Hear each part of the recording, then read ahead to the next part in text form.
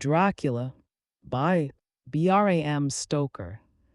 Westminster, Archibald Constable and Company. 2 Whitehall Gardens, 1897. Do my dear friend. HOMMY beg. How these papers have been placed in sequence will be made manifest in the reading of them. All needless matters have been eliminated, so that a history almost at variance with the possibilities of later-day belief may stand forth as simple fact. There is throughout no statement of past things wherein memory may err, for all the records chosen are exactly contemporary, given from the standpoints and within the range of knowledge of those who made them. Chapter I. Jonathan Harker's Journal. Kept in shorthand. 3 May Bistritz, left Munich at 8:35 p.m. on 1st May, arriving at Vienna early next morning. Should have arrived at 6:46, but train was an hour late. Budapest seems a wonderful place from the glimpse which I got of it from the train and the little I could walk through the streets. I feared to go very far from the station, as we had arrived late and would start as near the correct time as possible. The impression I had was that we were leaving the west and entering the east, the most western of splendid bridges over the Danube, which is here of noble width and depth, took us among the traditions of Turkish rule. We left in pretty good time and came after nightfall to Klausenburg. Here I stopped for the night at the Hotel Real. I had for dinner, or rather supper, a chicken done up some way with red pepper, which was very good but thirsty. Get recipe for Mina. I asked the waiter, and he said it was called paprika hendel, and that, as it was a national dish, I should be able to get it anywhere along the Carpathians. I found my smattering of German very useful here. Indeed, I don't know how I should be able to get on without it. Having had some time at my disposal when in London, I had visited the British Museum and made search among the books and maps in the library regarding Transylvania. It had struck me that some foreknowledge of the country could hardly fail to have some importance in dealing with a nobleman of that country. I find that the district he named is in the extreme east of the country, just on the borders of 3 states, Transylvania, Moldavia, and Bukovina, in the midst of the Carpathian Mountains, one of the wildest and least known portions of Europe. I was not able to light on any map or work giving the exact locality of the Castle Dracula, as there are no maps of this country as yet to compare with our own Ordnance Survey maps, but I found that Bistritz, the post town named by Count Dracula, is a fairly well-known place. I shall enter here some of my notes, as they may refresh my memory when I talk over my travels with Mina. In the population of Transylvania, there are 4 distinct nationalities: Saxons in the south, and mixed with them the Walaches, who are the descendants of the Dacians, Magyars in the west, and Shiklis in the east and north. I am going among the latter, who claim to be descended from Attila and the Huns. This may be so, for when the Magyars conquered the country in the 11th century, they found the Huns settled in it. I read that every known superstition in the world is gathered into the horseshoe of the Carpathians, as if it were the center of some sort of imaginative whirlpool. If so, my stay may be very interesting. I must ask the Count all about them. I did not sleep well, though my bed was comfortable enough, for I had all sorts of queer dreams. There was a dog howling all night under my window, which may have had something to do with it, or it may have been the paprika, for I had to drink up all the water in my carafe and was still thirsty. Towards morning I slept and was wakened by the continuous knocking at my door, so I guess I must have been sleeping soundly then. I had for breakfast more paprika and a sort of porridge of maize flour which they said was mammaliga, an eggplant stuffed with forcemeat, a very excellent dish which they call implatata. Get recipe for this also. I had to hurry breakfast, for the train started a little before 8, or rather it ought to have done so, for after rushing to the station at 7:30 I had to sit in the carriage for more than an hour before we began to move. It seems to me that the further east you go, the more unpunctual are the trains. What ought they to be in China? All day long we seemed to dawdle through a country which was full of beauty of every kind. Sometimes we saw little towns or castles on the top of steep hills, such as we see in old missals. Sometimes we ran by rivers and streams which seemed from the wide stony margin on each side of them to be subject to great floods. It takes a lot of water and running strong to sweep the outside edge of a river clear. At every station there were groups of people, sometimes crowds, and in all sorts of attire. Some of them were just like the peasants at home, or those I saw coming through France and Germany, with short jackets and round hats and homemade trousers, but others were very picturesque. The women looked pretty, except when you got near them, but they were very clumsy about the waist. They had all full white sleeves of some kind or other, and most of them had big belts with a lot of strips of something fluttering from them like the dresses in a ballet, but of course there were petticoats under them. The strangest figures we saw were the Slovaks, who were more barbarian than the rest, with their big cowboy hats, great baggy dirty white trousers, white linen shirts, and enormous heavy leather belts nearly a foot wide, all studded over with brass nails. They wore high boots with their trousers tucked into them and had long black hair and heavy black mustaches. They are very picturesque, but do not look prepossessing. On the stage, they would be set down at once as some old Oriental band of brigands. They are, however, I am told, very harmless and rather wanting in natural self-assertion. It was on the dark side of twilight when we got to Bistritz, which is a very interesting old place, being practically on the frontier, for the Borgo Pass leads from it into Bukovina. It has had a very stormy existence, and it certainly shows. Marks of it: 50 years ago, a series of great fires took place, which made terrible havoc on 5 separate occasions. At the very beginning of the 17th century, it underwent a siege of 3 weeks and lost 13,000 people, the casualties of war proper being assisted by famine and disease. Count Dracula had directed me to go to the Golden Krone Hotel, which I found, to my great delight, to be thoroughly old-fashioned, for of course I wanted to see all I could of the ways of the country. I was evidently expected, for when I got near the door I faced a cheery-looking elderly woman in the usual peasant dress, white undergarment with a long double apron front and back of colored stuff fitting almost too tight for modesty. When I came close she bowed and said, "The Herr Englishman." "Yes," I said, "Jonathan Harker." She smiled and gave some message to an elderly man in white shirt-sleeves who had followed her to the door.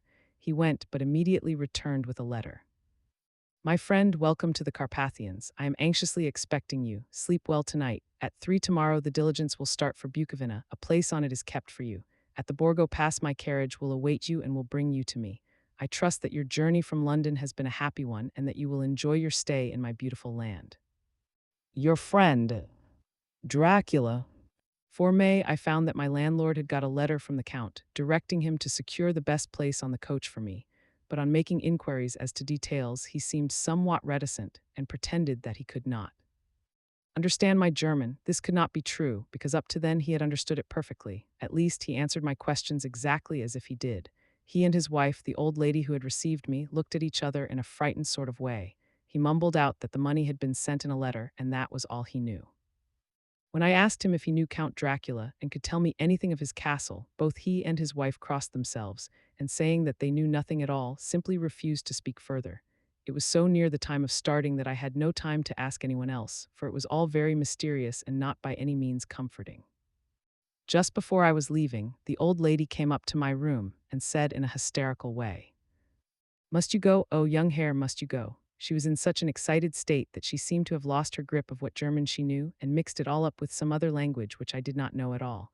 I was just able to follow her by asking many questions. When I told her that I must go at once and that I was engaged on important business, she asked again, "Do you know what day it is?" I answered that it was the 4th of May. She shook her head as she said again, "Oh yes, I know that, but do you know what day it is?" On my saying that I did not understand, she went on, "It is the eve of St. George's Day. Do you not know that tonight, when the clock strikes midnight, all the evil things in the world will have full sway? Do you know where you are going and what you are going to?" She was in such evident distress that I tried to comfort her, but without effect. Finally, she went down on her knees and implored me not to go, at least to wait a day or two before starting. It was all very ridiculous, but I did not feel comfortable. However, there was business to be done, and I could allow nothing to interfere with it. I tried to raise her up and said as gravely as I could that I thanked her, but my duty was imperative and that I must go. She then rose and dried her eyes, and taking a crucifix from her neck offered it to me. I did not know what to do, for as an English churchman I have been taught to regard such things as in some measure idolatrous, and yet it seemed so ungracious to refuse an old lady meaning so well and in such a state of mind. She saw, I suppose, the doubt in my face, for she put the rosary round my neck and said, "For your mother's sake," and went out of the room. I am writing up this part of the diary whilst I am waiting for the coach, which is, of course, late, and the crucifix is still round my neck. Whether it is the old lady's fear, or the many ghostly traditions of this place, or the crucifix itself, I do not know, but I am not feeling nearly as easy in my mind as usual. If this book should ever reach Mina before I do, let it bring my goodbye. Here comes the coach. 5 May, the castle. The gray of the morning has passed, and the sun is high over the distant horizon, which seems jagged, whether with trees or hills I know not, for it is so far off that big things and little are mixed. I am not sleepy, and as I am not to be called till I awake, naturally I write till sleep comes.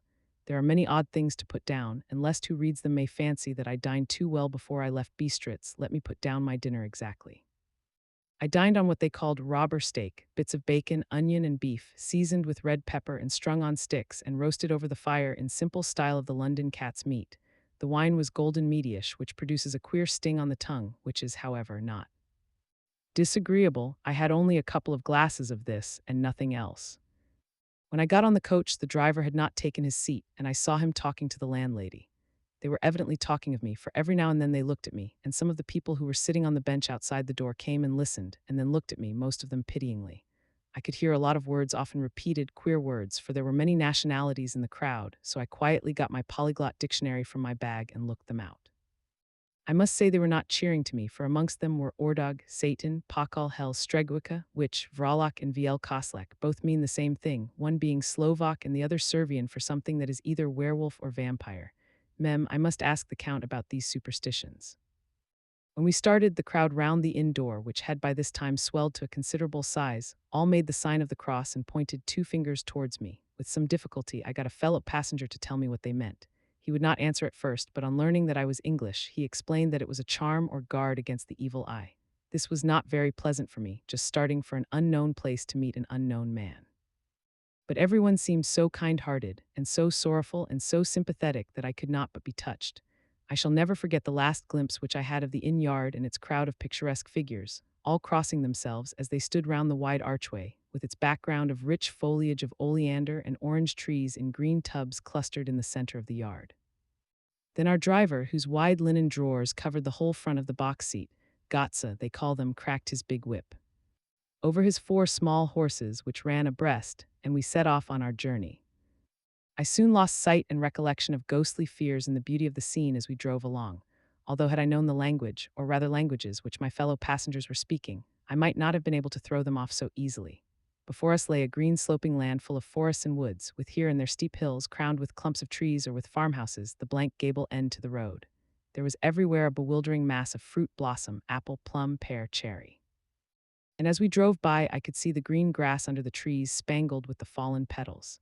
In and out amongst these green hills of what they call here the middle land ran the road, losing itself as it swept round the grassy curve, or was shut out by the straggling ends of pine woods, which here and there ran down the hillsides like tongues of flame. The road was rugged, but still we seemed to fly over it with a feverish haste. I could not understand then what the haste meant, but the driver was evidently bent on losing no time in reaching Borgo Prund. I was told that this road is in summertime excellent, but that it had not yet been put in order after the winter snows. In this respect, it is different from the general run of roads in the Carpathians, for it is an old tradition that they are not to be kept in too good order. Of old, the hospodars would not repair them, lest the Turks should think that they were preparing to bring in foreign troops, and so hasten the war which was always really at loading point. Beyond the green swelling hills of the middle land rose mighty slopes of forest up to the lofty steeps of the Carpathians themselves. Right and left of us they towered, with the afternoon sun falling full upon them and bringing out all the glorious colors of this beautiful range, deep blue and purple in the shadows of the peaks, green and brown where grass and rock mingled, and an endless perspective of jagged rock and pointed crags, till these were themselves lost in the distance, where the snowy peaks rose grandly. Here and there seemed mighty rifts in the mountains, through which, as the sun began to sink, we saw now and again the white gleam of falling water. One of my companions touched my arm as we swept round the base of a hill and opened up the lofty, snow-covered peak of a mountain, which seemed, as we wound on our serpentine way, to be right before us. Look, Isenshek, God's seat, and he crossed himself reverently. As we wound on our endless way and the sun sank lower and lower behind us, the shadows of the evening began to creep round us. This was emphasized by the fact that the snowy mountaintop still held the sunset and seemed to glow out with a delicate cool pink. Here and there we passed Secheks and Slovaks, all in picturesque attire, but I noticed that goiter was painfully prevalent. By the roadside were many crosses, and as we swept by, my companions all crossed themselves. Here and there was a peasant man or woman kneeling before a shrine, who did not even turn round as we approached, but seemed in the self-surrender of devotion to have neither eyes nor ears for the outer world. There were many things new to me. For instance, hayricks in the trees, and here and there very beautiful masses of weeping birch, their white stems shining like silver through the delicate green of the leaves. Now and again we passed a later wagon, the ordinary peasant's cart with its long, snake-like vertebra calculated to suit the inequalities of the road.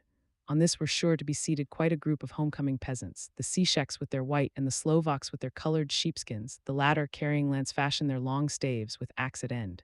As the evening fell, it began to get very cold, and the growing twilight seemed to merge into one dark mistiness the gloom of the trees, oak, beech, and pine, though in the valleys which ran deep between the spurs of the hills.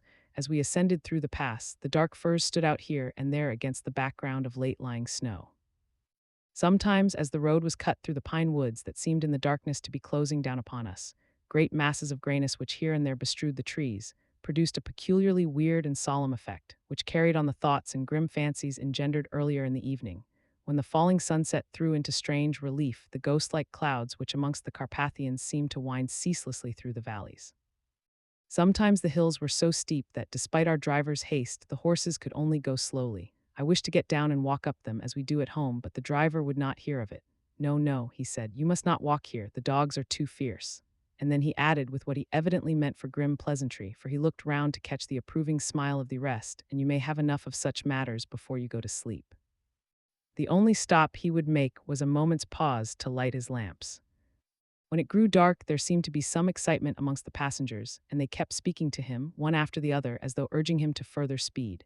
He lashed the horses unmercifully with his long whip, and with wild cries of encouragement urged them on to further exertions. Then through the darkness I could see a sort of patch of gray light ahead of us, as though there were a cleft in the hills. The excitement of the passengers grew greater. The crazy coach rocked on its great leather springs and swayed like a boat tossed on a stormy sea. I had to hold on. The road grew more level and we appeared to fly along. Then the mountains seemed to come nearer to us on each side and to frown down upon us. We were entering on the Borgo Pass. One by one several of the passengers offered me gifts, which they pressed upon me with an earnestness which would take no denial.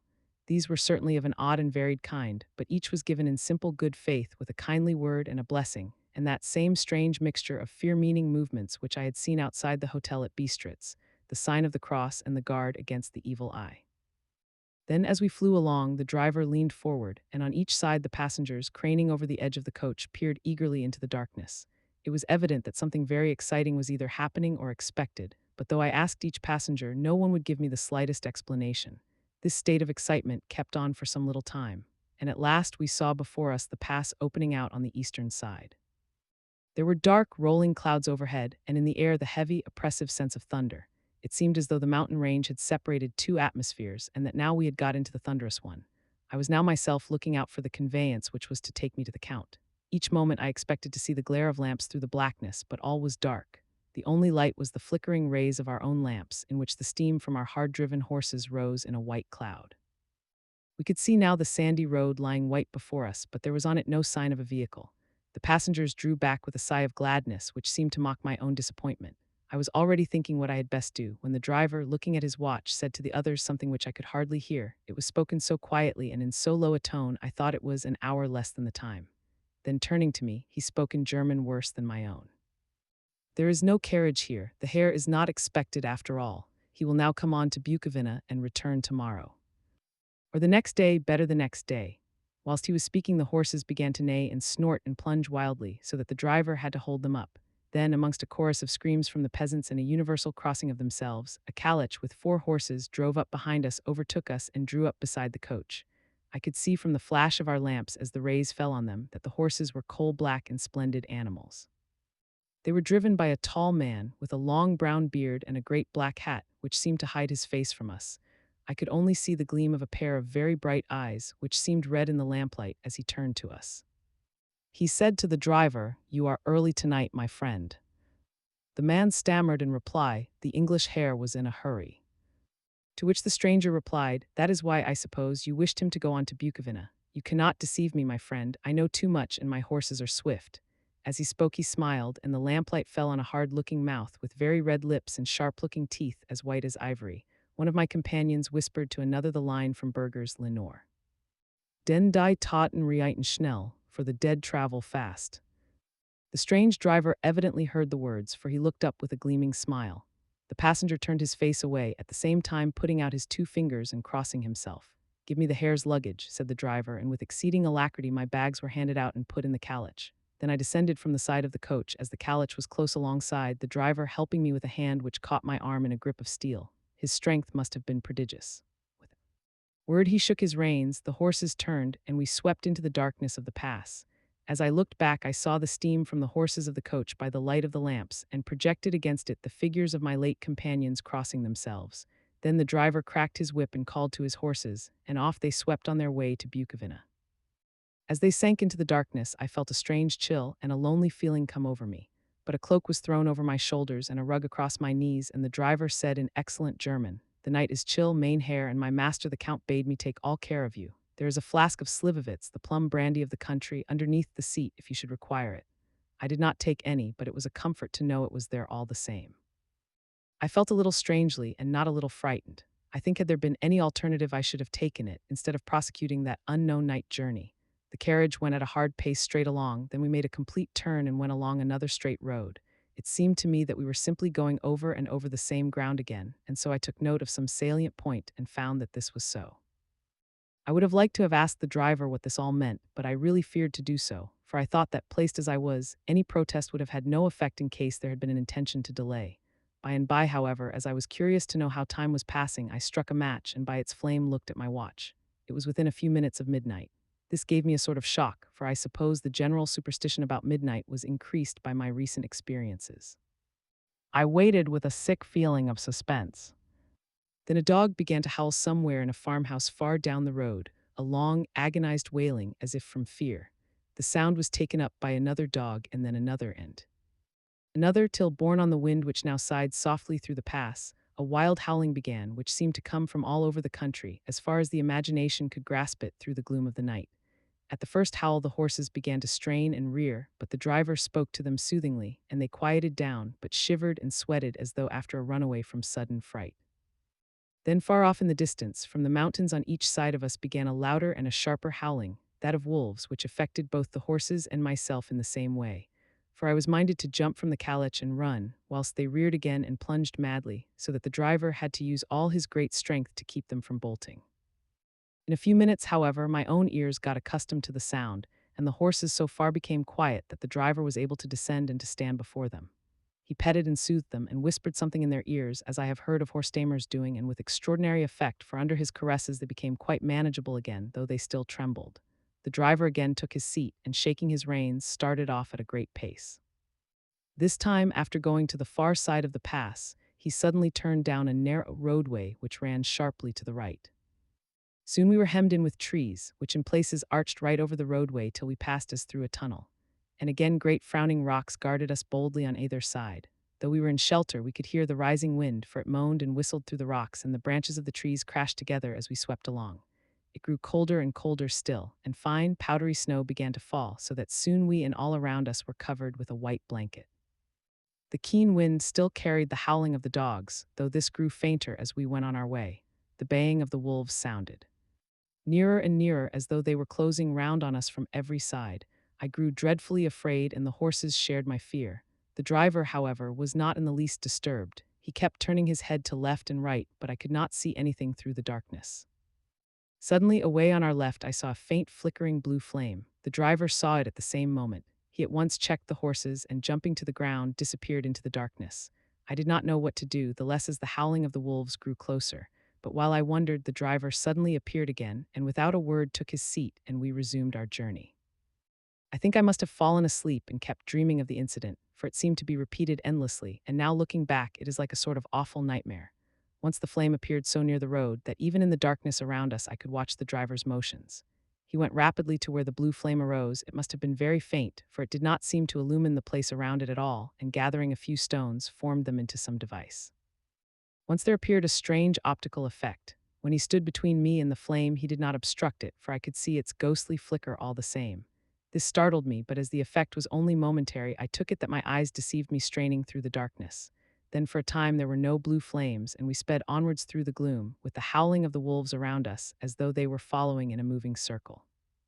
At last there came a time when the driver went further afield than he had yet gone, and during his absence the horses began to tremble worse than ever and to snort and scream with fright. I could not see any cause for it, for the howling of the wolves had ceased altogether. But just then the moon, sailing through the black clouds, appeared behind the jagged crest of a beetling, pine-clad rock, and by its light I saw around us a ring of wolves, with white teeth and lolling red tongues, with long, sinewy limbs and shaggy hair. They were 100 times more terrible in the grim silence which held them than even when they howled. For myself, I felt a sort of paralysis of fear. It is only when a man feels himself face to face with such horrors that he can understand their true import. All at once the wolves began to howl as though the moonlight had had some peculiar effect on them. The horses jumped about and reared, and looked helplessly round with eyes that rolled in a way painful to see. But the living ring of terror encompassed them on every side, and they had perforce to remain within it. I called to the coachman to come, for it seemed to me that our only chance was to try to break out through the ring and to aid his approach. I shouted and beat the side of the couch, hoping by the noise to scare the wolves from the side so as to give him a chance of reaching the trap. How he came there I know not, but I heard his voice raised in a tone of imperious command, and looking towards the sound, saw him stand in the roadway. As he swept his long arms, as though brushing aside some impalpable obstacle, the wolves fell back and back further still. Just then a heavy cloud passed across the face of the moon, so that we were again in darkness. When I could see again, the driver was climbing into the couch, and the wolves disappeared. This was all so strange and uncanny that a dreadful fear came upon me, and I was afraid to speak or move. The time seemed interminable as we swept on our way, now in almost complete darkness, for the rolling clouds obscured the moon. We kept on ascending, with occasional periods of quick descent, but in the main always ascending. Suddenly, I became conscious of the fact that the driver was in the act of pulling up the horses in the courtyard of a vast ruined castle from whose tall black windows came no ray of light, and whose broken battlements showed a jagged line against the moonlit sky. Chapter II. Jonathan Harker's journal continued. 5 May. I must have been asleep, for certainly if I had been fully awake I must have noticed the approach of such a remarkable place. In the gloom the courtyard looked of considerable size, and as several dark ways led from it under great round arches, it perhaps seemed bigger than it really is. I have not yet been able to see it by daylight. When the couch stopped, the driver jumped down and held out his hand to assist me to alight. Again I could not but notice his prodigious strength. His hand actually seemed like a steel vise that could have crushed mine if he had chosen. Then he took my traps and placed them on the ground beside me as I stood close to a great door, old and studded with large iron nails, and set in a projecting doorway of massive stone.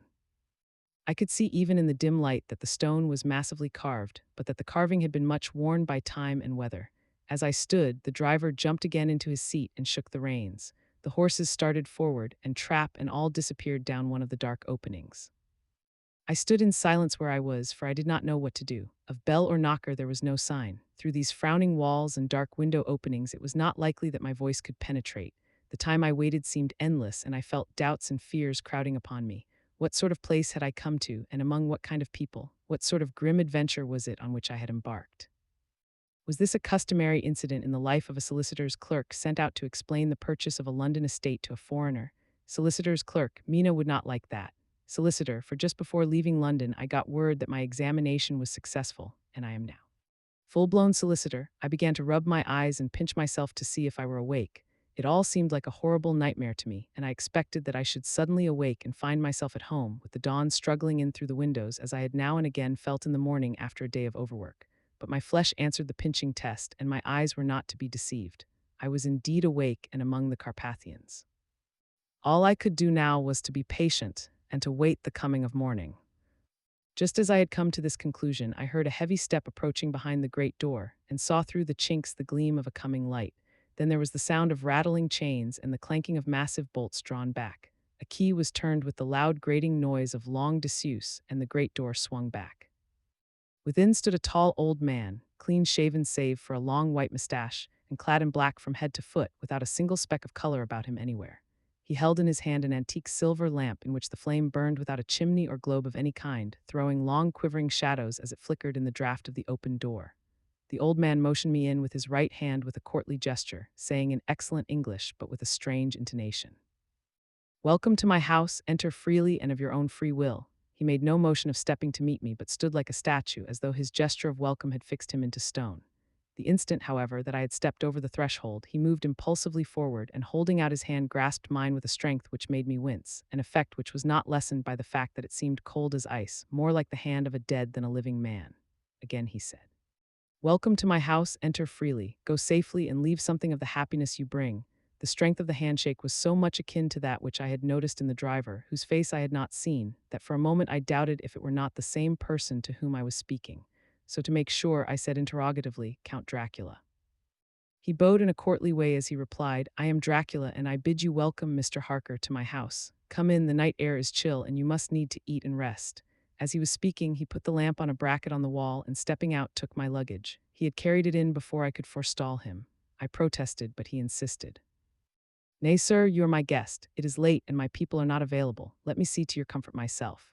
He insisted on carrying my traps along the passage and then up a great winding stair and along another great passage on whose stone floor our steps rang heavily. At the end of this, he threw open a heavy door, and I rejoiced to see within a well-lit room in which a table was spread for supper, and on whose mighty hearth a great fire of logs, freshly replenished, flamed and flared. The Count halted, putting down my bags, closed the door, and crossing the room, opened another door which led into a small octagonal room lit by a single lamp and seemingly without a window of any sort. Passing through this, he opened another door and motioned me to enter. It was a welcome sight, for here was a great bedroom well lighted and warmed with another log fire, also added to but lately, for the top logs were fresh, which sent a hollow roar up the wide chimney. The Count himself left my luggage inside and withdrew, saying, before he closed the door, "You will need, after your journey, to refresh yourself by making your toilet. I trust you will find all you wish. When you are ready, come into the other room, where you will find your supper prepared." The light and warmth and the Count's courteous welcome seemed to have dissipated all my doubts and fears. Having then reached my normal state, I discovered that I was half famished with hunger, so making a hasty toilet, I went into the other room. I found supper already laid out. My host, who stood on one side of the great fireplace, leaning against the stonework, made a graceful wave of his hand to the table and said, "I pray you be seated and sup how you please. You will, I trust, excuse me that I do not join you, but I have dined already and I do not sup."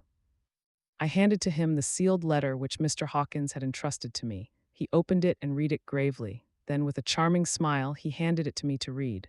One passage of it, at least, gave me a thrill of pleasure.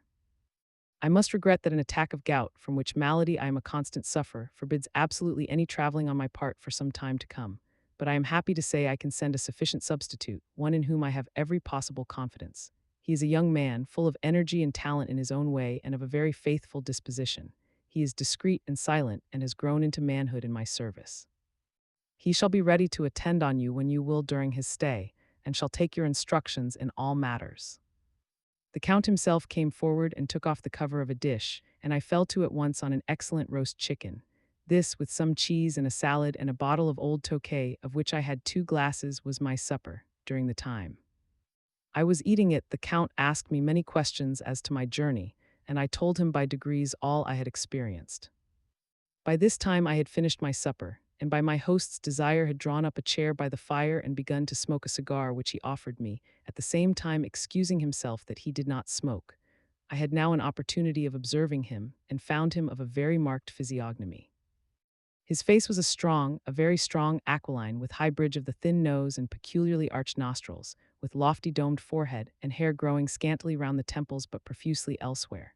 His eyebrows were very massive, almost meeting over the nose, and with bushy hair that seemed to curl in its own profusion. The mouth, so far as I could see it under the heavy moustache, was fixed and rather cruel-looking, with peculiarly sharp white teeth. These protruded over the lips, whose remarkable ruddiness showed astonishing vitality in a man of his years. For the rest, his ears were pale and at the tops extremely pointed. The chin was broad and strong, and the cheeks firm though thin. The general effect was one of extraordinary pallor. Hitherto I had noticed the backs of his hands as they lay on his knees in the firelight, and they had seemed rather white and fine. But seeing them now close to me, I could not but notice that they were rather coarse, broad, with squat fingers. Strange to say, there were hairs in the center of the palm. The nails were long and fine and cut to a sharp point. As the Count leaned over me and his hands touched me, I could not repress a shudder. It may have been that his breath was rank, but a horrible feeling of nausea came over me, which, do what I would, I could not conceal.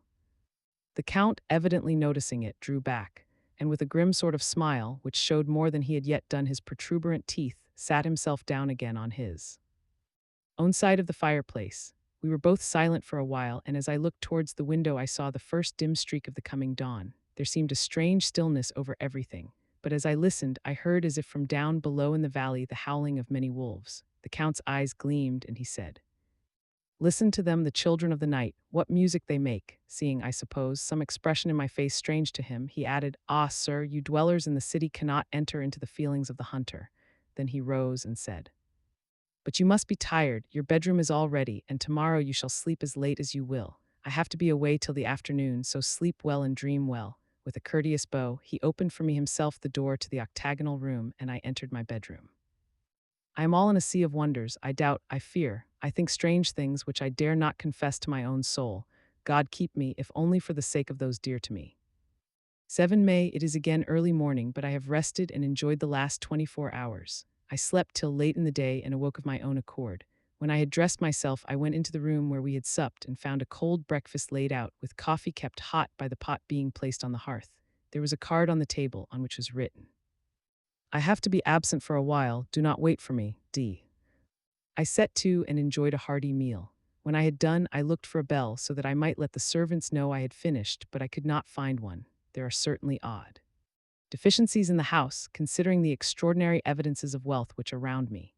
The table service is of gold, and so beautifully wrought that it must be of immense value. The curtains and upholstery of the chairs and sofas and the hangings of my bed are of the costliest and most beautiful fabrics, and must have been of fabulous value when they were made, for they are centuries old, though in excellent order. I saw something like them in Hampton Court, but they were worn and frayed and moth-eaten. But still in none of the rooms is there a mirror. There is not even a toilet glass on my table, and I had to get the little shaving glass from my bag before I could either shave or brush my hair. I have not yet seen a servant anywhere, or heard a sound near the castle except the howling of wolves. Some time after I had finished my meal, I do not know whether to call it breakfast or dinner, for it was between 5 and 6 o'clock when I had it. I looked about for something to read, for I did not like to go about the castle until I had asked the Count's permission. There was absolutely nothing in the room, book, newspaper, or even writing materials, so I opened another door in the room and found a sort of library. The door opposite mine I tried, but found locked. In the library I found, to my great delight, a vast number of English books, whole shelves full of them, and bound volumes of magazines and newspapers. A table in the center was littered with English magazines and newspapers, though none of them were of very recent date. The books were of the most varied kind: history, geography, politics, political economy, botany, geology, law, all relating to England and English life and customs and manners. There were even such books of reference as the London Directory, the Red and Blue Books, Whitaker's Almanac, the Army and Navy lists, and it somehow gladdened my heart to see it, the law list. Whilst I was looking at the books, the door opened and the Count entered. He saluted me in a hearty way and hoped that I had had a good night's rest. Then he went on. "I am glad you found your way in here, for I am sure there is much that will interest you. These companions," and he laid his hand on some of the books, "have been good friends to me, and for some years past, ever since I had the idea of going to London, have given me many, many hours of pleasure. Through them I have come to know your great England, and to know her is to love her. I long to go through the crowded streets of your mighty London, to be in the midst of the whirl and rush of humanity, to share its life, its change, its death, and all that makes it what it is. But alas, as yet I only know your tongue through books. To you, my friend, I look that I know it to speak." "But Count," I said, "you know and speak English thoroughly." He bowed gravely. "I thank you, my friend, for your all too flattering estimate, but yet I fear that I am but a little way on the road I would travel. True, I know the grammar and the words, but yet I know not how to speak them." "Indeed," I said, "you speak excellently." "Not so," he answered. "Well, I know that did I move and speak in your London, none there are who would not know me for a stranger. That is not enough for me. Here I am noble, I am a boyar. The common people know me, and I am master. But a stranger in a strange land, he is no one, men know him not, and to know not is to care not for. I am content if I am like the rest, so that no man stops if he sees me, or pauses in his speaking if he hears my words. Ha ha, a stranger. I have been so long master that I would be master still, or at least that none other should be master of me. You come to me not alone as agent of my friend Peter Hawkins of Exeter to tell me all about my new estate in London. You shall, I trust, rest here with me a while, so that by our talking I may learn the English intonation, and I would that you tell me when I make error, even of the smallest, in my speaking. I am sorry that I had to be away so long today, but you will, I know, forgive one who has so many important affairs in hand. Of course I said all I could about being willing, and asked if I might come into that room when I chose. He answered, "Yes, certainly," and added, "You may go anywhere you wish in the castle, except where the doors are locked, where of course you will not wish to go. There is reason that all things are as they are, and did you see with my eyes and know with my knowledge, you would perhaps better understand." I said I was sure of this, and then he went on. "We are in Transylvania, and Transylvania is not England. Our ways are not your ways, and there shall be to you many strange things. Nay, from what you have told me of your experiences already, you know something of what strange things there may be." This led to much conversation, and as it was evident that he wanted to talk, if only for talking's sake, I asked him many questions regarding things that had already happened to me or come within my notice. Sometimes he sheered off the subject or turned the conversation by pretending not to understand, but generally he answered all I asked most frankly. Then as time went on and I had got somewhat bolder, I asked him of some of the strange things of the preceding night, as for instance, why the coachman went to the places where he had seen the blue flames. He then explained to me that it was commonly believed that on a certain night of the year, last night, in fact, when all evil spirits are supposed to have unchecked sway, a blue flame is seen over any place where treasure has been concealed. That treasure has been hidden, he went on. In the region through which you came last night, there can be but little doubt, for it was the ground fought over for centuries by the Wallachian, the Saxon, and the Turk. Why, there is hardly a foot of soil in all this region that has not been enriched by the blood of men, patriots, or invaders.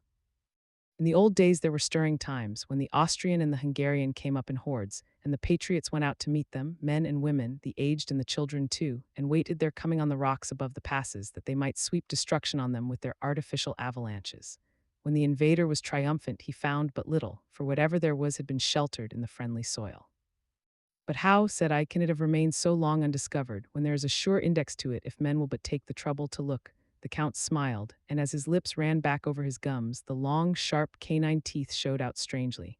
He answered, "Because your peasant is at heart a coward and a fool. Those flames only appear on one night, and on that night no man of this land will, if he can help it, stir without his doors. And, dear sir, even if he did, he would not know what to do. Why, even the peasant that you tell me of who marked the place of the flame would not know where to look in daylight even for his own work. Even you would not, I dare be sworn, be able to find these places again." "There you are right," I said. "I know no more than the dead where even to look for them." Then we drifted into other matters. "Come," he said at last, "tell me of London and of the house which you have procured for me."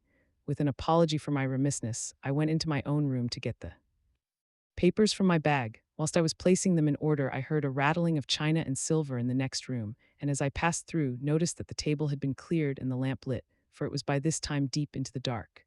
The lamps were also lit in the study or library, and I found the Count lying on the sofa, reading, of all things in the world, an English Bradshaw's Guide.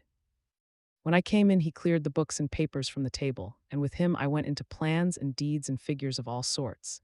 He was interested in everything, and asked me a myriad questions about the place and its surroundings. He clearly had studied beforehand all he could get on the subject of the neighborhood, for he evidently at the end knew very much more than I did. When I remarked this, he answered, "Well, but my friend, is it not needful that I should? When I go there I shall be all alone, and my friend Harker Jonathan, nay, pardon me, I fall into my country's habit of putting your patronymic first. My friend Jonathan Harker will not be by my side to correct and aid me. He will be in Exeter, miles away, probably working at papers of the law with my other friend, Peter Hawkins." So we went thoroughly into the business of the purchase of the estate at Purfleet. When I had told him the facts and got his signature to the necessary papers, and had written a letter with them ready to post to Mr. Hawkins, he began to ask me how I had come across so suitable a place. I read to him the notes which I had made at the time, and which I inscribe here. At Purfleet, on a byroad, I came across just such a place as seemed to be required, and where was displayed a dilapidated notice that the place was for sale. It was surrounded by a high wall of ancient structure built of heavy stones, and has not been repaired for a large number of years. The closed gates are of heavy old oak and iron, all eaten with rust. The estate is called Carfax, no doubt a corruption of the old quater face, as the house is four-sided, agreeing with the cardinal points of the compass. It contains in all some 20 acres, quite surrounded by the solid stone wall above mentioned. There are many trees on it, which make it in places gloomy, and there is a deep, dark-looking pond or small lake, evidently fed by some springs, as the water is clear and flows away in a fair-sized stream. The house is very large and of all periods back, I should say, to medieval times, for one part is of stone immensely thick, with only a few windows high up and heavily barred with iron. It looks like part of a keep and is close to an old chapel or church. I could not enter it, as I had not the key of the door leading to it from the house, but I have taken with my kodak views of it from various points. The house had been added to, but in a very straggling way, and I can only guess at the amount of ground it covers, which must be very great. There are but few houses close at hand, one being a very large house only recently added to and formed into a private lunatic asylum. It is not, however, visible from the grounds. When I had finished, he said, "I am glad that it is old and big. I myself am of an old family, and to live in a new house would kill me. A house cannot be made habitable in a day, and after all, how few days go to make up a century. I rejoice also that there is a chapel of old times. We Transylvanian nobles love not to think that our bones may lie amongst the common dead. I seek not gaiety nor mirth, not the bright voluptuousness of much sunshine and sparkling waters which please the young and gay. I am no longer young, and my heart, through weary years of mourning over the dead, is not attuned to mirth. Moreover, the walls of my castle are broken. The shadows are many, and the wind breathes cold through the broken battlements. And casements, I love the shade and the shadow, and would be alone with my thoughts when I may. Somehow his words and his look did not seem to accord, or else it was that his cast of face made his smile look malignant and saturnine. Presently, with an excuse, he left me, asking me to pull my papers together. He was some little time away, and I began to look at some of the books around me. One was an atlas, which I found open naturally to England, as if that map had been much used. On looking at it, I found in certain places little rings marked, and on examining these, I noticed that one was near London on the east side, manifestly where his new estate was situated. The other two were Exeter and Whitby on the Yorkshire coast. It was the better part of an hour when the Count returned.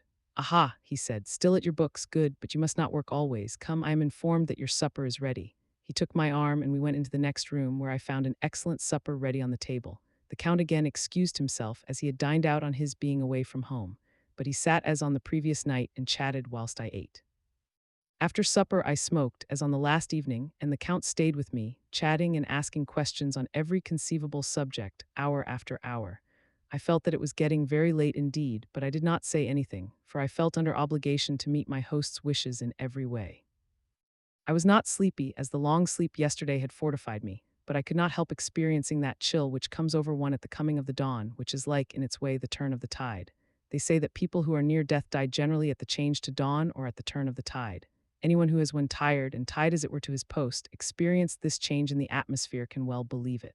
All at once we heard the crow of the cock coming up with preternatural shrillness through the clear morning air.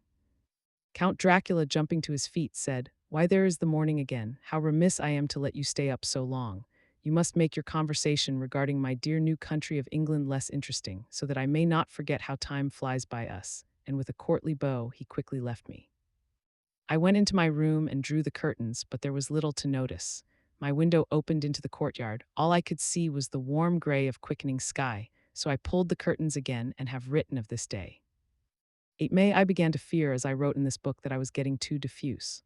But now I am glad that I went into detail from the first, for there is something so strange about this place and all in it that I cannot but feel uneasy. I wish I were safe out of it, or that I had never come. It may be that this strange night existence is telling on me, but would that that were all. If there were anyone to talk to, I could bear it, but there is no one. I have only the Count to speak with, and he. I fear I am myself the only living soul within the place. Let me be prosaic so far as facts can be. It will help me to bear up, and imagination must not run riot with me. If it does, I am lost. Let me say at once how I stand or seem to. I only slept a few hours when I went to bed, and feeling that I could not sleep any more, got up. I had hung my shaving glass by the window and was just beginning to shave. Suddenly I felt a hand on my shoulder and heard the Count's voice saying to me, "Good morning." I started, for it amazed me that I had not seen him, since the reflection of the glass covered the whole room behind me. In starting, I had cut myself slightly, but did not notice it at the moment. Having answered the Count's salutation, I turned to the glass again to see how I had been mistaken. This time there could be no error, for the man was close to me and I could see him over my shoulder, but there was no reflection of him in the mirror. The whole room behind me was displayed, but there was no sign of a man in it except myself. This was startling, and coming on the top of so many strange things, was beginning to increase that vague feeling of uneasiness which I always have when the Count is near. But at the instant I saw that the cut had bled a little and the blood was trickling over my chin. I laid down the razor, turning as I did so half round to look for some sticking plaster. When the Count saw my face, his eyes blazed with a sort of demoniac fury, and he suddenly made a grab at my throat. I drew away, and his hand touched the string of beads which held the crucifix. It made an instant change in him, for the fury passed so quickly that I could hardly believe that it was ever there. "Take care," he said, "take care how you cut yourself. It is more dangerous than you think in this country." Then seizing the shaving glass, he went on, "And this is the wretched thing that has done the mischief. It is a foul bauble of man's vanity. Away with it." And opening the window with one wrench of his terrible hand, he flung out the glass, which was shattered into 1,000 pieces on the stones of the courtyard far below. Then he withdrew without a word. It is very annoying, for I do not see how I am to shave, unless in my watch case or the bottom of the shaving pot, which is fortunately of metal.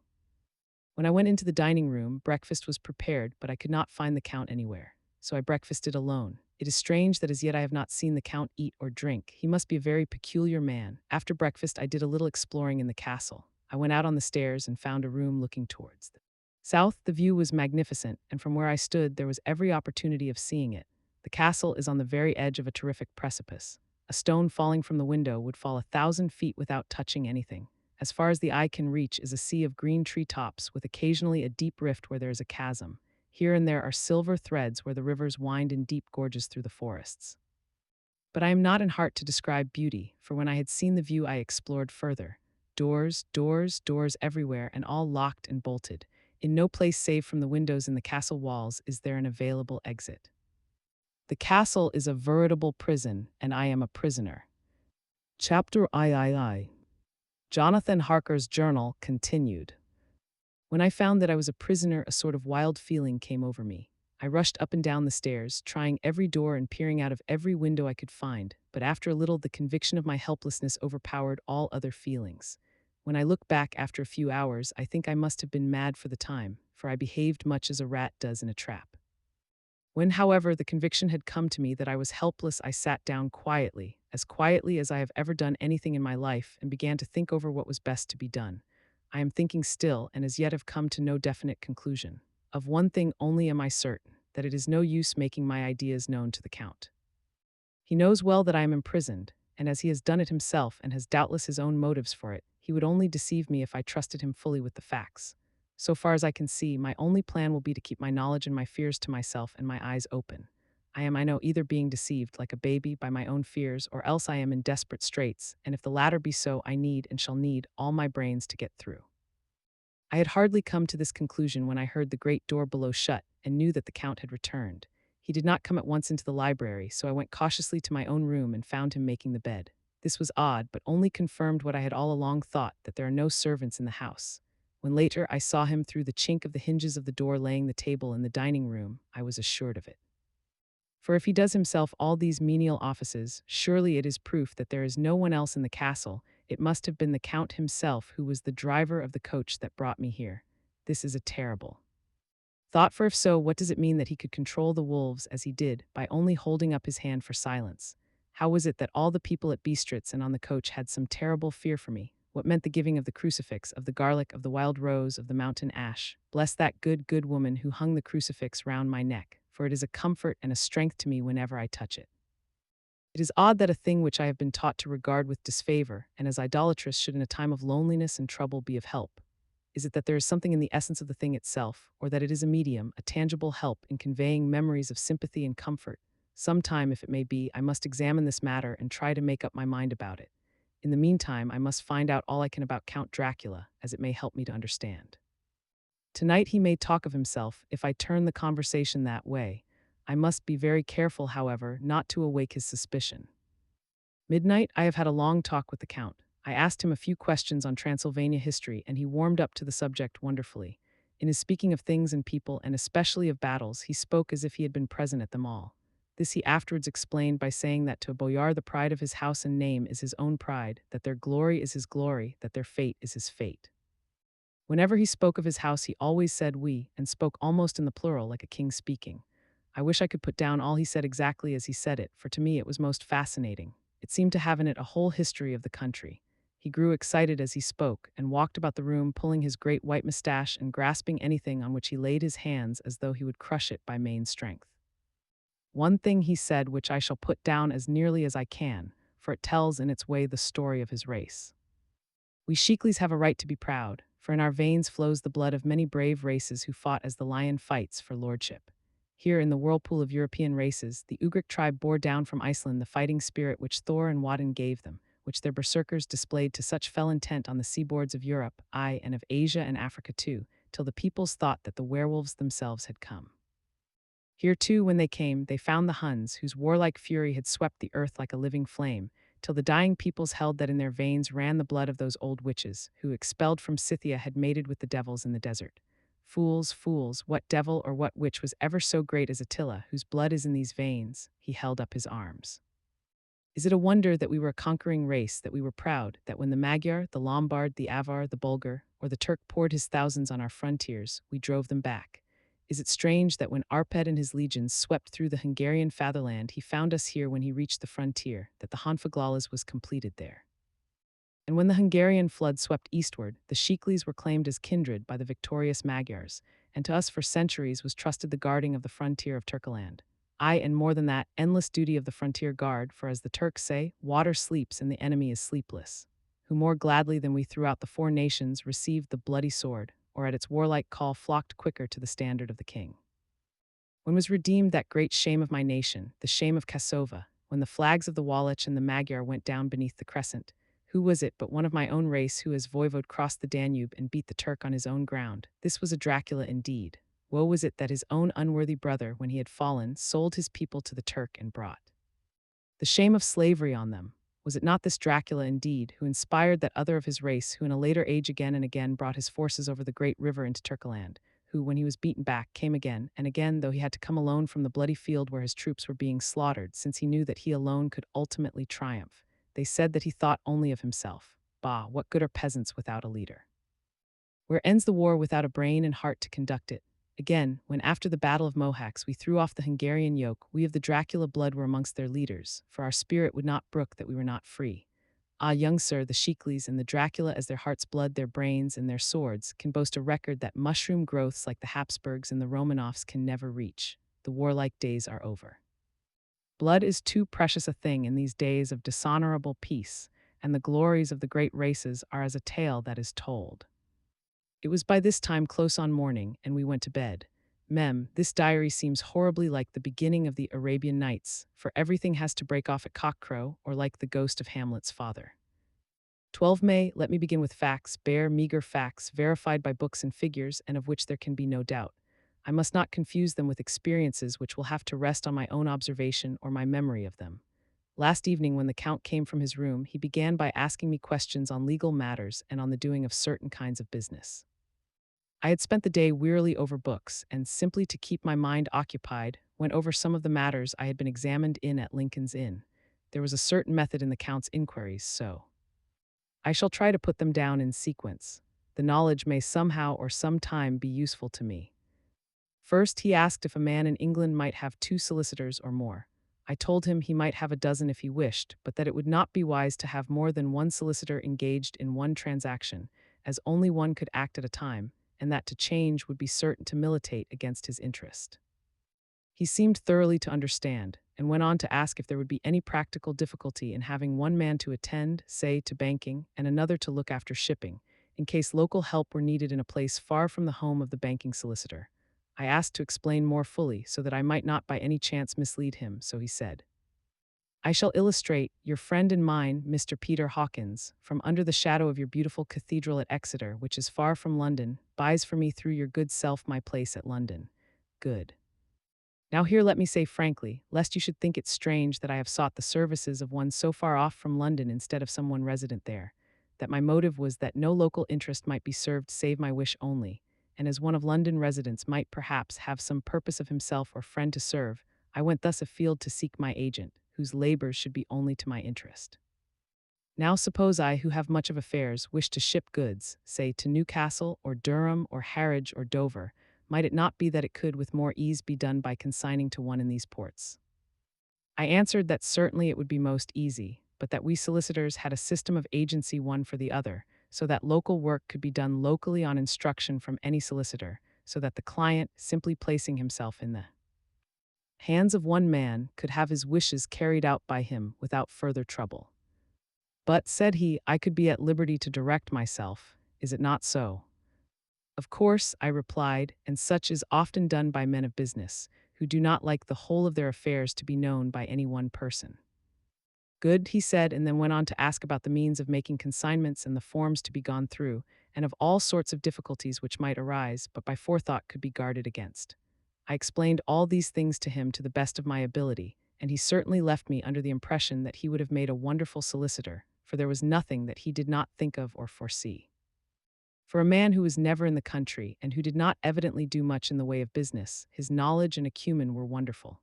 When he had satisfied himself on these points of which he had spoken, and I had verified all as well as I could by the books available, he suddenly stood up and said, Have you written since your first letter to our friend Mr. Peter Hawkins, or to any other? It was with some bitterness in my heart that I answered that I had not, that as yet I had not seen any opportunity of sending letters to anybody. Then write now, my young friend, he said, laying a heavy hand on my shoulder, write to our friend and to any other, and say, if it will please you, that you shall stay with me until a month from now. Do you wish me to stay so long? I asked, for my heart grew cold at the thought. I desire it much, nay, I will take no refusal. When your master, employer, what you will, engaged that someone should come on his behalf, it was understood that my needs only were to be consulted. I have not stinted. Is it not so? What could I do but bow acceptance? It was Mr. Hawkins' interest, not mine, and I had to think of him, not myself, and besides, while Count Dracula was speaking, there was that in his eyes and in his bearing which made me remember that I was a prisoner, and that if I wished it I could have no choice. The Count saw his victory in my bow and his mastery in the trouble of my face, for he began at once to use them, but in his own smooth, resistless way. I pray you, my good young friend, that you will not discourse of things other than business in your letters. It will doubtless please your friends to know that you are well and that you look forward to getting home to them. Is it not so? As he spoke, he handed me 3 sheets of note paper and 3 envelopes. They were all of the thinnest foreign post, and looking at them, then at him, and noticing his quiet smile with the sharp canine teeth lying over the red underlip, I understood as well as if he had spoken that I should be more careful what I wrote, for he would be able to read it. So I determined to write only formal notes now, but to write fully to Mr. Hawkins in secret and also to Mina, for to her I could write shorthand, which would puzzle the Count if he did see it. When I had written my 2 letters, I sat quiet, reading a book whilst the Count wrote several notes, referring as he wrote them to some books on his table. Then he took up my 2 and placed them with his own and put by his writing materials, after which, the instant the door had closed behind him, I leaned over and looked at the letters, which were face down on the table. I felt no compunction in doing so, for under the circumstances I felt that I should protect myself in every way I could. One of the letters was directed to Samuel F. Billington, number 7, The Crescent, Whitby, another to Herr Leutner, Varna. The third was to Coutts and Co., London, and the fourth to Herren Klopstock and Billruth, bankers, Budapest. The second and fourth were unsealed. I was just about to look at them when I saw the door handle move. I sank back in my seat, having just had time to resume my book before the Count, holding still another letter in his hand, entered the room. He took up the letters on the table and stamped them carefully, and then turning to me said, "I trust you will forgive me, but I have much work to do in private this evening. You will, I hope, find all things as you wish." At the door he turned, and after a moment's pause said, "Let me advise you, my dear young friend, nay, let me warn you with all seriousness, that should you leave these rooms you will not by any chance go to sleep in any other part of the castle. It is old and has many memories, and there are bad dreams for those who sleep unwisely. Be warned, should sleep now or ever overcome you, or be like to do, then haste to your own chamber or to these rooms, for your rest will then be safe. But if you be not careful in this respect, then," he finished his speech in a gruesome way, for he motioned with his hands as if he were washing them. I quite understood. My only doubt was as to whether any dream could be more terrible than the unnatural, horrible net of gloom and mystery which seemed closing around me. Later I endorsed the last words written, but this time there is no doubt in question. I shall not fear to sleep in any place where he is not. I have placed the crucifix over the head of my bed. I imagine that my rest is thus freer from dreams, and there it shall remain. When he left me, I went to my room. After a little while, not hearing any sound, I came out and went up the stone stair to where I could look out towards the south. There was some sense of freedom in the vast expanse, inaccessible though it was to me, as compared with the narrow darkness of the courtyard. Looking out on this, I felt that I was indeed in prison, and I seemed to want a breath of fresh air, though it were of the night. I am beginning to feel this nocturnal existence tell on me. It is destroying my nerve. I start at my own shadow and am full of all sorts of horrible imaginings. God knows that there is ground for my terrible fear in this accursed place. I looked out over the beautiful expanse, bathed in soft yellow moonlight till it was almost as light as day. In the soft light, the distant hills became melted, and the shadows in the valleys and gorges of velvety blackness. The mere beauty seemed to cheer me. There was peace and comfort in every breath I drew. As I leaned from the window, my eye was caught by something moving a story below me, and somewhat to my left, where I imagined, from the order of the rooms, that the windows of the Count's own room would look out. The window at which I stood was tall and deep, stone-mullioned, and though weather-worn was still complete, but it was evidently many a day since the case had been there. I drew back behind the stonework and looked carefully out. What I saw was the Count's head coming out from the window. I did not see the face, but I knew the man by the neck and the movement of his back and arms. In any case, I could not mistake the hands which I had had so many opportunities of studying. I was at first interested and somewhat amused, for it is wonderful how small a matter will interest and amuse a man when he is a prisoner. But my very feelings changed to repulsion and terror when I saw the whole man slowly emerge from the window and begin to crawl down the castle wall over the dreadful abyss, face down, with his cloak spreading out around him like great wings. At first I could not believe my eyes. I thought it was some trick of the moonlight, some weird effect of shadow, but I kept looking, and it could be no delusion. I saw the fingers and toes grasp the corners of the stones, worn clear of the mortar by the stress of years, and by thus using every projection and inequality move downwards with considerable speed, just as a lizard moves along a wall. What manner of man is this, or what manner of creature is it in the semblance of man? I feel the dread of this horrible place overpowering me. I am in fear, in awful fear, and there is no escape for me. I am encompassed about with terrors that I dare not think of. 15 May, once more I have seen the Count go out in his lizard fashion. He moved downwards in a sidelong way, some 100 feet down and a good deal to the left. He vanished into some hole or window. When his head had disappeared, I leaned out to try and see more, but without avail. The distance was too great to allow a proper angle of sight. I knew he had left the castle now, and thought to use the opportunity to explore more than I had dared to do as yet. I went back to the room and, taking a lamp, tried all the doors. They were all locked, as I had expected, and the locks were comparatively new. But I went down the stone stairs to the hall where I had entered originally. I found I could pull back the bolts easily enough and unhook the great chains. But the door was locked and the key was gone. That key must be in the Count's room. I must watch should his door be unlocked so that I may get it and escape. I went on to make a thorough examination of the various stairs and passages, and to try the doors that opened from them. One or two small rooms near the hall were open, but there was nothing to see in them except old furniture, dusty with age and moth-eaten. At last, however, I found one door at the top of the stairway which, though it seemed locked, gave a little under pressure. I tried it harder and found that it was not really locked, but that the resistance came from the fact that the hinges had fallen somewhat and the heavy door rested on the floor. Here was an opportunity which I might not have again, so I exerted myself and with many efforts forced it back so that I could enter. I was now in a wing of the castle further to the right than the rooms I knew and a story lower down. From the windows I could see that the suite of rooms lay along to the south of the castle, the windows of the end room looking out both west and south. On the latter side, as well as to the former, there was a great precipice. The castle was built on the corner of a great rock, so that on 3 sides it was quite impregnable, and great windows were placed here where sling or bow or culverin could not reach, and consequently light and comfort, impossible to a position which had to be guarded, were secured. To the west was a great valley, and then rising far away, great jagged mountain fastnesses, rising peak on peak, the sheer rock studded with mountain ash and thorn, whose roots clung in cracks and crevices and crannies of the stone. This was evidently the portion of the castle occupied by the ladies in bygone days, for the furniture had more an air of comfort than any I had seen. The windows were curtainless, and the yellow moonlight, flooding in through the diamond panes, enabled one to see even colors, whilst it softened the wealth of dust which lay over all and disguised in some measure the ravages of time and moth. My lamp seemed to be of little effect in the brilliant moonlight, but I was glad to have it with me, for there was a dread loneliness in the place which chilled my heart and made my nerves tremble. Still, it was better than living alone in the rooms which I had come to hate from the presence of the Count, and after trying a little to school my nerves, I found a soft quietude come over me. Here I am, sitting at a little oak table where in old times possibly some fair lady sat to pen, with much thought and many blushes, her ill-spelt love letter, and writing in my diary in shorthand all that has happened since I closed it last. It is the 19th century up to date with a vengeance. And yet, unless my senses deceive me, the old centuries had and have powers of their own which mere modernity cannot kill. Later, the morning of 16 May. God preserve my sanity, for to this I am reduced. Safety and the assurance of safety are things of the past. Whilst I live on here, there is but one thing to hope for, that I may not go mad, if indeed I be not mad already. If I be sane, then surely it is maddening to think that of all the foul things that lurk in this hateful place the Count is the least dreadful to me, that to him alone I can look for safety, even though this be only whilst I can serve his purpose.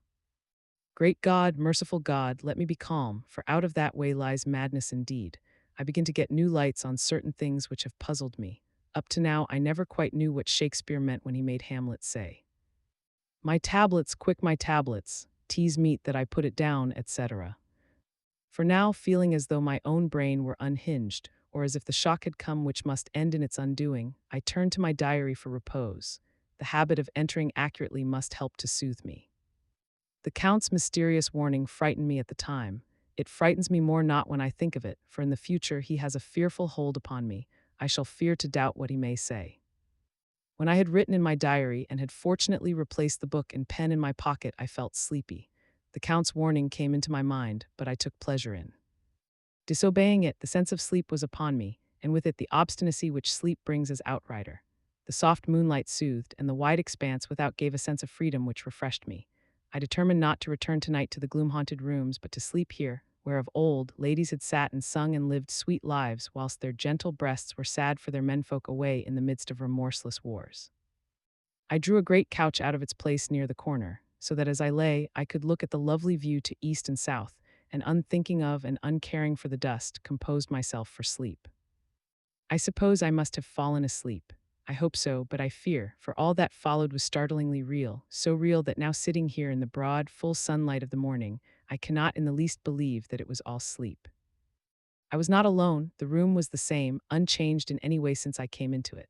I could see along the floor in the brilliant moonlight my own footsteps marked where I had disturbed the long accumulation of dust. In the moonlight opposite me were three young women, ladies by their dress and manner. I thought at the time that I must be dreaming when I saw them. They threw no shadow on the floor. They came close to me and looked at me for some time and then whispered together. Two were dark and had high aquiline noses, like the Count, and great dark, piercing eyes that seemed to be almost red when contrasted with the pale yellow moon. The other was fair as can be, with great masses of golden hair and eyes like pale sapphires. I seemed somehow to know her face, and to know it in connection with some dreamy fear, but I could not recollect at the moment how or where. All three had brilliant white teeth that shone like pearls against the ruby of their voluptuous lips. There was something about them that made me uneasy, some longing and at the same time some deadly fear. I felt in my heart a wicked, burning desire that they would kiss me with those red lips. It is not good to note this down, lest some day it should meet Mina's eyes and cause her pain, but it is the truth. They whispered together, and then they all three laughed, such a silvery, musical laugh, but as hard as though the sound never could have come through the softness of human lips. It was like the intolerable, tingling sweetness of water glasses when played on by a cunning hand. The fair girl shook her head coquettishly, and the other two urged her on. One said, "Go on, you are first, and we shall follow. Yours is the right to begin."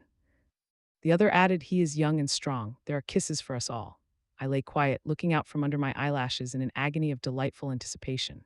The fair girl advanced and bent over me till I could feel the movement of her breath upon me. Sweet it was in one sense, honey sweet, and sent the same tingling through the nerves as her voice, but with a bitter underlying the sweet, a bitter offensiveness as one smells in blood. I was afraid to raise my eyelids, but looked out and saw perfectly under the lashes. The girl went on her knees and bent over me, simply gloating. There was a deliberate voluptuousness which was both thrilling and repulsive, and as she arched her neck, she actually licked her lips like an animal, till I could see in the moonlight the moisture shining on the scarlet lips and on the red tongue as it lapped the white, sharp teeth. Lower and lower went her head as the lips went below the range of my mouth and chin and seemed to fasten on my throat. Then she paused, and I could hear the churning sound of her tongue as it licked her teeth and lips, and I could feel the hot breath on my neck. Then the skin of my throat began to tingle as one's flesh does when the hand that is to tickle it approaches nearer. I could feel the soft, shivering touch of the lips on the super-sensitive skin of my throat and the hard dents of two sharp teeth just touching and pausing there. I closed my eyes in languorous ecstasy and waited with beating heart. But at that instant, another sensation swept through me as quick as lightning. I was conscious of the presence of the Count, and of his being as if lapped in a storm of fury. As my eyes opened involuntarily, I saw his strong hand grasp the slender neck of the fair woman and with giant's power draw it back, the blue eyes transformed with fury, the white teeth champing with rage, and the fair cheeks blazing red with passion. But the Count, never did I imagine such wrath and fury, even to the demons of the pit. His eyes were positively blazing. The red light in them was lurid, as if the flames of hell fire blazed behind them. His face was deathly pale, and the lines of it were hard like drawn wires. The thick eyebrows that met over the nose now seemed like a heaving bar of white-hot metal. With a fierce sweep of his arm, he hurled the woman from him, and then motioned to the others as though he were beating them back. It was the same imperious gesture that I had seen used to the wolves. In a voice which, though low and almost in a whisper, seemed to cut through the air and then ring in the room, he said, "How dare you touch him, any of you? How dare you cast eyes on him when I had forbidden it? Back, I tell you all, this man belongs to me. Beware how you meddle with him, or you'll have to deal with me." The fair girl, with a laugh of ribald coquetry, turned to answer him. "You yourself never loved, you never love." On this the other women joined, and such a mirthless, hard, soulless laughter rang through the room that it almost made me faint to hear. It seemed like the pleasure of fiends. Then the Count turned, after looking at my face attentively, and said in a soft whisper, "Yes, I too can love. You yourselves can tell it from the past. Is it not so? Well, now I promise you that when I am done with him, you shall kiss him at your will. Now go, I must awaken him, for there is work to be done." "Are we to have nothing tonight?" said one of them, with a low laugh, as she pointed to the bag which he had thrown upon the floor and which moved as though there were some living thing within it. For answer, he nodded his head. One of the women jumped forward and opened it. If my ears did not deceive me, there was a gasp and a low wail as of a half-smothered child. The women closed round, whilst I was aghast with horror. But as I looked, they disappeared, and with them the dreadful bag. There was no door near them, and they could not have passed me without my noticing. They simply seemed to fade into the rays of the moonlight and pass out through the window, for I could see outside the dim, shadowy forms for a moment before they entirely faded away. Then the horror overcame me, and I sank down unconscious. Chapter IV. Jonathan Harker's journal continued. I awoke in my own bed. If it be that I had not dreamt, the Count must have carried me here. I tried to satisfy myself on the subject, but could not arrive at any unquestionable result. To be sure, there were certain small evidences, such as that my clothes were folded and laid by in a manner which was not my habit. My watch was still unwound, and I am rigorously accustomed to wind it the last thing before going to bed, and many such details. But these things are no proof, for they may have been evidences that my mind was not as usual, and for some cause or another I had certainly been much upset. I must watch for proof. Of one thing I am glad. If it was that the Count carried me here and undressed me, he must have been hurried in his task, for my pockets are intact. I am sure this diary would have been a mystery to him which he would not have brooked. He would have taken or destroyed it. As I look round this room, although it has been to me so full of fear, it is now a sort of sanctuary, for nothing can be more dreadful than those awful women who are waiting to suck my blood. 18 May, I have been down to look at that room again in daylight, for I must know the truth. When I got to the doorway at the top of the stairs, I found it closed. It had been so forcibly driven against the jamb that part of the woodwork was splintered. I could see that the bolt of the lock had not been shot, but the door is fastened from the inside. I fear it was no dream and must act on this surmise. 19 May, I am surely in the toils. Last night the Count asked me in the suavest tones to write 3 letters, one saying that my work here was nearly done, and that I should start for home within a few days, another that I was starting on the next morning from the time of the letter, and the third that I had left the castle and arrived at Bistritz. I would fain have rebelled, but felt that in the present state of things it would be madness to quarrel openly with the Count whilst I am so absolutely in his power, and to refuse would be to excite his suspicion and to arouse his anger. He knows that I know too much and that I must not live lest I be dangerous to him. My only chance is to prolong my opportunities. Something may occur which will give me a chance to escape. I saw in his eyes something of that gathering wrath which was manifest when he hurled that fair woman from him. He explained to me that posts were few and uncertain, and that my writing now would ensure ease of mind to my friends. And he assured me with so much impressiveness that he would countermand the later letters, which would be held over at Bistritz until due time in case chance would admit of my prolonging my stay, that to oppose him would have been to create new suspicion. I therefore pretended to fall in with his views, and asked him what dates I should put on the letters. He calculated a minute and then said, the first should be June 12, the second June 19, and the third June 29. I know now the span of my life, God help me. 28 May, there is a chance of escape, or at any rate of being able to send word home. A band of Shkani have come to the castle and are encamped in the courtyard. These are gypsies. I have notes of them in my book. They are peculiar to this part of the world, though allied to the ordinary gypsies all the world over. There are thousands of them in Hungary and Transylvania who are almost outside all law. They attach themselves as a rule to some great noble or boyar and call themselves by his name. They are fearless and without religion, save superstition, and they talk only their own varieties of the Romany tongue. I shall write some letters home and shall try to get them to have them posted. I have already spoken to them through my window to begin acquaintanceship.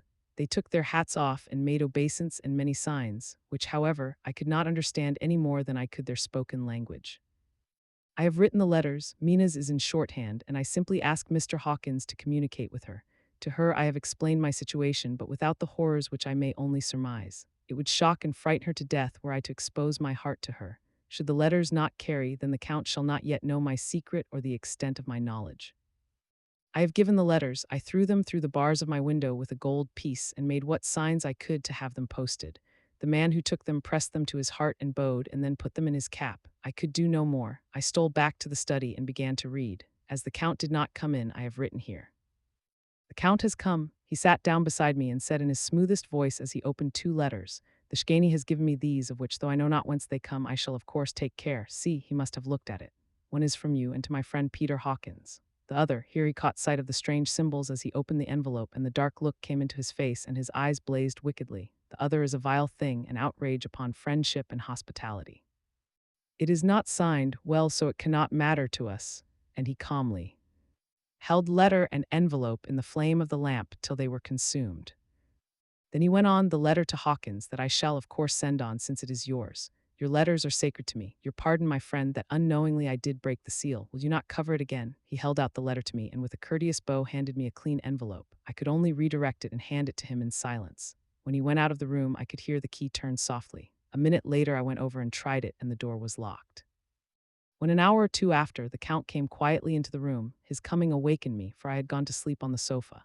He was very courteous and very cheery in his manner, and seeing that I had been sleeping, he said, "So, my friend, you are tired? Get to bed. There is the surest rest. I may not have the pleasure of talk tonight, since there are many labors to me, but you will sleep, I pray."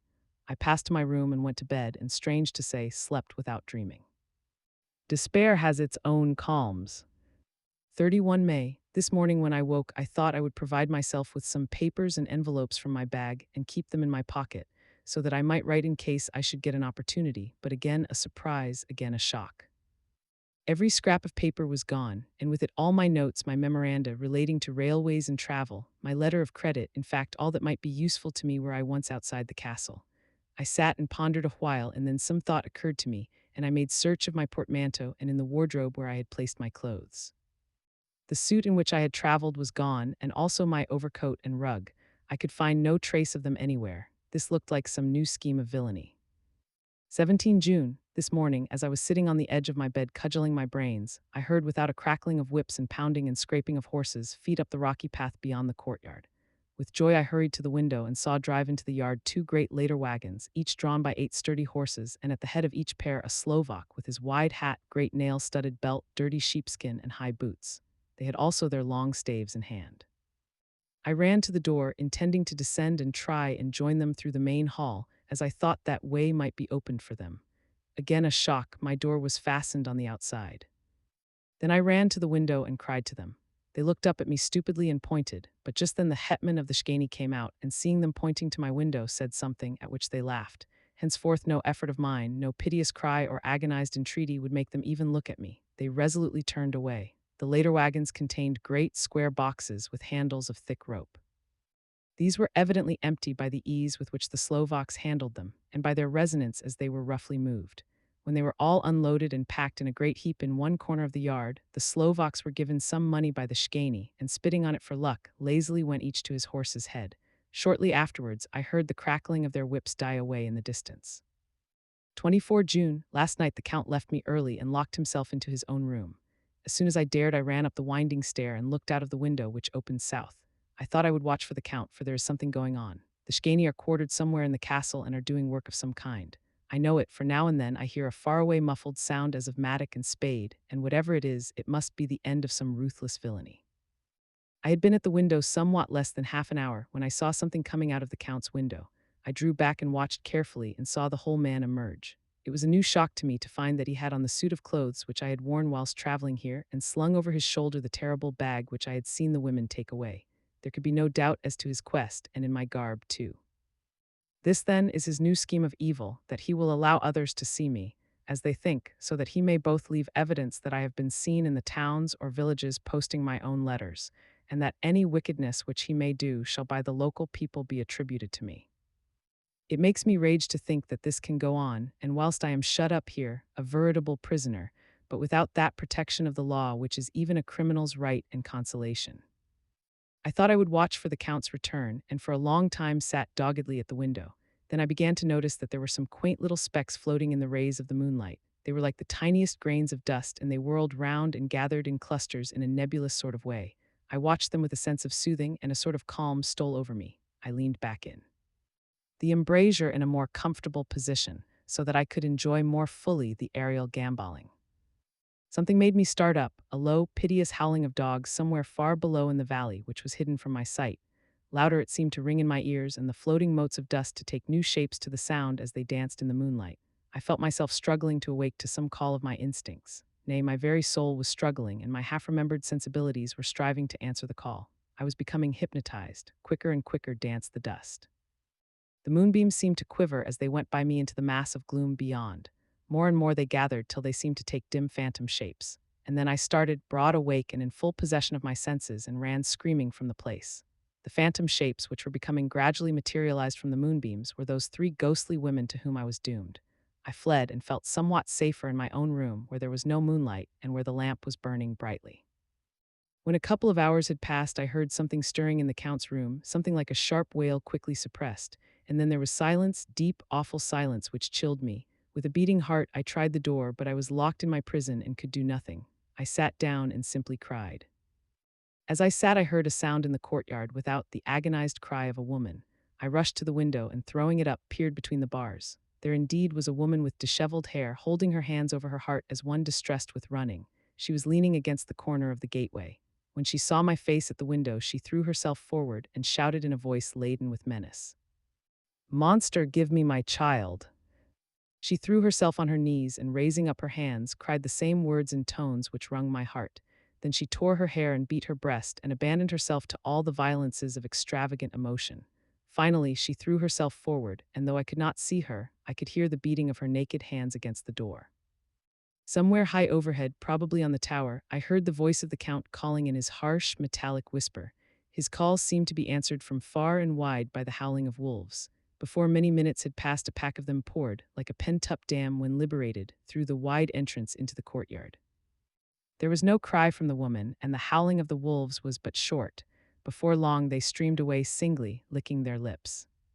I could not pity her, for I knew now what had become of her child, and she was better dead. What shall I do? What can I do? How can I escape from this dreadful thing of night, gloom, and fear? 25 June, no man knows till he has suffered from the night how sweet and dear to his heart and eye the morning can be. When the sun grew so high this morning that it struck the top of the great gateway opposite my window, the high spot which it touched seemed to me as if the dove from the ark had lighted there. My fear fell from me as if it had been a vaporous garment which dissolved in the warmth. I must take action of some sort whilst the courage of the day is upon me. Last night, one of my post-dated letters went to post, the first of that fatal series which is to blot out the very traces of my existence from the earth. Let me not think of its action. It has always been at night time that I have been molested or threatened or in some way in danger or in fear. I have not yet seen the Count in the daylight. Can it be that he sleeps when others wake, that he may be awake whilst they sleep? If I could only get into his room, but there is no possible way. The door is always locked, no way for me. Yes, there is a way if one dares to take it. Where his body has gone, why may not another body go? I have seen him myself crawl from his window. Why should not I imitate him and go in by his window? The chances are desperate, but my need is more desperate still. I shall risk it. At the worst, it can only be death, and a man's death is not a calf's, and the dreaded hereafter may still be open to me. God help me in my task. Goodbye, Mina, if I fail. Goodbye, my faithful friend and second father. Goodbye, all and last of all, Mina. Same day later, I have made the effort and God helping me have come safely back to this room. I must put down every detail in order. I went whilst my courage was fresh straight to the window on the south side and at once got outside on this side. The stones are big and roughly cut and the mortar has by process of time been washed away between them. I took off my boots and ventured out on the desperate way. I looked down once so as to make sure that a sudden glimpse of the awful depth would not overcome me, but after that kept my eyes away from it. I know pretty well the direction and distance of the Count's window, and made for it as well as I could, having regard to the opportunities available. I did not feel dizzy. I suppose I was too excited, and the time seemed ridiculously short till I found myself standing on the window sill and trying to raise up the sash. I was filled with agitation, however, when I bent down and slid feet foremost in through the window. Then I looked around for the Count, but with surprise and gladness made a discovery. The room was empty. It was barely furnished with odd things which seemed to have never been used. The furniture was something the same style as that in the south rooms and was covered with dust. I looked for the key, but it was not in the lock and I could not find it anywhere. The only thing I found was a great heap of gold in one corner, gold of all kinds, Roman and British and Austrian and Hungarian and Greek and Turkish money, covered with a film of dust as though it had lain long in the ground. None of it that I noticed was less than 300 years old. There were also chains and ornaments, some jeweled, but all of them old and stained. At one corner of the room was a heavy door. I tried it, for since I could not find the key of the room or the key of the outer door, which was the main object of my search, I must make further examination or all my efforts would be in vain. It was open and led through a stone passage to a circular stairway which went steeply down. I descended, minding carefully where I went, for the stairs were dark, being only lit by loopholes in the heavy masonry. At the bottom there was a dark, tunnel-like passage, through which came a deathly, sickly odor, the odor of old earth newly turned. As I went through the passage, the smell grew closer and heavier. At last I pulled open a heavy door which stood ajar, and found myself in an old ruined chapel which had evidently been used as a graveyard. The roof was broken, and in two places were steps leading to vaults, but the ground had recently been dug over, and the earth placed in great wooden boxes, manifestly those which had been brought by the Slovaks. There was nobody about, and I made a search over every inch of the ground so as not to lose a chance. I went down even into the vaults, where the dim light struggled, although to do so was a dread to my very soul. Into two of these I went, but saw nothing except fragments of old coffins and piles of dust. In the third, however, I made a discovery. There, in one of the great boxes, of which there were 50 in all, on a pile of newly dug earth, lay the Count. He was either dead or asleep. I could not say which, for eyes were open and stony, but without the glassiness of death, and the cheeks had the warmth of life through all their pallor. The lips were as red as ever, but there was no sign of movement, no pulse, no breath, no beating of the heart. I bent over him and tried to find any sign of life, but in vain. He could not have lain there long, for the earthy smell would have passed away in a few hours. By the side of the box was its cover, pierced with holes here and there. I thought he might have the keys on him, but when I went to search I saw the dead eyes, and in them, dead though they were, such a look of hate, though unconscious of me or my presence, that I fled from the place, and leaving the Count's room by the window, crawled again up the castle wall. Regaining my room, I threw myself panting upon the bed and tried to think. 29 June, today is the date of my last letter, and the Count has taken steps to prove that it was genuine, for again I saw him leave the castle by the same window and in my clothes. As he went down the wall, lizard fashion, I wished I had a gun or some lethal weapon that I might destroy him, but I fear that no weapon wrought along by man's hand would have any effect on him. I dared not wait to see him return, for I feared to see those weird sisters. I came back to the library and read there till I fell asleep. I was awakened by the Count, who looked at me as grimly as a man could look as he said, "Tomorrow, my friend, we must part. You return to your beautiful England, to some work which may have such an end that we may never meet. Your letter home has been dispatched. Tomorrow I shall not be here, but all shall be ready for your journey. In the morning come the Shkani, who have some labors of their own here, and also come some Slovaks. When they have gone, my carriage shall come for you, and shall bear you to the Borgo Pass to meet the diligence from Bukovina to Bistritz. But I am in hopes that I shall see more of you at Castle Dracula." I suspected him and determined to test his sincerity. Sincerity, it seems like a profanation of the word to write it in connection with such a monster, so I asked him point blank, "Why may I not go tonight?" "Because, dear sir, my coachman and horses are away on a mission." "But I would walk with pleasure. I want to get away at once." He smiled, such a soft, smooth, diabolical smile that I knew there was some trick behind his smoothness. He said, "And your baggage?" "I do not care about it. I can send for it some other time."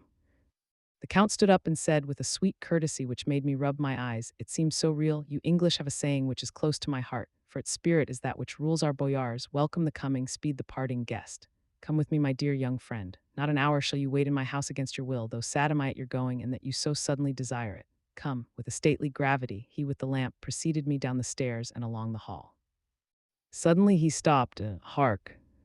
Close at hand came the howling of many wolves. It was almost as if the sound sprang up at the rising of his hand, just as the music of a great orchestra seems to leap under the baton of the conductor.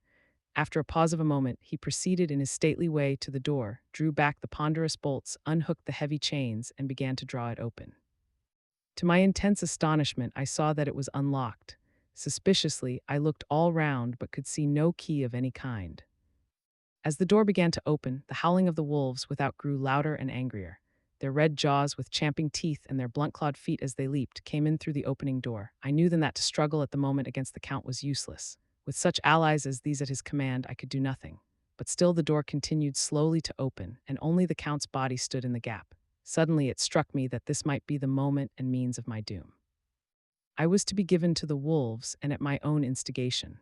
There was a diabolical wickedness in the idea great enough for the Count, and as the last chance I cried out, "Shut the door, I shall wait till morning," and I covered my face with my hands to hide my tears of bitter disappointment. With one sweep of his powerful arm, the Count threw the door shut, and the great bolts clanged and echoed through the hall as they shot back into their places. In silence we returned to the library, and after a minute or two I went to my own room. The last I saw of Count Dracula was his kissing his hand to me, with a red light of triumph in his eyes, and with a smile that Judas in hell might be proud of. When I was in my room and about to lie down, I thought I heard a whispering at my door. I went to it softly and listened. Unless my ears deceived me, I heard the voice of the Count. Back to your own place. Your time is not yet come. Wait, have patience. Tonight is mine, tomorrow night is yours. There was a low, sweet ripple of laughter, and in a rage I threw open the door and saw without the three terrible women licking their lips. As I appeared, they all joined in a horrible laugh and ran away.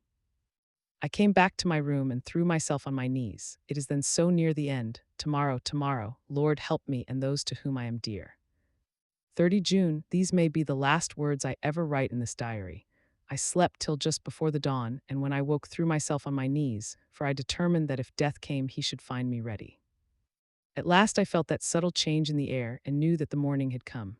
Then came the welcome cockcrow, and I felt that I was safe. With a glad heart I opened the door and ran down the hall. I had seen that the door was unlocked, and now escape was before me. With hands that trembled with eagerness, I unhooked the chains and threw back the massive bolts. But the door would not move. Despair seized me. I pulled and pulled at the door and shook it till, massive as it was, it rattled in its casement. I could see the bolt shot. It had been locked after I left the Count. Then a wild desire took me to obtain the key at any risk, and I determined then and there to scale the wall again and gain the Count's room. He might kill me, but death now seemed the happier choice of evils. Without a pause, I rushed up to the east window and scrambled down the wall as before into the Count's room. It was empty, but that was as I expected. I could not see a key anywhere, but the heap of gold remained. I went through the door in the corner and down the winding stair and along the dark passage to the old chapel. I knew now well enough where to find the monster I sought. The great box was in the same place, close against the wall, but the lid was laid on it, not fastened down, but with the nails ready in their places to be hammered home. I knew I must reach the body for the key, so I raised the lid and laid it back against the wall. And then I saw something which filled my very soul with horror. There lay the Count, but looking as if his youth had been half restored, for the white hair and mustache were changed to dark iron gray. The cheeks were fuller, and the white skin seemed ruby red underneath. The mouth was redder than ever, for on the lips were gouts of fresh blood, which trickled from the corners of the mouth and ran down over the chin and neck. Even the deep, burning eyes seemed set among swollen flesh, for the lids and pouches underneath were bloated. It seemed as if the whole awful creature were simply gorged with blood. He lay like a filthy leech, exhausted with his repletion. I shuddered as I bent over to touch him, and every sense in me revolted at the contact, but I had to search, or I was lost. The coming night might see my own body a banquet in a similar war to those horrid three. I felt all over the body, but no sign could I find of the key. Then I stopped and looked at the Count. There was a mocking smile on the bloated face which seemed to drive me mad. This was the being I was helping to transfer to London, where perhaps for centuries to come he might, amongst its teeming millions, satiate his lust for blood and create a new and ever-widening circle of semi-demons to batten on. The helpless, the very thought drove me mad. A terrible desire came upon me to rid the world of such a monster. There was no lethal weapon at hand, but I seized a shovel which the workmen had been using to fill the cases, and lifting it high, struck with the edge downward at the hateful face. But as I did so, the head turned and the eyes fell upon me with all their blaze of basilisk horror. The sight seemed to paralyze me, and the shovel turned in my hand and glanced from the face, merely making a deep gash above the forehead. The shovel fell from my hand across the box, and as I pulled it away, the flange of the blade caught the edge of the lid, which fell over again and hid the horrid thing from my sight. The last glimpse I had was of the bloated face, blood-stained and fixed with a grin of malice which would have held its own in the nethermost hell. I thought and thought what should be my next move, but my brain seemed on fire, and I waited with a despairing feeling growing over me. As I waited, I heard in the distance a gypsy song sung by merry voices coming closer, and through their song the rolling of heavy wheels and the cracking of whips. The Shgani and the Slovaks of whom the Count had spoken were coming. With a last look around and at the box which contained the vile body, I ran from the place and gained the Count's room, determined to rush out at the moment the door should be opened. With strained ears, I listened and heard downstairs the grinding of the key in the great lock and the falling back of the heavy door. There must have been some other means of entry, or someone had a key for one of the locked doors. Then there came the sound of many feet tramping and dying away in some passage which sent up a clang. I turned to run down again towards the vault, where I might find the new entrance, but at the moment there seemed to come a violent puff of wind, and the door to the winding stair blew to, with a shock that set the dust from the lintels flying. When I ran to push it open, I found that it was hopelessly fast. I was again a prisoner, and the net of doom was closing round me more closely. As I write, there is in the passage below a sound of many tramping feet and the crash of weights being set down heavily, doubtless the boxes with their freight of earth. There was a sound of hammering. It is the box being nailed down. Now I can hear the heavy feet tramping again along the hall, with many other idle feet coming behind them. The door is shut, the chains rattle. There is a grinding of the key in the lock. I can hear the key withdrawn, then another door opens and shuts. I hear the creaking of lock and bolt. Hark in the courtyard and down the rocky way the roll of heavy wheels, the crack of whips, and the chorus of the shkani as they pass into the distance. I am alone in the castle with those horrible women. Fa, Mina is a woman, and there is naught in common. They are devils of the pit. I shall not remain alone with them. I shall try to scale the castle wall farther than I have yet attempted. I shall take some of the gold with me, lest I want it later. I may find a way from this dreadful place. And then away for home, away to the quickest and nearest train, away from the cursed spot, from this cursed land, where the devil and his children still walk with earthly feet. At least God's mercy is better than that of those monsters, and the precipice is steep and high. At its foot a man may sleep as a man. Goodbye, all Mina. Chapter V. Letter from Miss Mina Murray to Miss Lucy Westenra. 9 May. My dearest Lucy, forgive my long delay in writing, but I have been simply overwhelmed with work. The life of an assistant schoolmistress is sometimes trying. I am longing to be with you and by the sea, where we can talk together freely and build our castles in the air. I have been working very hard lately because I want to keep up with Jonathan's studies, and I have been practicing shorthand very assiduously. When we are married, I shall be able to be useful to Jonathan, and if I can stenograph well enough, I can take down what he wants to say in this way and write it out for him on the typewriter, at which also I am practicing very hard. He and I sometimes write letters in shorthand, and he is keeping a stenographic journal of his travels abroad. When I am with you, I shall keep a diary in the same way. I don't mean one of those 2 pages to the week with Sunday squeezed in a corner diaries, but a sort of journal which I can write in whenever I feel inclined. I do not suppose there will be much of interest to other people, but it is not intended for them. I may show it to Jonathan some day if there is in it anything worth sharing, but it is really an exercise book. I shall try to do what I see lady journalists do, interviewing and writing descriptions and trying to remember conversations. I am told that with a little practice, one can remember all that goes on or that one hears said during a day. However, we shall see. I will tell you of my little plans when we meet. I have just had a few hurried lines from Jonathan from Transylvania. He is well and will be returning in about a week. I am longing to hear all his news. It must be nice to see strange countries. Wonder if I mean Jonathan and I, shall ever see them together. There is the 10 o'clock bell ringing. Goodbye. Your loving, Mina. Tell me all the news when you write. You have not told me anything for a long time. I hear rumors, and especially of a tall, handsome, curly-haired man. Letter Lucy Westenra to Mina Murray. 17 Chatham Street. Wednesday. My dearest Mina, I must say you tax me very unfairly with being a bad correspondent. I wrote you twice since we parted, and your last letter was only your second. Besides, I have nothing to tell you. There is really nothing to interest you. Town is very pleasant just now, and we go a great deal to picture galleries and for walks and rides in the park. As to the tall, curly-haired man, I suppose it was the one who was with me at the last pop. Someone has evidently been telling tales. That was Mr. Homewood. He often comes to see us, and he and Mama get on very well together. They have so many things to talk about in common. We met some time ago a man that would just do for you if you were not already engaged to Jonathan. He is an excellent party, being handsome, well off, and of good birth. He is a doctor and really clever. Just fancy, he is only 29, and he has an immense lunatic asylum all under his own care. Mr. Homewood introduced him to me, and he called here to see us and often comes now.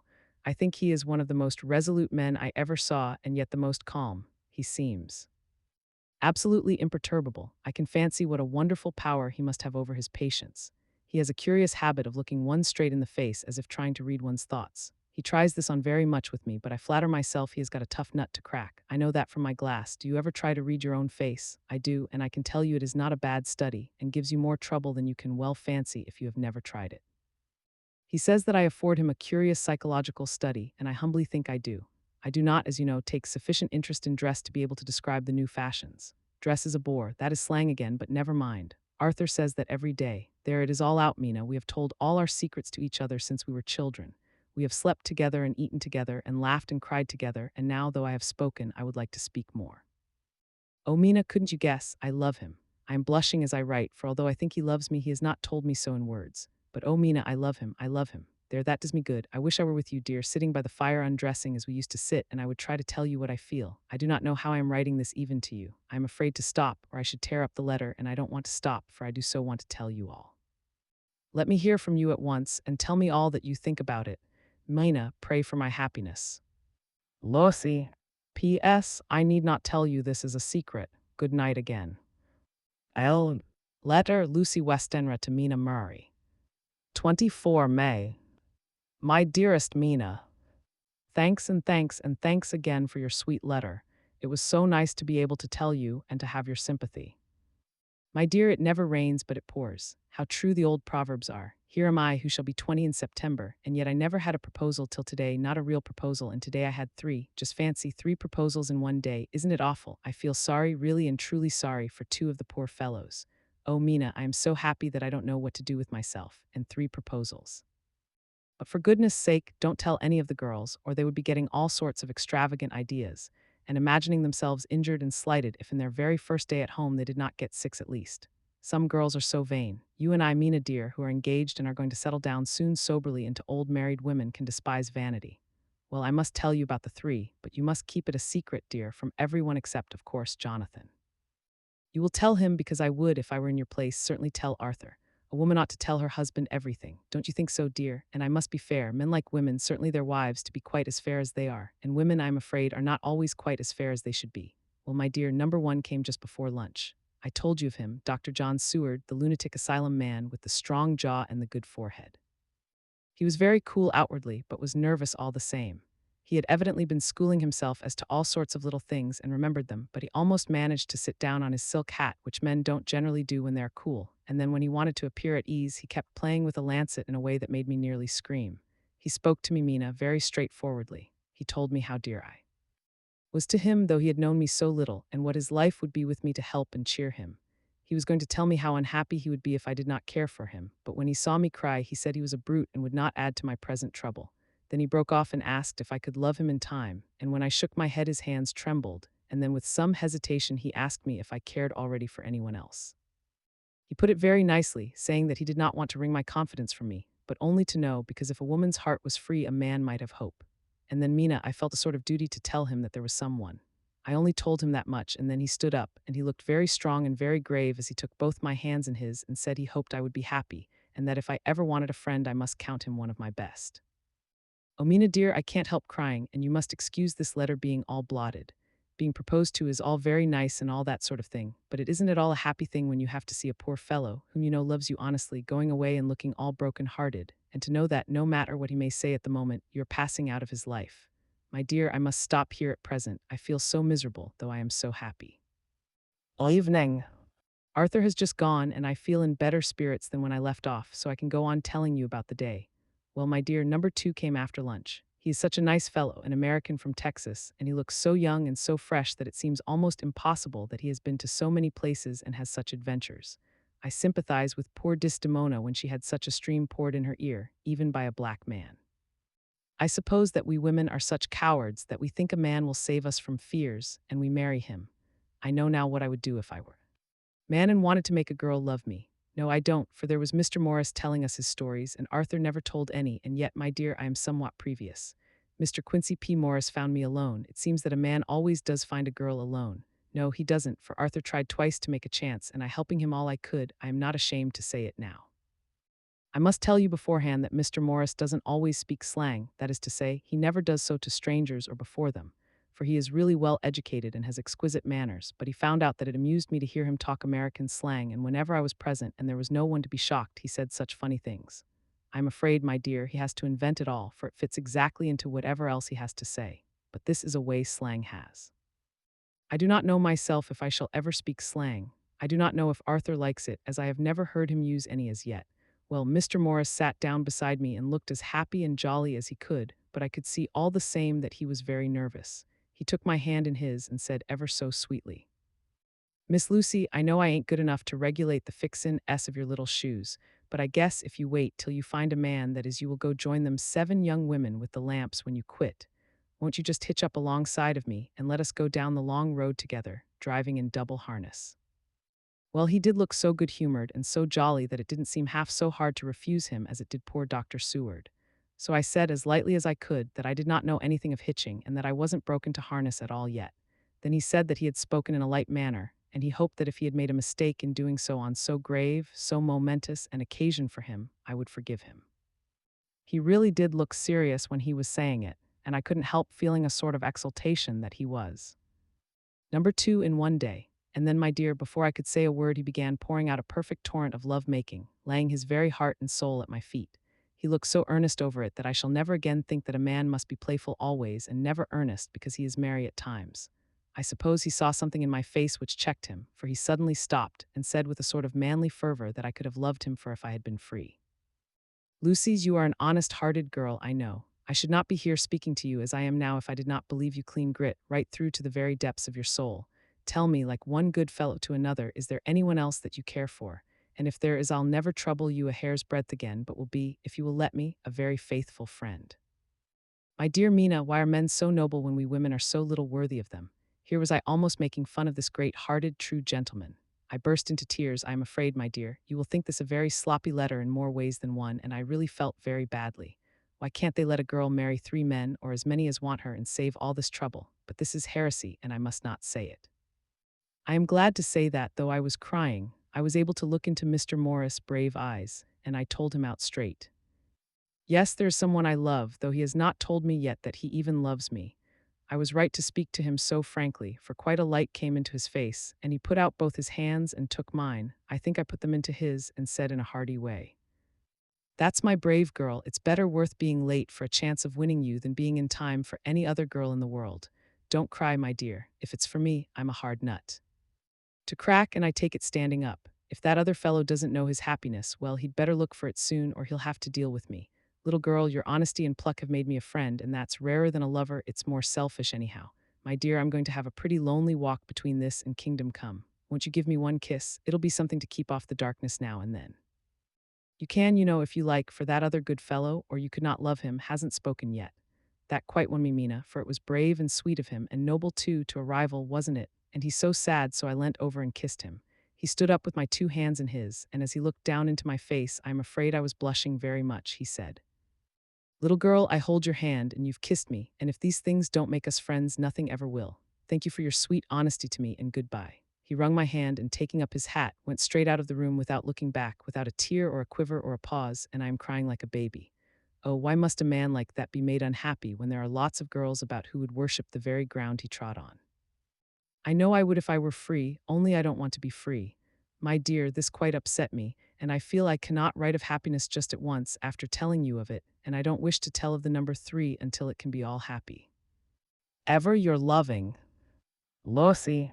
P.S. Oh, about number 3, I needn't tell you of number 3, need I? Besides, it was all so confused. It seemed only a moment from his coming into the room till both his arms were round me and he was kissing me. I am very, very happy, and I don't know what I have done to deserve it. I must only try in the future to show that I am not ungrateful to God for all his goodness to me in sending to me such a lover, such a husband, and such a friend. Goodbye. Dr. Seward's diary. Kept in phonographs. 25 April, ebb tide and appetite today. Cannot eat, cannot rest, so diary instead. Since my rebuff of yesterday, I have a sort of empty feeling. Nothing in the world seems of sufficient importance to be worth the doing.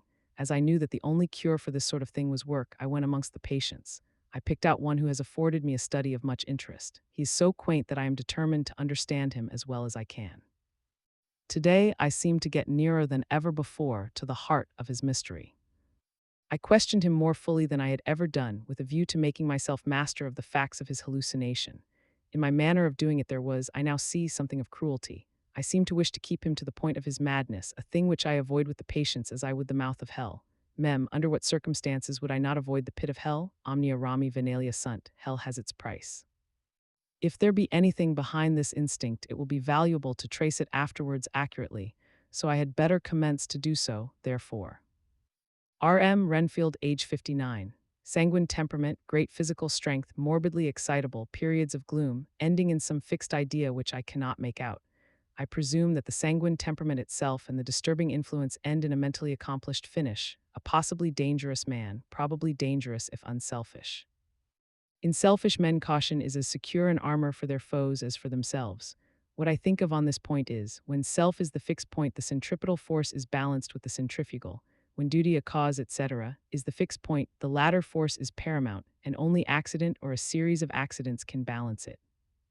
Letter Quincy P. Morris to Hun, Arthur Homewood. 25 May.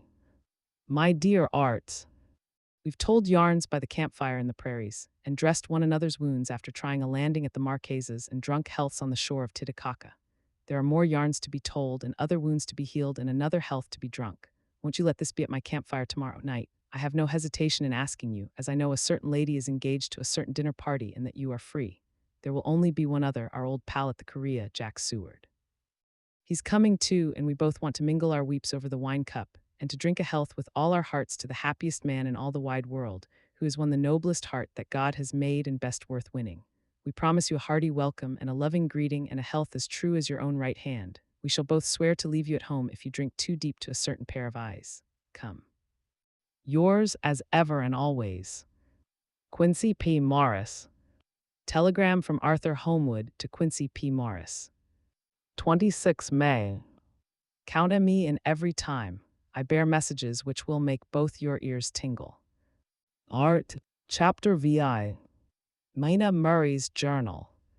24 July Whitby. Lucy met me at the station, looking sweeter and lovelier than ever, and we drove up to the house at the Crescent in which they have rooms. This is a lovely place. The little river, the Esk, runs through a deep valley which broadens out as it comes near the harbor. A great viaduct runs across with high piers, through which the view seems somehow further away than it really is. The valley is beautifully green, and it is so steep that when you are on the high land on either side you look right across it, unless you are near enough to see down. The houses of the old town, the side away from us, are all red-roofed and seem piled up one over the other anyhow, like the pictures we see of Nuremberg. Right over the town is the ruin of Whitby Abbey, which was sacked by the Danes and which is the scene of part of Marmion, where the girl was built up in the wall. It is a most noble ruin of immense size and full of beautiful and romantic bits. There is a legend that a white lady is seen in one of the windows. Between it and the town there is another church, the parish one, round which is a big graveyard all full of tombstones. This is to my mind the nicest spot in Whitby, for it lies right over the town and has a full view of the harbor and all up the bay to where the headland called Kettleness stretches out into the sea. It descends so steeply over the harbor that part of the bank has fallen away and some of the graves have been destroyed. In one place part of the stonework of the graves stretches out over the sandy pathway far below. There are walks with seats beside them through the churchyard, and people go and sit there all day long looking at the beautiful view and enjoying the breeze. I shall come and sit here often myself and work. Indeed, I am writing now with my book on my knee and listening to the talk of three old men who are sitting beside me. They seem to do nothing all day but sit here and talk. The harbor lies below me, with on the far side one long granite wall stretching out into the sea, with a curve outwards at the end of it, in the middle of which is a lighthouse. A heavy seawall runs along outside of it. On the near side, the seawall makes an elbow crooked inversely, and its end too has a lighthouse. Between the two piers there is a narrow opening into the harbor, which then suddenly widens. It is nice at high water, but when the tide is out it shoals away to nothing, and there is merely the stream of the Esk, running between banks of sand, with rocks here and there. Outside the harbor on this side there rises for about half a mile a great reef, the sharp of which runs straight out from behind the south lighthouse. At the end of it is a buoy with a bell, which swings in bad weather and sends in a mournful sound on the wind. They have a legend here that when a ship is lost, bells are heard out at sea. I must ask the old man about this. He is coming this way. He is a funny old man. He must be awfully old, for his face is gnarled and twisted like the bark of a tree. He tells me that he is nearly 100, and that he was a sailor in the Greenland fishing fleet when Waterloo was fought. He is, I am afraid, a very skeptical person, for when I asked him about the bells at sea and the white lady at the Abbey, he said very brusquely, "I wouldn't fash Maisel about them, miss. Them things be all wore out. Mind, I don't say that they never was, but I do say that they wasn't in my time. They be all very well for cummers and trippers and the like, but not for a nice young lady like you. Them feet folks from York and Leeds that be always eatin' cured herrins and drinkin' tea and lookin' out to buy cheap jet would creed aught. I wonder Maisel who'd be bothered tellin' lies to them, even the newspapers, which is full of fool talk. I thought he would be a good person to learn interesting things from, so I asked him if he would mind telling me something about the whale fishing in the old days. He was just settling himself to begin when the clock struck 6, whereupon he labored to get up and said, "I must gang Agianwards home now, miss. My granddaughter doesn't like to be kept waitin' when the tea is ready, for it takes me time to crammel aboon the grease, for there be a many of 'em, and miss, I lack belly timber sarely by the clock." He hobbled away, and I could see him hurrying as well as he could down the steps. The steps are a great feature on the place. They lead from the town to the church. There are hundreds of them, I do not know how many, and they wind up in a delicate curve. The slope is so gentle that a horse could easily walk up and down them. I think they must originally have had something to do with the abbey. I shall go home too. Lucy went out, visiting with her mother, and as they were only duty calls, I did not go. One August, I came up here an hour ago with Lucy, and we had a most interesting talk with my old friend and the two others who always come and join him. He is evidently the Sir Oracle of them, and I should think must have been in his time a most dictatorial person. He will not admit anything and down-faces everybody. If he can't out-argue them, he bullies them and then takes their silence for agreement with his views. Lucy was looking sweetly pretty in her white lawn frock. She has got a beautiful color since she has been here. I noticed that the old men did not lose any time in coming and sitting near her when we sat down. She's so sweet with old people. I think they all fell in love with her on the spot. Even my old man succumbed and did not contradict her, but gave me double share instead. I got him on the subject of the legends, and he went off at once into a sort of sermon. I must try to remember it and put it down. It be all fool talk, lock, stock, and barrel, that's what it be and nowt else. These bands and wafts and bow-ghosts and bar guests and bogles and all anent them is only fit to set bairns and dizzy women a belderin. They be nowt but air blebs. They in all grims and signs and warnin' be all invented by parsons and ilsome birk bodies and railway touters to skeer and scunner a letter FB04INS, and to get folks to do somethin' that they don't other incline to. It makes me ireful to think o' them. Why, it's them that, not content with printin' lies on paper and preachin' them out of pulpits, does want to be cuttin' them on the tombstones. Look here all around you in whate'er ye will. All them steens holdin' up their heads as well as they can out of their pride, is a cant simply tumblin' down with the weight o' the lies wrote on them. Here lies the body, or sacred to the memory, wrote on all of them. And yet in nigh half of them there bean't no bodies at all, and the memories of them bean't cared a pinch of snuff about, much less sacred. Lies all of them nothin' but lies of one kind or another. My gog, but it'll be a quare scouterment at the day of judgment when they come tumblin' up in their death sarks, all juped together and trying to drag their tombsteans with them to prove how good they was, some of them trimlin' and dithering, with their hands that dozened and slippery from lyin' in the sea that they can't even keep their gurp o' them. I could see from the old fellow's self-satisfied air and the way in which he looked round for the approval of his cronies that he was showing off, so I put in a word to keep him going. "Oh, Mr. Swales, you can't be serious. Surely these tombstones are not all wrong." "Yablins, there may be a poorish few not wrong, Savin, where they make out the people too good, for there be folk that do think a balm bowl be like the sea, if only it be their own. The whole thing be only lies. Now look you here, you come here a stranger, and you see this Kirkgarth." I nodded, for I thought it better to assent, though I did not quite understand his dialect. I knew it had something to do with the church. He went on, "And you can say that all these steens be a boon folk that be happed here, snod and snog." I assented again. "Then that be just where the lie comes in. Why, there be scores of these labes that be tomb as old Dunn's back-a-box on Friday night." He nudged one of his companions, and they all laughed. "And my gog, how could they be otherwise? Look at that one, the aftest abaft the beer bank. Read it." I went over and read. "Edward Spencelog, master mariner, murdered by pirates off the coast of Andres, April, 1854, age 30. When I came back," Mr. Swales went on. "Who brought him home, I wonder, to hap him here? Murdered off the coast of Andres, and you consated his body lay under. Why, I could name ye a dozen whose bones lie in the Greenland seas above." He pointed northwards, or where the currents may have drifted them. "There be the steens around ye. Ye can, with your young eyes, read the small print of the lies from here. This Braithwaite Lowry, I knew his father, lost in the lively off Greenland in 20, or Andrew Woodhouse, drowned in the same seas in 1777, or John Paxton, drowned off Cape Farewell a year later, or old John Rawlings, whose grandfather sailed with me, drowned in the Gulf of Finland in 50. Do you think that all these men will have to make a rush to Whitby when the trumpet sounds? I have me anthems aboot it.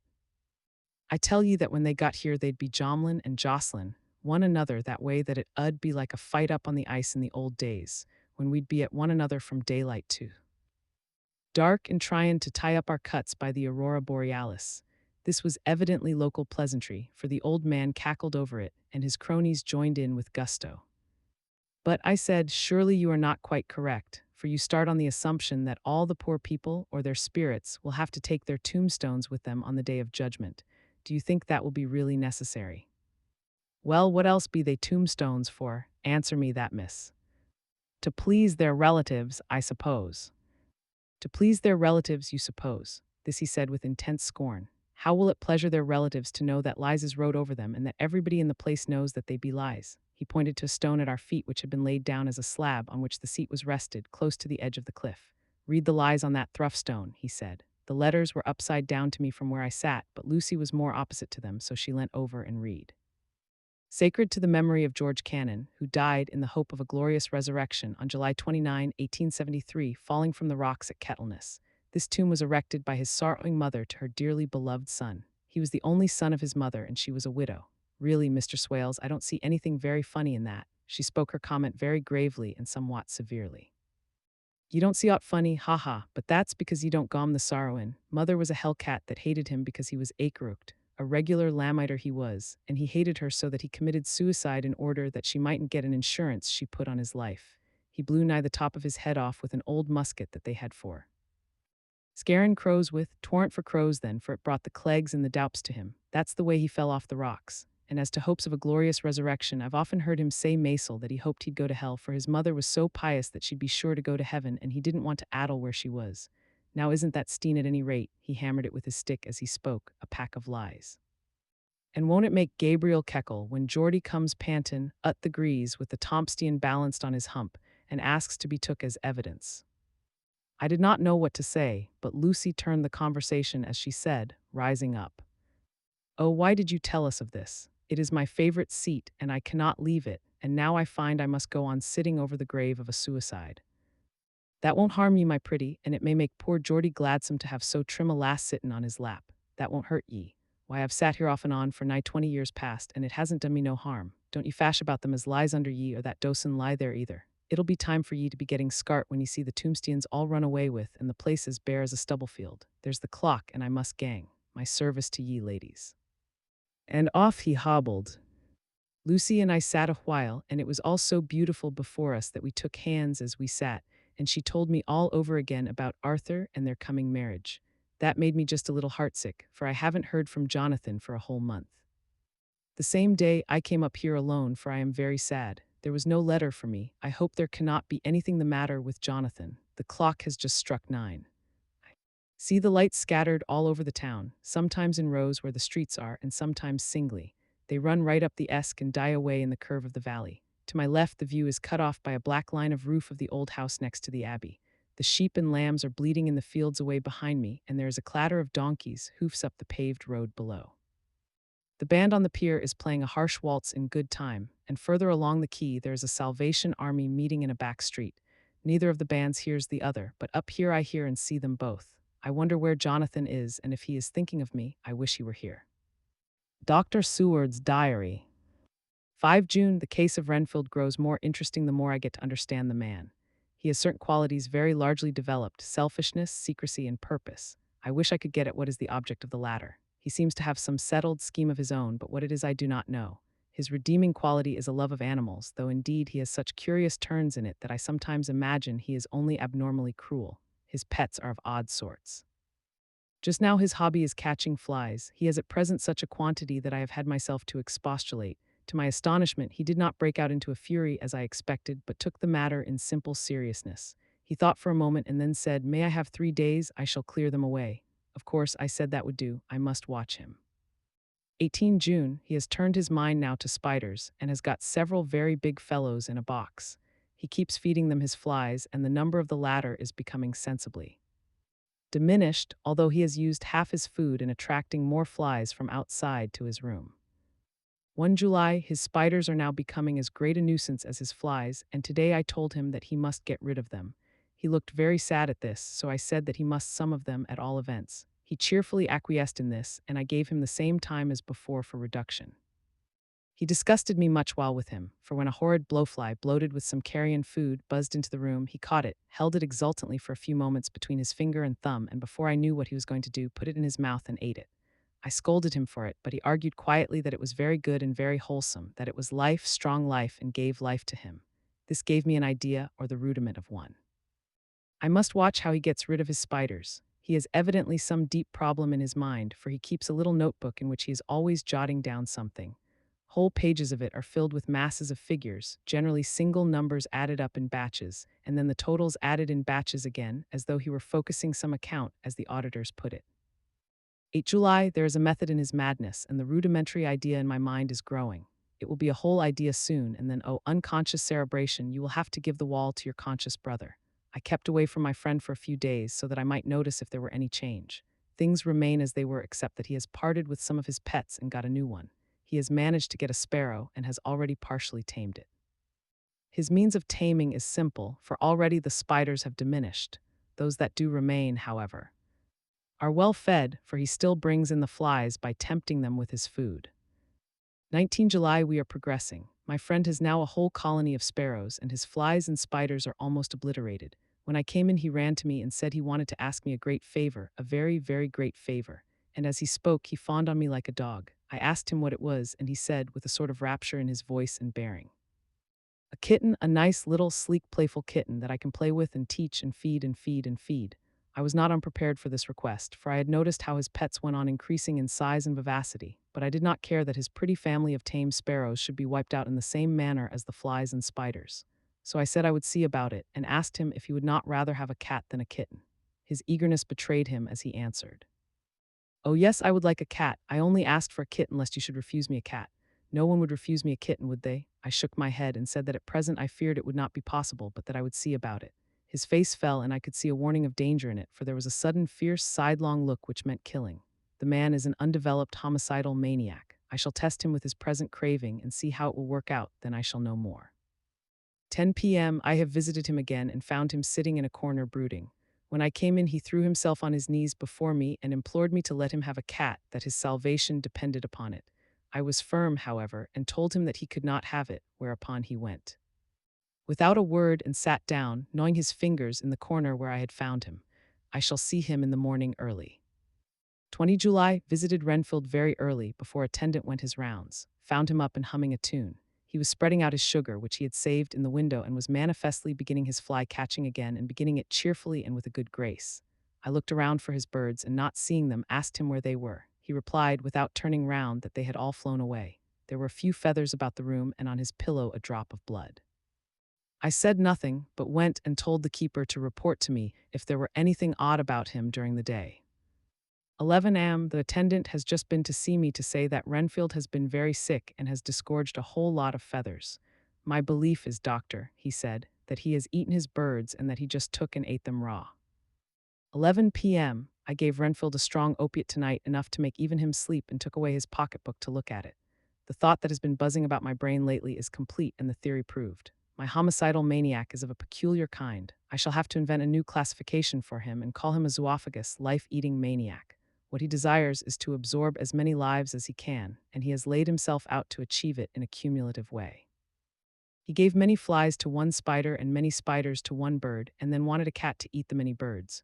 What would have been his later steps? It would almost be worthwhile to complete the experiment. It might be done if there were only a sufficient cause. Men sneered at vivisection, and yet look at its results today. Why not advance science in its most difficult and vital aspect, the knowledge of the brain? Had I even the secret of one such mind, did I hold the key to the fancy of even one lunatic, I might advance my own branch of science to a pitch compared with which Burden Sanderson's physiology or Ferrier's brain knowledge would be as nothing. If only there were a sufficient cause. I must not think too much of this, or I may be tempted. A good cause might turn the scale with me, for may not I too be of an exceptional brain congenitally? How well the man reasoned. Lunatics always do within their own scope. I wonder at how many lives he values a man, or if at only one. He has closed the account most accurately, and today begun a new record. How many of us begin a new record with each day of our lives? To me it seems only yesterday that my whole life ended with my new hope, and that truly I began a new record. So it shall be until the great recorder sums me up and closes my ledger account with a balance to profit or loss. Oh, Lucy, Lucy, I cannot be angry with you, nor can I be angry with my friend whose happiness is yours, but I must only wait on hopeless and work, work, work. If I could have as strong a cause as my poor mad friend there, a good, unselfish cause to make me work, that would be indeed happiness. Mina Murray's Journal. 26 July, I am anxious, and it soothes me to express myself here. It is like whispering to oneself and listening at the same time, and there is also something about the shorthand symbols that makes it different from writing. I am unhappy about Lucy and about Jonathan. I had not heard from Jonathan for some time and was very concerned, but yesterday dear Mr. Hawkins, who is always so kind, sent me a letter from him. I had written asking him if he had heard, and he said the enclosed had just been received. It is only a line dated from Castle Dracula and says that he is just starting for home. That is not like Jonathan. I do not understand it, and it makes me uneasy. Then, too, Lucy, although she is so well, has lately taken to her old habit of walking in her sleep. Her mother has spoken to me about it, and we have decided that I am to lock the door of our room every night. Mrs. Westenra has got an idea that sleepwalkers always go out on roofs of houses and along the edges of cliffs and then get suddenly wakened and fall over with a despairing cry that echoes all over the place. Poor dear, she is naturally anxious about Lucy, and she tells me that her husband, Lucy's father, had the same habit, that he would get up in the night and dress himself and go out if he were not stopped. Lucy is to be married in the autumn, and she is already planning out her dresses and how her house is to be arranged. I sympathize with her, for I do the same, only Jonathan and I will start in life in a very simple way and shall have to try to make both ends meet. Mr. Holmwood, he is the Hun. Arthur Holmwood, only son of Lord Godalming, is coming up here very shortly, as soon as he can leave town, for his father is not very well, and I think dear Lucy is counting the moments till he comes. She wants to take him up in the seat on the churchyard cliff and show him the beauty of Whitby. I dare say it is the waiting which disturbs her. She will be all right when he arrives. 27 July, no news from Jonathan. I am getting quite uneasy about him, though why I should I do not know, but I do wish that he would write if it were only a single line. Lucy walks more than ever, and each night I am awakened by her moving about the room. Fortunately, the weather is so hot that she cannot get cold, but still the anxiety and the perpetually being awakened is beginning to tell on me, and I am getting nervous and wakeful myself. Thank God, Lucy's health keeps up. Mr. Holmwood has been suddenly called to ring to see his father, who has been taken seriously ill. Lucy frets at the postponement of seeing him, but it does not touch her looks. She is a trifle stouter, and her cheeks are a lovely rose pink. She has lost the anemic look which she had. I pray it will all last. 3 August, another week gone by, and no news from Jonathan, not even to Mr. Hawkins, from whom I have heard. Oh, I do hope he is not ill. He surely would have written. I look at that last letter of his, but somehow it does not satisfy me. It does not read like him, and yet it is his writing. There is no mistake of that. Lucy has not walked much in her sleep the last week, but there is an odd concentration about her which I do not understand. Even in her sleep she seems to be watching me. She tries the door, and finding it locked, goes about the room searching for the key. 6 August, another 3 days, and no news. This suspense is getting dreadful. If I only knew where to write to or where to go to, I should feel easier. But no one has heard a word of Jonathan since that last letter. I must only pray to God for patience. Lucy is more excitable than ever, but is otherwise well. Last night was very threatening, and the fishermen say that we are in for a storm. I must try to watch it and learn the weather signs. Today is a gray day, and the sun as I write is hidden in thick clouds high over Kettleness. Everything is gray except the green grass, which seems like emerald amongst it. Gray earthy rock, gray clouds, tinged with the sunburst at the far edge, hang over the gray sea, into which the sandpoints stretch like gray figures. The sea is tumbling in over the shallows and the sandy flats with a roar, muffled in the sea mists drifting inland. The horizon is lost in a gray mist. All vastness, the clouds are piled up like giant rocks, and there is a brool over the sea that sounds like some passage of doom. Dark figures are on the beach here and there, sometimes half shrouded in the mist, and seem men like trees walking. The fishing boats are racing for home, and rise and dip in the ground swell as they sweep into the harbor, bending to the scuppers. Here comes old Mr. Swales. He is making straight for me, and I can see, by the way he lifts his hat, that he wants to talk. I have been quite touched by the change in the poor old man. When he sat down beside me, he said in a very gentle way, "I want to say something to you, miss." I could see he was not at ease, so I took his poor old wrinkled hand in mine and asked him to speak fully. So he said, leaving his hand in mine, "I'm afraid, my dearie, that I must have shocked you by all the wicked things I've been saying about the dead, and such like, for weeks past, but I didn't mean them, and I want you to remember that when I'm gone. We odd folks that be d a letter FB04ED, and with 1 foot abaft the crock-hool, don't altogether like to think of it, and we don't want to feel scarred of it, and that's why I've took to mackin' light of it, so that I'd cheer up my own heart a bit. But Lord love ye, miss, I ain't afraid of dyin', not a bit, only I don't want to die if I can help it. My time must be nigh at hand now, for I be odd, and 100 years is too much for any man to expect, and I'm so nigh it that the odd man is already whettin' his scythe. You see, I can't get out the habit of caffin about it all at once. The chaffs will wag as they be used to. Some day soon the angel of death will sound his trumpet for me, but don't ye duel and greet, my dearie," for he saw that I was crying. "If he should come this very night, I'd not refuse to answer his call, for life be, after all, only a waitin' for something else than what we're doin', and death be all that we can rightly depend on. But I'm content, for it's common to me, my dearie, and common quick. It may be common while we be lookin' and wonderin'. Maybe it's in that wind out over the sea that's bringin' with it loss and wreck and sore distress and sad hearts. Look, look," he cried suddenly. "There's something in that wind and in the host beyant that sounds and looks and tastes and smells like death. It's in the air. I feel it common. Lord, make me answer cheerful when my call comes." He held up his arms devoutly and raised his hat. His mouth moved as though he were praying. After a few minutes' silence, he got up, shook hands with me, and blessed me and said goodbye and hobbled off. It all touched me and upset me very much. I was glad when the Coast Guard came along with his spyglass under his arm. He stopped to talk with me, as he always does, but all the time kept looking at a strange ship. "I can't make her out," he said. "She's a Russian by the look of her, but she's knocking about in the queerest way. She doesn't know her mind a bit. She seems to see the storm coming, but can't decide whether to run up north in the open or to put in here. Look there again. She's steered mighty strangely, for she doesn't mind the hand on the wheel, changes about with every puff of wind. We'll hear more of her before this time tomorrow." Chapter VII. Cutting from the Dailygraph, 8 August. Pasted in Mina Murray's journal. From a correspondent. Whitby. One of the greatest and suddenest storms on record has just been experienced here, with results both strange and unique.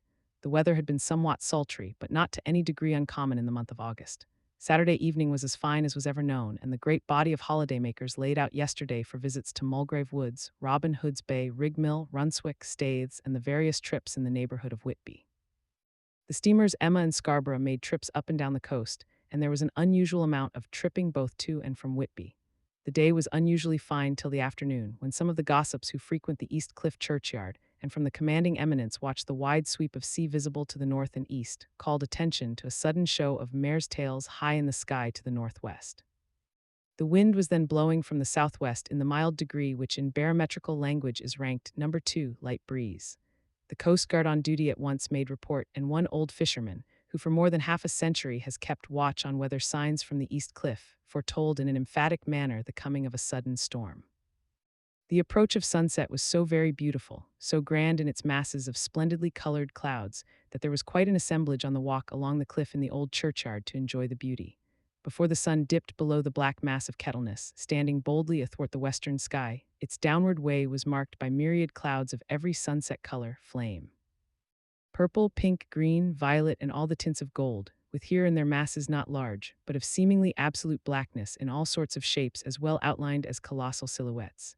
The experience was not lost on the painters, and doubtless some of the sketches of the prelude to the great storm will grace the R.A. and R.I. walls in May next. More than one captain made up his mind then and there that his cobble or his mule, as they term the different classes of boats, would remain in the harbor till the storm had passed. The wind fell away entirely during the evening, and at midnight there was a dead calm, a sultry heat, and that prevailing intensity which, on the approach of thunder, affects persons of a sensitive nature. There were but few lights in sight at sea, for even the coasting steamers, which usually hugged the shore so closely, kept well to seaward, and but few fishing boats were in sight. The only sail noticeable was a foreign schooner with all sails set, which was seemingly going westwards. The foolhardiness or ignorance of her officers was a prolific theme for comment whilst she remained in sight, and efforts were made to signal her to reduce sail in the face of her danger. Before the night shut down, she was seen with sails idly flapping as she gently rolled on the undulating swell of the sea. As idle as a painted ship upon a painted ocean. Shortly before 10 o'clock, the stillness of the air grew quite oppressive, and the silence was so marked that the bleating of a sheep inland or the barking of a dog in the town was distinctly heard, and the band on the pier, with its lively French air, was like a discord in the great harmony of nature's silence.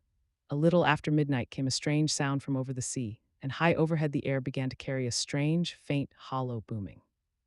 Then without warning the tempest broke, with a rapidity which at the time seemed incredible, and even afterwards is impossible to realize. The whole aspect of nature at once became convulsed. The waves rose in growing fury, each overtopping its fellow, till in a very few minutes the lately glassy sea was like a roaring and devouring monster. White-crested waves beat madly on the level sands and rushed up the shelving cliffs. Others broke over the piers, and with their spume swept the lanthorns of the lighthouses which rise from the end of either pier of Whitby Harbor. The wind roared like thunder, and blew with such force that it was with difficulty that even strong men kept their feet, or clung with grim clasp to the iron stanchions. It was found necessary to clear the entire pier from the mass of onlookers, or else the fatalities of the night would have increased manifold. To add to the difficulties and dangers of the time, masses of sea fog came drifting inland. White, wet clouds, which swept by in ghostly fashion, so dank and damp, and cold that it needed but little effort of imagination to think that the spirits of those lost at sea were touching their living brethren with the clammy hands of death, and many a one shuddered as the wreaths of sea mist swept by. At times the mist cleared, and the sea for some distance could be seen in the glare of the lightning, which came thick and fast, followed by such peals of thunder that the whole sky overhead seemed trembling under the shock of the footsteps of the storm. Some of the scenes thus revealed were of immeasurable grandeur and of absorbing interest. The sea running mountains high threw skywards with each wave mighty masses of white foam, which the tempest seemed to snatch at and whirl away into space. Here and there a fishing boat with a rag of sail, running madly for shelter before the blast, now and again the white wings of a storm-tossed seabird. On the summit of the east cliff, the new searchlight was ready for experiment, but had not yet been tried. The officers in charge of it got it into working order, and in the pauses of onrushing mist swept with it the surface of the sea. Once or twice its service was most effective, as when a fishing boat with gunwale under water rushed into the harbor, able by the guidance of the sheltering light to avoid the danger of dashing against the piers. As each boat achieved the safety of the port, there was a shout of joy from the mass of people on the shore, a shout which for a moment seemed to cleave the gale and was then swept away in its rush. Before long, the searchlight discovered some distance away a schooner with all sails set, apparently the same vessel which had been noticed earlier in the evening. The wind had by this time backed to the east, and there was a shudder amongst the watchers on the cliff as they realized the terrible danger in which she now was. Between her and the port lay the great flat reef on which so many good ships have from time to time suffered, and with the wind blowing from its present quarter, it would be quite impossible that she should fetch the entrance of the harbor. It was now nearly the hour of high tide, but the waves were so great that in their troughs the shallows of the shore were almost visible, and the schooner, with all sails set, was rushing with such speed that, in the words of one old salt, she must fetch up somewhere if it was only in hell. Then came another rush of sea fog, greater than any hitherto, a mass of dank mist which seemed to close on all things like a grey pall, and left available to men only the organ of hearing, for the roar of the tempest and the crash of the thunder and the booming of the mighty billows came through the damp oblivion even louder than before. The rays of the searchlight were kept fixed on the harbor mouth across the east pier, where the shock was expected, and men waited breathless. The wind suddenly shifted to the northeast, and the remnant of the sea fog melted in the blast. And then Mirabal Dictu, between the piers, leaping from wave to wave as it rushed at headlong speed, swept the strange schooner before the blast with all sail set and gained the safety of the harbor. The searchlight followed her, and a shudder ran through all who saw her, for lashed to the helm was a corpse with drooping head which swung horribly to and fro at each motion of the ship.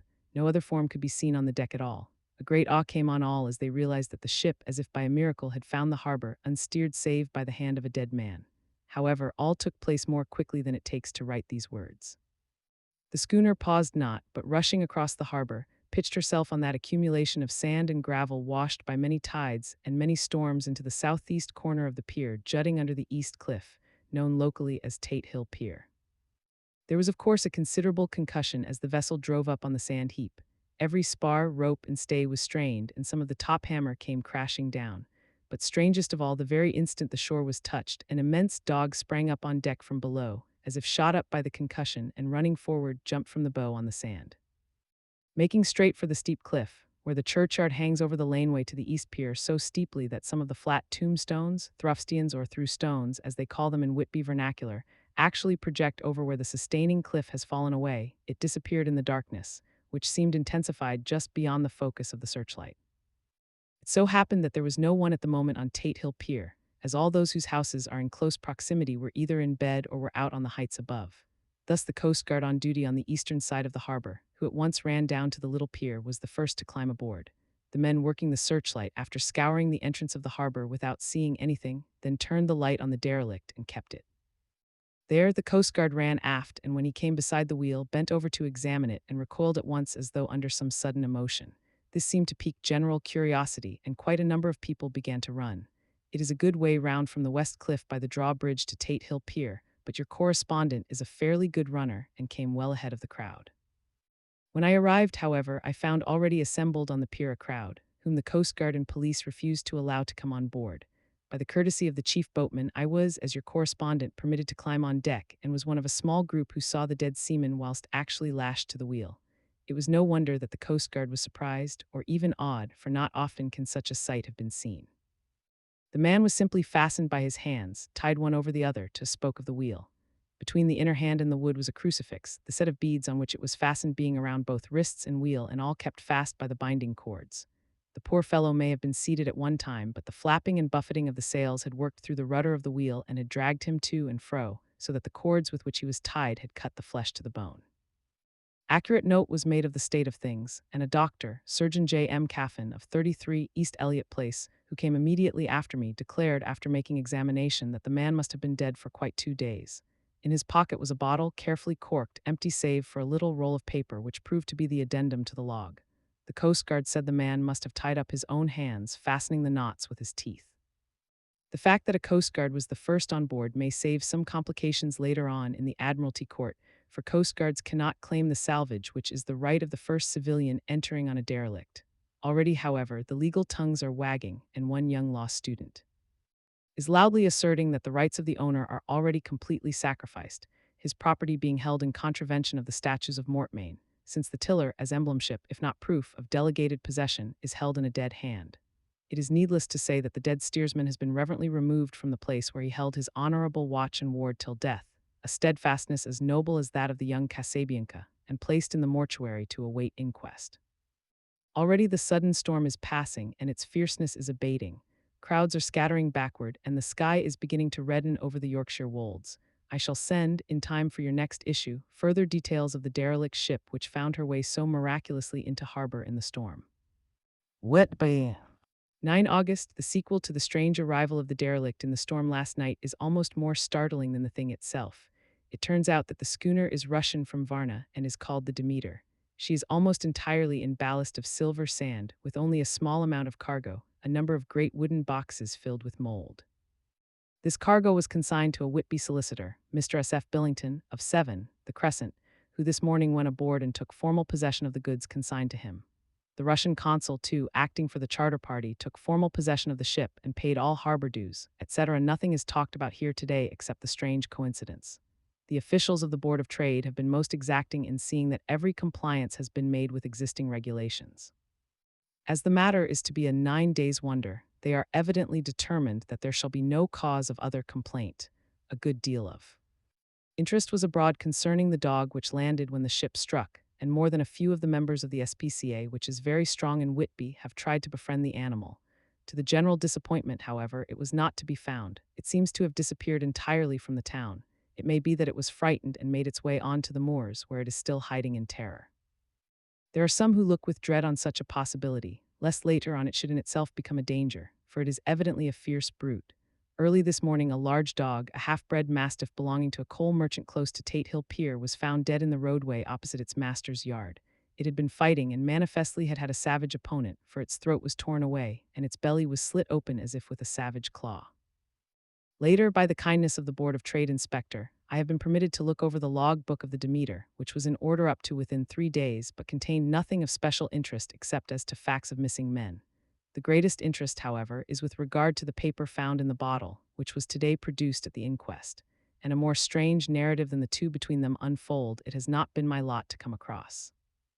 As there is no motive for concealment, I am permitted to use them, and accordingly send you a transcript, simply omitting technical details of seamanship and supercargo. It almost seems as though the captain had been seized with some kind of mania before he had got well into blue water, and that this had developed persistently throughout the voyage. Of course, my statement must be taken cum grano, since I am writing from the dictation of a clerk of the Russian consul, who kindly translated for me, time being short. Log of the Demeter. Varna to Whitby. Written 18 July, things so strange happening, that I shall keep accurate note henceforth till we land. On 6 July we finished taking in cargo, silver sand and boxes of earth. At noon set sail, east wind, fresh, crew 5 hands, 2 mates, cook and myself, captain. On 11 July at dawn entered Bosphorus, boarded by Turkish customs officers, bakshish, all correct, underway at 4 p.m. On 12 July through Dardanelles, more customs officers and flagboat of guarding squadron, bakshish again, work of officers thorough but quick, want us off soon, at dark passed into archipelago. On 13 July passed Cape Matapan, crew dissatisfied about something, seemed scared but would not speak out. On 14 July was somewhat anxious about crew, men all steady fellows who sailed with me before. Mate could not make out what was wrong, they only told him there was something and crossed themselves. Mate lost temper with one of them that day and struck him. Expected fierce quarrel, but all was quiet. On 16 July mate reported in the morning that one of the crew, Petrovsky, was missing, could not account for it, Took larboard watch 8 bells last night, was relieved by Amramoff but did not go to bunk, men more downcast than ever. All said they expected something of the kind but would not say more than there was something aboard. Mate getting very impatient with them, feared some trouble ahead. On 17 July, yesterday, one of the men, Algerin, came to my cabin, and in an awestruck way confided to me that he thought there was a strange man aboard the ship. He said that in his watch he had been sheltering behind the deckhouse as there was a rainstorm when he saw a tall, thin man who was not like any of the crew come up the companionway and go along the deck forward and disappear. He followed cautiously, but when he got to bows found no one and the hatchways were all closed. He was in a panic of superstitious fear, and I am afraid the panic may spread. To allay it, I shall today search the entire ship carefully from stem to stern. Later in the day I got together the whole crew and told them, as they evidently thought there was someone in the ship, we would search from stem to stern. First mate, angry, said it was folly, and to yield to such foolish ideas would demoralize the men, said he would engage to keep them out of trouble with the handspike. I let him take the helm, while the rest began a thorough search, all keeping abreast with lanterns. We left no corner unsearched. As there were only the big wooden boxes, there were no odd corners where a man could hide. Men much relieved when search over and went back to work cheerfully. First mate scowled but said nothing. 22 July, rough weather last 3 days and all hands busy with sails, no time to be frightened. Men seem to have forgotten their dread. Mate cheerful again and all on good terms. Praised men for work in bad weather, past Gibraltar and out through straits, all well. 24 July, there seems some doom over this ship. Already a hand short and entering the Bay of Biscay with wild weather ahead, and yet last night another man lost, disappeared. Like the first, he came off his watch and was not seen again. Men all in a panic of fear sent around. Robin asking to have double watch as they fear to be alone. Mate angry, fear there will be some trouble as either he or the men will do some violence. 28 July, 4 days in hell, knocking about in a sort of maelstrom and the wind a tempest. No sleep for anyone, men all worn out, hardly know how to set a watch since no one fit to go on. Second mate volunteered to steer and watch and let men snatch a few hours' sleep. Wind abating, seas still terrific but feel them less as ship is steadier. 29 July, another tragedy, had single watch tonight as crew too tired to double. When morning watch came on deck could find no one except steersman. Raised outcry and all came on deck, thorough search but no one found, are now without second mate and crew in a panic. Mate and I agreed to go armed henceforth and wait for any sign of cause. 30 July, last night, rejoiced we are nearing England. Weather fine, all sails set. Retired, worn out, slept soundly, awakened by mate telling me that both man of watch and steersman missing. Only self and mate and 2 hands left to work ship. 1 August, 2 days of fog and not a sail sighted. Had hoped when in the English Channel to be able to signal for help or get in somewhere. Not having power to work sails, have to run before wind, dare not lower as could not raise them again. We seem to be drifting to some terrible doom. Mate now more demoralized than either of men. His stronger nature seems to have worked inwardly against himself. Men are beyond fear, working stolidly and patiently with minds made up to worst.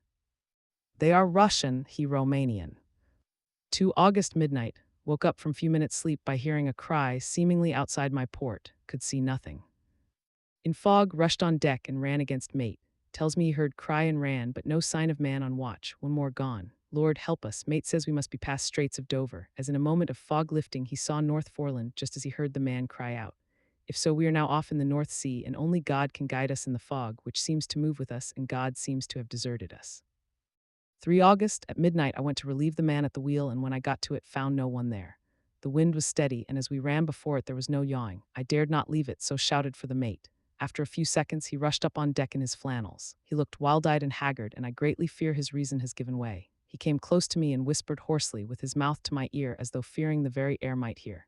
It is here, I know it now. On the watch last night I saw it, like a man, tall and thin and ghastly pale. It was in the bows and looking out. I crept behind it and gave it my knife, but the knife went through it, empty as the air. And as he spoke, he took the knife and drove it savagely into space. Then he went on, but it is here, and I'll find it. It is in the hold, perhaps in one of those boxes. I'll unscrew them one by one and see. You work the helm. And with a warning look and his finger on his lip, he went below. There was springing up a choppy wind, and I could not leave the helm. I saw him come out on deck again with a tool chest and lantern and go down the forward hatchway. He is mad, stark, raving mad, and it's no use my trying to stop him. He can't hurt those big boxes, they are invoiced as clay, and to pull them about is as harmless a thing as he can do. So here I stay and mind the helm and write these notes. I can only trust in God and wait till the fog clears. Then, if I can't steer to any harbor with the wind that is, I shall cut down sails and lie by and signal for help. It is nearly all over now. just as I was beginning to hope that the mate would come out calmer, for I heard him knocking away at something in the hold, and work is good for him. There came up the hatchway a sudden, startled scream, which made my blood run cold, and up on the deck he came as if shot from a gun, a raging madman, with his eyes rolling and his face convulsed with fear. Save me, he cried, and then looked round on the blanket of fog. His horror turned to despair, and in a steady voice he said, "You had better come too, Captain, before it is too late. He is there, I know the secret now. The sea will save me from him, and it is all that is left." Before I could say a word or move forward to seize him, he sprang on the bulwark and deliberately threw himself into the sea. I suppose I know the secret too now. It was this madman who had got rid of the men one by one, and now he has followed them himself. God help me. How am I to account for all these horrors when I get to port? When I get to port, will that ever be? For August, still fog, which the sunrise cannot pierce. I know there is sunrise because I am a sailor, why else I know not. I dared not go below, I dared not leave the helm, so here all night I stayed, and in the dimness of the night I saw it him. God forgive me, but the mate was right to jump overboard. It was better to die like a man. To die like a sailor in blue water, no man can object, but I am captain, and I must not leave my ship. But I shall baffle this fiend or monster, for I shall tie my hands to the wheel when my strength begins to fail, and along with them I shall tie that which it dare not touch. And then, come good wind or foul, I shall save my soul and my honor as a captain. I am growing weaker, and the night is coming on. If he can look me in the face again, I may not have time to act if we are wrecked. Mayhap this bottle may be found, and those who find it may understand. If not, well, then all men shall know that I have been true to my trust. God and the blessed Virgin and the saints help a poor ignorant soul trying to do his duty. Of course, the verdict was an open one. There is no evidence to adduce, and whether or not the man himself committed the murders, there is now none to say. The folk here hold almost universally that the captain is simply a hero, and he is to be given a public funeral. Already it is arranged that his body is to be taken with a train of boats up the Esk for a piece, and then brought back to Tate Hill Pier and up the Abbey steps, for he is to be buried in the churchyard on the cliff. The owners of more than 100 boats have already given in their names as wishing to follow him to the grave. No trace has ever been found of the great dog, at which there is much mourning, for with public opinion in its present state, he would, I believe, be adopted by the town. Tomorrow it will see the funeral, and so will end this one more mystery of the sea. Mina Murray's Journal. 8 August, Lucy was very restless all night, and I too could not sleep. The storm was fearful, and as it boomed loudly among the chimney pots, it made me shudder. When a sharp puff came, it seemed to be like a distant gun. Strangely enough, Lucy did not wake, but she got up twice and dressed herself. Fortunately, each time I awoke in time and managed to undress her without waking her and got her back to bed. It is a very strange thing, this sleepwalking, for as soon as her will is thwarted in any physical way, her intention, if there be any, disappears, and she yields herself almost exactly to the routine of her life. Early in the morning, we both got up and went down to the harbor to see if anything had happened in the night. There were very few people about, and though the sun was bright and the air clear and fresh, the big, grim-looking waves that seemed dark themselves because the foam that topped them was like snow, forced themselves in through the mouth of the harbor like a bullying man going through a crowd. Somehow I felt glad that Jonathan was not on the sea last night, but on land. But oh, is he on land or sea? Where is he and how? I am getting fearfully anxious about him. If I only knew what to do and could do anything. 10 August, the funeral of the poor sea captain today was most touching. Every boat in the harbor seemed to be there, and the coffin was carried by captains all the way from Tate Hill Pier up to the churchyard. Lucy came with me, and we went early to our old seat, whilst the cordage of boats went up the river to the viaduct and came down again. We had a lovely view, and saw the procession nearly all the way. The poor fellow was laid to rest near our seat so that we stood on it when the time came and saw everything. Poor Lucy seemed much upset. She was restless and uneasy all the time, and I cannot but think that her dreaming at night is telling on her. She is quite odd in one thing. She will not admit to me that there is any cause for restlessness, or if there be, she does not understand it herself. There is an additional cause in that poor Mr. Swales was found dead this morning on our seat, his neck being broken. He had evidently, as the doctor said, fallen back in the seat in some sort of fright, for there was a look of fear and horror on his face that the men said made them shudder. Poor dear old man. Lucy is so sweet and sensitive that she feels influences more acutely than other people do. Just now she was quite upset by a little thing which I did not much heed, though I am myself very fond of animals. One of the men who came up here often to look for the boats was followed by his dog.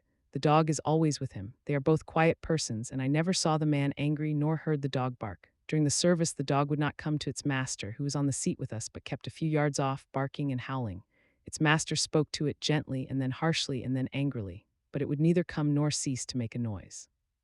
It was in a fury, with its eyes savage, and all its hair bristling out like a cat's tail when puss is on the warpath. Finally, the man too got angry and jumped down and kicked the dog, and then took it by the scruff of the neck and half dragged and half threw it on the tombstone on which the seat is fixed. The moment it touched the stone, the poor thing began to tremble. It did not try to get away, but crouched down, quivering and cowering, and was in such a pitiable state of terror that I tried, though without effect, to comfort it. Lucy was full of pity, too, but she did not attempt to touch the dog, but looked at it in an agonized sort of way. I greatly fear that she is of too super-sensitive a nature to go through the world without trouble. She will be dreaming of this tonight, I am sure. The whole agglomeration of things, the ship steered into port by a dead man, his attitude, tied to the wheel with a crucifix and beads, the touching funeral, the dog, now furious and now in terror, will all afford material for her dreams. I think it will be best for her to go to bed tired out physically, so I shall take her for a long walk by the cliffs to Robin Hood's Bay and back. She ought not to have much inclination for sleepwalking then. Chapter VIII. Mina Murray's Journal. Same day, 11 o'clock p.m. Oh, but I am tired. If it were not that I had made my diary a duty, I should not open it tonight. We had a lovely walk. Lucy, after a while, was in gay spirits, owing, I think, to some dear cows who came nosing towards us in a field close to the lighthouse and frightened the wits out of us.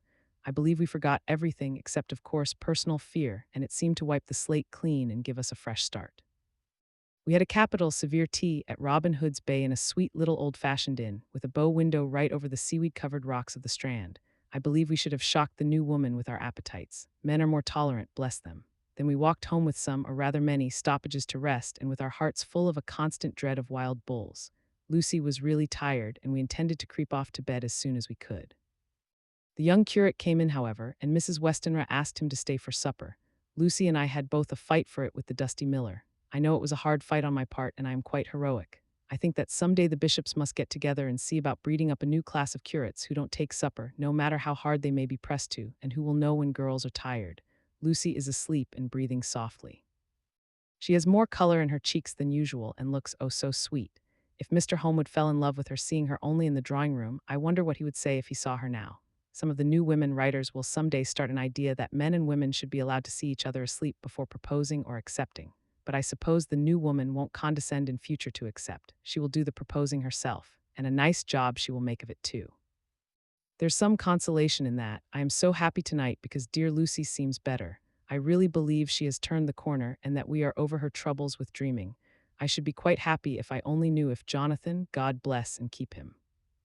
11 August, diary again. No sleep now, so I may as well write. I am too agitated to sleep. We have had such an adventure, such an agonizing experience.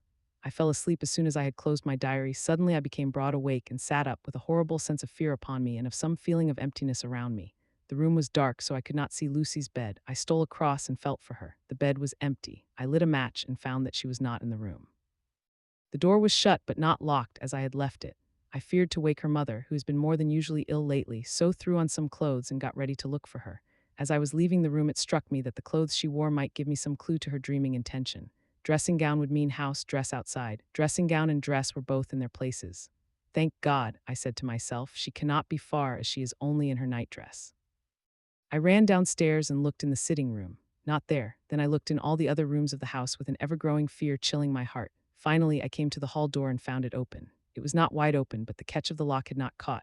The people of the house are careful to lock the door every night, so I feared that Lucy must have gone out as she was. There was no time to think of what might happen. A vague, overmastering fear obscured all details. I took a big, heavy shawl and ran out. The clock was striking 1 as I was in the crescent, and there was not a soul in sight. I ran along the north terrace, but could see no sign of the white figure which I expected. At the edge of the west cliff above the pier, I looked across the harbor to the east cliff in the hope or fear, I don't know which, of seeing Lucy in our favorite seat.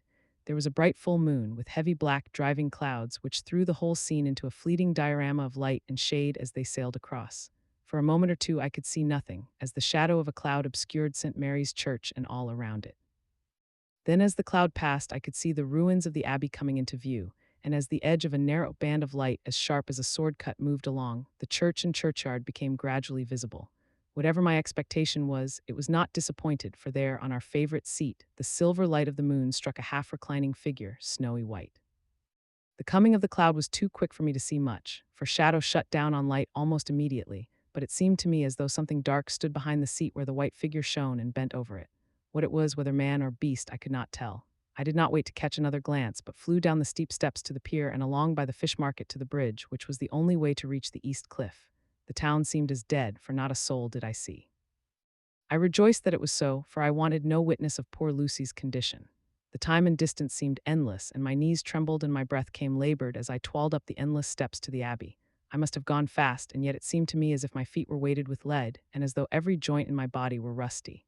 When I got almost to the top, I could see the seat and the white figure, for I was now close enough to distinguish it even through the spells of shadow. There was undoubtedly something, long and black, bending over the half-reclining white figure. I called in fright, "Lucy, Lucy," and something raised a head, and from where I was I could see a white face and red, gleaming eyes. Lucy did not answer, and I ran on to the entrance of the churchyard. As I entered, the church was between me and the seat, and for a minute or so I lost sight of her. When I came in view again, the cloud had passed, and the moonlight struck so brilliantly that I could see Lucy half reclining with her head lying over the back of the seat. She was quite alone, and there was not a sign of any living thing about. When I bent over her, I could see that she was still asleep. Her lips were parted, and she was breathing not softly as usual with her, but in long, heavy gasps, as though striving to get her lungs full at every breath. As I came close, she put up her hand in her sleep and pulled the collar of her nightdress close around her, as though she felt the cold. I flung the warm shawl over her and drew the edges tight around her neck, for I dreaded lest she should get some deadly chill from the night air, unclad as she was. I feared to wake her all at once, so in order to have my hands free to help her, I fastened the shawl at her throat with a big safety pin. But I must have been clumsy in my anxiety and pinched or pricked her with it, for by and by, when her breathing became quieter, she put her hand to her throat again and moaned. When I had her carefully wrapped up, I put my shoes on her feet and then began very gently to wake her. At first she did not respond, but gradually she became more and more uneasy in her sleep, moaning and sighing occasionally. At last, as time was passing fast, and for many other reasons I wished to get her home at once, I shook her forcibly, till finally she opened her eyes and awoke. She did not seem surprised to see me, as of course she did not realize all at once where she was. Lucy always wakes prettily, and even at such a time, when her body must have been chilled with cold and her mind somewhat appalled at waking unclad in a churchyard at night, she did not lose her grace. She trembled a little and clung to me. When I told her to come at once with me home, she rose without a word with the obedience of a child, as we passed. Along the gravel hurt my feet, and Lucy noticed me wince. She stopped and wanted to insist upon my taking my shoes, but I would not. However, when we got to the pathway outside the churchyard, where there was a puddle of water remaining from the storm, I daubed my feet with mud, using each foot in turn on the other, so that as we went home, no one, in case we should meet anyone, should notice my bare feet. Fortune favored us, and we got home without meeting a soul. Once we saw a man, who seemed not quite sober, passing along a street in front of us, but we hid in a door till he had disappeared up an opening such as there are here, steep little closes, or wynds, as they call them in Scotland.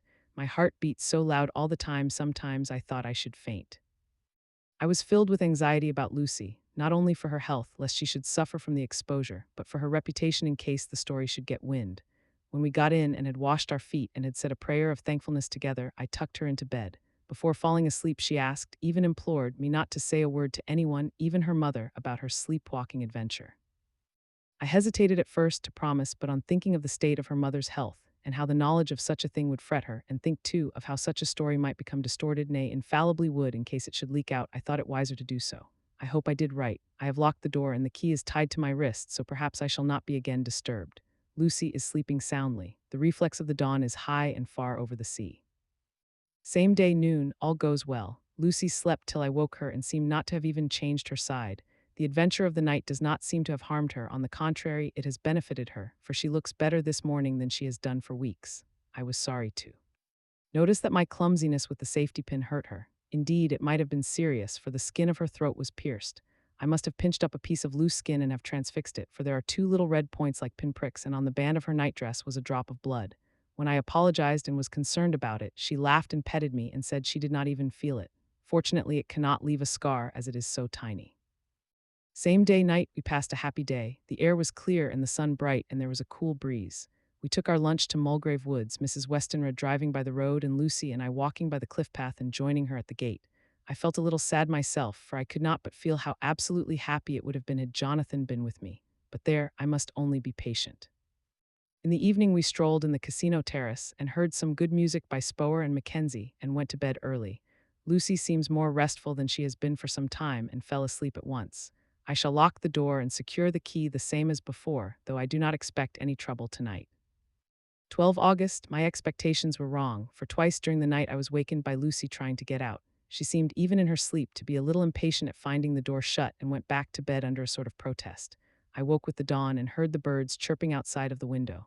Lucy woke too, and I was glad to see, was even better than on the previous morning. All her old gaiety of manner seemed to have come back, and she came and snuggled in beside me and told me all about Arthur.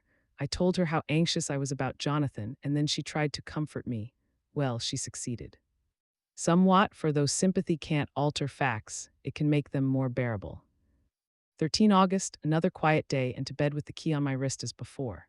Again I awoke in the night and found Lucy sitting up in bed, still asleep, pointing to the window.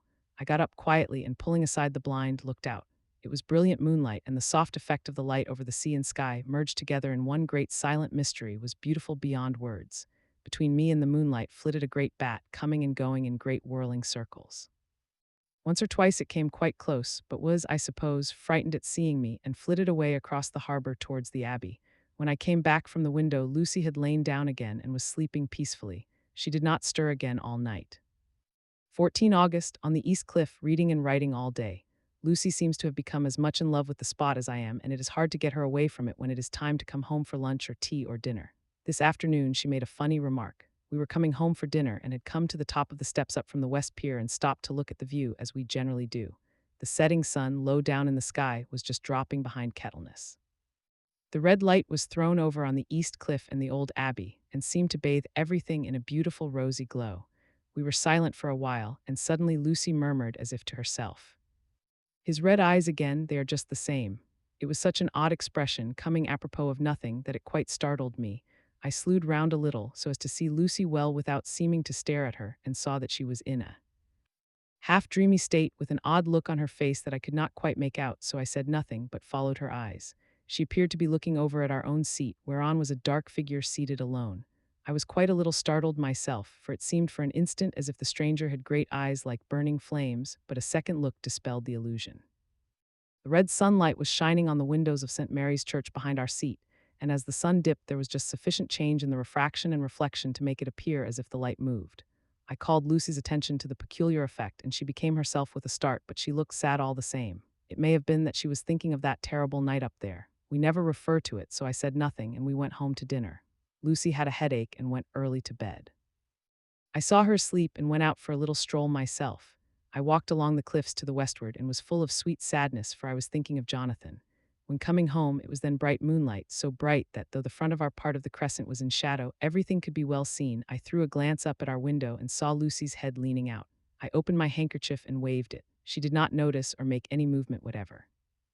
Just then the moonlight crept round an angle of the building, and the light fell on the window. There distinctly was Lucy with her head lying up against the side of the window sill and her eyes shut. She was fast asleep, and by her, seated on the window sill, was something that looked like a good-sized bird. I was afraid she might get a chill, so I ran upstairs, but as I came into the room she was moving back to her bed, fast asleep and breathing heavily. She was holding her hand to her throat, as though to protect it from the cold. I did not wake her, but tucked her up warmly. I have taken care that the door is locked and the window securely fastened. She looks so sweet as she sleeps, but she is paler than is her wont, and there is a drawn, haggard look under her eyes which I do not like. I fear she is fretting about something. I wish I could find out what it is. August 15 rose later than usual. Lucy was languid and tired and slept on after we had been called. We had a happy surprise at breakfast. Arthur's father is better and wants the marriage to come off soon. Lucy is full of quiet joy, and her mother is glad and sorry at once. Later on in the day she told me the cause. She is grieved to lose Lucy as her very own, but she is rejoiced that she is soon to have someone to protect her. Poor dear, sweet lady. She confided to me that she has got her death warrant. She has not told Lucy and made me promise secrecy. Her doctor told her that within a few months at most she must die, for her heart is weakening. At any time, even now, a sudden shock would be almost sure to kill her. Ah, we were wise to keep from her the affair of the dreadful night of Lucy's sleepwalking. August 17, no diary for 2 whole days. I have not had the heart to write. Some sort of shadowy pall seems to be coming over our happiness. No news from Jonathan, and Lucy seems to be growing weaker, whilst her mother's hours are numbering to close. I do not understand Lucy's fading away as she is doing. She eats well and sleeps well and enjoys the fresh air, but all the time the roses in her cheeks are fading, and she gets weaker and more languid day by day. At night I hear her gasping as if for air.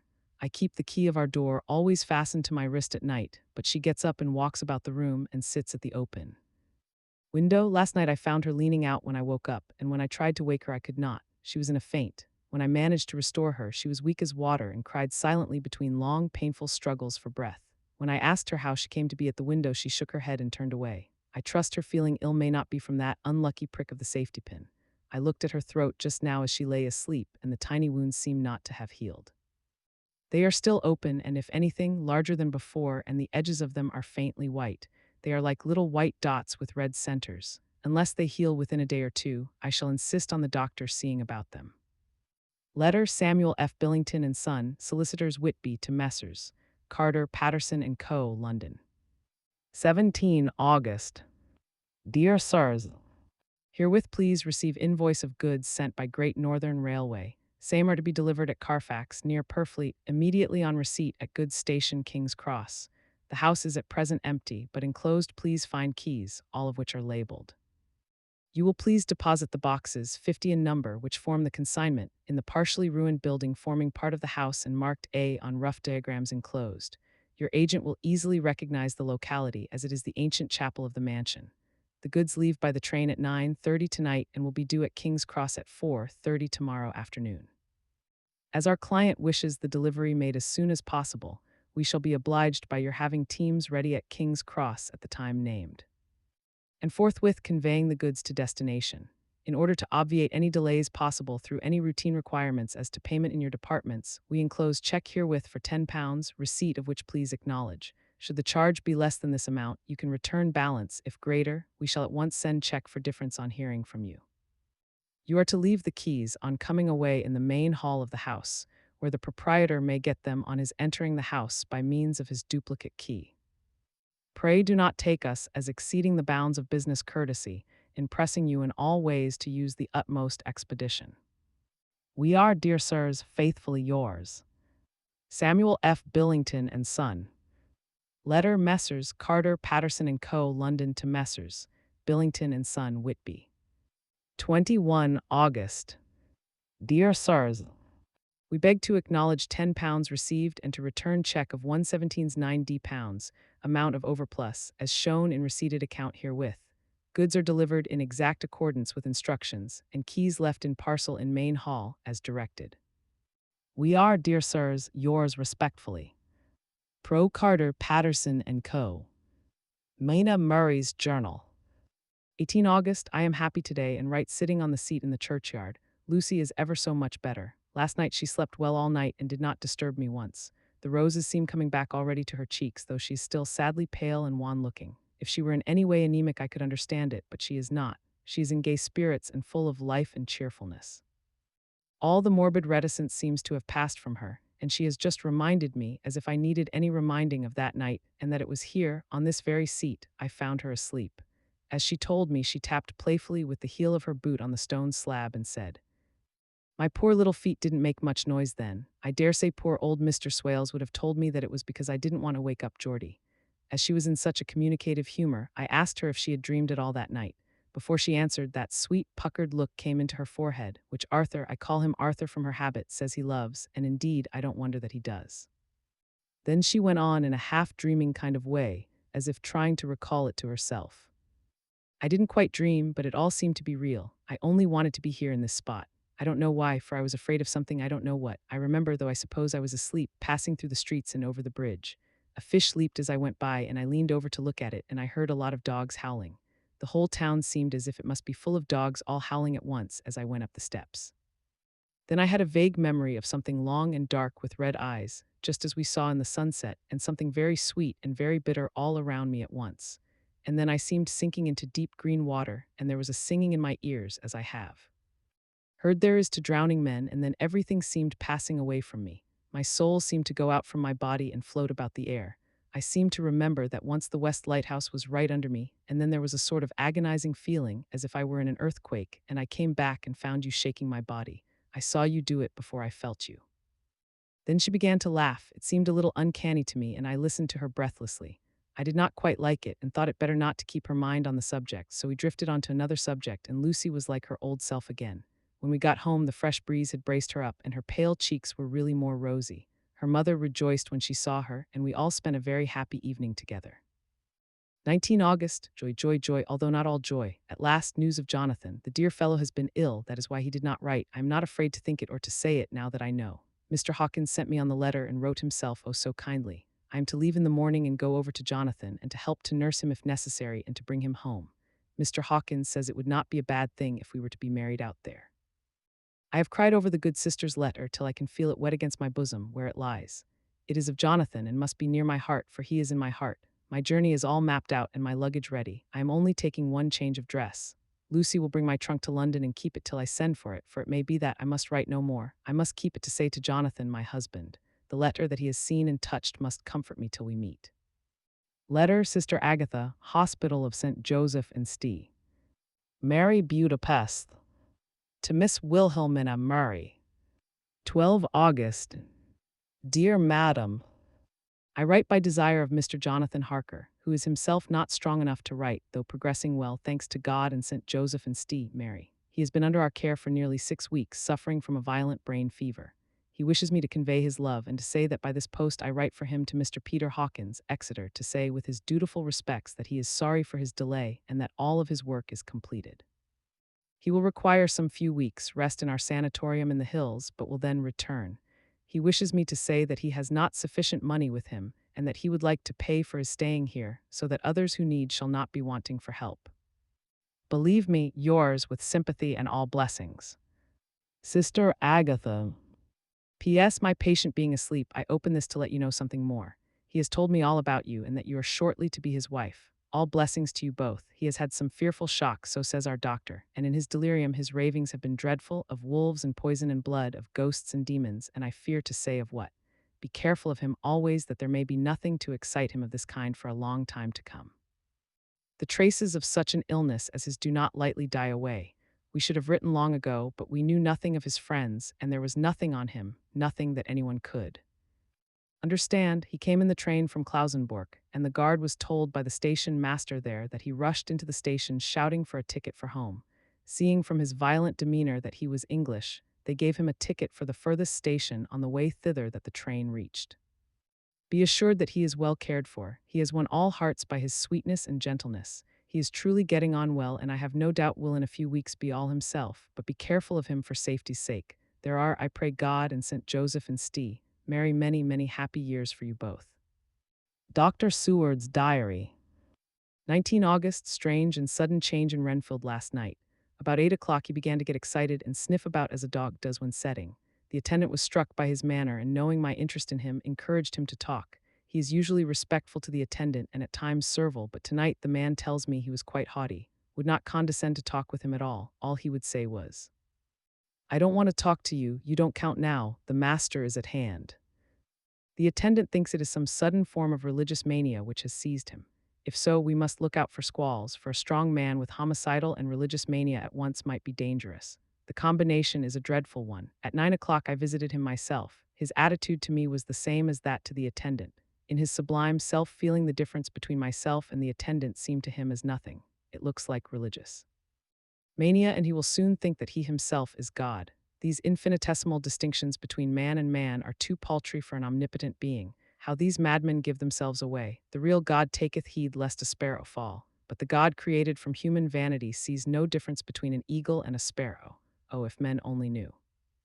For half an hour or more Renfield kept getting excited in greater and greater degree.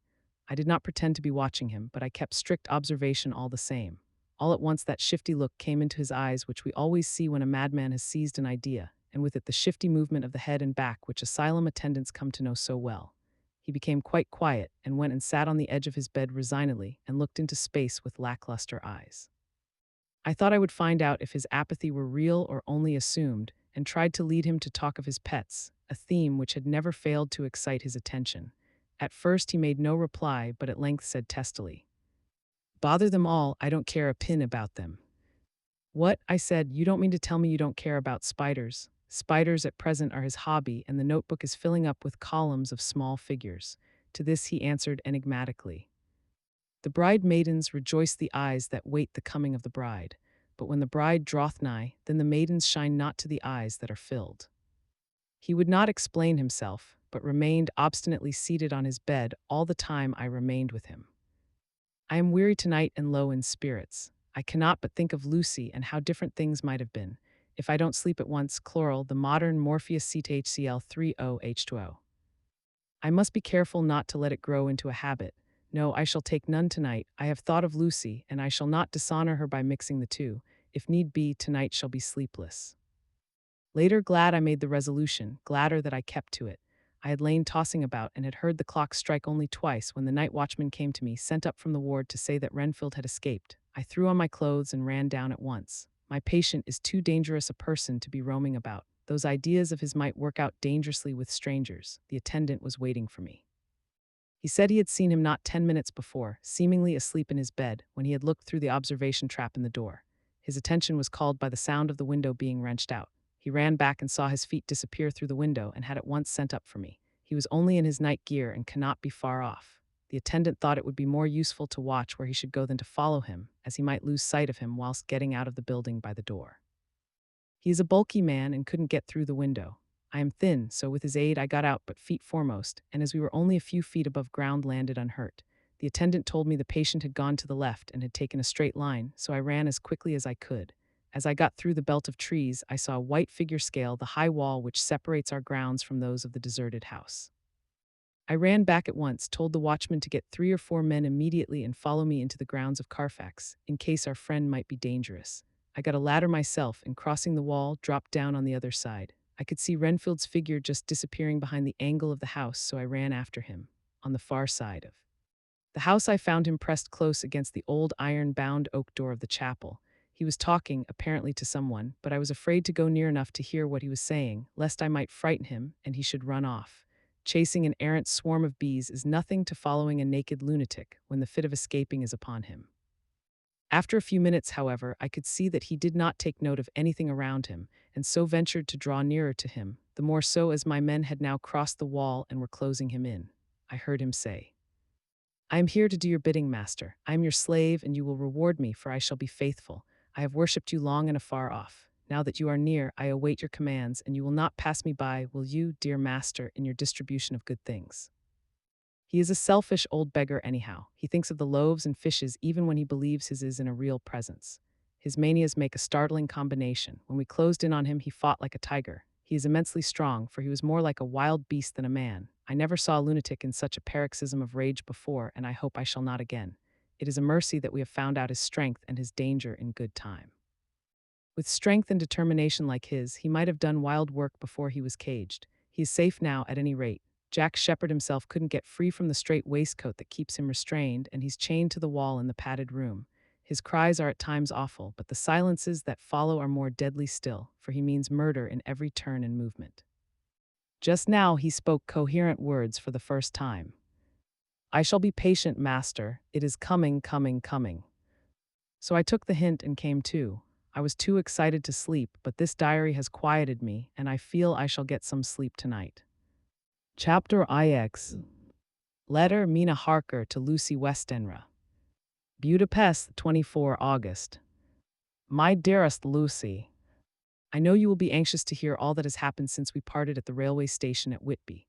Well, my dear, I got to Hull all right and caught the boat to Hamburg and then the train on here. I feel that I can hardly recall anything of the journey, except that I knew I was coming to Jonathan and that as I should have to do some nursing, I had better get all the sleep I could. I found my dear one, oh, so thin and pale and weak-looking.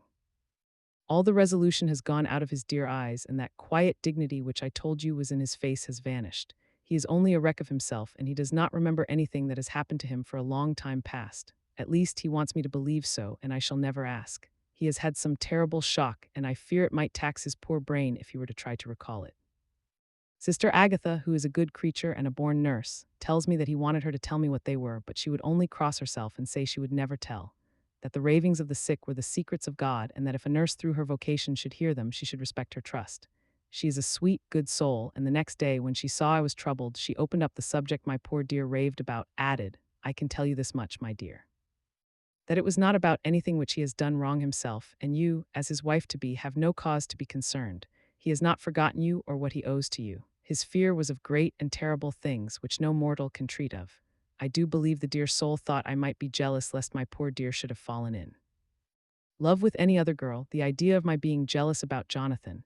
And yet, my dear, let me whisper, I felt a thrill of joy through me when I knew that no other woman was a cause for trouble. I am now sitting by his bedside where I can see his face while he sleeps. He is waking. When he woke, he asked me for his coat as he wanted to get something from the pocket. I asked Sister Agatha, and she brought all his things.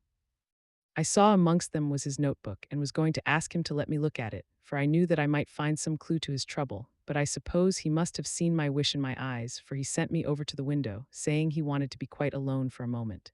Then he called me back and he said to me very solemnly, Wilhelmina, I knew then that he was in deadly earnest, for he has never called me by that name since he asked me to marry him. You know, dear, my ideas of the trust between husband and wife. There should be no secret, no concealment. I have had a great shock, and when I try to think of what it is, I feel my head spin round, and I do not know if it was real of the dreaming of a madman. You know, I had brain fever, and that is to be mad. The secret is here, and I do not want to know it. I want to take up my life here with our marriage. For, my dear, we had decided to be married as soon as the formalities are complete. Are you willing, Wilhelmina, to share my ignorance? Here is the book. Take it and keep it. Read it if you will, but never let me know unless, indeed, some solemn duty should come upon me to go back to the bitter hours, asleep or awake, sane or mad, recorded here. He fell back exhausted, and I put the book under his pillow and kissed him. I have asked Sister Agatha to beg the Superior to let our wedding be this afternoon, and am waiting her reply. She has come and told me that the chaplain of the English Mission Church has been sent for. We are to be married in an hour, or as soon after as Jonathan awakes. Lucy, the time has come and gone. I feel very solemn, but very, very happy. Jonathan woke a little after the hour, and all was ready, and he sat up in bed, propped up with pillows.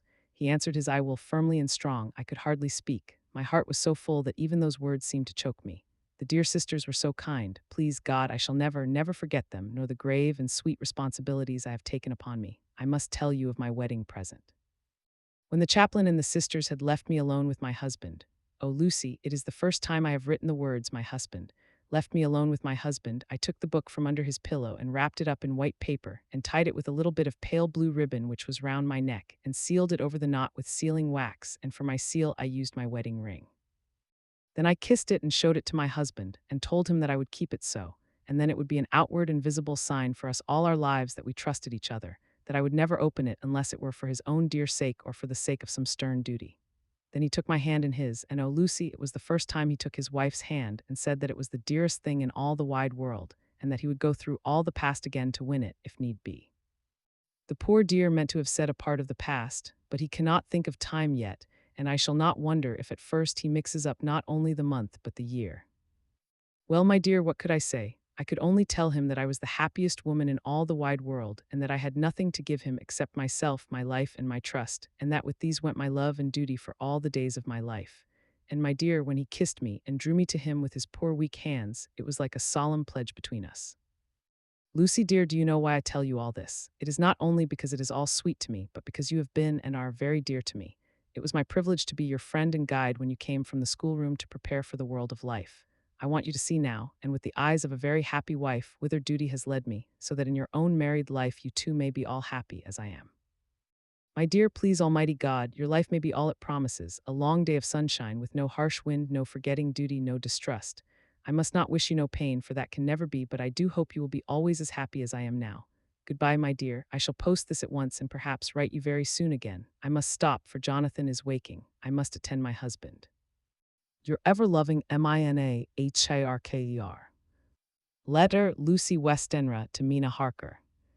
Whitby, 30 August. My dearest Mina, oceans of love and millions of kisses, and may you soon be in your own home with your husband. I wish you were coming home soon enough to stay with us here. The strong air would soon restore Jonathan. It has quite restored me. I have an appetite like a cormorant. I'm full of life and sleep well. You will be glad to know that I have quite given up walking in my sleep. I think I have not stirred out of my bed for a week. That is when I once got into it at night. Arthur says I am getting fat. By the way, I forgot to tell you that Arthur is here. We have such walks and drives and rides and rowing and tennis and fishing together, and I love him more than ever. He tells me that he loves me more, but I doubt that, for at first he told me that he couldn't love me more than he did then. But this is nonsense. There he is, calling to me, so no more just at present from your loving Lucy. P.S. Mother sends her love. She seems better, poor dear. P.P.S. We are to be married on 28 September.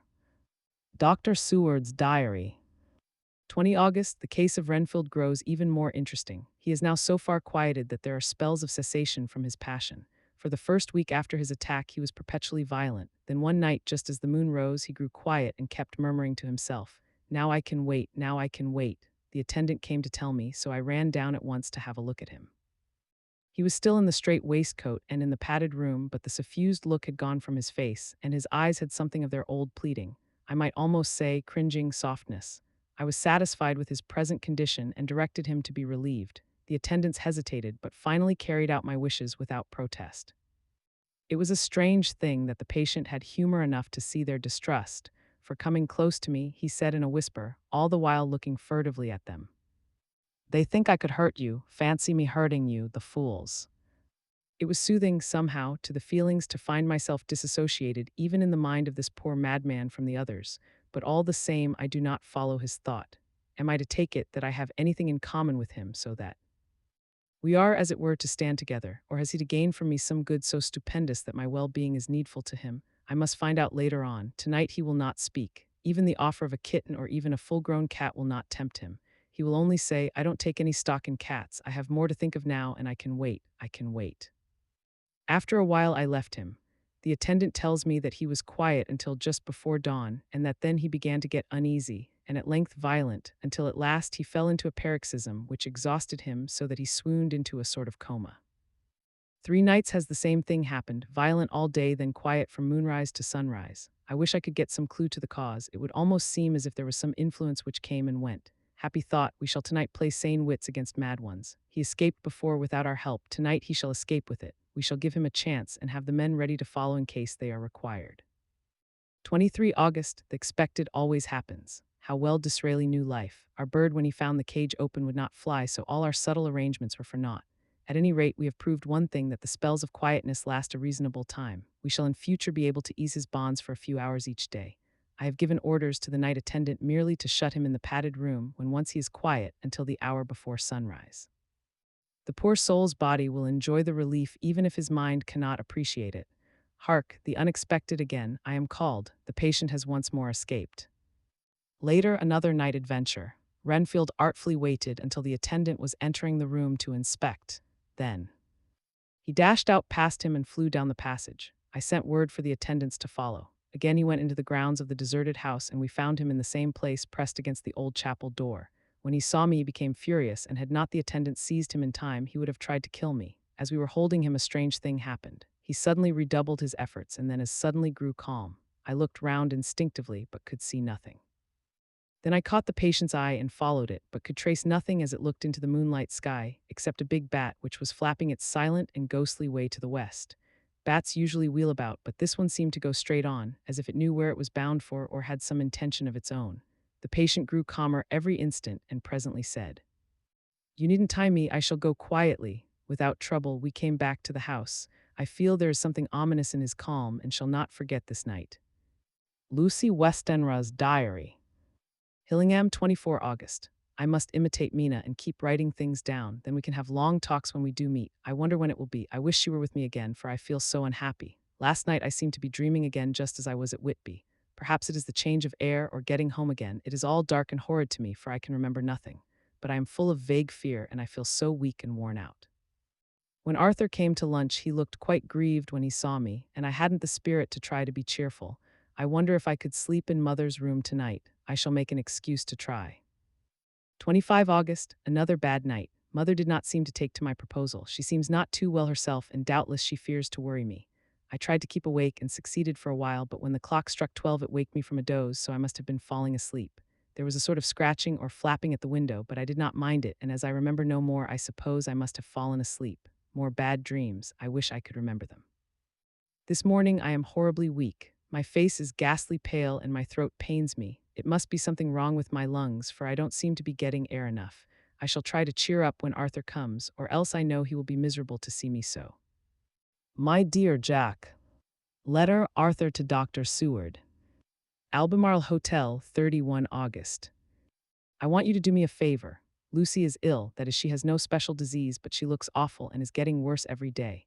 I have asked her if there is any cause. I not dare to ask her mother, for to disturb the poor lady's mind about her daughter in her present state of health would be fatal. Mrs. Westenra has confided to me that her doom is spoken, disease of the heart, though poor Lucy does not know it yet.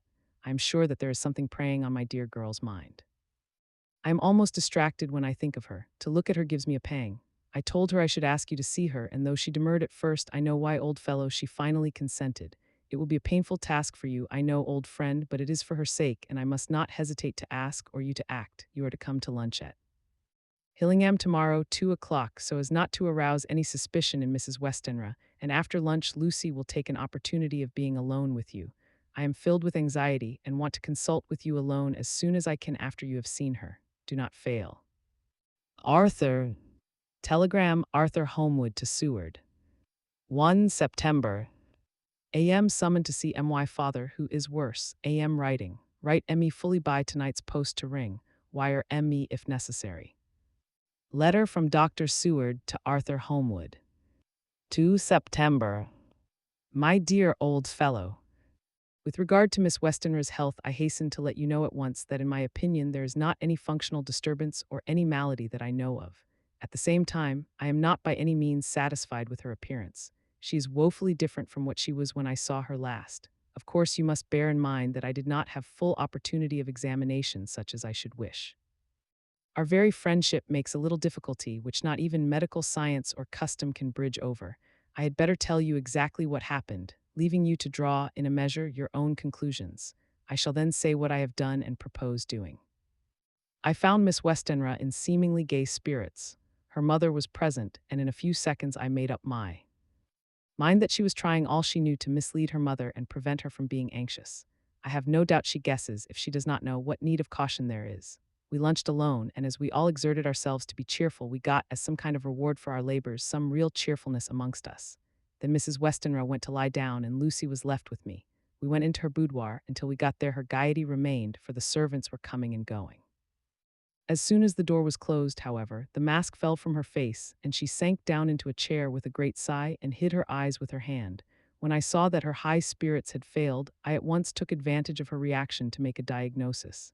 She said to me very sweetly, I cannot tell you how I loathed talking about myself. I reminded her that a doctor's confidence was sacred, but that you were grievously anxious about her. She caught on to my meaning at once and settled that matter in a word. Tell Arthur everything you choose. I do not care for myself but for him, so I am quite free.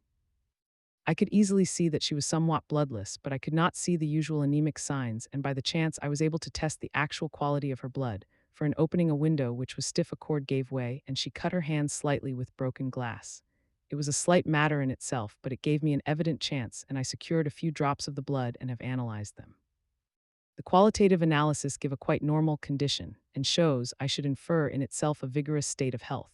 In other physical matters I was quite satisfied that there is no need for anxiety, but as there must be a cause somewhere, I have come to the conclusion that it must be something mental.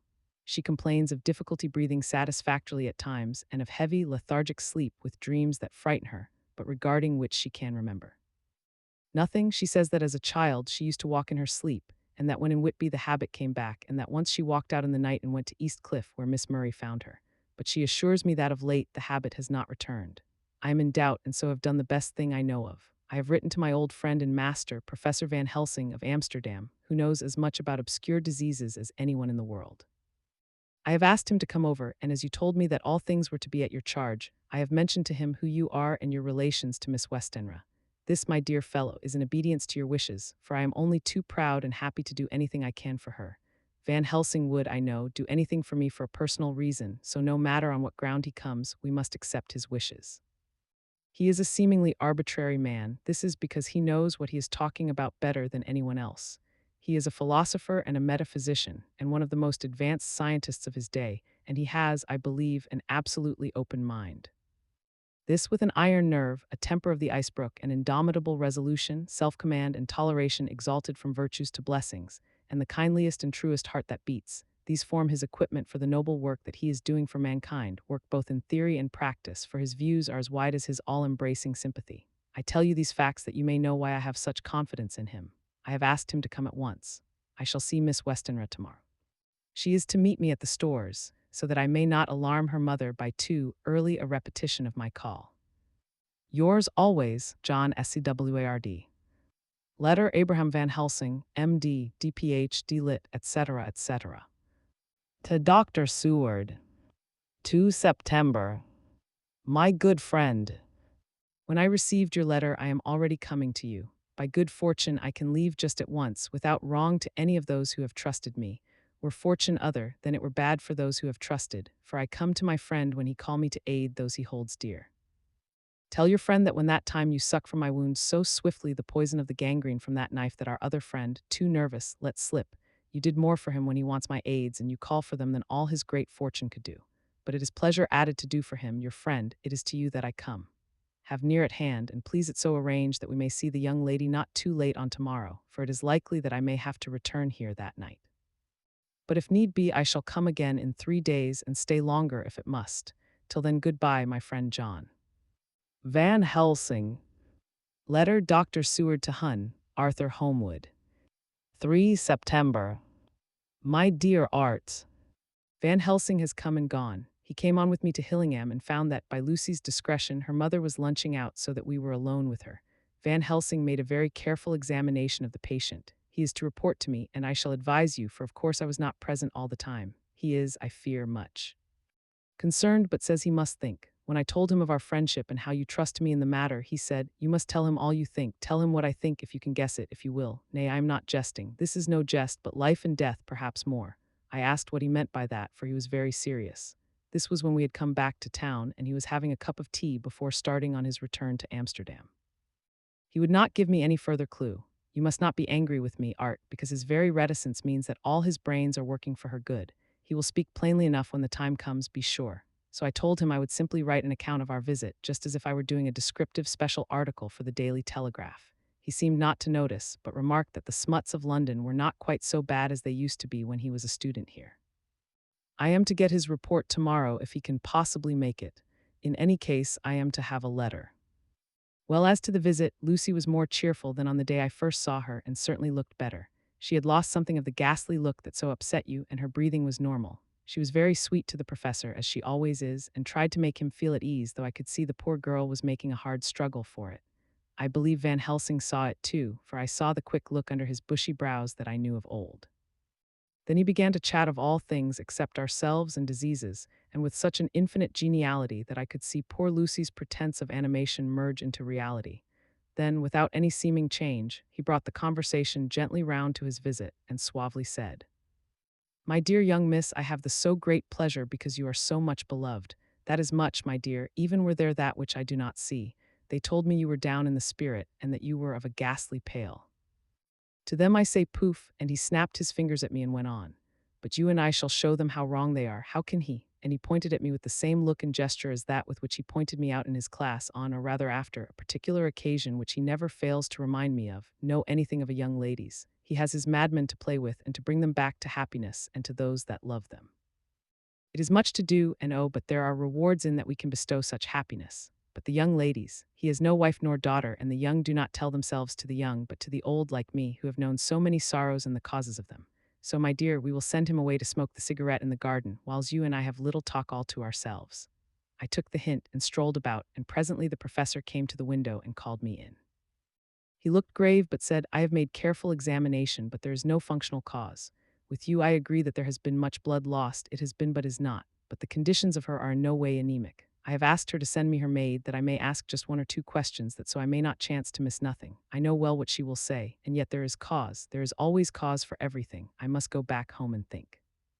You must send me the telegram every day, and if there be cause, I shall come again.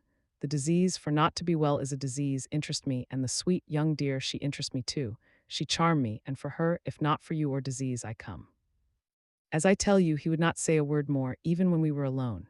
And so now, Art, you know all I know. I shall keep stern watch. I trust your poor father is rallying. It must be a terrible thing to you, my dear old fellow, to be placed in such a position between 2 people who are both so dear to you. I know your idea of duty to your father, and you are right to stick to it. But if need be, I shall send you word to come at once to Lucy, so do not be over-anxious unless you hear from me. Dr. Seward's Diary.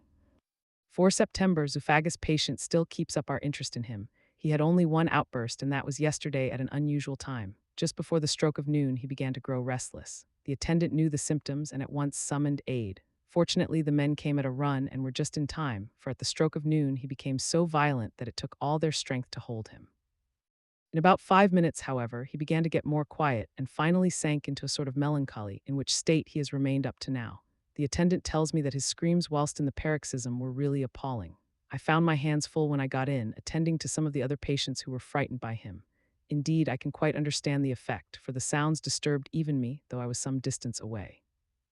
It is now after the dinner hour of the asylum, and as yet my patient sits in a corner brooding, with a dull, sullen, woe-begone look in his face, which seems rather to indicate than to show something directly. I cannot quite understand it. Later, another change in my patient. At 5 o'clock I looked in on him and found him seemingly as happy and contented as he used to be. He was catching flies and eating them, and was keeping note of his capture by making nail marks on the edge of the door between the ridges of padding.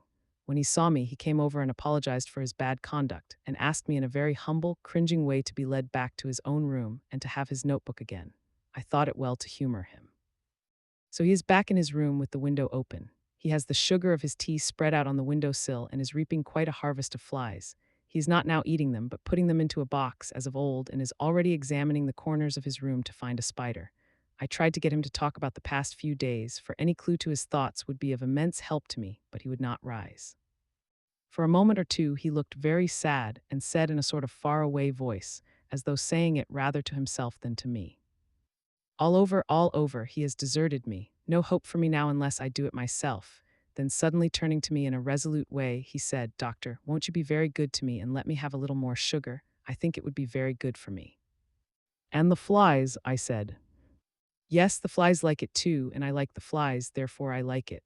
And there are people who know so little as to think that madmen do not argue." I procured him a double supply and left him as happy a man as, I suppose, any in the world. I wish I could fathom his mind. Midnight, another change in him. I had been to see Miss Westenra, whom I found much better and had just returned, and was standing at our own gate looking at the sunset, when once more I heard him yelling. As his room is on this side of the house, I could hear it better than in the morning. It was a shock to me to turn from the wonderful smoky beauty of a sunset over London, with its lurid lights and inky shadows and all the marvelous tints that come on foul clouds even as on foul water, and to realize all the grim sternness of my own cold stone building, with its wealth of breathing misery and my own desolate heart to endure it all. I reached him just as the sun was going down, and from his window saw the red disk sink. As it sank, he became less and less frenzied, and just as it dipped he slid from the hands that held him, an inert mass on the floor. It is wonderful, however, what intellectual recuperative power lunatics have, for within a few minutes he stood up quite calmly and looked around him. I signaled to the attendants not to hold him, for I was anxious to see what he would do. He went straight over to the window and brushed out the crumbs of sugar. Then he took his fly box and emptied it outside and threw away the box. Then he shut the window and, crossing over, sat down on his bed. All this surprised me, so I asked him, "Are you going to keep flies any more?" "No," said he, "I am sick of all that rubbish. He certainly is a wonderfully interesting study. I wish I could get some glimpse of his mind or of the cause of his sudden passion. Stop, there may be a clue after all if we can find why today his paroxysms came on at high noon and at sunset. Can it be that there is a malign influence of the sun at periods which affects certain natures, as at times the moon does others? We shall see." Telegram, Seward, London, to Van Helsing, Amsterdam. 4 September, patient still better today. Telegram, Seward, London, to Van Helsing, Amsterdam. 5 September, patient greatly improved. Good appetite, sleeps naturally, good spirits, color coming back. Telegram, Seward, London, to Van Helsing, Amsterdam. 6 September, terrible change for the worse. Come at once, do not lose an hour. I hold over telegram to HOLMWOD till have seen you. Chapter X. Letter Dr. Seward to Hun, Arthur Homewood. 6 September. My dear Art, my news today is not so good. Lucy this morning had gone back a bit. There is, however, one good thing which has arisen from it. Mrs. Westenra was naturally anxious concerning Lucy and has consulted me professionally about her.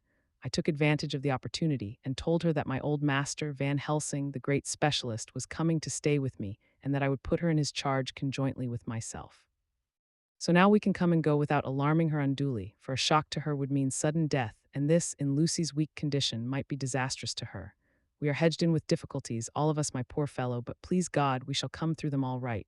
If any need, I shall write, so that if you do not hear from me, take it for granted that I am simply waiting for news in haste. Yours ever, John SCWARD. Dr. Seward's diary. 7 September. The first thing Van Helsing said to me when we met at Liverpool Street was, "Have you said anything to our young friend, to lover of her?" "No," I said. "I waited till I had seen you, as I said in my telegram. I wrote him a letter simply telling him that you were coming, as Miss Westenra was not so well, and that I should let him know if need be." "Right, my friend," he said. "Quite right. Better he not know as yet. Perhaps he will never know. I pray so, but if it be needed, then he shall know all. And my good friend John, let me caution you. You deal with the madmen. All men are mad in some way or the other, and inasmuch as you deal discreetly with your madmen, so deal with God's madmen too, the rest of the world. You tell not your madmen what you do nor why you do it. You tell them not what you think. So you shall keep knowledge in its place, where it may rest, where it may gather its kind around it and breed. You and I shall keep as yet what we know here and here." He touched me on the heart and on the forehead, and then touched himself the same way. "I have for myself thoughts at the present. Later I shall unfold to you." "Why not now?" I asked. "It may do some good. We may arrive at some decision." He looked at me and said, "My friend John, when the corn is grown, even before it has ripened, while the milk of its mother earth is in him, and the sunshine has not yet begun to paint him with his gold, the husbandman he pull the ear and rub him between his rough hands and blow away the green chaff and say to you, 'Look, he's good corn, he will make a good crop when the time comes.'" I did not see the application and told him so. For reply he reached over and took my ear in his hand and pulled it playfully, as he used long ago to do at lectures, and said, "The good husbandman tell you so then because he knows, but not till then. But you do not find the good husbandman dig up his planted corn to see if he grow. That is for the children who play at husbandry, and not for those who take it as of the work of their life. See you now, friend John, I have sown my corn, and nature has her work to do. In making it sprout, if he sprout at all, there's some promise, and I wait till the ear begins to swell." He broke off, for he evidently saw that I understood. Then he went on gravely. "You were always a careful student, and your case book was ever more full than the rest, and I trust that good habit have not fail. Remember, my friend, that knowledge is stronger than memory, and we should not trust the weaker. Even if you have not kept the good practice, let me tell you that this case of our dear Miss is one that may be, mind, I say may be, of such interest to us and others that all the rest may not make him kick the beam, as your people say. Take then good note of it. Nothing is too small. I counsel you, put down in record even your doubts and surmises. Hereafter it may be of interest to you to see how true you guess. We learn from failure, not from success." When I described Lucy's symptoms, the same as before, but infinitely more marked, he looked very grave but said nothing. He took with him a bag in which were many instruments and drugs, the ghastly paraphernalia of our beneficial trade, as he once called in one of his lectures the equipment of a professor of the healing craft. When we were shown in, Mrs. Westenra met us. She was alarmed, but not nearly so much as I expected to find her. Nature, in one of her beneficent moods, has ordained that even death has some antidote to its own terrors. Here, in a case where any shock may prove fatal, matters are so ordered that from some cause or other, the things not personal, even the terrible change in her daughter to whom she is so attached, do not seem to reach her. It is something like the way Dame Nature gathers round a foreign body an envelope of some insensitive tissue which can protect from evil that which it would otherwise harm by contact. If this be an ordered selfishness, then we should pause before we condemn any one for the vice of egoism, for there may be deeper root for its causes than we have knowledge of. I used my knowledge of this phase of spiritual pathology and set down a rule that she should not be present with Lucy or think of her illness more than was absolutely required. She assented readily, so readily that I saw again the hand of nature fighting for life. Van Helsing and I were shown up to Lucy's room. If I was shocked when I saw her yesterday, I was horrified when I saw her today. She was ghastly, chalkily pale. The red seemed to have gone even from her lips and gums, and the bones of her face stood out prominently. Her breathing was painful to see or hear. Van Helsing's face grew set as marble, and his eyebrows converged till they almost touched over his nose. Lucy lay motionless and did not seem to have strength to speak, so for a while we were all silent. Then Van Helsing beckoned to me, and we went gently out of the room. The instant we had closed the door, he stepped quickly along the passage to the next door, which was open. Then he pulled me quickly in with him and closed the door. "My God," he said, "this is dreadful. There is not time to be lost. She will die for sheer want of blood to keep the heart's action as it should be. There must be a transfusion of blood at once. Is it you or me?" "I am younger and stronger, Professor. It must be me." "Then get ready at once. I will bring up my bag. I am prepared." I went downstairs with him, and as we were going, there was a knock at the hall door. When we reached the hall, the maid had just opened the door, and Arthur was stepping quickly in.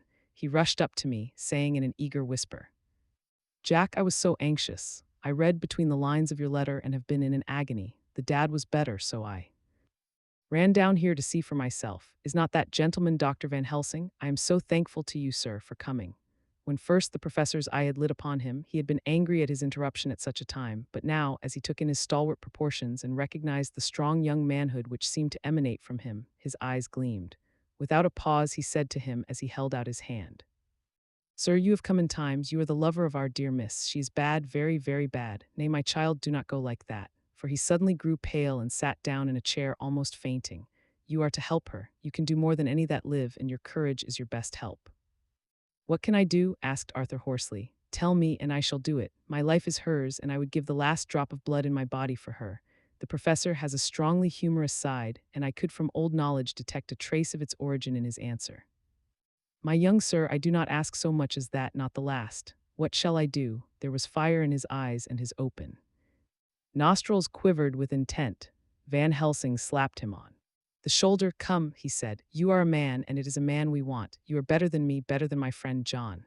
Arthur looked bewildered, and the professor went on by explaining in a kindly way. "Young Miss is bad, very bad. She wants blood, and blood she must have or die. My friend John and I have consulted, and we are about to perform what we call transfusion of blood, to transfer from full veins of one to the empty veins which pine for him. John was to give his blood, as he is the more young and strong than me." Here Arthur took my hand and wrung it hard in silence. "But now you are here, you are more good than us, old or young, who toil much in the world of thought. Our nerves are not so calm and our blood so bright than yours."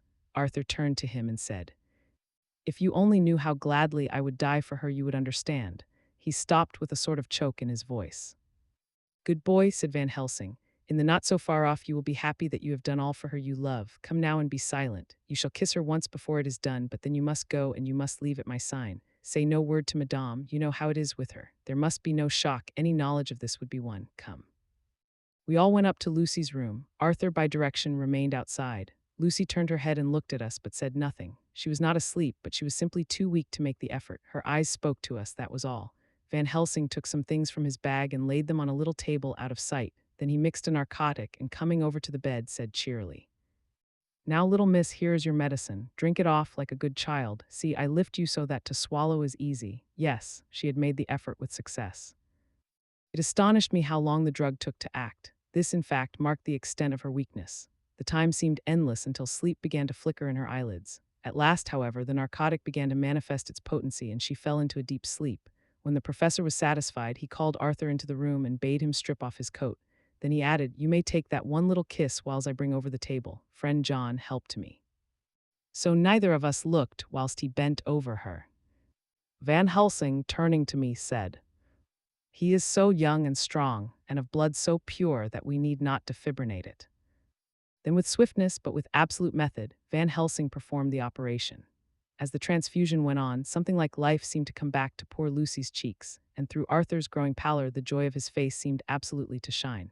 After a bit I began to grow anxious, for the loss of blood was telling on Arthur, strong man as he was. It gave me an idea of what a terrible strain Lucy's system must have undergone, that what weakened Arthur only partially restored her. But the professor's face was set, and he stood watch in hand, and with his eyes fixed now on the patient and now on Arthur. I could hear my own heart beat. Presently he said in a soft voice, "Do not stir an instant. It is enough. You attend him. I will look to her." When all was over, I could see how much Arthur was weakened. I dressed the wound and took his arm to bring him away. When Van Helsing spoke without turning round, the man seems to have eyes in the back of his head. "The brave lover, I think, deserve another kiss, which he shall have presently."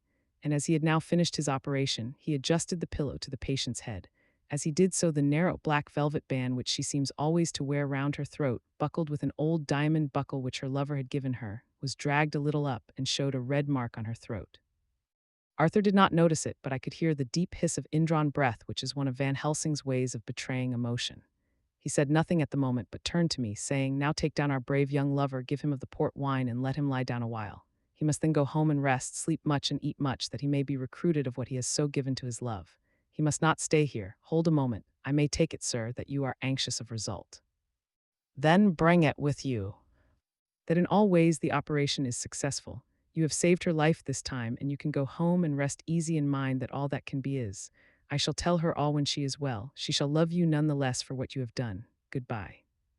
When Arthur had gone, I went back to the room. Lucy was sleeping gently, but her breathing was stronger. I could see the counterpane move as her breast heaved. By the bedside sat Van Helsing, looking at her intently. The velvet band again covered the red mark. I asked the professor in a whisper, "What do you make of that mark on her throat? What do you make of it?" "I have not examined it yet," I answered, and then and there proceeded to loose the band. Just over the external jugular vein there were two punctures, not large but not wholesome looking. There was no sign of disease, but the edges were white and worn-looking as if by some trituration. It at once occurred to me that this wound, or whatever it was, might be the means of that manifest loss of blood, but I abandoned the idea as soon as it formed, for such a thing could not be. The whole bed would have been drenched to a scarlet with the blood which the girl must have lost to leave such a pallor as she had before the transfusion. "Well," said Van Helsing. "Well," said I can make nothing of it." The professor stood up. "I must go back to Amsterdam tonight," he said. "There are books and things there which I want. You must remain here all night, and you must not let your sight pass from her." "Shall I have a nurse?" I asked. "We are the best nurses, you and I. You keep watch all night, see that she is well fed and that nothing disturbs her. You must not sleep all the night. Later on we can sleep, you and I shall be back as soon as possible, and then we may begin." "May begin?" I said. "What on earth do you mean?" "We shall see," he answered, as he hurried out. He came back a moment later and put his head inside the door and said with a warning finger held up, "Remember, she is your charge. If you leave her, and harm befall, you shall not sleep easy hereafter."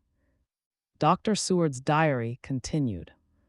8 September, I sat up all night with Lucy. The opiate worked itself off towards dusk and she waked naturally. She looked a different being from what she had been before the operation.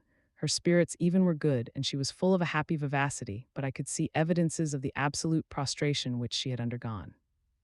When I told Mrs. Westenra that Dr. Van Helsing had directed that I should sit up with her, she almost pooh-poohed the idea, pointing out her daughter's renewed strength and excellent spirits. I was firm, however, and made preparations for my long vigil. When her maid had prepared her for the night, I came in, having in the meantime had supper, and took a seat by the bedside. She did not in any way make objection, but looked at me gratefully whenever I caught her eye.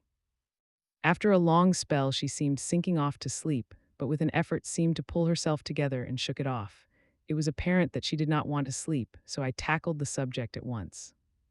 "You do not want to sleep?" "No, I am afraid." "Afraid to go to sleep? Why so? It is the boon we all crave for."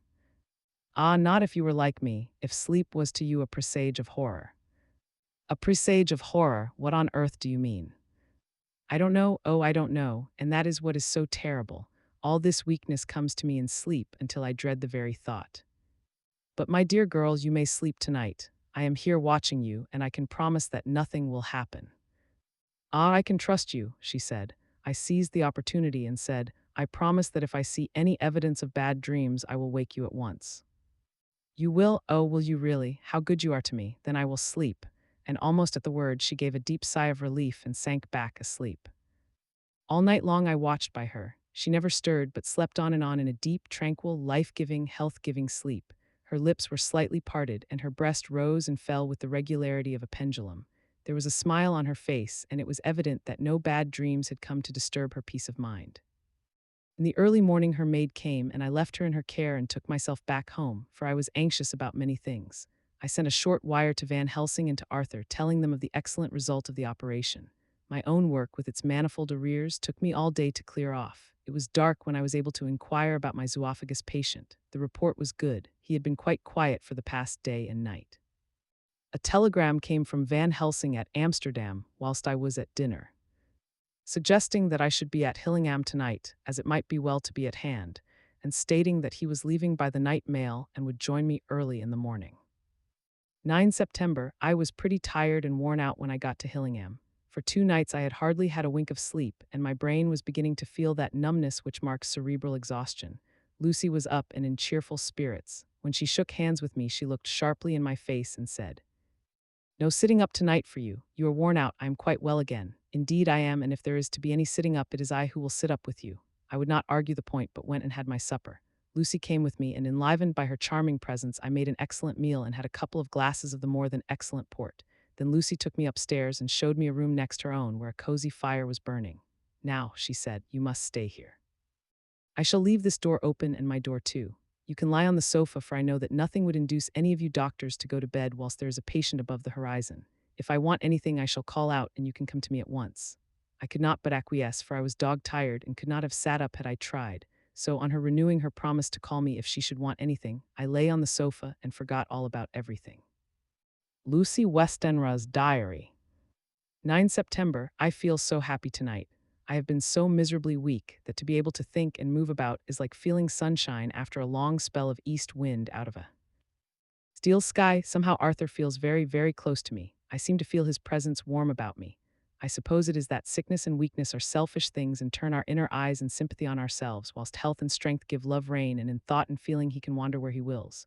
I know where my thoughts are. If only Arthur knew. My dear, your ears must tingle as you sleep, as mine do waking. Oh, the blissful rest of last night. How I slept with that dear, good Dr. Seward watching me, and tonight I shall not fear to sleep, since he is close at hand and within call. Thank everybody for being so good to me. Thank God. Good night, Arthur. Dr. Seward's diary. 10 September, I was conscious of the professor's hand on my head and started awake all in a second. That is one of the things that we learn in an asylum, at any rate. And how is our patient? Well, when I left her, or rather when she left me, I answered. Come, let us see, he said, and together we went into the room. The blind was down, and I went over to raise it gently, whilst Van Helsing stepped, with his soft, cat-like tread, over to the bed. As I raised the blind and the morning sunlight flooded the room, I heard the professor's low hiss of inspiration, and knowing its rarity, a deadly fear shot through my heart. As I passed over, he moved back, and his exclamation of horror, Gott in Himmel, needed no enforcement from his agonized face. He raised his hand and pointed to the bed. And his iron face was drawn and ashen white. I felt my knees begin to tremble. There on the bed, seemingly in a swoon, lay poor Lucy, more horribly white and wan-looking than ever. Even the lips were white, and the gums seemed to have shrunken back from the teeth, as we sometimes see in a corpse after a prolonged illness. Van Helsing raised his foot to stamp in anger, but the instinct of his life and all the long years of habit stood to him, and he put it down again softly. Quick, he said, bring the brandy. I flew to the dining room and returned with the decanter. He wetted the poor white lips with it, and together we rubbed palm and wrist and heart. He felt her heart, and after a few moments of agonizing suspense said, It is not too late, it beats though but feebly. All our work is undone. We must begin again. There is no young Arthur here now. I have to call on you yourself this time, friend John. As he spoke, he was dipping into his bag and producing the instruments of transfusion. I had taken off my coat and rolled up my shirt sleeve. There was no possibility of an opiate just at present, and no need of one, and so, without a moment's delay, we began the operation.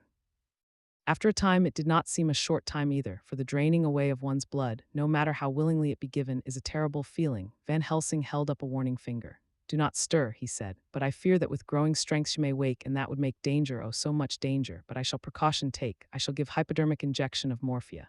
He proceeded then, swiftly and deftly, to carry out his intent. The effect on Lucy was not bad, for the faint seemed to merge subtly into the narcotic sleep. It was with a feeling of personal pride that I could see a faint tinge of color steal back into the pallid cheeks and lips. No man knows, till he experiences it, what it is to feel his own lifeblood drawn away into the veins of the woman he loves. The professor watched me critically. That will do, he said. Already, I remonstrated. You took a great deal more from art, to which he smiled a sad sort of smile as he replied. He is her lover, her fiancé. You have much work to do for her and for others, and the present will suffice.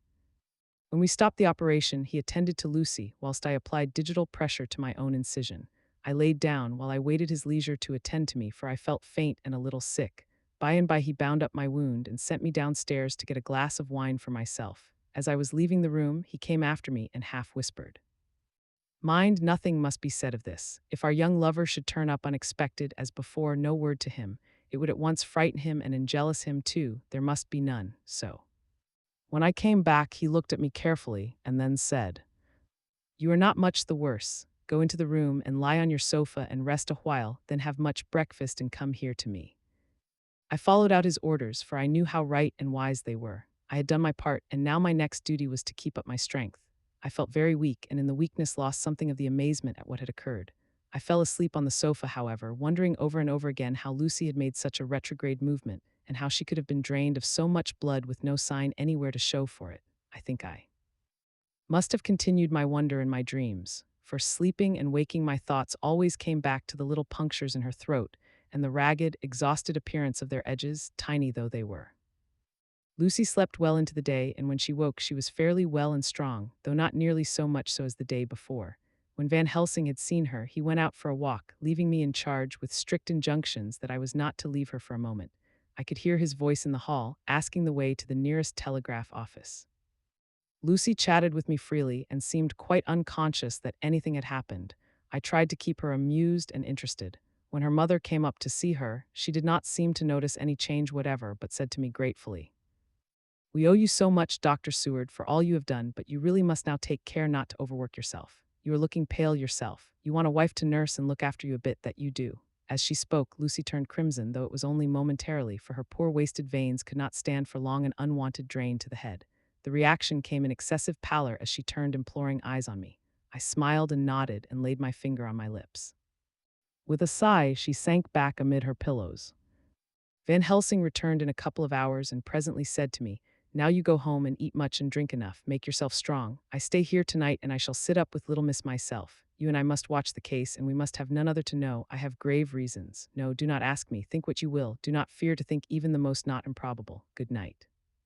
In the hall, two of the maids came to me and asked if they or either of them might not sit up with Miss Lucy. They implored me to let them, and when I said it was Dr. Van Helsing's wish that either he or I should sit up, they asked me quite piteously to intercede with the foreign gentleman. I was much touched by their kindness. Perhaps it is because I am weak at present, and perhaps because it was on Lucy's account that their devotion was manifested. For over and over again have I seen similar instances of woman's kindness. I got back here in time for a late dinner, went my rounds all well, and set this down whilst waiting for sleep. It is coming. 11 September. This afternoon I went over to Hillingham, found Van Helsing in excellent spirits and Lucy much better. Shortly after I had arrived, a big parcel from abroad came for the professor. He opened it with much impressment, assumed of course, and showed a great bundle of white flowers. "These are for you, Miss Lucy," he said. "For me, oh, Dr. Van Helsing." "Yes, my dear, but not for you to play with. These are medicines." Here Lucy made a wry face. "Nay, but they are not to take in a decoction or in nauseous form, so you need not snub that so charming nose, or I shall point out to my friend Arthur what woes he may have to endure in seeing so much beauty that he so loves so much distort. Aha, my pretty miss, that bring the so nice nose all straight again. This is medicinal, but you do not know how. I put him in your window, I make pretty wreath, and hang him round your neck, so you sleep well. Oh yes. They, like the lotus flower, make your trouble forgotten. It smells so like the waters of Lethe, and of that fountain of youth that the conquistadores sought for in the Floridas, and find him all too late." Whilst he was speaking, Lucy had been examining the flowers and smelling them. Now she threw them down, saying, with half laughter and half disgust, "Oh, Professor, I believe you are only putting up a joke on me. Why, these flowers are only common garlic." To my surprise, Van Helsing rose up and said with all his sternness, his iron jaw set and his bushy eyebrows meeting, "No trifling with me, I never jest. There is grim purpose in what I do, and I warn you that you do not thwart me. Take care, for the sake of others, if not for your own." Then, seeing poor Lucy scared, as she might well be, he went on more gently, "Oh, little miss, my dear, do not fear me. I only do for your good, but there is much virtue to you in those so common flowers. See, I place them myself in your room. I make myself the wreath that you are to wear. But hush. No telling to others that make so inquisitive questions. We must obey, and silence is a part of obedience, and obedience is to bring you strong and well into loving arms that wait for you. Now sit still a while. Come with me, friend John, and you shall help me deck the room with my garlic, which is all the way from Harlem, where my friend Vanderpool raise herb in his glass houses all the year. I had to telegraph yesterday, or they would not have been here." We went into the room, taking the flowers with us. The professor's actions were certainly odd and not to be found in any pharmacopoeia that I ever heard of. First, he fastened up the windows and latched them securely. Next, taking a handful of the flowers, he rubbed them all over the sashes, as though to ensure that every whiff of air that might get in would be laden with the garlic smell. Then with the wisp he rubbed all over the jamb of the door, above, below, and at each side and round the fireplace in the same way. It all seemed grotesque to me, and presently I said, "Well, Professor, I know you always have a reason for what you do, but this certainly puzzles me. It is well we have no skeptic here, or he would say that you were working some spell to keep out an evil spirit." "Perhaps I am," he answered quietly as he began to make the wreath which Lucy was to wear round her neck. We then waited whilst Lucy made her toilet for the night, and when she was in bed he came and himself fixed the wreath of garlic round her neck. The last words he said to her were, "Take care you do not disturb it, and even if the room feel close, do not tonight open the window or the door." "I promise," said Lucy, "and thank you both 1,000 times for all your kindness to me. Oh, what have I done to be blessed with such friends? As we left the house in my fly, which was waiting, Van Helsing said, "Tonight I can sleep in peace, and sleep I want. 2 nights of travel, much reading in the day between, and much anxiety on the day to follow, and a night to sit up without to wink. Tomorrow in the morning early you call for me, and we come together to see our pretty miss, so much more strong for my spell which I have work. Ho ho." He seemed so confident that I, remembering my own confidence 2 nights before and with the baneful result, felt awe and vague terror. It must have been my weakness that made me hesitate to tell it to my friend, but I felt it all the more like unshed tears. Chapter XI. Lucy Westenra's Diary. 12 September, how good they all are to me. I quite love that dear Dr. Van Helsing. I wonder why he was so anxious about these flowers. He positively frightened me, he was so fierce. And yet he must have been right, for I feel comfort from them already. Somehow I do not dread being alone tonight, and I can go to sleep without fear. I shall not mind any flapping outside the window. Oh, the terrible struggle that I have had against sleep so often of late, the pain of sleeplessness or the pain of the fear of sleep, and with such unknown horrors as it has for me. How blessed are some people whose lives have no fears, no dreads, to whom sleep is a blessing that comes nightly and brings nothing but sweet dreams. Well, here I am tonight, hoping for sleep and lying like Ophelia in the play, with virgin krantz and maiden struments. I never liked garlic before, but tonight it is delightful. There is peace in its smell. I feel sleep coming already. Good night, everybody. Dr. Seward's Diary. 13 September, called at the Berkeley and found Van Helsing, as usual, up to time. The carriage ordered from the hotel was waiting. The professor took his bag, which he always brings with him now. Let all be put down exactly. Van Helsing and I arrived at Hillingham at 8 o'clock. It was a lovely morning. The bright sunshine and all the fresh feeling of early autumn seemed like the completion of nature's annual work. The leaves were turning to all kinds of beautiful colors, but had not yet begun to drop from the trees.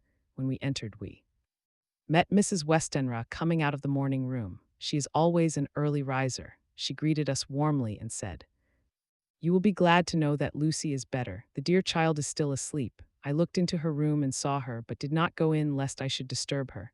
The professor smiled and looked quite jubilant. He rubbed his hands together and said, "Aha, I thought I had diagnosed the case. My treatment is working." To which she replied, "You must not take all the credit to yourself, doctor.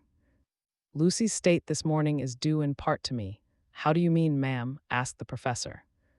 "Well, I was anxious about the dear child in the night, and went into her room. She was sleeping soundly, so soundly that even my coming did not wake her. But the room was awfully stuffy. There were a lot of those horrible, strong-smelling flowers about everywhere, and she had actually a bunch of them round her neck. I feared that the heavy odor would be too much for the dear child in her weak state, so I took them all away and opened a bit of the window to let in a little fresh air. You will be pleased with her, I am sure." She moved off into her boudoir, where she usually breakfasted early. As she had spoken, I watched the professor's face and saw it turn ashen gray. He had been able to retain his self-command whilst the poor lady was present, for he knew her state and how mischievous a shock would be. He actually smiled on her as he held open the door for her to pass into her room. But the instant she had disappeared, he pulled me, suddenly and forcibly, into the dining room and closed the door. Then, for the first time in my life, I saw Van Helsing break down. He raised his hands over his head in a sort of mute despair and then beat his palms together in a helpless way. Finally, he sat down on a chair and, putting his hands before his face, began to sob with loud, dry sobs that seemed to come from the very racking of his heart. Then he raised his arms again, as though appealing to the whole universe. "God, God, God," he said. "What have we done? What has this poor thing done, that we are so sore beset? Is there fate amongst us still, sent down from the pagan world of old, that such things must be, and in such way? This poor mother, all unknowing and all for the best as she think, does such thing as lose her daughter body and soul, and we must not tell her, we must not even warn her, or she die, then both die. Oh, how we are beset, how are all the powers of the devils against us." Suddenly he jumped to his feet. "Come," he said, "come, we must see and act. Devils or no devils, or all the devils at once, it matters not. We must fight him all the same." He went to the hall door for his bag, and together we went up to Lucy's room. Once again I drew up the blind, whilst Van Helsing went towards the bed. This time he did not start as he looked on the poor face with the same awful, waxen pallor as before. He wore a look of stern sadness and infinite pity. "As I expected," he murmured, with that hissing inspiration of his which meant so much. Without a word he went and locked the door, and then began to set out on the little table the instruments for yet another operation of transfusion of blood. I had long ago recognized the necessity and begun to take off my coat, but he stopped me with a warning hand. "No," he said, "today you must operate. I shall provide. You are weakened already." As he spoke, he took off his coat and rolled up his shirt sleeve. Again the operation, again the narcotic, again some return of color to the ashy cheeks and the regular breathing of healthy sleep. This time I watched whilst Van Helsing recruited himself and rested. Presently he took an opportunity of telling Mrs. Westenra that she must not remove anything from Lucy's room without consulting him, that the flowers were of medicinal value, and that the breathing of their odor was a part of the system of cure. Then he took over the care of the case himself, saying that he would watch this night and the next, and would send me word when to come. After another hour, Lucy waked from her sleep, fresh and bright, and seemingly not much the worse for her terrible ordeal. What does it all mean? I am beginning to wonder if my long habit of life amongst the insane is beginning to tell upon my own brain. Lucy Westenra's diary. 17 September, 4 days and nights of peace. I am getting so strong again that I hardly know myself. It is as if I had passed through some long nightmare and had just awakened to see the beautiful sunshine and feel the fresh air of the morning around me. I have a dim half-remembrance of long, anxious times of waiting and fearing, darkness in which there was not even the pain of hope to make present distress more poignant. And then long spells of oblivion and the rising back to life as a diver coming up through a great press of water. Since, however, Dr. Van Helsing has been with me, all this bad dreaming seems to have passed away. The noises that used to frighten me out of my wits, the flapping against the windows, the distant voices which seemed so close to me, the harsh sounds that came from I know not where and commanded me to do I know not what, have all ceased. I go to bed now without any fear of sleep. I do not even try to keep awake. I have grown quite fond of the garlic, and a boxful arrives for me every day from Haarlem. Tonight Dr. Van Helsing is going away, as he has to be for a day in Amsterdam, but I need not be watched. I am well enough to be left alone. Thank God for Mother's sake and dear Arthur's, and for all our friends who have been so kind. I shall not even feel the change, for last night Dr. Van Helsing slept in his chair a lot of the time. I found him asleep twice when I awoke, but I did not fear to go to sleep again, although the boughs or bats or something flapped almost angrily against the window panes. The Pall Mall Gazette, 18 September. The escaped wolf perilous adventure of our interviewer. Interview with the keeper in the zoological gardens. After many inquiries and almost as many refusals, and perpetually using the words Pall Mall Gazette as a sort of talisman, I managed to find the keeper of the section of the zoological gardens in which the wolf department is included. Thomas Bilder lives in one of the cottages in the enclosure behind the elephant house, and was just sitting down to his tea when I found him. Thomas and his wife are hospitable folk, elderly and without children, and if the specimen I enjoyed of their hospitality be of the average kind, their lives must be pretty comfortable. The keeper would not enter on what he called business until the supper was over and we were all satisfied. Then when the table was cleared and he had lit his pipe, he said, "Now, sir, you can go on and arsk me what you want. You'll excuse me refusin' to talk of professional subjects afore meals. I gives the wolves and the jackals and the hyenas in all our section their tea afore I begins to arsk them questions." "How do you mean, ask them questions?" I queried, wishful to get him into a talkative humor. "Itten of them over the ead with a pole is one way, scratchin' of their ears in another, when gents as is flush wants a bit of a show-orf to their gals. I don't so much mind the fuss, the itten of the pole part afore I chucks in their dinner, but I waits till they've 'ad their sherry and coffee, so to speak, afore I tries on with the ear scratchin'. Mind you," he added philosophically, "there's a deal of the same nature in us as in them theer animals. Here's you a common and arskin of me questions about my business, and I that grump like that only for your bloomin', arf quid I'd a seen you blowed fust 'fore I'd answer. Not even when you arsked me sarcastic like if I'd like you to arsk the superintendent if you might arsk me questions. Without offense did I tell you to go to L. You did. And when you said you'd report me for using obscene language that was itten me over the eed. But the arfquid made that all right. I weren't a-goin' to fight, so I waited for the food and did with my owl as the wolves and lions and tigers does. But Lord love your art, now that the old ooman has stuck a chunk of her tea cake in me and rinsed me out with her bloomin' old teapot, and I've lit hup, you may scratch my ears for all you're worth and won't even get a growl out of me. Drive along with your questions. I know what you're a common at that air escaped wolf. Exactly, I want you to give me your view of it. Just tell me how it happened, and when I know the facts I'll get you to say what you consider was the cause of it, and how you think the whole affair will end. All right, Governor, this air is about the old story. That air wolf, what we called Bersicker, was one of 3 grey ones that came from Norway to Jamratches, which we bought off him 4 years ago. He was a nice, well-behaved wolf that never gave no trouble to talk of. I'm more surprised at I am for wantin' to get out nor any other animal in the place. But there, you can't trust wolves no more nor women. Don't you mind him, sir, broke in Mrs. Tom with a cheery laugh. E's got mindin' the animals so long that blessed if he ain't like a old wolf isself, but there ain't no arm in him. Well, sir, it was about 2 hours after feedin' yesterday when I first hear my disturbance. I was mackin' up a litter in the monkey house for a young puma which is ill, but when I heard the yelpin' and owlin' I came away straight. There was Bersicker a tearin' like a mad thing at the bars as if he wanted to get out. There wasn't much people about that day, and close at hand was only one man, a tall, thin chap with a ook nose and a pointed beard with a few white hairs runnin' through it. He had a 'ard, cold look and red eyes, and I took a sort of mislike to him, for it seemed as if it was I am as they was hurritated at. He 'ad white kid gloves on his ends, and he pointed out the animals to me and says, "Keeper, these wolves seem upset at something."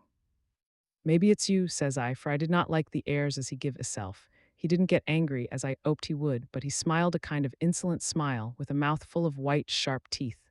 "Oh no, they wouldn't like me," he says. "Oh yes, they would," says I, imitatin' of him. "They always like a bone or two to clean their teeth on about tea time, which you, as a bagful." Well, it was a odd thing, but when the animals see us talkin', they lay down, and when I went over to Bersicker, he let me stroke his ears same as ever. That their man kem over and blessed, but if he didn't put in his hand and stroke the old wolf's ears too. "Take care," says I, "Bersicker is quick." "Never mind," he says, "I'm used to 'em." "Are you in the business yourself?" I says, taking off my 'at, for a man what trades in wolves, ansiterer, is a good friend to keepers.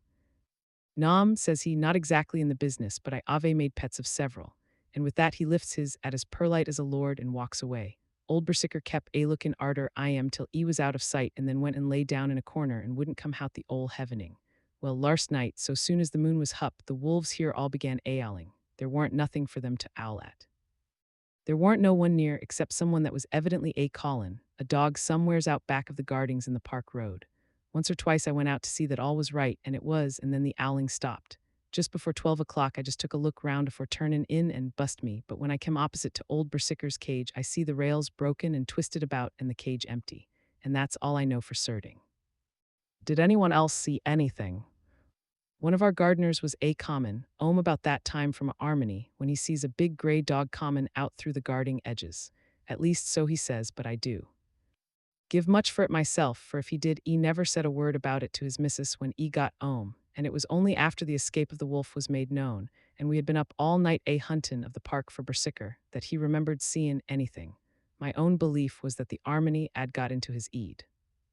Now, Mr. Builder, can you account in any way for the escape of the wolf? "Well, sir," he said with a suspicious sort of modesty, "I think I can, but I don't know as 'ow you'd be satisfied with the theory." "Certainly I shall, if a man like you, who knows the animals from experience, can't hazard a good guess at any rate who is even to try." "Well then, sir, I accounts for it this way. It seems to me that wolf escaped simply because he wanted to get out." From the hearty way that both Thomas and his wife laughed at the joke, I could see that it had done service before, and that the whole explanation was simply an elaborate sell. I couldn't cope in badinage with the worthy Thomas, but I thought I knew a surer way to his heart, so I said, "Now, Mr. Builder, we'll consider that first half-sovereign worked off, and this brother of his is waiting to be claimed when you've told me what you think will happen." "Right yer, sir," he said briskly. "Ye'll excuse me, I know, for chaffin' of ye, but the old woman here winked at me, which was as much as telling me to go on." "Well, I never," said the old lady. "My opinion is this, that wolf is a hidden of somewheres. The gardener Watt didn't remember, said he was gallopin' northward faster than a horse could go, but I don't believe him, for yer see, sir, wolves don't gallop no more nor dogs does, they not bane built that way. Wolves is fine things in a storybook, and I just say when they gets in packs and does be chivying, something that's more afeard than they can make a devil of a noise and chop it up, whatever it is. But Lord bless you, in real life a wolf is only a low creature, not half so clever or bold as a good dog, and not half a quarter so much fightin' I am. This one ain't been used to fightin' or even to providin' for hisself, and more like he's somewhere round the park a hidden and a shiverin' of, and if he thinks at all, wonderin' where he is to get his breakfast from. Or maybe he's got down some area and is in a coal cellar. My eye won't some cook get a rum start when she sees his green eyes shinin' at her out of the dark. If he can't get food he's bound to look for it, and mayhap he may chance to light on a butcher's shop in time. If he doesn't and some nursemaid goes out walkin' or orf with a soldier, leavin' of the hinfant in the perambulator, well then I shouldn't be surprised if the census is one babby the less, that's all. I was handing him the half-sovereign when something came bobbing up against the window, and Mr. Builder's face doubled its natural length with surprise. "God bless me," he said, "if there ain't old Berserker come back by hisself." He went to the door and opened it, a most unnecessary proceeding it seemed to me. I have always thought that a wild animal never looks so well as when some obstacle of pronounced durability is between us. A personal experience has intensified rather than diminished that idea. After all, however, there is nothing like custom, for neither Builder nor his wife thought any more of the wolf than I should of a dog. The animal itself was a peaceful and well-behaved as that father of all picture wolves, Red Riding Hood's quondam friend, whilst moving her confidence in masquerade. The whole scene was an unutterable mixture of comedy and pathos. The wicked wolf that for half a day had paralyzed London and set all the children in town shivering in their shoes was there in a sort of penitent mood and was received and petted like a sort of vulpine prodigal son. Old Builder examined him all over with most tender solicitude, and when he had finished with his penitence said, "There, I knew the poor old chap would get into some kind of trouble. Didn't I say it all along? Here's his head all cut and full of broken glass. 'E's been a-gettin' over some bloomin' wall or other. It's a shime that people are allowed to top their walls with broken bottles. This air's what comes of it. Come along, Berserker." He took the wolf and locked him up in a cage, with a piece of meat that satisfied, in quantity at any rate, the elementary conditions of the fatted calf, and went off to report.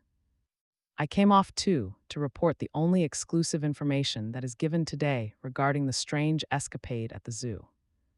Dr. Seward's Diary. 17 September. I was engaged after dinner in my study posting up my books, which through press of other work and the many visits to Lucy had fallen sadly into arrear. Suddenly the door was burst open, and in rushed my patient with his face distorted with passion. I was thunderstruck, for such a thing as a patient getting of his own accord into the superintendent's study is almost unknown. Without an instant's notice, he made straight at me. He had a dinner knife in his hand, and as I saw he was dangerous, I tried to keep the table between us. He was too quick and too strong for me, however, for before I could get my balance, he had struck at me and cut my left wrist rather severely. Before he could strike again, however, I got in my right hand and he was sprawling on his back on the floor. My wrist bled freely, and quite a little pool trickled onto the carpet. I saw that my friend was not intent on further effort and occupied myself binding up my wrist, keeping a wary eye on the prostrate figure all the time. When the attendants rushed in and we turned our attention to him, his employment positively sickened me. He was lying on his belly on the floor, licking up, like a dog, the blood which had fallen from my wounded wrist. He was easily secured and, to my surprise, went with the attendants quite placidly, simply repeating over and over again, "The blood is the life, the blood is the life. I cannot afford to lose blood just at present. I have lost too much of late for my physical good, and then the prolonged strain of Lucy's illness and its horrible phases is telling on me. I am overexcited and weary, and I need rest, rest, rest. Happily Van Helsing has not summoned me, so I need not forgo my sleep. Tonight I could not well do without it. Telegram Van Helsing, Antwerp to Seward, Carfax. Sent to Carfax, Sussex, as no county given, delivered late by 22 hours. 17 September. Do not fail to be ATHILLINGHAM tonight. If not watching all the time, frequently visit and see that flowers are as placed. Very important, do not fail. Shall be with you as soon as possible after arrival. Dr. Seward's Diary. 18 September, just off train to London. The arrival of Van Helsing's telegram filled me with dismay. A whole night lost, and I know by bitter experience what may happen in a night. Of course it is possible that all may be well, but what may have happened? Surely there is some horrible doom hanging over us, that every possible accident should thwart us in all we try to do. I shall take this cylinder with me, and then I can complete my entry on Lucy's phonograph. Memorandum left by Lucy Westenra. 17 September night. I write this and leave it to be seen, so that no one may by any chance get into trouble through me. This is an exact record of what took place tonight. I feel I am dying of weakness and have barely strength to write, but it must be done if I die in the doing. I went to bed as usual, taking care that the flowers were placed as Dr. Van Helsing directed, and soon fell asleep. I was waked by the flapping at the window, which had begun after that sleepwalking on the cliff at Whitby when Mina saved me, and which now I know so well. I was not afraid, but I did wish that Dr. Seward was in the next room, as Dr. Van Helsing said he would be, so that I might have called him. I tried to sleep, but I could not. Then there came to me the old fear of sleep, and I determined to keep awake. Perversely, sleep would try to come then when I did not want it. So as I feared to be alone, I opened my door and called out, "Is there anybody there?" There was no answer. I was afraid to wake Mother, and so closed my door again. Then outside in the shrubbery I heard a sort of howl like a dog's, but more fierce and deeper. I went to the window and looked out, but could see nothing except a big bat, which had evidently been buffeting its wings against the window, so I went back to bed again, but determined not to go to sleep. Presently the door opened and Mother looked in. Seeing by my moving that I was not asleep, she came in and sat by me. She said to me even more sweetly and softly than her wont, "I was uneasy about you, darling, and came in to see that you were all right." I feared she might catch cold sitting there and asked her to come in and sleep with me, so she came into bed and lay down beside me. She did not take off her dressing gown, for she said she would only stay a while and then go back to her own bed. As she lay there in my arms and I in hers, the flapping and buffeting came to the window again. She was startled and a little frightened and cried out, "What is that?" I tried to pacify her and at last succeeded, and she lay quiet. But I could hear her poor dear heart still beating terribly. After a while there was the howl again out in the shrubbery, and shortly after there was a crash at the window, and a lot of broken glass was hurled on the floor. The window blind blew back with the wind that rushed in, and in the aperture of the broken panes there was the head of a great, gaunt gray wolf. Mother cried out in affright and struggled up into a sitting posture and clutched wildly at anything that would help her. Amongst other things, she clutched the wreath of flowers that Dr. Van Helsing insisted on my wearing round my neck and tore it away from me. For a second or two she sat up, pointing at the wolf, and there was a strange and horrible gurgling in her throat. Then she fell over, as if struck with lightning, and her head hit my forehead and made me dizzy for a moment or two. The room and all round seemed to spin round. I kept my eyes fixed on the window, but the wolf drew his head back, and a whole myriad of little specks seems to come blowing in through the broken window, and wheeling and circling round like the pillar of dust that travelers describe when there is a simoon in the desert. I tried to stir, but there was some spell upon me, and dear Mother's poor body, which seemed to grow cold already, for her dear heart had ceased to beat, weighed me down, and I remembered no more for a while. The time did not seem long, but very, very awful, till I recovered consciousness again. Somewhere near, a passing bell was tolling. The dogs all round the neighborhood were howling, and in our shrubbery, seemingly just outside, a nightingale was singing. I was dazed and stupid with pain and terror and weakness, but the sound of the nightingale seemed like the voice of my dead mother come back to comfort me. The sound seemed to have awakened the maids, too, for I could hear their bare feet pattering outside my door. I called to them, and they came in, and when they saw what had happened, and what it was that lay over me on the bed, they screamed out. The wind rushed in through the broken window, and the door slammed to. They lifted off the body of my dear mother and laid her, covered up with a sheet, on the bed after I had got up. They were all so frightened and nervous that I directed them to go to the dining room and each have a glass of wine. The door flew open for an instant and closed again. The maids shrieked and then went in a body to the dining room, and I laid what flowers I had on my dear mother's breast. When they were there, I remembered what Dr. Van Helsing had told me, but I didn't like to remove them, and besides, I would have some of the servants to sit up with me now. I was surprised that the maids did not come back. I called them, but got no answer, so I went to the dining room to look for them. My heart sank when I saw what had happened. They all four lay helpless on the floor, breathing heavily. The decanter of sherry was on the table half full, but there was a queer, acrid smell about. I was suspicious and examined the decanter. It smelt of laudanum, and looking on the sideboard, I found that the bottle which Mother's doctor uses for her, did use, was empty. What am I to do? What am I to do? I am back in the room with Mother. I cannot leave her, and I am alone, save for the sleeping servants whom someone has drugged. Alone with the dead, I dare not go out, for I can hear the low howl of the wolf through the broken window. The air seems full of specks, floating and circling in the draught from the window, and the lights burn blue and dim. What am I to do? God shield me from harm this night. I shall hide this paper in my breast, where they shall find it when they come to lay me out. My dear mother gone, it is time that I go too. Goodbye, dear Arthur, if I should not survive this night. God keep you, dear, and God help me. Chapter XII. Dr. Seward's Diary. 18 September, I drove at once to Hillingham and arrived early. Keeping my cab at the gate, I went up the avenue alone. I knocked gently and rang as quietly as possible, for I feared to disturb Lucy or her mother, and hoped to only bring a servant to the door. After a while, finding no response, I knocked and rang again, still no answer. I cursed the laziness of the servants that they should lie abed at such an hour, for it was now 10 o'clock, and so rang and knocked again, but more impatiently, but still without response. Hitherto I had blamed only the servants, but now a terrible fear began to assail me. Was this desolation but another link in the chain of doom which seemed drawing tight round us? Was it indeed a house of death to which I had come too late? I know that minutes, even seconds of delay, might mean hours of danger to Lucy, if she had had again one of those frightful relapses, and I went round the house to try if I could find by chance an entry anywhere. I could find no means of ingress. Every window and door was fastened and locked, and I returned baffled to the porch. As I did so, I heard the rapid pit-pat of a swiftly driven horse's feet. They stopped at the gate, and a few seconds later I met Van Helsing running up the avenue. When he saw me, he gasped out, "Then it was you and just arrived. How is she? Are we too late? Did you not get my telegram?" I answered as quickly and coherently as I could that I had only got his telegram early in the morning and had not a minute in coming here, and that I could not make anyone in the house hear me. He paused and raised his hat as he said solemnly, "Then I fear we are too late. God's will be done." With his usual recuperative energy, he went on, "Come, if there be no way open to get in, we must make one. Time is all in all to us now." We went round to the back of the house where there was a kitchen window. The professor took a small surgical saw from his case and, handing it to me, pointed to the iron bars which guarded the window. I attacked them at once and had very soon cut through 3 of them. Then with a long, thin knife we pushed back the fastening of the sashes and opened the window. I helped the professor in and followed him. There was no one in the kitchen or in the servants' rooms, which were close at hand. We tried all the rooms as we went along, and in the dining room, dimly lit by rays of light through the shutters, found 4 servant women lying on the floor. There was no need to think them dead, for their stertorous breathing and the acrid smell of laudanum in the room left no doubt as to their condition.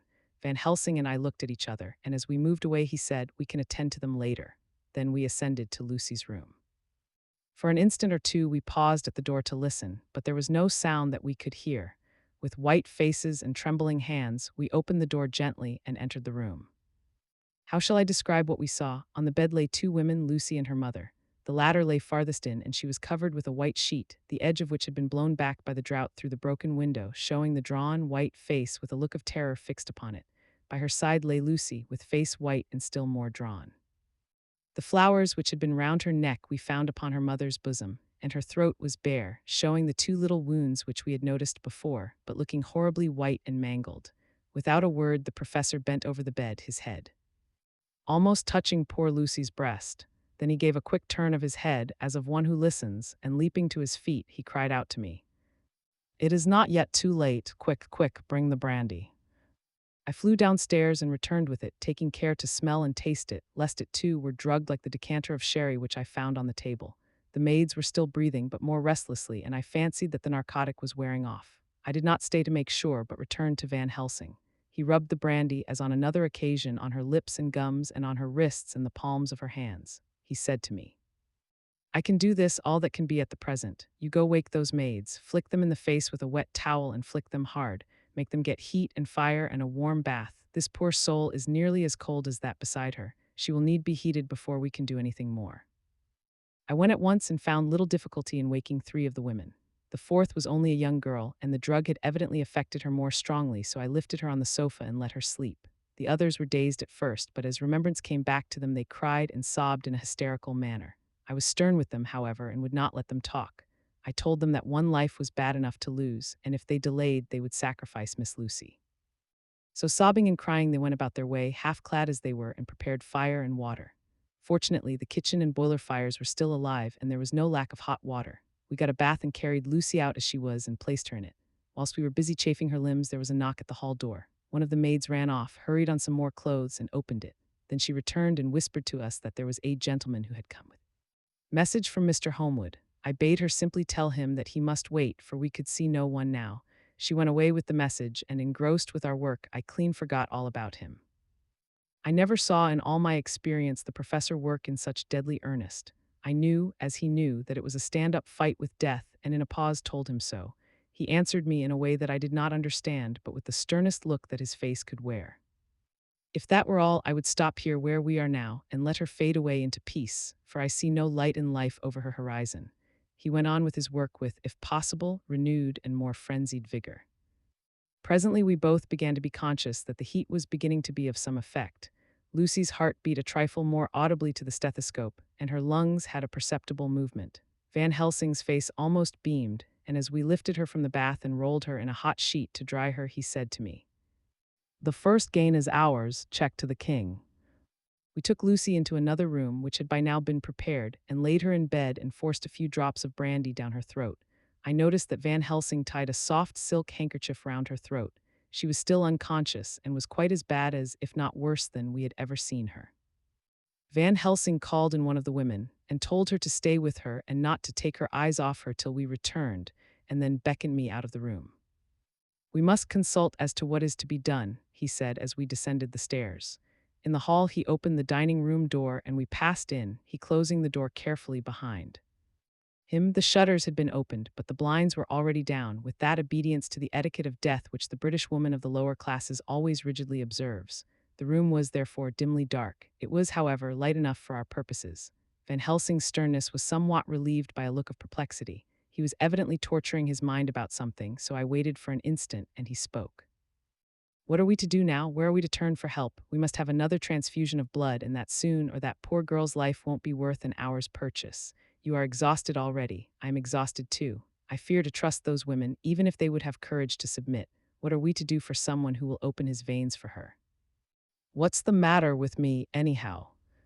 The voice came from the sofa across the room, and its tones brought relief and joy to my heart, for they were those of Quincy Morris. Van Helsing started angrily at the first sound, but his face softened and a glad look came into his eyes as I cried out, "Quincy Morris," and rushed towards him with outstretched hands. "What brought you here?" I cried as our hands met. "I guess art is the cause." He handed me a telegram. "Have not heard from SCWRD for 3 days and am terribly anxious. Cannot leave. Father still in same condition. Send me word how Lucy is. Do not delay. Homewood." I think I came just in the nick of time. You know you have only to tell me what to do.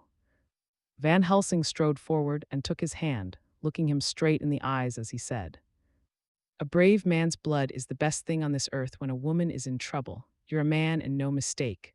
Well, the devil may work against us for all he's worth, but God sends us men when we want them." Once again we went through that ghastly operation. I have not the heart to go through with the details. Lucy had got a terrible shock, and it told on her more than before, for though plenty of blood went into her veins, her body did not respond to the treatment as well as on the other occasions. Her struggle back into life was something frightful to see and hear. However, the action of both heart and lungs improved, and Van Helsing made a subcutaneous injection of morphia, as before, and with good effect. Her faint became a profound slumber. The professor watched whilst I went downstairs with Quincy Morris and sent one of the maids to pay off one of the cabmen who were waiting. I left Quincy lying down after having a glass of wine and told the cook to get ready a good breakfast. Then a thought struck me, and I went back to the room where Lucy now was. When I came softly in, I found Van Helsing with a sheet or two of note paper in his hand. He had evidently read it and was thinking it over as he sat with his hand to his brow. There was a look of grim satisfaction in his face, as of one who has had a doubt solved. He handed me the paper, saying only, "It dropped from Lucy's breast when we carried her to the bath." When I had read it, I stood looking at the professor and after a pause asked him, "In God's name, what does it all mean? Was she or is she mad, or what sort of horrible danger is it?" I was so bewildered that I did not know what to say more. Van Helsing put out his hand and took the paper, saying, "Do not trouble about it now, forget it for the present. You shall know and understand it all in good time, but it will be later. And now what is it that you came to me to say?" This brought me back to fact, and I was all myself again. "I came to speak about the certificate of death. If we do not act properly and wisely, there may be an inquest, and that paper would have to be produced. I am in hopes that we need have no inquest, for if we had it would surely kill poor Lucy if nothing else did. I know, and you know, and the other doctor who attended her knows, that Mrs. Westenra had disease of the heart, and we can certify that she died of it. Let us fill up the certificate at once, and I shall take it myself to the registrar and go on to the undertaker. Good, oh my friend John, well thought of. Truly Miss Lucy, if she be sad in the foes that beset her, is at least happy in the friends that love her. 1, 2, 3, all open their veins for her, besides one old man. Ah yes, I know, friend John, I am not blind, I love you all the more for it, now go." In the hall I met Quincy Morris, with a telegram for Arthur telling him that Mrs. Westenra was dead, that Lucy also had been ill, but was now going on better, and that Van Helsing and I were with her. I told him where I was going, and he hurried me out, but as I was going said, "When you come back, Jack, may I have 2 words with you all to ourselves?" I nodded in reply and went out. I found no difficulty about the registration, and arranged with the local undertaker to come up in the evening to measure for the coffin and to make arrangements. When I got back, Quincy was waiting for me. I told him I would see him as soon as I knew about Lucy and went up to her room. She was still sleeping, and the professor seemingly had not moved from his seat at her side. From his putting his finger to his lips, I gathered that he expected her to wake before long and was afraid of forestalling nature, so I went down to Quincy and took him into the breakfast room, where the blinds were not drawn down, and which was a little more cheerful, or rather less cheerless, than the other rooms. When we were alone, he said to me, "Jack Seward, I don't want to shove myself in anywhere where I've no right to be, but this is no ordinary case. You know, I loved that girl and wanted to marry her, but although that's all past and gone, I can't help feeling anxious about her all the same. What is it that's wrong with her? The Dutchman, and a fine old fellow he is, I can see that, said that time you two came into the room that you must have another transfusion of blood, and that both you and he were exhausted. Now I know well that you medical men speak in camera, and that a man must not expect to know what they consult about in private. But this is no common matter, and whatever it is, I have done my part. Is not that so? That's so, I said, and he went on. I take it that both you and Van Helsing had done already what I did today. Is not that so? That's so. And I guess Art was in it too. When I saw him 4 days ago down at his own place, he looked queer. I have not seen anything pulled down so quick since I was on the Pampas and had a mare that I was fond of go to grass all in a night. One of those big bats that they call vampires had got at her in the night, and what with his gorge and the vein left open, there wasn't enough blood in her to let her stand up, and I had to put a bullet through her as she lay. Jack, if you may tell me without betraying confidence, Arthur was the first, is not that so? As he spoke, the poor fellow looked terribly anxious. He was in a torture of suspense regarding the woman he loved, and his utter ignorance of the terrible mystery which seemed to surround her intensified his pain. His very heart was bleeding, and it took all the manhood of him, and there was a royal lot of it too, to keep him from breaking down. I paused before answering, for I felt that I must not betray anything which the professor wished kept secret, but already he knew so much and guessed so much that there could be no reason for not answering, so I answered in the same phrase. That's so.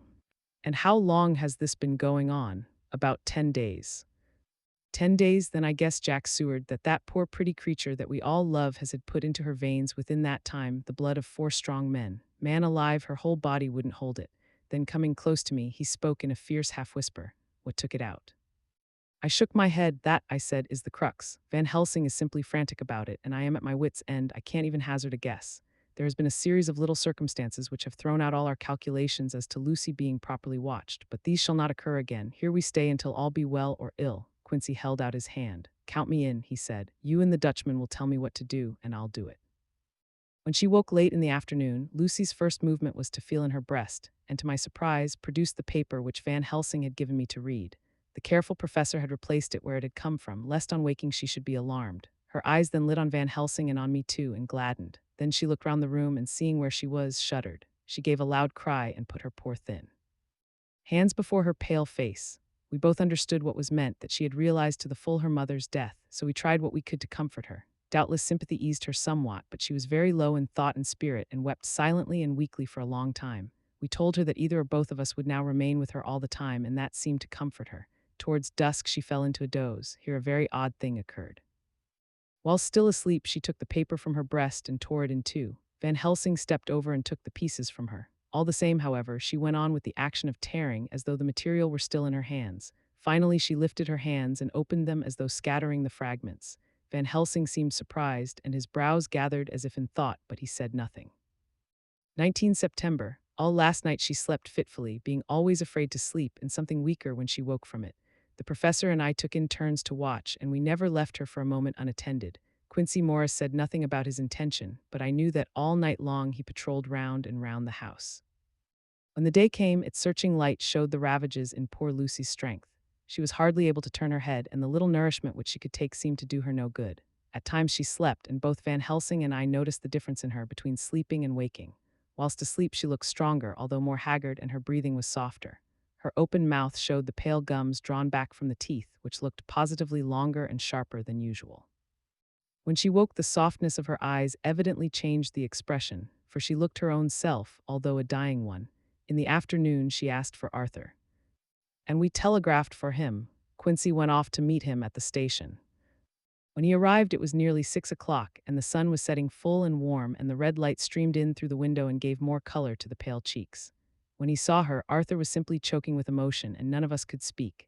In the hours that had passed, the fits of sleep, or the comatose condition that passed for it, had grown more frequent, so that the pauses when conversation was possible were shortened. Arthur's presence, however, seemed to act as a stimulant. She rallied a little and spoke to him more brightly than she had done since we arrived. He too pulled himself together and spoke as cheerily as he could, so that the best was made of everything. It is now nearly 1 o'clock, and he and Van Helsing are sitting with her. I am to relieve them in a quarter of an hour, and I am entering this on Lucy's phonograph. Until 6 o'clock they are to try to rest. I fear that tomorrow will end our watching, for the shock has been too great. The poor child cannot rally, God help us all. Letter Mina Harker to Lucy Westenra. Unopened by her. 17 September. My dearest Lucy, it seems an age since I heard from you, or indeed since I wrote. You will pardon me, I know, for all my faults when you have read all my budget of news. Well, I got my husband back all right. When we arrived at Exeter, there was a carriage waiting for us, and in it, though he had an attack of gout, Mr. Hawkins. He took us to his house, where there were rooms for us all nice and comfortable, and we dined together.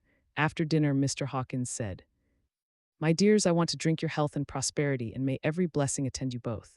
I know you both from children, and have, with love and pride, seen you grow up. Now I want you to make your home here with me. I have left to me neither chick nor child. All are gone, and in my will I have left you everything. I cried, Lucy dear, as Jonathan and the old man clasped hands. Our evening was a very, very happy one. So here we are, installed in this beautiful old house, and from both my bedroom and the drawing room I can see the great elms of the cathedral close, with their great black stems standing out against the old yellow stone of the cathedral, and I can hear the rooks overhead cawing and chattering and gossiping all day, after the manner of rooks and humans. I am busy, I need not tell you, arranging things and housekeeping. Jonathan and Mr. Hawkins are busy all day, for now that Jonathan is a partner, Mr. Hawkins wants to tell him all about the clients. How is your dear mother getting on? I wish I could run up to town for a day or two to see you, dear, but I dare not go yet with so much on my shoulders, and Jonathan wants looking after still. He's beginning to put some flesh on his bones again, but he was terribly weakened by the long illness. Even now he sometimes starts out of his sleep in a sudden way and awakes all trembling until I can coax him back to his usual placidity. However, thank God, these occasions grow less frequent as the days go on, and they will in time pass away altogether, I trust. And now I have told you my news, let me ask yours. When are you to be married, and where, and who is to perform the ceremony, and what are you to wear, and is it to be a public or private wedding? Tell me all about it, dear, tell me all about everything, for there is nothing which interests you which will not be dear to me.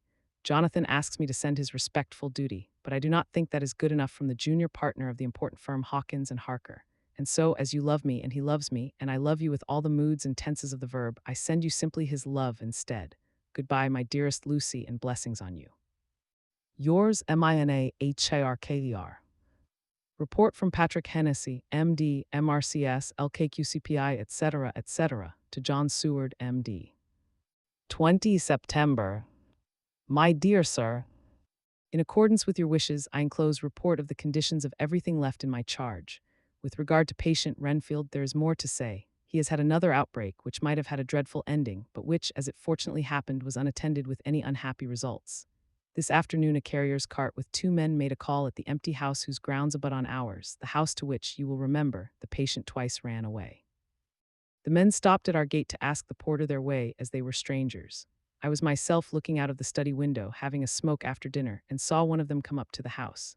As he passed the window of Renfield's room, the patient began to rate him from within and called him all the foul names he could lay his tongue to. The man, who seemed a decent fellow enough, contented himself by telling him to shut up. For a foul-mouthed beggar, whereon our man accused him of robbing him and wanting to murder him, and said that he would hinder him if he were to swing for it. I opened the window and signed to the man not to notice, so he contented himself after looking the place over and making up his mind as to what kind of place he had got to by saying, Lor, bless yer, sir, I wouldn't mind what was said to me in a bloomin' madhouse. I pity ye and the governor for having to live in the house with a wild beast like that. Then he asked his way civilly enough, and I told him where the gate of the empty house was. He went away followed by threats and curses and revilings from our man. I went down to see if I could make out any cause for his anger, since he is usually such a well-behaved man, and except his violent fits, nothing of the kind had ever occurred. I found him, to my astonishment, quite composed and most genial in his manner. I tried to get him to talk of the incident, but he blandly asked me questions as to what I meant, and led me to believe that he was completely oblivious of the affair. It was, I am sorry to say, however, only another instance of his cunning, for within half an hour I heard of him again. This time he had broken out through the window of his room and was running down the avenue. I called to the attendants to follow me and ran after him, for I feared he was intent on some mischief. My fear was justified when I saw the same cart which had passed before coming down the road, having on it some great wooden boxes. The men were wiping their foreheads and were flushed in the face as if with violent exercise. Before I could get up to him, the patient rushed at them and, pulling one of them off the cart, began to knock his head against the ground. If I had not seized him just at the moment, I believe he would have killed the man there and then. The other fellow jumped down and struck him over the head with the butt end of his heavy whip. It was a horrible blow, but he did not seem to mind it, but seized him also, and struggled with the three of us, pulling us to and fro as if we were kittens. You know I am no lightweight, and the others were both burly men. At first he was silent in his fighting, but as we began to master him and the attendants were putting a straight waistcoat on him, he began to shout, "I'll frustrate them. They shan't rob me, they shan't murder me by inches, I'll fight for my lord and master," and all sorts of similar incoherent ravings. It was with very considerable difficulty that they got him back to the house and put him in the padded room. One of the attendants, Hardy, had a finger broken. However, I set it all right, and he is going on well. The two carriers were at first loud in their threats of actions for damages, and promised to rain all the penalties of the law on us. Their threats were, however, mingled with some sort of indirect apology for the defeat of the two of them by a feeble madman. They said that if it had not been for the way their strength had been spent in carrying and raising the heavy boxes to the cart, they would have made short work of him. They gave as another reason for their defeat the extraordinary state of drouth to which they had been reduced by the dusty nature of their occupation and the reprehensible distance from the scene of their labors of any place of public entertainment. I quite understood their drift, and after a stiff glass of strong grog, or rather more of the same, and with each a sovereign in hand, they made light of the attack and swore that they would encounter a worse madman any day for the pleasure of meeting so bloomin' good a bloke as your correspondent. I took their names and addresses in case they might be needed. They are as follows: Jack Smollett of Duddings Rents, King George's Road, Great Walworth, and Thomas Snelling, Peter Farley's Row, Guide Court, Bethnal Green. They are both in the employment of Harris and Sons, Moving and Shipment Company, Orange Masters Yard, Soho. I shall report to you any matter of interest occurring here, and shall wire you at once if there is anything of importance. Believe me, dear sir, yours faithfully, Patrick Hennessy. Letter Mina Harker to Lucy Westenra. Unopened by her. 18 September. My dearest Lucy, such a sad blow has befallen us. Mr. Hawkins has died very suddenly. Some may not think it so sad for us, but we had both come to so love him that it really seems as though we had lost a father. I never knew either father or mother, so that the dear old man's death is a real blow to me. Jonathan is greatly distressed. It is not only that he feels sorrow, deep sorrow, for the dear, good man who has befriended him all his life, and now at the end has treated him like his own son and left him a fortune which, to people of our modest bringing up, is wealth beyond the dream of avarice, but Jonathan feels it on another account. He says the amount of responsibility which it puts upon him makes him nervous. He begins to doubt himself. I try to cheer him up, and my belief in him helps him to have a belief in himself, but it is here that the grave shock that he experienced tells upon him the most. Oh, it is too hard that a sweet, simple, noble, strong nature such as his, a nature which enabled him by our dear, good friend's aid to rise from clerk to master in a few years, should be so injured that the very essence of its strength is gone. Forgive me, dear, if I worry you with my troubles in the midst of your own happiness, but Lucy, dear, I must tell someone, for the strain of keeping up a brave and cheerful appearance to Jonathan tries me, and I have no one here that I can confide in. I dread coming up to London, as we must do that day after tomorrow, for poor Mr. Hawkins left in his will that he was to be buried in the grave with his father. As there are no relations at all, Jonathan will have to be chief mourner. I shall try to run over to see you, dearest, if only for a few minutes. Forgive me for troubling you, with all blessings. Your loving Mina Harker. Dr. Seward's Diary. 20 September, only resolution and habit can let me make an entry tonight. I am too miserable, too low-spirited, too sick of the world and all in it, including life itself, that I would not care if I heard this moment the flapping of the wings of the angel of death. And he has been flapping those grim wings to some purpose of late, Lucy's mother and Arthur's father, and now, let me get on with my work. I duly relieved Van Helsing in his watch over Lucy. We wanted Arthur to go to rest also, but he refused at first. It was only when I told him that we should want him to help us during the day and that we must not all break down for want of rest, lest Lucy should suffer, that he agreed to go. Van Helsing was very kind to him. Come, my child, he said, come with me. You are sick and weak and have had much sorrow and much mental pain, as well as that tax on your strength that we know of. You must not be alone, for to be alone is to be full of fears and alarms. Come to the drawing room, where there is a big fire and there are two sofas. You shall lie on one and I on the other, and our sympathy will be comfort to each other, even though we do not speak, and even if we sleep. Arthur went off with him, casting back a longing look on Lucy's face, which lay in her pillow, almost whiter than the lawn. She lay quite still, and I looked around the room to see that all was as it should be. I could see that the professor had carried out in this room, as in the other, his purpose of using the garlic. The whole of the window sashes reeked with it, and round Lucy's neck, over the silk handkerchief which Van Helsing made her keep on, was a rough chaplet of the same odorous flowers. Lucy was breathing somewhat stertorously, and her face was at its worst, for the open mouth showed the pale gums. Her teeth in the dim, uncertain light seemed longer and sharper than they had been in the morning. In particular, by some trick of the light, the canine teeth looked longer and sharper than the rest. I sat down beside her, and presently she moved uneasily. At the same moment there came a sort of dull flapping or buffeting at the window. I went over to it softly and peeped out by the corner of the blind. There was a full moonlight, and I could see that the noise was made by a great bat, which wheeled around, doubtless attracted by the light, although so dim, and every now and again struck the window with its wings. When I came back to my seat, I found that Lucy had moved slightly and had torn away the garlic flowers from her throat. I replaced them as well as I could and sat watching her. Presently she woke, and I gave her food, as Van Helsing had prescribed. She took but a little, and that languidly. There did not seem to be with her now the unconscious struggle for life and strength that had hitherto so marked her illness. It struck me as curious that the moment she became conscious she pressed the garlic flowers close to her. It was certainly odd that whenever she got into that lethargic state, with the stertorous breathing, she put the flowers from her, but that when she waked she clutched them close. There was no possibility of making any mistake about this, for in the long hours that followed, she had many spells of sleeping and waking, and repeated both actions many times. At 6 o'clock Van Helsing came to relieve me. Arthur had then fallen into a doze, and he mercifully let him sleep on. When he saw Lucy's face, I could hear the hissing and draw of breath, and he said to me in a sharp whisper, "Draw up the blind, I want light." Then he bent down, and with his face almost touching Lucy's, examined her carefully. He removed the flowers and lifted the silk handkerchief from her throat. As he did so, he started back, and I could hear his ejaculation, "Mein Gott." As it was smothered in his throat, I bent over and looked too, and as I noticed, some queer chill came over me. The wounds on the throat had absolutely disappeared. For fully 5 minutes Van Helsing stood looking at her, with his face at its sternest. Then he turned to me and said calmly, "She is dying. It will not be long now. It will be much difference, mark me, whether she dies conscious or in her sleep. Wake that poor boy and let him come and see the last. He trusts us, and we have promised him." I went to the dining room and waked him.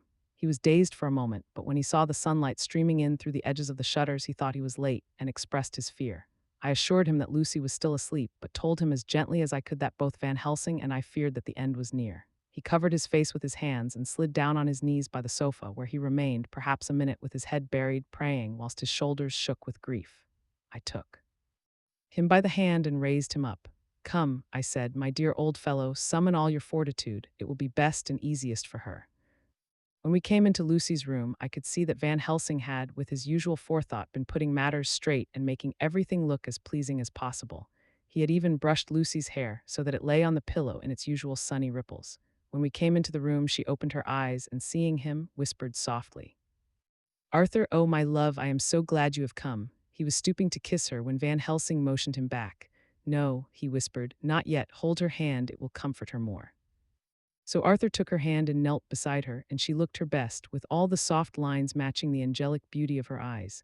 Then gradually her eyes closed, and she sank to sleep. For a little bit her breast heaved softly, and her breath came and went like a tired child's. And then insensibly there came the strange change which I had noticed in the night. Her breathing grew stertorous, the mouth opened, and the pale gums, drawn back, made the teeth look longer and sharper than ever.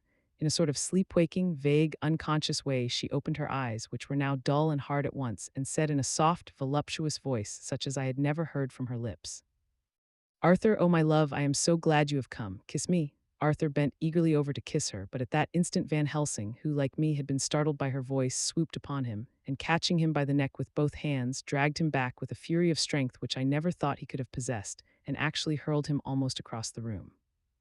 "Not on your life," he said, "not for your living soul and hers," and he stood between them like a lion at bay. Arthur was so taken aback that he did not for a moment know what to do or say, and before any impulse of violence could seize him, he realized the place and the occasion, and stood silent, waiting.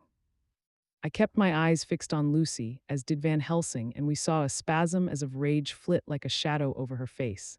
The sharp teeth clamped together, then her eyes closed, and she breathed heavily. Very shortly after she opened her eyes in all their softness, and putting out her poor, pale, thin hand, took Van Helsing's great brown one, drawing it close to her, she kissed it.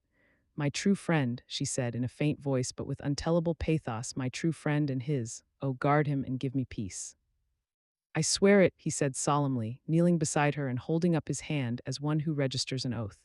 Then he turned to Arthur and said to him, "Come, my child, take her hand in yours and kiss her on the forehead, and only once." Their eyes met instead of their lips, and so they parted. Lucy's eyes closed, and Van Helsing, who had been watching closely, took Arthur's arm and drew him away. And then Lucy's breathing became stertorous again, and all at once it ceased. "It is all over," said Van Helsing. "She is dead." I took Arthur by the arm and led him away to the drawing room, where he sat down and covered his face with his hands, sobbing in a way that nearly broke me down to see. I went back to the room and found Van Helsing looking at poor Lucy, and his face was sterner than ever. Some change had come over her body. Death had given back part of her beauty, for her brow and cheeks had recovered some of their flowing lines. Even the lips had lost their deadly pallor. It was as if the blood, no longer needed for the working of the heart, had gone to make the harshness of death as little rude as might be. We thought her dying whilst she slept, and sleeping when she died. I stood beside Van Helsing and said, "Ah well, poor girl, there is peace for her at last. It is the end." He turned to me and said with grave solemnity, "Not so, alas, not so, it is only the beginning." When I asked him what he meant, he only shook his head and answered, "We can do nothing as yet, wait and see." Chapter XIII. Dr. Seward's diary continued. The funeral was arranged for the next succeeding day so that Lucy and her mother might be buried together. I attended to all the ghastly formalities, and the urbane undertaker proved that his staff was afflicted, or blessed, with something of his own obsequious suavity. Even the woman who performed the last offices for the dead remarked to me in a confidential, brother-professional way when she had come out from the death chamber, "She makes a very beautiful corpse, sir. It's quite a privilege to attend on her. It's not too much to say that she will do credit to our establishment." I noticed that Van Helsing never kept far away. This was possible from the disordered state of things in the household. There were no relatives at hand, and as Arthur had to be back the next day to attend at his father's funeral, we were unable to notify anyone who should have been bidden. Under the circumstances, Van Helsing and I took it upon ourselves to examine papers, etc. He insisted upon looking over Lucy's papers himself. I asked him why, for I feared that he, being a foreigner, might not be quite aware of English legal requirements, and so might in ignorance make some unnecessary trouble. He answered me, I know, you forget that I am a lawyer as well as a doctor, but this is not altogether for the law. You knew that when you avoided the coroner. I have more than him to avoid. There may be papers more such as this." As he spoke, he took from his pocket-book the memorandum which had been in Lucy's breast, and which she had torn in her sleep. "When you find anything of the solicitor who is for the late Mrs. Westenra, seal all her papers and write him tonight. For me, I watch here in the room and in Miss Lucy's old room all night, and I myself search for what may be. It is not well that her very thoughts go into the hands of strangers." I went on with my part of the work, and in another half-hour had found the name and address of Mrs. Westenra's solicitor and had written to him. All the poor lady's papers were in order. Explicit directions regarding the place of burial were given. I had hardly sealed the letter when, to my surprise, Van Helsing walked into the room, saying, "Can I help you, friend John? I am free, and if I may, my service is to you." "Have you got what you looked for?" I asked, to which he replied, "I did not look for any specific thing. I only hoped to find, and find I have, all that there was, only some letters and a few memoranda and a diary new begun. But I have them here, and we shall for the present say nothing of them. I shall see that poor lad tomorrow evening, and with his sanction I shall use some." When we had finished the work in hand, he said to me, "And now, friend John, I think we may to bed. We want sleep, both you and I, and rest to recuperate. Tomorrow we shall have much to do, but for the tonight there is no need of us. Alas." Before turning in, we went to look at poor Lucy. The undertaker had certainly done his work well, for the room was turned into a small chapelle ardente. There was a wilderness of beautiful white flowers, and death was made as little repulsive as might be. The end of the winding sheet was laid over the face. When the professor bent over and turned it gently back, we both started at the beauty before us, the tall wax candles showing a sufficient light to note it well. All Lucy's loveliness had come back to her in death, and the hours that had passed, instead of leaving traces of decay's effacing fingers, had but restored the beauty of life, till positively I could not believe my eyes that I was looking at a corpse. The professor looked sternly grave. He had not loved her as I had, and there was no need for tears in his eyes. He said to me, "Remain till I return," and left the room. He came back with a handful of wild garlic from the box waiting in the hall, but which had not been opened, and placed the flowers amongst the others on and around the bed. Then he took from his neck, inside his collar, a little gold crucifix and placed it over the mouth. He restored the sheet to its place, and we came away. I was undressing in my own room when, with a premonitory tap at the door, he entered and at once began to speak. Tomorrow I want you to bring me, before night, a set of post-mortem knives. Must we make an autopsy? I asked. Yes and no, I want to operate, but not what you think. Let me tell you now, but not a word to another. I want to cut off her head and take out her heart. Ah, you a surgeon and so shocked, you whom I have seen with no tremble of hand or heart, do operations of life and death that make the rest shudder. Oh, but I must not forget, my dear friend John, that you loved her, and I have not forgotten it, for it is I that shall operate, and you must not help. I would like to do it tonight, but for Arthur I must not. He will be free after his father's funeral tomorrow, and he will want to see her to see it. Then, when she is coffined ready for the next day, you and I shall come when all sleep. We shall unscrew the coffin lid and shall do our operation, and then replace all, so that none know save we alone. But why do it at all? The girl is dead. Why mutilate her poor body without need? And if there is no necessity for a post-mortem and nothing to gain by it, no good to her, to us, to science, to human knowledge, why do it? Without such it is monstrous. For answer he put his hand on my shoulder and said with infinite tenderness, Friend John, I pity your poor bleeding heart, and I love you the more because it does so bleed. If I could, I would take on myself the burden that you do bear. But there are things that you know not, but that you shall know, and bless me for knowing, though they are not pleasant things. John, my child, you have been my friend now many years, and yet did you ever know me to do any without good cause? I may err, I am but man, but I believe in all I do. Was it not for these causes that you sent for me when the great trouble came? Yes. Were you not amazed, nay horrified, when I would not let Arthur kiss his love, though she was dying, and snatched him away by all my strength? Yes. And yet you saw how she thanked me with her so beautiful dying eyes, her voice too so weak, and she kissed my rough old hand and blessed me? Yes. And did you not hear me swear promise to her that so she closed her eyes grateful? Yes. Well, I have good reason now for all I want to do. You have for many years trust me. You have believed me weeks past, when there be things so strange that you might have well doubt. Believe me yet a little, friend John. If you trust me not, then I must tell what I think, and that is not perhaps well. And if I work as work I shall, no matter trust or no trust, without my friend trust in me, I work with heavy heart and feel oh so lonely when I want all help and courage that may be. He paused a moment and went on. Solemnly, friend John, there are strange and terrible days before us. Let us not be two, but one, that so we work to a good end. Will you not have faith in me? I took his hand and promised him. I held my door open as he went away and watched him go to his room and close the door. As I stood without moving, I saw one of the maids pass silently along the passage. She had her back to me, so did not see me, and go into the room where Lucy lay. The sight touched me. Devotion is so rare, and we are so grateful to those who show it unasked to those we love. Here was a poor girl putting aside the terrors, which she naturally had of death, to go watch alone by the bier of the mistress whom she loved, so that the poor clay might not be lonely till laid to eternal rest. I must have slept long and soundly, for it was broad daylight when Van Helsing waked me by coming into my room. He came over to my bedside and said, You need not trouble about the knives. We shall not do it. Why not? I asked, for his solemnity of the night before had greatly impressed me. Because, he said sternly, it is too late or too early. See, here he held up the little golden crucifix. This was stolen in the night. How stolen? I asked in wonder, since you have it now. Because I get it back from the worthless wretch who stole it, from the woman who robbed the dead and the living. Her punishment will surely come, but not through me. She knew not altogether what she did, and thus unknowing she only stole. Now we must wait. He went away on the word, leaving me with a new mystery to think of, a new puzzle to grapple with. The forenoon was a dreary time, but at noon the solicitor came, Mr. Marquand of Holman, Sons, Marquand and Litterdale. He was very genial and very appreciative of what we had done, and took off our hands all cares as to details. During lunch he told us that Mrs. Westenra had for some time expected sudden death from her heart, and had put her affairs in absolute order.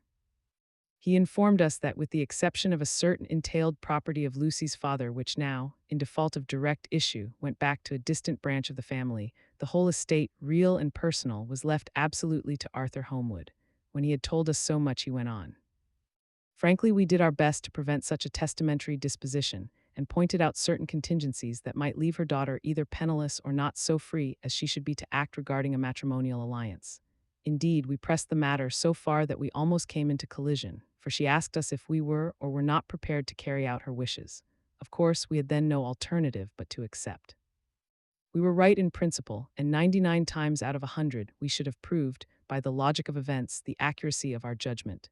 Frankly, however, I must admit that in this case any other form of disposition would have rendered impossible the carrying out of her wishes.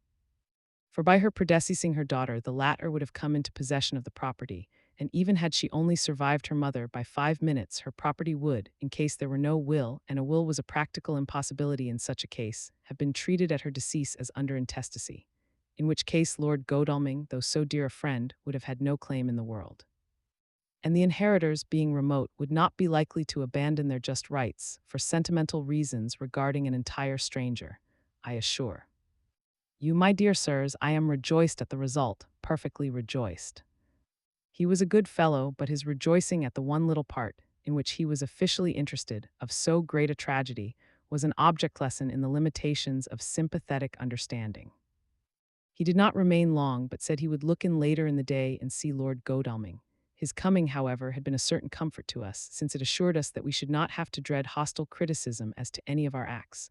Arthur was expected at 5 o'clock, so a little before that time we visited the death chamber. It was so in very truth, for now both mother and daughter lay in it. The undertaker, true to his craft, had made the best display he could of his goods, and there was a mortuary air about the place that lowered our spirits at once. Van Helsing ordered the former arrangement to be adhered to, explaining that, as Lord Godalming was coming very soon, it would be less harrowing to his feelings to see all that was left of his fiancée quite alone.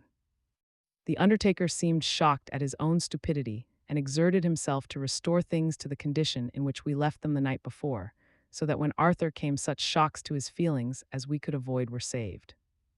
Poor fellow, he looked desperately sad and broken. Even his stalwart manhood seemed to have shrunk somewhat under the strain of his much-tried emotions. He had, I knew, been very genuinely and devotedly attached to his father, and to lose him, and at such a time, was a bitter blow to him. With me he was warm as ever, and to Van Helsing he was sweetly courteous. But I could not help seeing that there was some constraint with him. The professor noticed it too, and motioned me to bring him upstairs. I did so, and left him at the door of the room, as I felt he would like to be. Quite alone with her, but he took my arm and led me in, saying huskily, "You loved her too, old fellow. She told me all about it, and there was no friend had a closer place in her heart than you. I don't know how to thank you for all you have done for her. I can't think yet." Here he suddenly broke down, and threw his arms round my shoulders and laid his head on my breast, crying, "Oh, Jack, Jack, what shall I do? The whole of life seems gone from me all at once, and there is nothing in the wide world for me to live for." I comforted him as well as I could. In such cases men do not need much expression.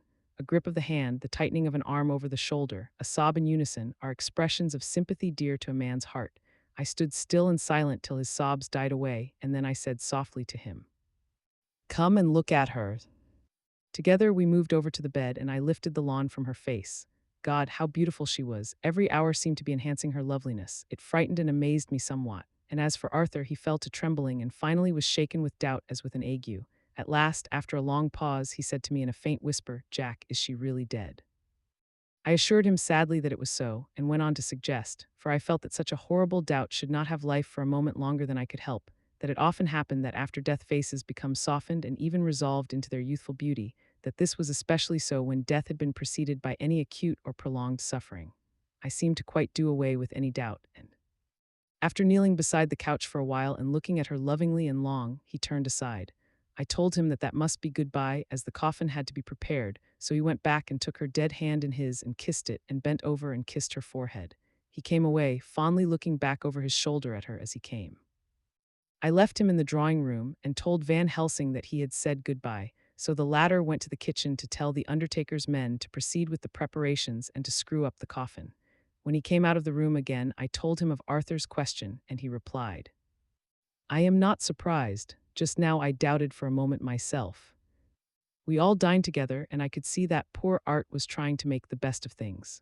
Van Helsing had been silent all dinner time, but when we had lit our cigars he said, "Lord," but Arthur interrupted him. "No, no, not that, for God's sake, not yet at any rate. Forgive me, sir, I did not mean to speak offensively. It is only because my loss is so recent." The professor answered very sweetly, "I only used that name because I was in doubt. I must not call you Mr., and I have grown to love you, yes, my dear boy, to love you as Arthur." Arthur held out his hand and took the old man's warmly. "Call me what you will," he said. "I hope I may always have the title of a friend, and let me say that I am at a loss for words to thank you for your goodness to my poor dear." He paused a moment and went on, "I know that she understood your goodness even better than I do, and if I was rude or in any way wanting at that time, you acted so. You remember," the professor nodded, "you must forgive me." He answered with a grave kindness, "I know it was hard for you to quite trust me then, for to trust such violence needs to understand, and I take it that you do not, that you cannot, trust me now, for you do not yet understand. And there may be more times when I shall want you to trust when you cannot and may not and must not yet understand. But the time will come when your trust shall be whole and complete in me, and when you shall understand as though the sunlight himself shone through. Then you shall bless me from first to last for your own sake, and for the sake of others, and for her dear sake to whom I swore to protect." "And indeed, sir," said Arthur warmly, "I shall in all ways trust you. I know and believe you have a very noble heart, and you are Jack's friend and you were hers. You shall do what you like." The professor cleared his throat a couple of times as though about to speak, and finally said, "May I ask you something now?" "Certainly." "You know that Mrs. Westenra left you all her property." "No, poor dear, I never thought of it." "And as it is all yours, you have a right to deal with it as you will. I want you to give me permission to read all Miss Lucy's papers and letters. Believe me, it is no idle curiosity. I have a motive of which, be sure, she would have approved. I have them all here. I took them before we knew that all was yours, so that no strange hand might touch them, no strange eye look through words into her soul. I shall keep them if I may. Even you may not see them yet, but I shall. Keep them safe, no word shall be lost, and in the good time I shall give them back to you. It is a hard thing that I ask, but you will do it, will you not, for Lucy's sake?" Arthur spoke out heartily, like his old self. "Dr. Van Helsing, you may do what you will. I feel that in saying this I am doing what my dear one would have approved. I shall not trouble you with questions till the time comes." The old professor stood up as he said solemnly, "And you are right, there will be pain for us all, but it will not be all pain, nor will this pain be the last. We and you too, you most of all, dear boy, will have to pass through the bitter water before we reach the sweet. But we must be brave of heart and unselfish and do our duty, and all will be well." I slept on a sofa in Arthur's room that night. Van Helsing did not go to bed at all. He went to and fro as if patrolling the house, and was never out of sight of the room where Lucy lay in her coffin, strewn with the wild garlic flowers, which sent through the odor of lily and rose, a heavy, overpowering smell into the night. Mina Harker's journal. 22 September, in the train to Exeter, Jonathan sleeping. It seems only yesterday that the last entry was made, and yet how much between then and Whitby and all the world before me, Jonathan away and no news of him, and now married to Jonathan, Jonathan a solicitor, partner, rich, master of his business, Mr. Hawkins dead and buried, and Jonathan with another attack that may harm him. Some day he may ask me about it. Down it all goes. I am rusty in my shorthand. See what unexpected prosperity does for us, so it may be as well to freshen it up again with an exercise anyhow. The service was very simple and very solemn. There were only ourselves and the servants there, one or two old friends of his from Exeter, his London agent, and a gentleman representing Sir John Paxton, the president of the Incorporated Law Society. Jonathan and I stood hand in hand, and we felt that our best and dearest friend was gone from us. We came back to town quietly, taking a bus to Hyde Park Corner. Jonathan thought it would interest me to go into the Row for a while, so we sat down. But there were very few people there, and it was sad-looking and desolate to see so many empty chairs. It made us think of the empty chair at home. So we got up and walked down Piccadilly. Jonathan was holding me by the arm, the way he used to in the old days before I went to school. I felt it very improper, for you can't go on for some years teaching etiquette and decorum to other girls without the pedantry of it biting into yourself a bit. But it was Jonathan, and he was my husband, and we didn't know anybody who saw us, and we didn't care if they did, so on we walked.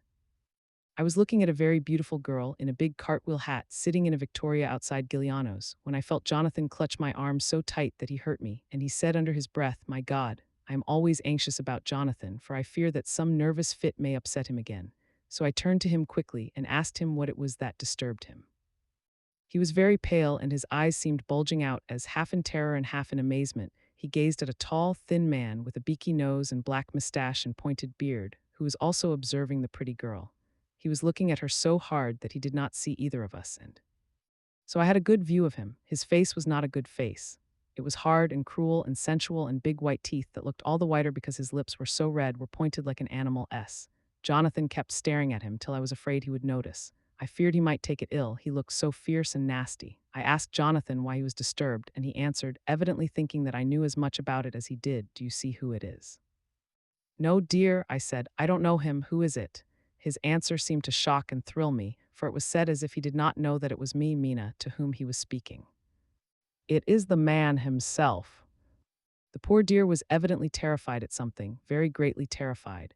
I do believe that if he had not had me to lean on and to support him, he would have sunk down. He kept staring. A man came out of the shop with a small parcel and gave it to the lady, who then drove off. The dark man kept his eyes fixed on her, and when the carriage moved up Piccadilly, he followed in the same direction and hailed a hansom. Jonathan kept looking after him and said, as if to himself, I believe it is the Count, but he has grown young. My God, if this be so, oh my God, if only I knew, if only I knew. He was distressing himself so much that I feared to keep his mind on the subject by asking him any questions, so I remained silent. I drew away quietly, and he, holding my arm, came easily. We walked a little further and then went in and sat for a while in the Green Park. It was a hot day for autumn, and there was a comfortable seat in a shady place. After a few minutes staring at nothing, Jonathan's eyes closed, and he went quickly into a sleep with his head on my shoulder. I thought it was the best thing for him, so did not disturb him. In about 20 minutes he woke up and said to me quite cheerfully, Why, Mina, have I been asleep? Oh, do forgive me for being so rude. Come and we'll have a cup of tea somewhere. He had evidently forgotten all about the dark stranger, as in his illness he had forgotten all that this episode had reminded him of. I don't like this lapsing into forgetfulness. It may make or continue some injury to the brain. I must not ask him, for fear I shall do more harm than good, but I must somehow learn the facts of his journey abroad. The time has come, I fear, when I must open the parcel and know what is written. Oh, Jonathan, you will, I know, forgive me if I do wrong, but it is for your own dear sake. Later, a sad homecoming in every way, the house empty of the dear soul who was so good to us. Jonathan still pale and dizzy under a slight relapse of his malady, and now a telegram from Van Helsing, whoever he may be. You will be grieved to hear that Mrs. Westenra died 5 days ago, and that Lucy died the day before yesterday. They were both buried today. Oh, what a wealth of sorrow in a few words. Poor Mrs. Westenra, poor Lucy, gone, gone, never to return to us, and poor Arthur to have lost such a sweetness out of his life. God help us all to bear our troubles. Dr. Seward's Diary Cont. 22 September, it is all over. Arthur has gone back to Ring and has taken Quincy Morris with him. What a fine fellow is Quincy. I believe in my heart of hearts that he suffered as much about Lucy's death as any of us, but he bore himself through it like a moral Viking, if America can go on breeding men like that, she will be a power in the world indeed. Van Helsing is lying down, having a rest preparatory to his journey. He goes to Amsterdam tonight, but says he returns tomorrow night, that he only wants to make some arrangements which can only be made personally. He's to stop with me then, if he can. He says he has work to do in London which may take him some time. Poor old fellow, I fear that the strain of the past week has broken down even his iron strength. All the time of the burial he was, I could see, putting some terrible restraint on himself. When it was all over, we were standing beside Arthur, who, poor fellow, was speaking of his part in the operation where his blood had been transfused to his Lucy's veins. I could see Van Helsing's face grow white and purple by turns. Arthur was saying that he felt since then as if they two had been really married and that she was his wife in the sight of God. None of us said a word of the other operations, and none of us ever shall. Arthur and Quincy went away together to the station, and Van Helsing and I came on here. The moment we were alone in the carriage, he gave way to a regular fit of hysterics. He has denied to me since that it was hysterics, and insisted that it was only his sense of humor asserting itself under very terrible conditions. He laughed till he cried, and I had to draw down the blinds lest anyone should see us and misjudge. And then he cried till he laughed again, and laughed and cried together, just as a woman does. I tried to be stern with him, as one is to a woman under the circumstances, but it had no effect. Men and women are so different in manifestations of nervous strength or weakness. Then when his face grew grave and stern again, I asked him why his mirth, and why at such a time. His reply was in a way characteristic of him, for it was logical and forceful and mysterious. He said, Ah, you don't comprehend, friend John. Do not think that I am not sad, though I laugh. See, I have cried even when. The laugh did choke me, but no more think that I am all sorry when I cry, for the laugh he come just the same. Keep it always with you, that laughter who knock at your door and say, May I come in, is not true laughter. No, he is a king, and he come when and how he like. He ask no person, he choose no time of suitability. He say, I am here. Behold an example, I grieve my heart out for that so sweet young girl. I give my blood for her, though I am old and worn. I give my time, my skill, my sleep. I let my other sufferers want that she may have all. And yet I can laugh at her very grave, laugh when the clay from the spade of the sexton drop upon her coffin, and say thud, thud, to my heart till it send back the blood from my cheek. My heart bleed for that poor boy, that dear boy, so of the age of mine own boy had I been so blessed that he live, and with his hair and eyes the same. There, you know now why I love him so. And yet when he say things that touch my husband heart to the quick, and make my father heart yearn to him as to no other man, not even you, friend John, for we are more level in experiences than father and son. Yet even at such a moment King laugh he come to me and shout and bellow in my ear, here I am, till the blood come dance back and bring some of the sunshine that he carry with him to my cheek. Oh, friend John, it is a strange world, a sad world, a world full of miseries and woes and troubles. And yet when King laugh come, he make them all dance to the tune he play. Bleeding hearts and dry bones of the churchyard and tears that burn as they fall all dance together to the music that he make with that smileless mouth of him. And believe me, friend John, that he is good to come and kind. Ah, we men and women are like ropes drawn tight with strain that pull us different ways. Then tears come, and like the rain on the ropes, they brace us up until perhaps the strain become too great and we break. But King laugh he come like the sunshine, and he ease off the strain again, and we bear to go on with our labor, what it may be. I did not like to wound him by pretending not to see his idea, but as I did not yet understand the cause of his laughter, I asked him. As he answered me, his face grew stern, and he said in quite a different tone, "Oh, it was the grim irony of it all, this so lovely lady garlanded with flowers, that looked so fair as life, till one by one we wondered if she were truly dead. She laid in that so fine marble house in that lonely churchyard, where rest so many of her kin, laid there with the mother who loved her and whom she loved, and that sacred bell going toll, toll, toll. So sad and slow, and those holy men with the white garments of the angel pretending to read books, and yet all the time their eyes never on the page, and all of us with the bowed head. And all for what? She is dead, so is it not?" "Well, for the life of me, Professor," I said, "I can't see anything to laugh at in all that. Why, your expression makes it a harder puzzle than before. But even if the burial service was comic, what about poor Art and his trouble? Why, his heart was simply breaking." "Just so, said he not that the transfusion of his blood to her veins had made her truly his bride?" "Yes, and it was a sweet and comforting idea for him." "Quite so, but there was a difficulty, friend John, if so that." "Then what about the others? Ho, ho, then this so sweet. Maid is a polyandrist, and me, with my poor wife dead to me, but alive by church's law, though no wits all gone, even I, who am faithful husband to this now no wife, am bigamist." "I don't see where the joke comes in there either," I said, and I did not feel particularly pleased with him for saying such things. He laid his hand on my arm and said, "Friend John, forgive me if I pain. I showed not my feeling to others when it would wound, but only to you, my old friend, whom I can trust. If you could have looked into my heart then when I want to laugh, if you could have done so when the laugh arrived, if you could do so now, when King Laugh have pack up his crown and all that is to him, for he go far, far away from me, and for a long, long time, maybe you would perhaps pity me the most of all." I was touched by the tenderness of his tone and asked why. "Because I know. And now we are all scattered, and for many a long day loneliness will sit over our roofs with brooding wings. Lucy lies in the tomb of her kin, a lordly death house in a lonely churchyard, away from teeming London, where the air is fresh and the sun rises over Hampstead Hill, and where wild flowers grow of their own accord. So I can finish this diary, and God only knows if I shall ever begin another. If I do, or if I even open this again, it will be to deal with different people and different themes, for here at the end, where the romance of my life is told, ere I go back to take up the thread of my life work, I say sadly and without hope. Venezuela. The Westminster Gazette, 25 September. A Hampstead mystery. The neighborhood of Hampstead is just at present exercised with a series of events which seem to run on lines parallel to those of what was known to the writers of headlines as the Kensington Horror, or the stabbing. Woman, or the woman in black. During the past 2 or 3 days, several cases have occurred of young children straying from home or neglecting to return from their playing on the heath. In all these cases, the children were too young to give any properly intelligible account of themselves, but the consensus of their excuses is that they had been with a bloofer lady. It has always been late in the evening when they have been missed, and on 2 occasions the children have not been found until early in the following morning. It is generally supposed in the neighborhood that, as the first child missed gave as his reason for being away that a bloofer lady had asked him to come for a walk, the others had picked up the phrase and used it as occasion served. This is the more natural, as the favorite game of the little ones at present is luring each other away by wiles. A correspondent writes us that to see some of the tiny tots pretending to be the bloofer lady is supremely funny. Some of our caricaturists might, he says, take a lesson in the irony of grotesque by comparing the reality and the picture.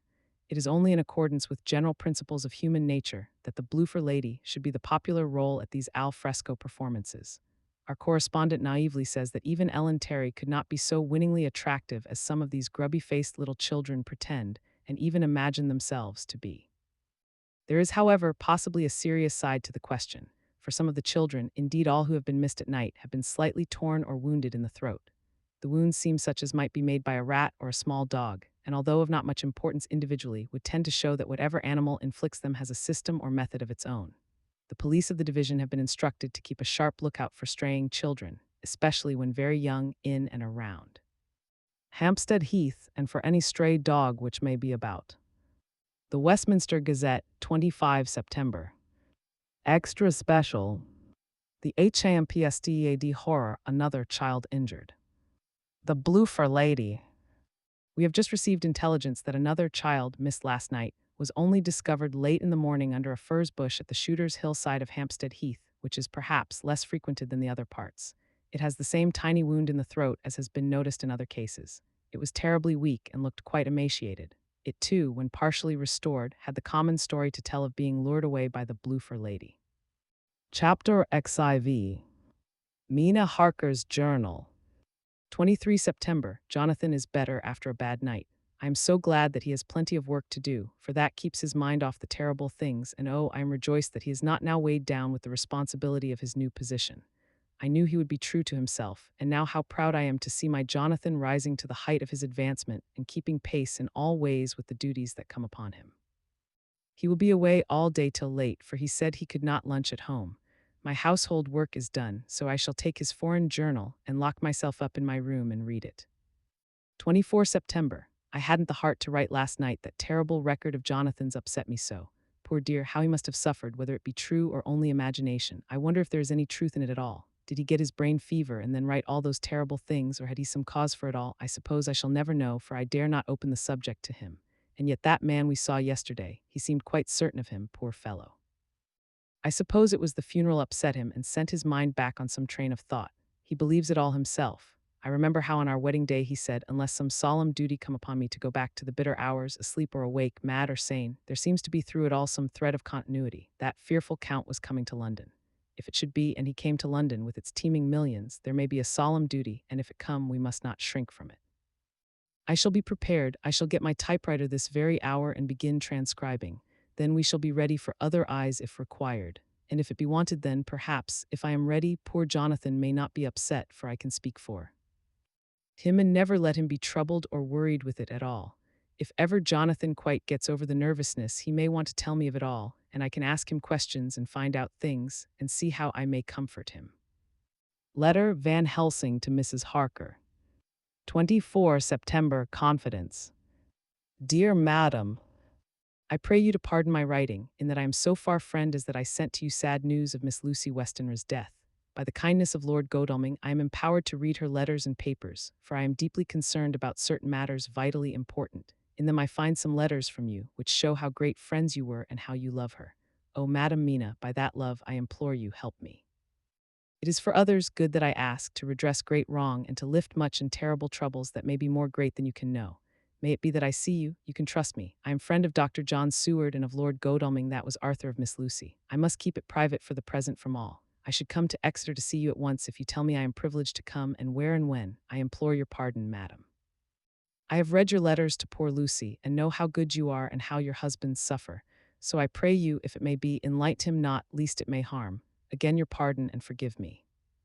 Van Helsing. Telegram Mrs. Harker to Van Helsing. 25 September. Come today by 10:15 train if you can catch it. Can see you anytime you call. Wilhelmina Harker. Mina Harker's Journal. 25 September. I cannot help feeling terribly excited as the time draws near for the visit of Dr. Van Helsing, for somehow I expect that it will throw some light upon Jonathan's sad experience, and as he attended poor dear Lucy in her last illness, he can tell me all about her. That is the reason of his coming. It is concerning Lucy and her sleepwalking, and not about Jonathan. Then I shall never know the real truth now. How silly I am. That awful journal gets hold of my imagination and tinges everything with something of its own color. Of course it is about Lucy. That habit came back to the poor dear, and that awful night on the cliff must have made her ill. I had almost forgotten in my own affairs how ill she was afterwards. She must have told him of her sleepwalking adventure on the cliff, and that I knew all about it, and now he wants me to tell him what I know, so that he may understand. I hope I did right in not saying anything of it to Mrs. Westenra. I should never forgive myself if any act of mine, were it even a negative one, brought harm on poor dear Lucy. I hope, too, Dr. Van Helsing will not blame me. I have had so much trouble and anxiety of late that I feel I cannot bear more just at present. I suppose a cry does us all good at times, clears the air as other rain does. Perhaps it was reading the journal yesterday that upset me, and then Jonathan went away this morning to stay away from me a whole day and night, the first time we have been parted since our marriage. I do hope the dear fellow will take care of himself and that nothing will occur to upset him. It is 2 o'clock and the doctor will be here soon now. I shall say nothing of Jonathan's journal unless he asks me.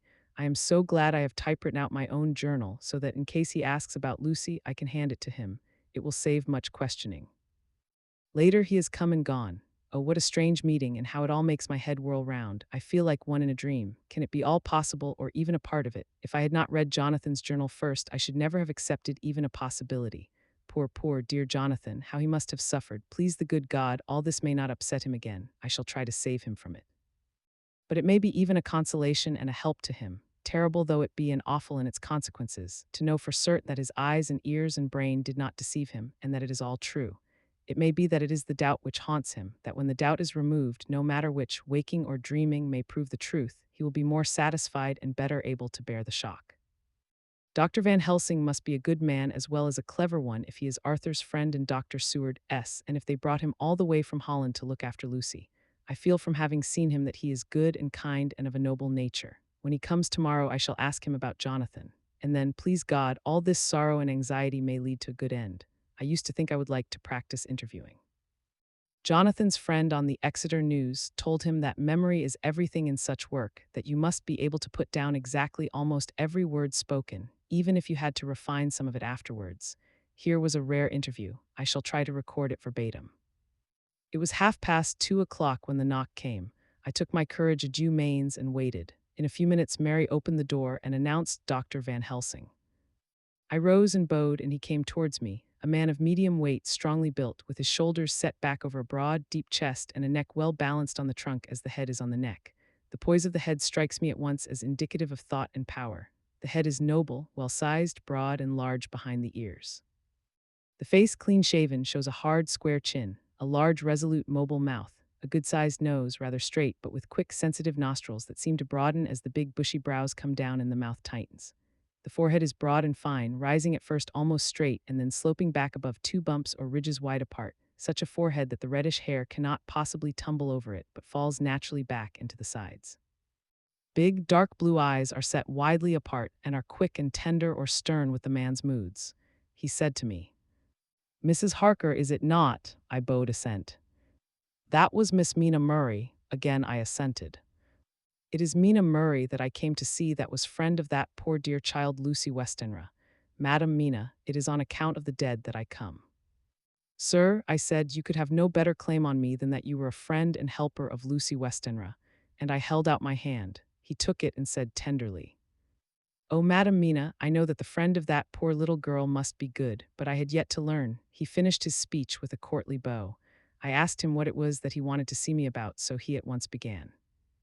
"I have read your letters to Miss Lucy. Forgive me, but I had to begin to inquire somewhere, and there was none to ask. I know that you were with her at Whitby. She sometimes kept a diary. You need not look surprised. Madam Mina, it was begun after you had left and was an imitation of you, and in that diary she traces by inference certain things to a sleepwalking in which she puts down that you saved her. In great perplexity then I come to you and ask you out of your so much kindness to tell me all of it that you can remember." "I can tell you, I think, Dr. Van Helsing, all about it." "Ah, then you have good memory for facts, for details. It is not always so with young ladies." "No, doctor, but I wrote it all down at the time. I can show it to you if you like." "Oh, Madam Mina, I will be grateful. You will do me much favor." I could not resist the temptation of mystifying him a bit. I suppose it is some taste of the original apple that remains still in our mouths, so I handed him the shorthand diary. He took it with a grateful bow and said, "May I write it?" "If you wish," I answered as demurely as I could. He opened it, and for an instant his face fell. Then he stood up and bowed. "Oh, you so clever woman," he said. "I knew long that Mr. Jonathan was a man of much thankfulness, but see, his wife have all the good things. And will you not so much honor me and so help me as to read it for me? Alas, I know not the shorthand." By this time my little joke was over, and I was almost ashamed. so I took the typewritten copy from my work basket and handed it to him. Forgive me, I said. I could not help it, but I had been thinking that it was of dear Lucy that you wished to ask, and so that you might not have time to wait, not on my account, but because I know your time must be precious, I have written it out on the typewriter for you. He took it and his eyes glistened. You are so good, he said, and may I read it now? I may want to ask you some things when I have read. By all means, I said, read it over whilst I order lunch, and then you can ask me questions whilst we eat.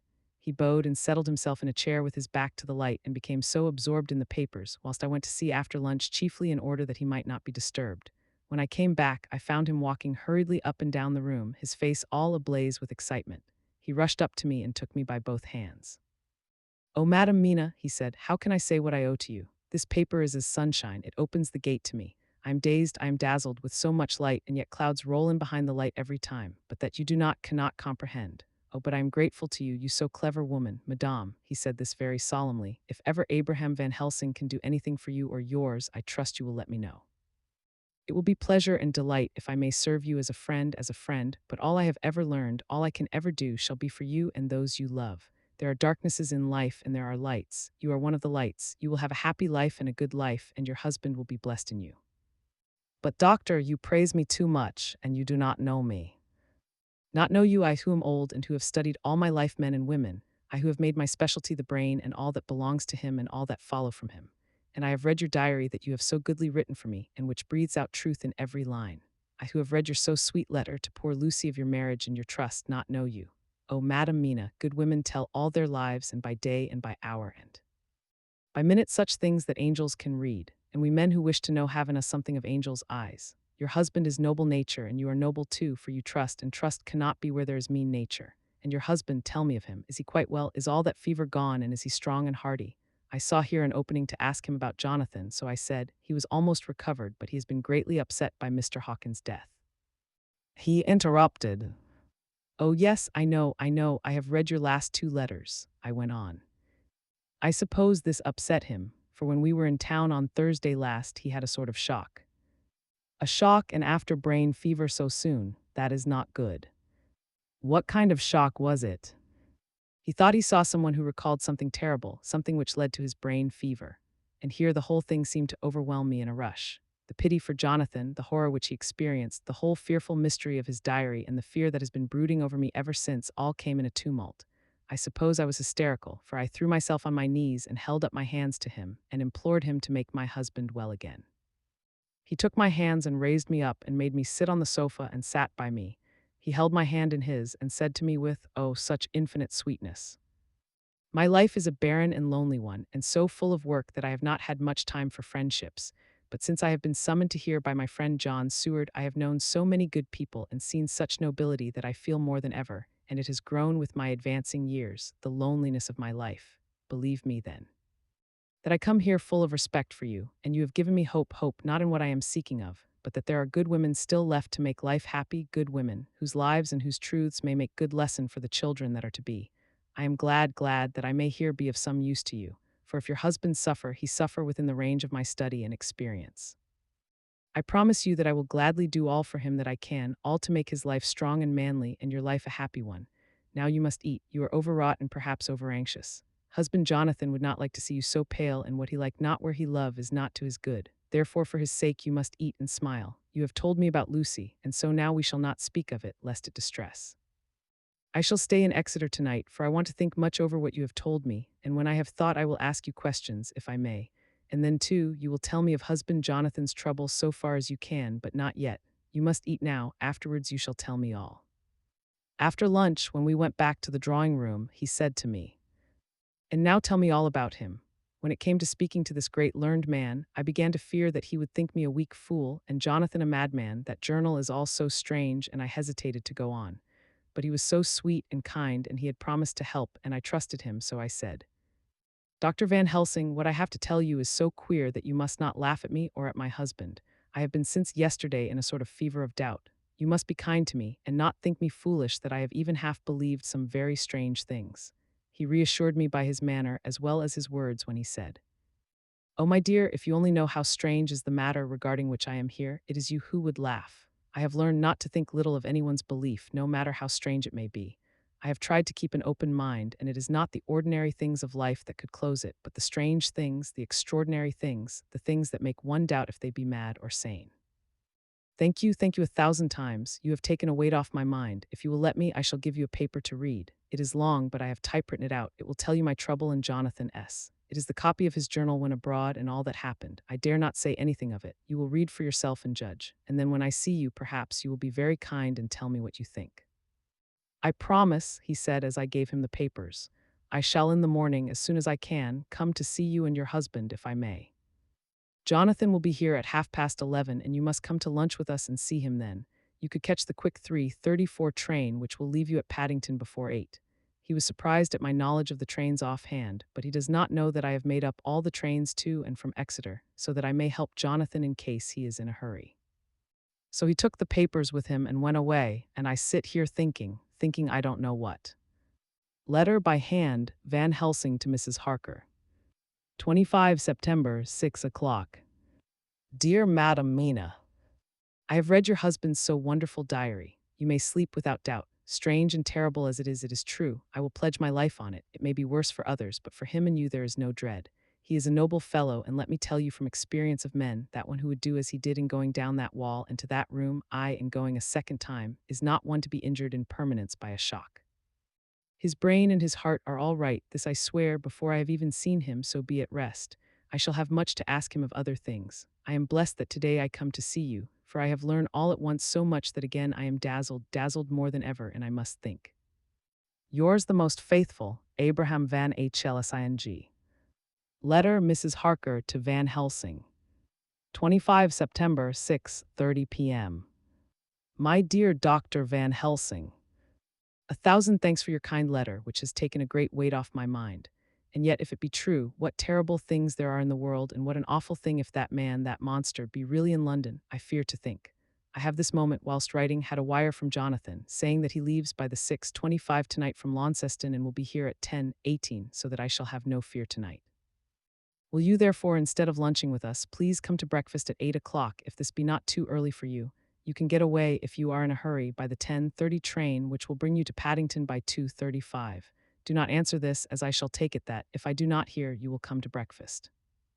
Believe me, your faithful and grateful friend, Mina Harker. Jonathan Harker's Journal. 26 September. I thought never to write in this diary again, but the time has come. When I got home last night, Mina had supper ready, and when we had supped, she told me of Van Helsing's visit, and of her having given him the 2 diaries copied out, and of how anxious she's been about me.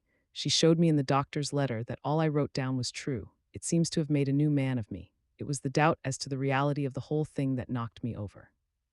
I felt impotent and in the dark and distrustful, but now that I know, I am not afraid even of the Count. He has succeeded after all then in his design in getting to London, and it was he I saw. He has got younger, and how? Van Helsing is the man to unmask him and hunt him out if he is anything like what Mina says. We sat late and talked it over. Mina is dressing, and I shall call at the hotel in a few minutes and bring him over. He was, I think, surprised to see me. When I came into the room where he was and introduced myself, he took me by the shoulder and turned my face round to the light and said, after a sharp scrutiny, "But Madam Mina told me you were ill, that you had had a shock." It was so funny to hear my wife called Madam Mina by this kindly, strong-faced old man. I smiled and said, "I was ill, I have had a shock, but you have cured me already." "And how?" "By your letter to Mina last night. I was in doubt, and then everything took a hue of unreality, and I did not know what to trust, even the evidence of my own senses. Not knowing what to trust, I did not know what to do, and so had only to keep on working in what had hitherto been the groove of my life. The groove ceased to avail me, and I mistrusted myself. Doctor, you don't know what it is to doubt everything, even yourself. No, you don't. You couldn't with eyebrows like yours." He seemed pleased and laughed as he said, "So you are a physiognomist. I learn more here with each hour. I am with so much pleasure coming to you to breakfast, and oh, sir, you will pardon praise from an old man, but you are blessed in your wife." I would listen to him go on praising Mina for a day, so I simply nodded and stood silent.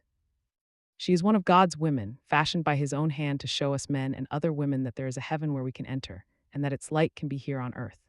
So true, so sweet, so noble, so little an egoist, and that, let me tell you, is much in this age, so skeptical and selfish. And you, sir, I have read all the letters to poor Miss Lucy, and some of them speak of you, so I know you since some days from the knowing of others, but I have seen your true self since last night. You will give me your hand, will you not? and let us be friends for all our lives." We shook hands, and he was so earnest and so kind that it made me quite choky. "And now," he said, "may I ask you for some more help? I have a great task to do, and at the beginning it is to know. You can help me here. Can you tell me what went before?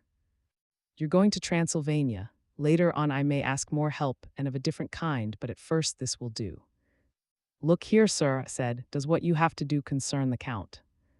"It does," he said solemnly. "Then I am with you heart and soul. As you go by the 10:30 train, you will not have time to read them, but I shall get the bundle of papers. You can take them with you and read them in the train." After breakfast, I saw him to the station. When we were parting, he said, "Perhaps you will come to town if I send for you, and take Madame Mina too." "We shall both come when you will," I said. I had got him the morning papers and the London papers of the previous night, and while we were talking at the carriage window, waiting for the train to start, he was turning them over. His eyes suddenly seemed to catch something in one of them, the Westminster Gazette. I knew it by the color, and he grew quite white.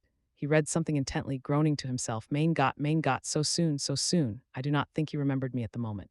Just then the whistle blew, and the train moved off. This recalled him to himself, and he leaned out of the window and waved his hand, calling out, "Love to Madame Mina. I shall write so soon as ever I can." Dr. Seward's Diary.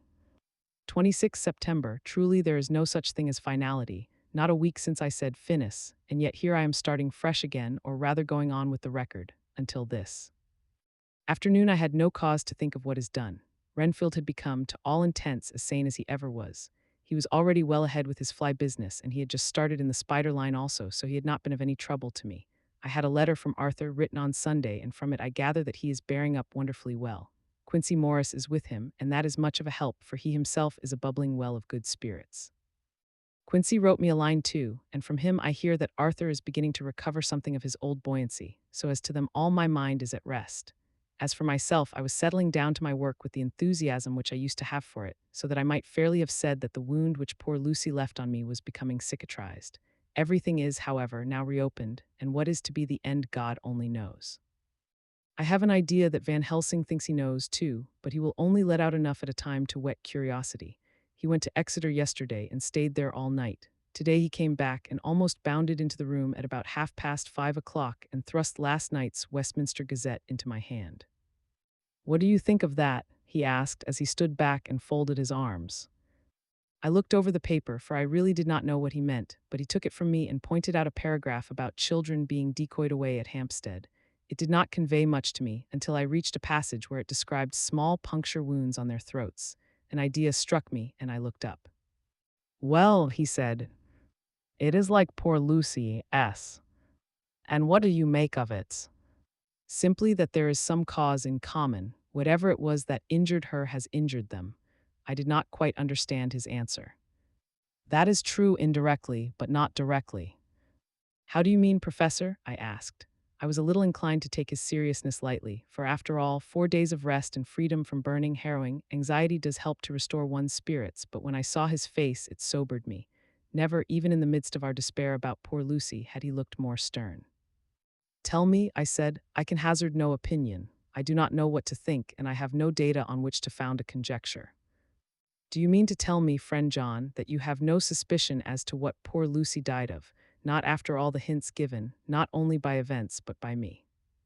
"Of nervous prostration following a great loss or waste of blood." "And how was the blood lost or wasted?" I shook my head. He stepped over and sat down beside me and went on. "You are a clever man, friend John. You reason well and your wit is bold, but you are too prejudiced. You do not let your eyes see nor your ears hear, and that which is outside your daily life is not of account to you. Do you not think that there are things which you cannot understand, and yet which are that some people see things that others cannot? But there are things old and new which must not be contemplated by men's eyes, because they know, or think they know, some things which other men have told them. Ah, it is the fault of our science that it wants to explain all, and if it explain not, then it says there is nothing to explain. But yet we see around us every day the growth of new beliefs which think themselves new and which are yet but the old which pretend to be young, like the fine ladies at the opera. I suppose now you do not believe in corporeal transference. No, nor in materialization. No, nor in astral bodies. No, nor in the reading of thought. No, nor in hypnotism. Yes, I said, Charcot has proved that pretty well.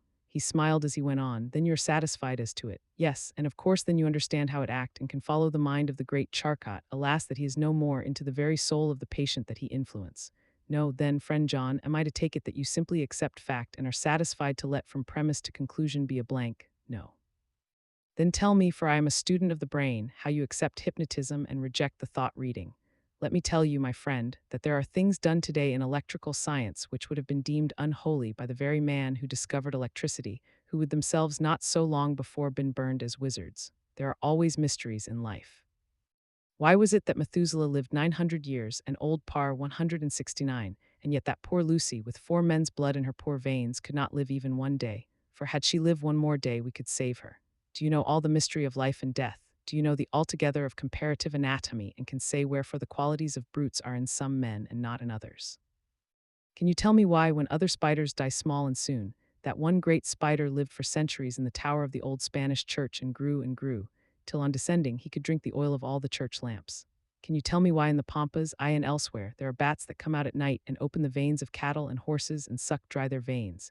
How in some islands of the western seas there are bats which hang on the trees all day, and those who have seen describe as like giant nuts or pods, and that when the sailors sleep on the deck because that it is hot, flit down on them, and then in the morning are found dead men, white as even Miss Lucy was. Good God, Professor, I said, starting up. Do you mean to tell me that Lucy was bitten by such a bat, and that such a thing is here in London in the 19th century? He waved his hand for silence and went on. Can you tell me why the tortoise lives more long than generations of men, why the elephant goes on and on till he have seized dynasties, and why the parrot never die only of bite of cat of dog or other complaint? Can you tell me why men believe in all ages and places that there are men and women who cannot die? We all know, because science has vouched for the fact, that there have been toads shut up in rocks for thousands of years, shut in one so small hole that only hold him since the youth of the world. Can you tell me how the Indian fakir can make himself to die and have been buried, and his grave sealed and corn sowed on it, and the corn reaped and be cut and sown and reaped and cut again, and then men come and take away the unbroken seal, and that there lie the Indian fakir not dead, but that rise up and walk amongst them as before? Here I interrupted him. I was getting bewildered. He so crowded on my mind his list of nature's eccentricities and possible impossibilities that my imagination was getting fired. I had a dim idea that he was teaching me some lesson, as long ago he used to do in his study at Amsterdam. But he used them to tell me the thing so that I could have the object of thought in mind all the time. But now I was without his help, yet I wanted to follow him, so I said, Professor, let me be your pet student again. Tell me the thesis so that I may apply your knowledge as you go on. At present I am going in my mind from point to point as a madman, and not a sane one follows an idea. I feel like a novice lumbering through a bog in a midst, jumping from one tussock to another in the mere blind effort to move on without knowing where I am going. That is a good image, he said. Well, I shall tell you. My thesis is this: I want you to believe. To believe what? To believe in things that you cannot. Let me illustrate. I heard once of an American who so defined faith, that faculty which enables us to believe things which we know to be untrue. For one, I follow that man. He meant that we shall have an open mind and not let a little bit of truth check the rush of the big truth. Like a small rock does a railway truck, we get the small truth first. Good. We keep him and we value him, but all the same we must not let him think himself all the truth in the universe. Then you want me not to let some previous conviction ignore the receptivity of my mind with regard to some strange matter. Do I read your lesson aright? Ah, you are my favorite pupil still. It is worth to teach you. Now that you are willing to understand, you have taken the first step to understand. You think then that those so small holes in the children's throats were made by the same that made the holes in Miss Lucy? I suppose so. He stood up and said solemnly, Then you are wrong. Oh, would it were so, but alas, no. It is worse, far, far worse. In God's name, Professor Van Helsing, what do you mean? I cried. He threw himself with a despairing gesture into a chair and placed his elbows on the table, covering his face with his hands as he spoke. They were made by Miss Lucy. Chapter XV. Dr. Seward's diary continued. For a while sheer anger mastered me. It was as if he had during her life struck Lucy on the face. I smote the table hard and rose up as I said to him, Dr. Van Helsing, are you mad? He raised his head and looked at me, and somehow the tenderness of his face calmed me at once. Would I were, he said. Madness were easy to bear compared with truth like this. Oh, my friend, why think you did I go so far round? Why take so long to tell so simple a thing? Was it because I hate you and have hated you all my life? Was it because I wished to give you pain? Was it that I wanted, now so late, revenge for that time when you saved my life and from a fearful death? Ah, no. Forgive me, said I, he went on. My friend, it was because I wished to be gentle in the breaking to you, for I know you have loved that so sweet lady, but even yet I do not expect you to believe. It is so hard to accept at once any abstract truth that we may doubt such to be possible when we have always believed the no of it. It is more hard still to accept so sad a concrete truth, and of such a one as Miss Lucy. Tonight I go to prove it. Dare you come with me? This staggered me. A man does not like to prove such a truth, Byron accepted from the category jealousy, and prove the very truth he most abhorred. He saw my hesitation and spoke. The logic is simple, no madman's logic this time, jumping from tussock to tussock in a misty bog. If it not be true, then proof will be relief. At worst it will not harm. If it be true, ah, there is the dread, yet every dread should help my cause, for in it is some need of belief. Come, I tell you what I propose. First, that we go off now and see that child in the hospital. Dr. Vincent of the North Hospital, where the papers say the child is a friend of mine, and I think of yours since you were in class at Amsterdam. He will let 2 scientists see his case if he will not let 2 friends. We shall tell him nothing, but only that we wish to learn. And then he took a key from his pocket and held it up. And then we spend the night, you and I, in the churchyard where Lucy lies. This is the key that locked the tomb. I had it from the coffin man to give to Arthur. My heart sank within me, for I felt that there was some fearful ordeal before us. I could do nothing, however, so I plucked up what heart I could and said that we had better hasten, as the afternoon was passing. We found the child awake. It had had a sleep and taken some food, and altogether was going on well. Dr. Vincent took the bandage from its throat and showed us the punctures. There was no mistaking the similarity to those which had been on Lucy's throat. They were smaller, and the edges looked fresher, that was all. We asked Vincent to what he attributed them, and he replied that it must have been a bite of some animal, perhaps a rat, but for his own part, he was inclined to think it was one of the bats which are so numerous on the northern heights of London. Out of so many harmless ones, he said, there may be some wild specimen from the south of a more malignant species. Some sailor may have brought one home, and it managed to escape, or even from the zoological gardens a young one may have got loose, or one be bred there from a vampire. These things do occur, you know. Only 10 days ago a wolf got out and was, I believe, traced up in this direction. For a week after, the children were playing nothing but Red Riding Hood on the heath and in every alley in the place until this Bloofer lady scare came along. Since then it has been quite a gala time with them. Even this poor little mite, when he woke up today, asked the nurse if he might go away. When she asked him why he wanted to go, he said he wanted to play with the Bloofer lady. I hope, said Van Helsing, that when you are sending the child home you will caution its parents to keep strict watch over it. These fancies to stray are most dangerous, and if the child were to remain out another night, it would probably be fatal. But in any case, I suppose you will not let it away for some days. Certainly not for a week at least, longer if the wound is not healed. Our visit to the hospital took more time than we had reckoned on, and the sun had dipped before we came out. When Van Helsing saw how dark it was, he said, there is not hurry, it is more late than I thought. Come, let us seek somewhere that we may eat, and then we shall go on our way. We dined at Jack Straw's castle, along with a little crowd of bicyclists and others who were genially noisy. About 10 o'clock we started from the inn. It was then very dark, and the scattered lamps made the darkness greater when we were once outside their individual radius. The professor had evidently noted the road we were to go, for he went on unhesitatingly, but as for me, I was in quite a mix-up as to locality. As we went further, we met fewer and fewer people, till at last we were somewhat surprised when we met even the patrol of horse police going their usual suburban round. At last we reached the wall of the churchyard, which we climbed over. With some little difficulty, for it was very dark and the whole place seemed so strange to us, we found the Weston tomb. The professor took the key, opened the creaky door, and, standing back politely but quite unconsciously, motioned me to precede him. There was a delicious irony in the offer, in the courtliness of giving preference on such a ghastly occasion. My companion followed me quickly and cautiously drew the door to, after carefully ascertaining that the lock was a falling and not a spring one. In the latter case, we should have been in a bad plight. Then he fumbled in his bag and, taking out a matchbox and a piece of candle, proceeded to make a light. The tomb in the daytime, and when wreathed with fresh flowers, had looked grim and gruesome enough. But now, some days afterwards, when the flowers hung lank and dead, their whites turning to rust and their greens to browns, when the spider and the beetle had resumed their accustomed dominance, when the time-discolored stone and dust-encrusted mortar and rusty, dank iron and tarnished brass and clouded silver plating gave back the feeble glimmer of a candle, the effect was more miserable and sordid than could have been imagined. It conveyed irresistibly the idea that life, animal life, was not the only thing which could pass away. Van Helsing went about his work systematically, holding his candle so that he could read the coffin plates, and so holding it that the sperm dropped in white patches which congealed as they touched the metal. He made assurance of Lucy's coffin. Another search in his bag, and he took out a turn screw. "What are you going to do?" I asked.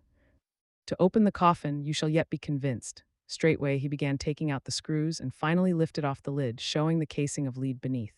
The sight was almost too much for me. It seemed to be as much an affront to the dead as it would have been to have stripped off her clothing in her sleep whilst living. I actually took hold of his hand to stop him. He only said, "You shall."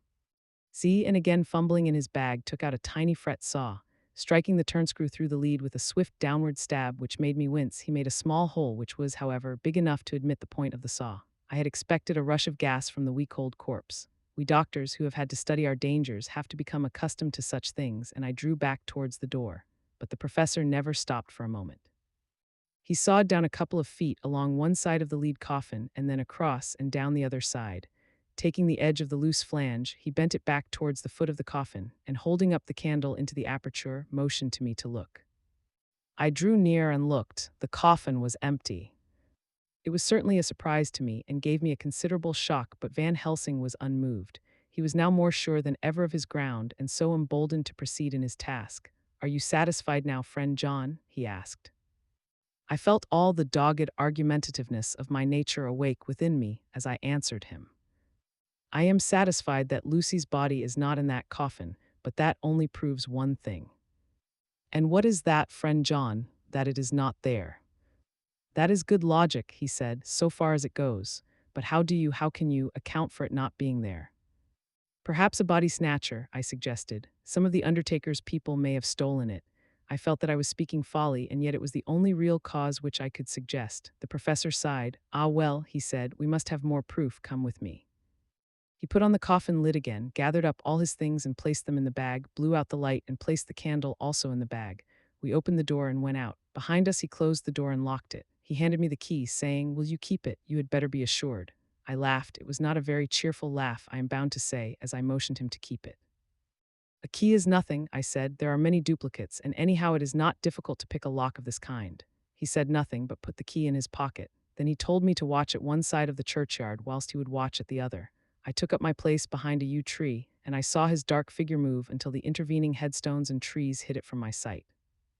It was a lonely vigil. Just after I had taken my place, I heard a distant clock strike 12, and in time came 1 and 2.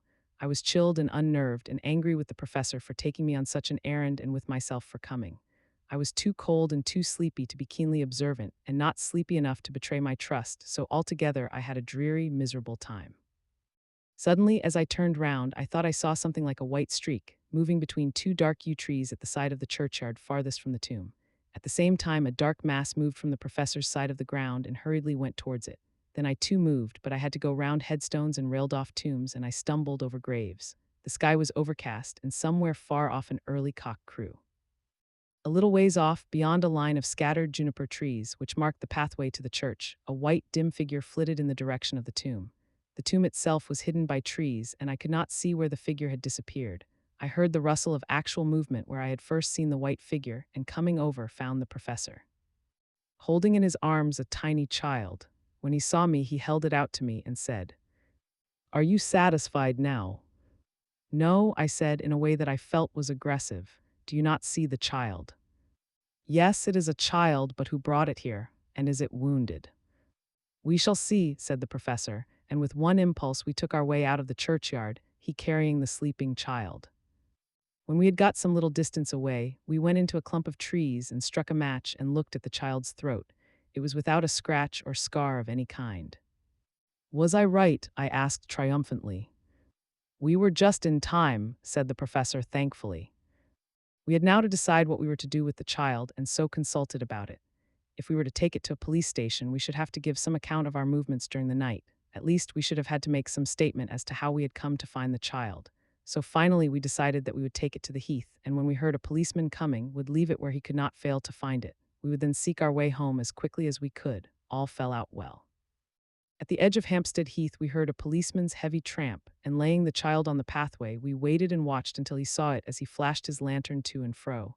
We heard his exclamation of astonishment, and then we went away silently. By good chance, we got a cab near the Spaniards and drove to town. I cannot sleep, so I make this entry, but I must try to get a few hours' sleep, as Van Helsing is to call for me at noon. He insists that I go with him on another expedition. 27 September. It was 2 o'clock before we found a suitable opportunity for our attempt. The funeral held at noon was all completed, and the last stragglers of the mourners had taken themselves lazily away. When looking carefully from behind a clump of alder trees, we saw the sexton lock the gate after him. We knew that we were safe till morning did we desire it, but the professor told me that we should not want more than an hour at most. Again, I felt that horrid sense of the reality of things, in which any effort of imagination seemed out of place, and I realized distinctly the perils of the law which we were incurring in our unhallowed work. Besides, I felt it was all so useless. Outrageous as it was to open a leaden coffin to see if a woman dead nearly a week were really dead, it now seemed the height of folly to open the tomb again, when we knew, from the evidence of our own eyesight, that the coffin was empty. I shrugged my shoulders, however, and rested silent, for Van Helsing had a way of going on his own road, no matter who remonstrated. He took the key, opened the vault, and again courteously motioned me to proceed. The place was not so gruesome as last night, but oh, how unutterably mean-looking when the sunshine streamed in. Van Helsing walked over to Lucy's coffin, and I followed. He bent over and again forced back the leaden flange, and a shock of surprise and dismay shot through me. There lay Lucy, seemingly just as we had seen her the night before her funeral. She was, if possible, more radiantly beautiful than ever, and I could not believe that she was dead. The lips were red, nay, redder than before, and on the cheeks was a delicate bloom. "Is this a juggle?" I said to him. "Are you convinced now?" said the professor in response, and as he spoke he put over his hand, and in a way that made me shudder, pulled back the dead lips and showed the white teeth. "See," he went on, "they are even sharper than before. With this and this," and he touched one of the canine teeth and that below it, "the little children can be bitten. Are you of belief now, friend John?" Once more argumentative hostility woke within me. I could not accept such an overwhelming idea as he suggested. So with an attempt to argue of which I was even at the moment ashamed, I said, "She may have been placed here since last night. Indeed, that is so, and by whom? I do not know. Someone has done it. And yet she has been dead 1 week. Most peoples in that time would not look so." I had no answer for this, so was silent. Van Helsing did not seem to notice my silence. At any rate, he showed neither chagrin nor triumph. He was looking intently at the face of the dead woman, raising the eyelids and looking at the eyes, and once more opening the lips and examining the teeth.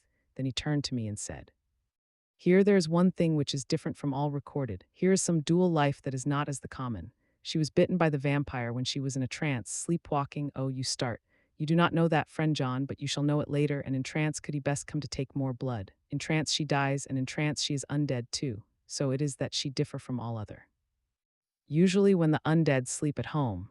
As he spoke, he made a comprehensive sweep of his arm to designate what to a vampire was home. Their face show what they are, but this so sweet that was when she not undead she go back to the nothings of the common dead. There is no malign there, see, and so it make hard that I must kill her in her sleep. This turned my blood cold, and it began to dawn upon me that I was accepting Van Helsing's theories. But if she were really dead, what was there of terror in the idea of killing her?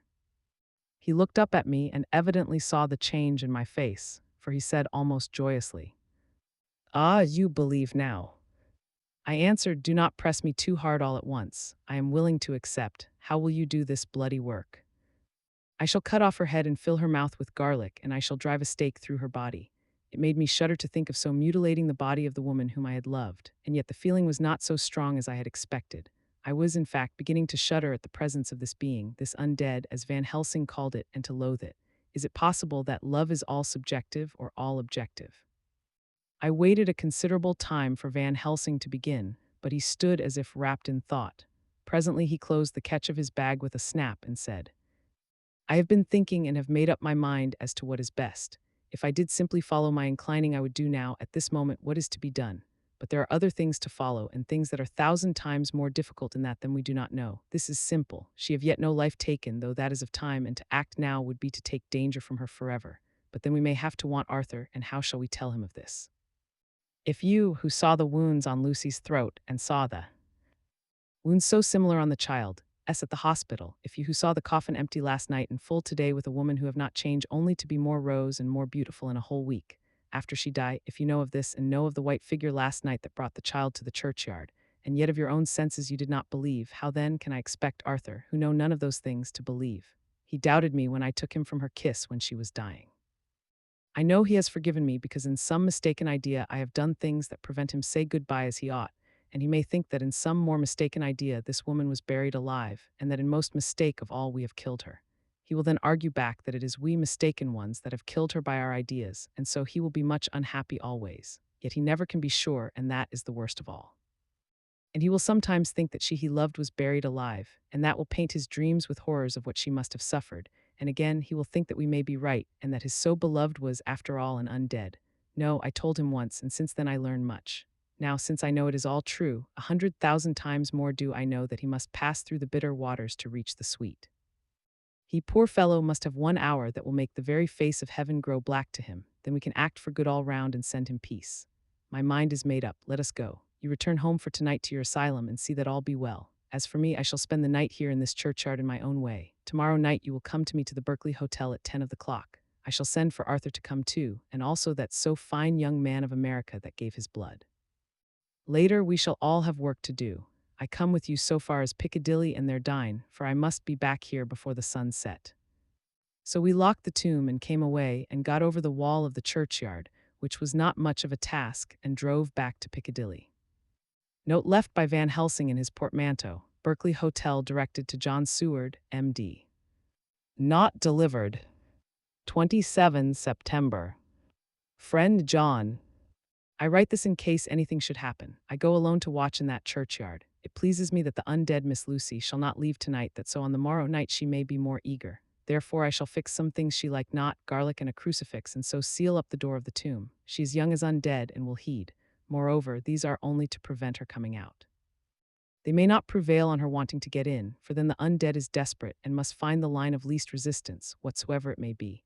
I shall be at hand all the night from sunset till after sunrise, and if there be aught that may be learned, I shall learn it. For Miss Lucy or from her, I have no fear, but that other to whom is there that she is undead, he have not the power to seek her tomb and find shelter. He is cunning, as I know from Mr. Jonathan, and from the way that all along he have fooled us when he played with us for Miss Lucy's life, and we lost, and in many ways the undead are strong. He have always the strength in his hand of 20 men, even we 4 who gave our strength to Miss Lucy, it also is all to him. Besides, he can summon his wolf, and I know not what, so if it be that he came thither on this night, he shall find me, but none other shall until it be too late. But it may be that he will not attempt the place. There is no reason why he should. His hunting ground is more full of game than the churchyard where the undead woman sleeps and the one old man watch. Therefore I write this in case, take the papers that are with this, the diaries of Harker and the rest, and read them, and then find this great undead, and cut off his head and burn his heart or drive a stake through it, so that the world may rest from him. If it be so, farewell. Van Helsing. Dr. Seward's Diary. 28 September. It is wonderful what a good night's sleep will do for one. Yesterday I was almost willing to accept Van Helsing's monstrous ideas, but now they seem to start out lurid before me as outrages on common sense. I have no doubt that he believes it all. I wonder if his mind can have become in any way unhinged. Surely there must be some rational explanation of all these mysterious things. Is it possible that the professor can have done it himself? He is so abnormally clever that if he went off his head, he would carry out his intent with regard to some fixed idea in a wonderful way. I am loath to think it, and indeed it would be almost as great a marvel as the other to find that Van Helsing was mad, but anyhow I shall watch him carefully. I may get some light on the mystery. 29 September. Last night, at a little before 10 o'clock, Arthur and Quincy came into Van Helsing's room. He told us all what he wanted us to do, but especially addressing himself to Arthur as if all our wills were centered in his. He began by saying that he hoped we would all come with him too, for, he said, there is a grave duty to be done there. You were doubtless surprised at my letter. This query was directly addressed to Lord Godalming. I was. It rather upset me for a bit. There has been so much trouble around my house of late that I could do without any more. I have been curious, too, as to what you mean. Quincy and I talked it over, but the more we talked, the more puzzled we got, till now I can say for myself that I'm about up a tree as to any meaning about anything.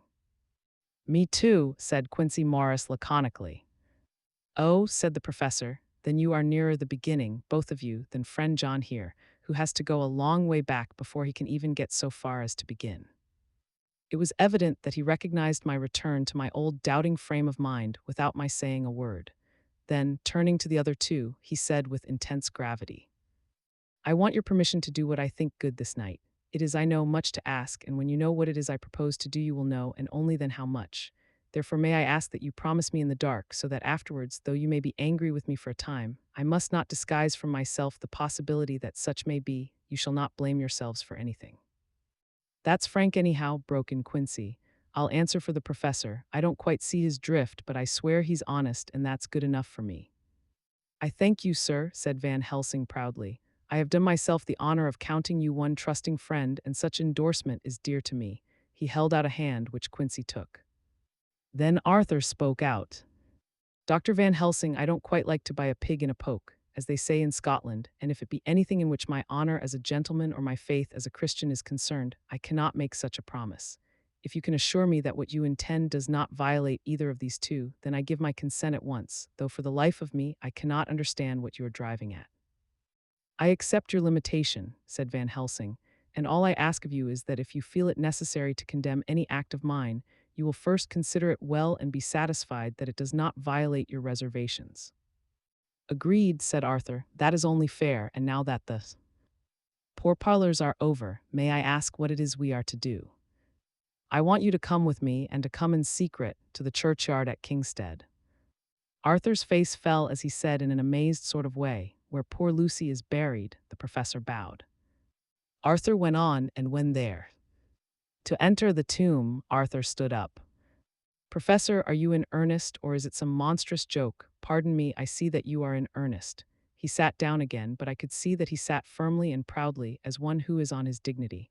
There was silence until he asked again. And when in the tomb, to open the coffin? This is too much, he said, angrily rising again. I am willing to be patient in all things that are reasonable, but in this desecration of the grave of one who, he fairly choked with indignation. The professor looked pityingly at him. If I could spare you one pang, my poor friend, he said, God knows I would. But this night our feet must tread in thorny paths, or later, and forever the feet you love must walk in paths of flame. Arthur looked up with set white face and said, Take care, sir, take care. Would it not be well to hear what I have to say, said Van Helsing, and then you will at least know the limit of my purpose. Shall I go on? That's fair enough, broke in Morris.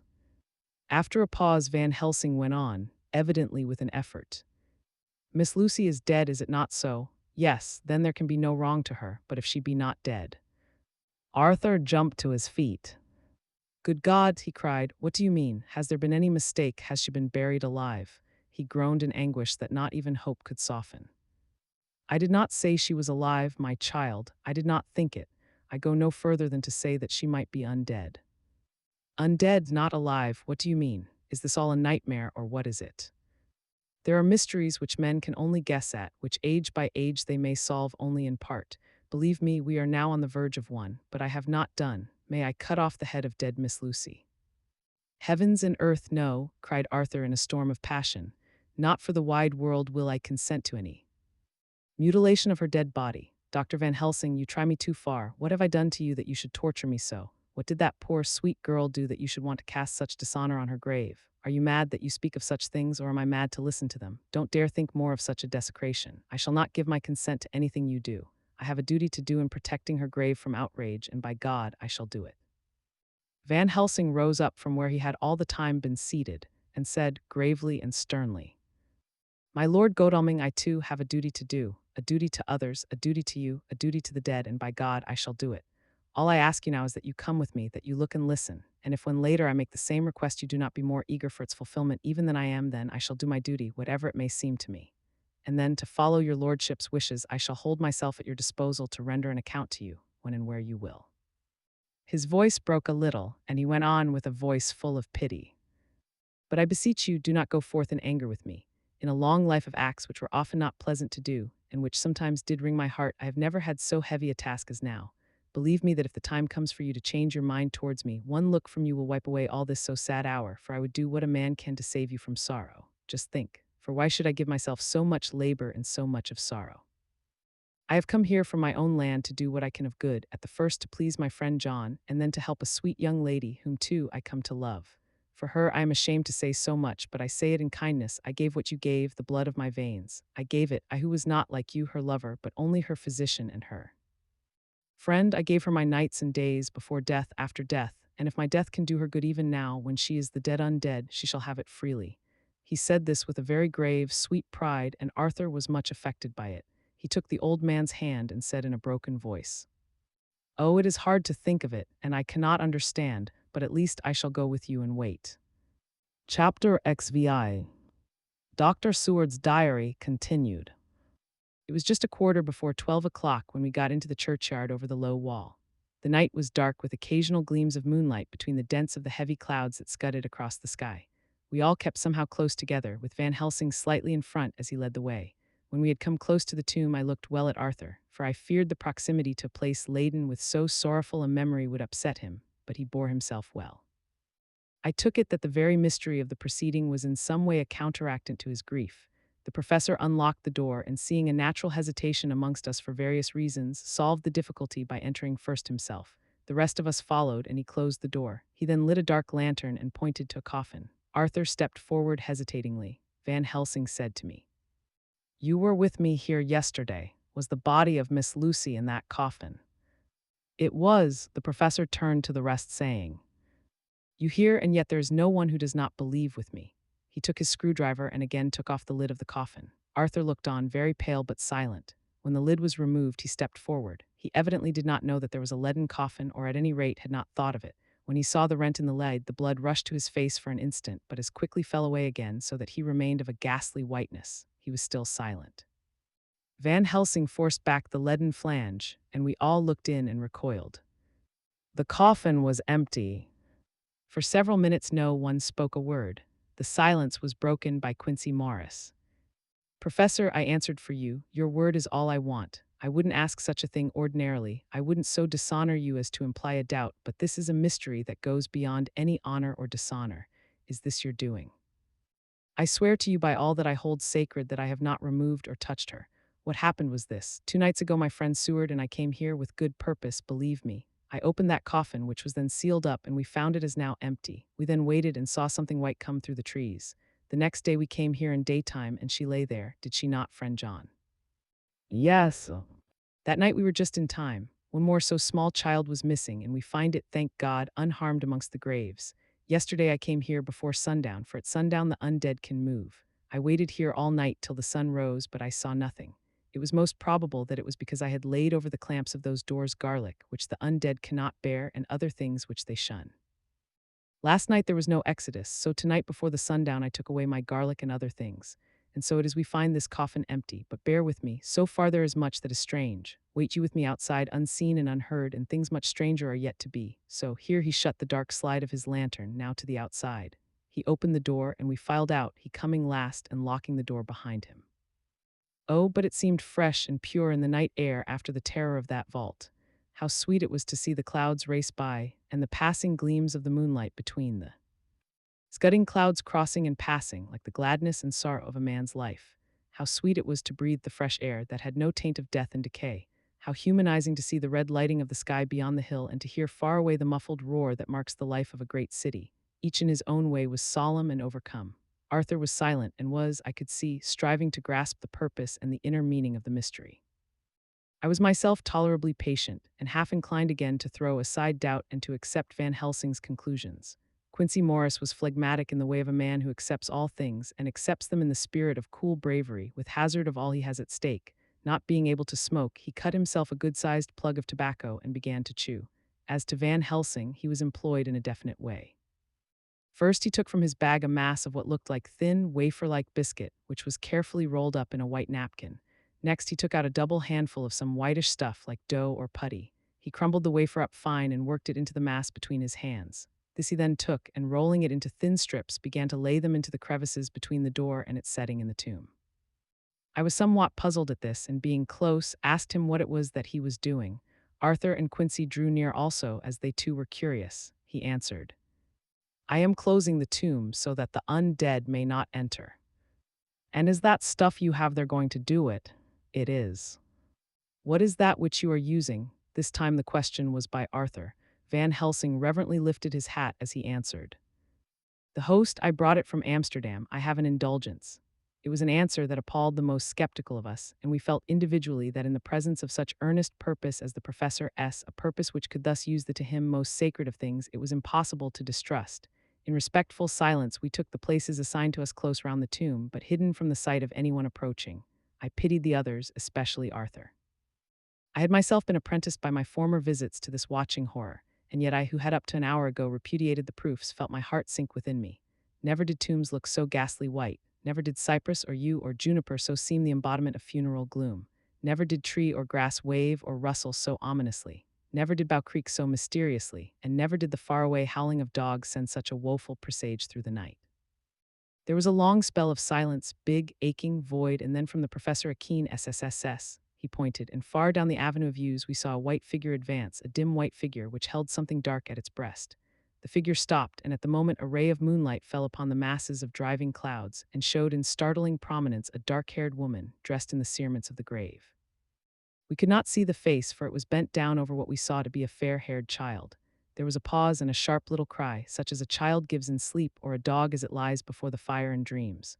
We were starting forward, but the professor's warning hand, seen by us as he stood behind a yew tree, kept us back. And then, as we looked, the white figure moved forwards again. It was now near enough for us to see clearly, and the moonlight still held.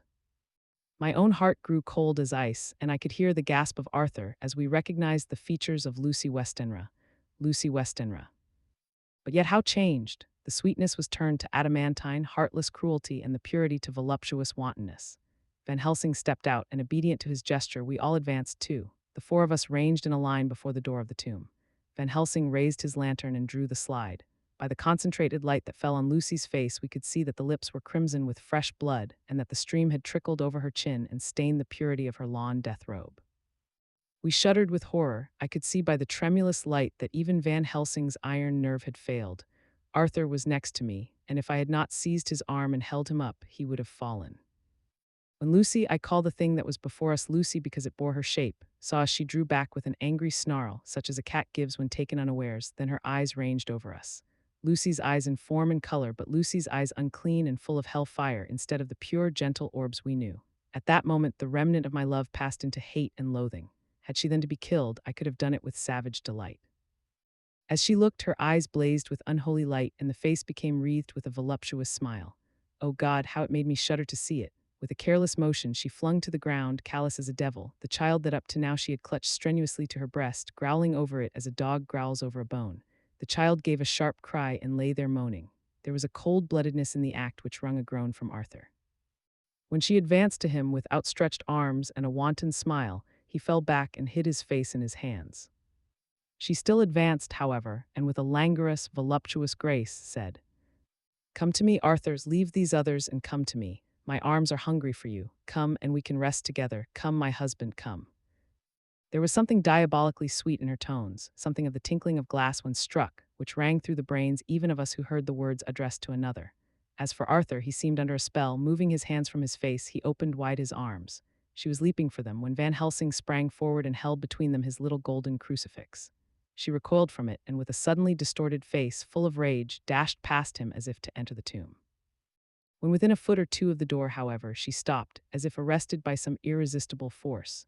Then she turned, and her face was shown in the clear burst of moonlight and by the lamp, which had now no quiver from Van Helsing's nerves. Never did I see such baffled malice on a face, and never, I trust, shall such ever be seen again by mortal eyes. The beautiful color became livid, the eyes seemed to throw out sparks of hell-fire, the brows were wrinkled as though the folds of flesh were the coils of Medusa's snakes, and the lovely, blood-stained mouth grew to an open square, as in the passion masks of the Greeks and Japanese. If ever a face meant death, if looks could kill, we saw it at that moment. And so for full half a minute, which seemed an eternity, she remained between the lifted crucifix and the sacred closing of her means of entry. Van Helsing broke the silence by asking Arthur, "Answer me, O my friend, am I to proceed in my work?" Arthur threw himself on his knees and hid his face in his hands as he answered, "Do as you will, friend, do as you will. There can be no horror like this ever any more." And he groaned in spirit. Quincy and I simultaneously moved towards him and took his arms. We could hear the click of the closing lantern as Van Helsing held it down. Coming close to the tomb, he began to remove from the chinks some of the sacred emblem which he had placed there. We all looked on with horrified amazement as we saw, when he stood back, The woman, with a corporeal body as real at that moment as our own, passed through the interstice where scarce a knife blade could have gone.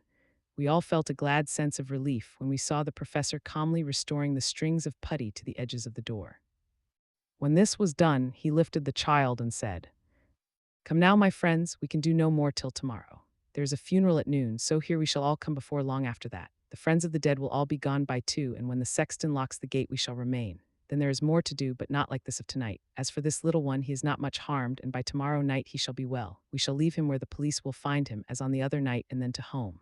Coming close to Arthur, he said, "My friend Arthur, you have had a sore trial, but after, when you look back, you will see how it was necessary. You are now in the bitter waters, my child. By this time tomorrow you will, please God, have passed them and have drunk of the sweet waters. So do not mourn overmuch. Till then I shall not ask you to forgive me." Arthur and Quincy came home with me, and we tried to cheer each other on the way. We had left behind the child in safety and were tired, so we all slept with more or less reality of sleep. 29 September night, a little before 12 o'clock, we three, Arthur, Quincy Morris, and myself, called for the professor. It was odd to notice that by common consent we had all put on black clothes. Of course, Arthur wore black, for he was in deep mourning, but the rest of us wore it by instinct. We got to the graveyard by 1:30 and strolled about, keeping out of official observation, so that when the gravediggers had completed their task and the sexton, under the belief that everyone had gone, had locked the gate, we had the place all to ourselves. Van Helsing, instead of his little black bag, had with him a long leather one, something like a cricketing bag. It was manifestly of fair weight. When we were alone and had heard the last of the footsteps die out up the road, we silently, and as if by ordered intention, followed the professor to the tomb. He unlocked the door and we entered, closing it behind us. Then he took from his bag the lantern, which he lit, and also 2 wax candles, which, when lighted, he stuck by melting their own ends on other coffins, so that they might give light sufficient to work by. When he again lifted the lid off Lucy's coffin, we all looked, Arthur trembling like an aspen, and saw that the corpse lay there in all its death beauty. But there was no love in my own heart, nothing but loathing for the foul thing which had taken Lucy's shape without her soul. I could see even Arthur's face grow hard as he looked. Presently he said to Van Helsing, "Is this really Lucy's body, or only a demon in her shape? It is her body, and yet not it. But wait a while, and you shall see her as she was and is." She seemed like a nightmare of Lucy as she lay there, the pointed teeth, the blood-stained, voluptuous mouth, which made one shudder to see, the whole carnal and unspirited appearance, seeming like a devilish mockery of Lucy's sweet purity. Van Helsing, with his usual methodicalness, began taking the various contents from his bag and placing them ready for use.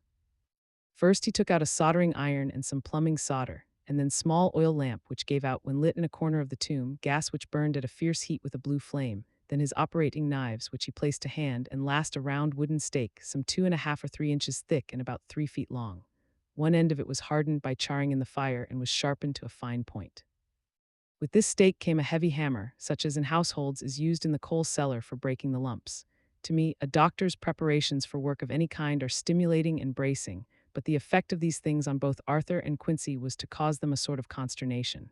They both, however, kept their courage and remained silent and quiet.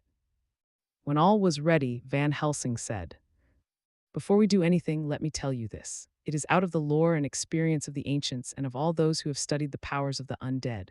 When they become such, there comes with the change the curse of immortality. They cannot die, but must go on age after age, adding new victims and multiplying the evils of the world.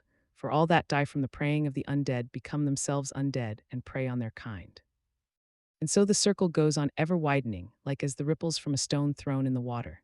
Friend Arthur, if you had met that kiss which you know of before poor Lucy died, or again last night when you opened your arms to her, you would in time, when you had died, have become Nosferatu, as they call it in Eastern Europe, and would for all time make more of those undeads that so have filled us with horror.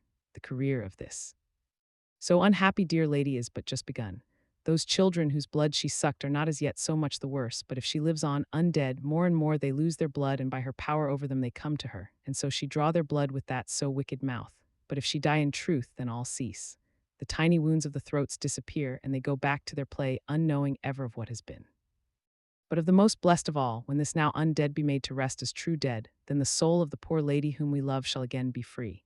Instead of working wickedness by night and growing more debased in the assimilating of it by day, she shall take her place with the other angels. So that, my friend, it will be a blessed hand for her that shall strike the blow that sets her free. To this I am willing, but is there none amongst us who has a better right?" Will it be no joy to think of hereafter in the silence of the night when sleep is not? It was my hand that sent her to the stars. It was the hand of him that loved her best, the hand that of all she would herself have chosen, had it been to her to choose. Tell me if there be such a one amongst us. We all looked at Arthur. He saw, too, what we all did, the infinite kindness which suggested that his should be the hand which would restore Lucy to us as a holy, and not an unholy, memory. He stepped forward and said bravely, though his hand trembled and his face was as pale as snow, "My true friend, from the bottom of my broken heart I thank you. Tell me what I am to do, and I shall not falter." Van Helsing laid a hand on his shoulder and said, "Brave lad, a moment's courage, and it is done. This stake must be driven through her. It will be a fearful ordeal, be not deceived in that, but it will be only a short time, and you will then rejoice more than your pain was great. From this grim tomb you will emerge as though you tread on air, but you must not falter when once you have begun. Only think that we, your true friends, are round you, and that we pray for you all the time." "Go on," said Arthur hoarsely. "Tell me what I am to do. Take this stake in your left hand, ready to place to the point over the heart, and the hammer in your rights. Then, when we begin our prayer for the dead, I shall read him. I have here the book, and the others shall follow. Strike in God's name, that so all may be well with the dead that we love, and that the undead pass away." Arthur took the stake and the hammer, and when once his mind was set on action, his hands never trembled nor even quivered. Van Helsing opened his missal and began to read, and Quincy and I followed as well as we could. Arthur placed the point over the heart, and as I looked I could see its dint in the white flesh. Then he struck with all his might. The thing in the coffin writhed, and a hideous blood-curdling screech came from the opened red lips. The body shook and quivered and twisted in wild contortions. The sharp white teeth champed together till the lips were cut, and the mouth was smeared with a crimson foam. But Arthur never faltered. He looked like a figure of Thor as his untrembling arm rose and fell, driving deeper and deeper the mercy-bearing stake, whilst the blood from the pierced heart welled and spurted up around it. His face was set, and high duty seemed to shine through it. The sight of it gave us courage, so that our voices seemed to ring through the little vault. And then the writhing and quivering of the body became less, and the teeth seemed to champ and the face to quiver. Finally it lay still. The terrible task was over. The hammer fell from Arthur's hand. He reeled and would have fallen had we not caught him. The great drops of sweat sprang from his forehead, and his breath came in broken gasps. It had indeed been an awful strain on him, and had he not been forced to his task by more than human considerations, he could never have gone through with it. For a few minutes we were so taken up with him that we did not look towards the coffin. When we did, however, a murmur of startled surprise ran from one to the other of us. We gazed so eagerly that Arthur rose, for he had been seated on the ground, and came and looked too, and then a glad strange light broke over his face and dispelled altogether the gloom of horror that lay upon it. There in the coffin lay no longer the foul thing that we had so dreaded and grown to hate, that the work of her destruction was yielded as a privilege to the one best entitled to it, but Lucy as we had seen her in life, with her face of unequaled sweetness and purity. True that there were there, as we had seen them in life, the traces of care and pain and waste, but these were all dear to us, for they marked her truth to what we knew. One and all we felt that the holy calm that lay like sunshine over the wasted face and form was only an earthly token and symbol of the calm that was to reign forever. Van Helsing came and laid his hand on Arthur's shoulder and said to him, "And now, Arthur, my friend, dear lad, am I not forgiven?" The reaction of the terrible strain came as he took the old man's hand in his, and raising it to his lips, pressed it and said, "Forgiven, God bless you that you have given my dear one her soul again, and me peace." He put his hands on the professor's shoulder, and laying his head on his breast, cried for a while silently, whilst we stood unmoving. When he raised his head, Van Helsing said to him, "And now, my child, you may kiss her. Kiss her dead lips if you will, as she would have you to, if for her to choose. For she is not a grinning devil now, not any more a foul thing for all eternity. No longer she is the devil's undead. She is God's true dead, whose soul is with him." Arthur bent and kissed her, and then we sent him and Quincy out of the tomb. The professor and I sawed the top off the stake, leaving the point of it in the body. Then we cut off the head and filled the mouth with garlic. We soldered up the leaden coffin, screwed on the coffin lid, and gathering up our belongings, came away. When the professor locked the door, he gave the key to Arthur. Outside the air was sweet, the sun shone and the birds sang, and it seemed as if all nature were tuned to a different pitch. There was gladness and mirth and peace everywhere, for we were at rest ourselves on one account, and we were glad, though it was with a tempered joy. Before we moved away, Van Helsing said, "Now, my friends, one step of our work is done, one the most harrowing to ourselves. But there remains a greater task, to find out the author of all this our sorrow and to stamp him out.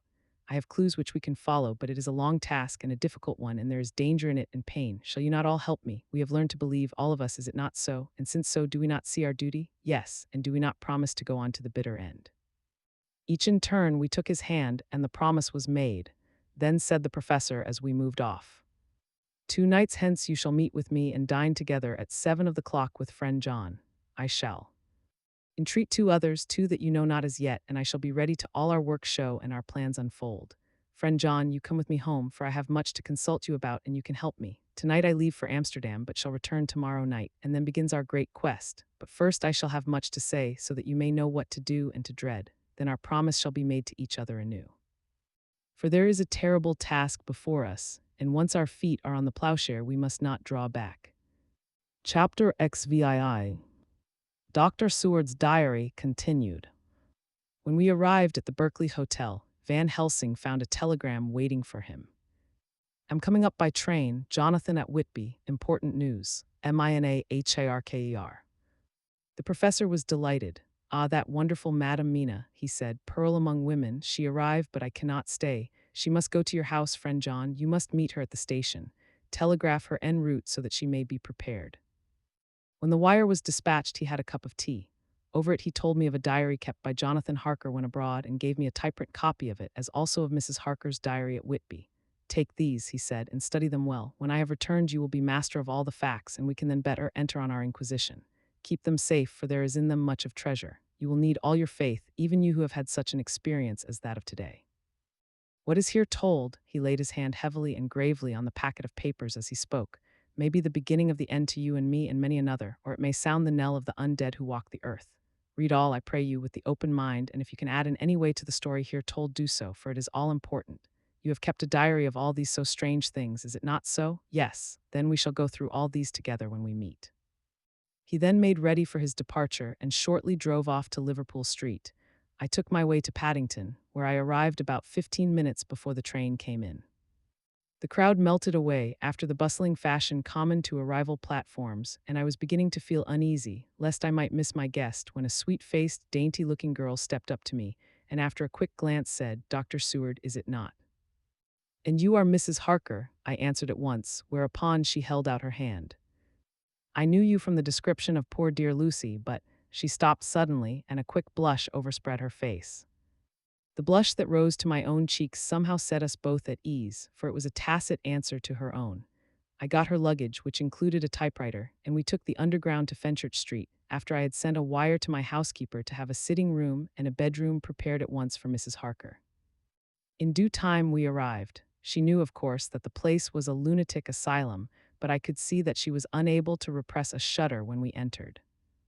She told me that if she might, she would come presently to my study, as she had much to say. So here I am finishing my entry in my phonograph diary whilst I await her.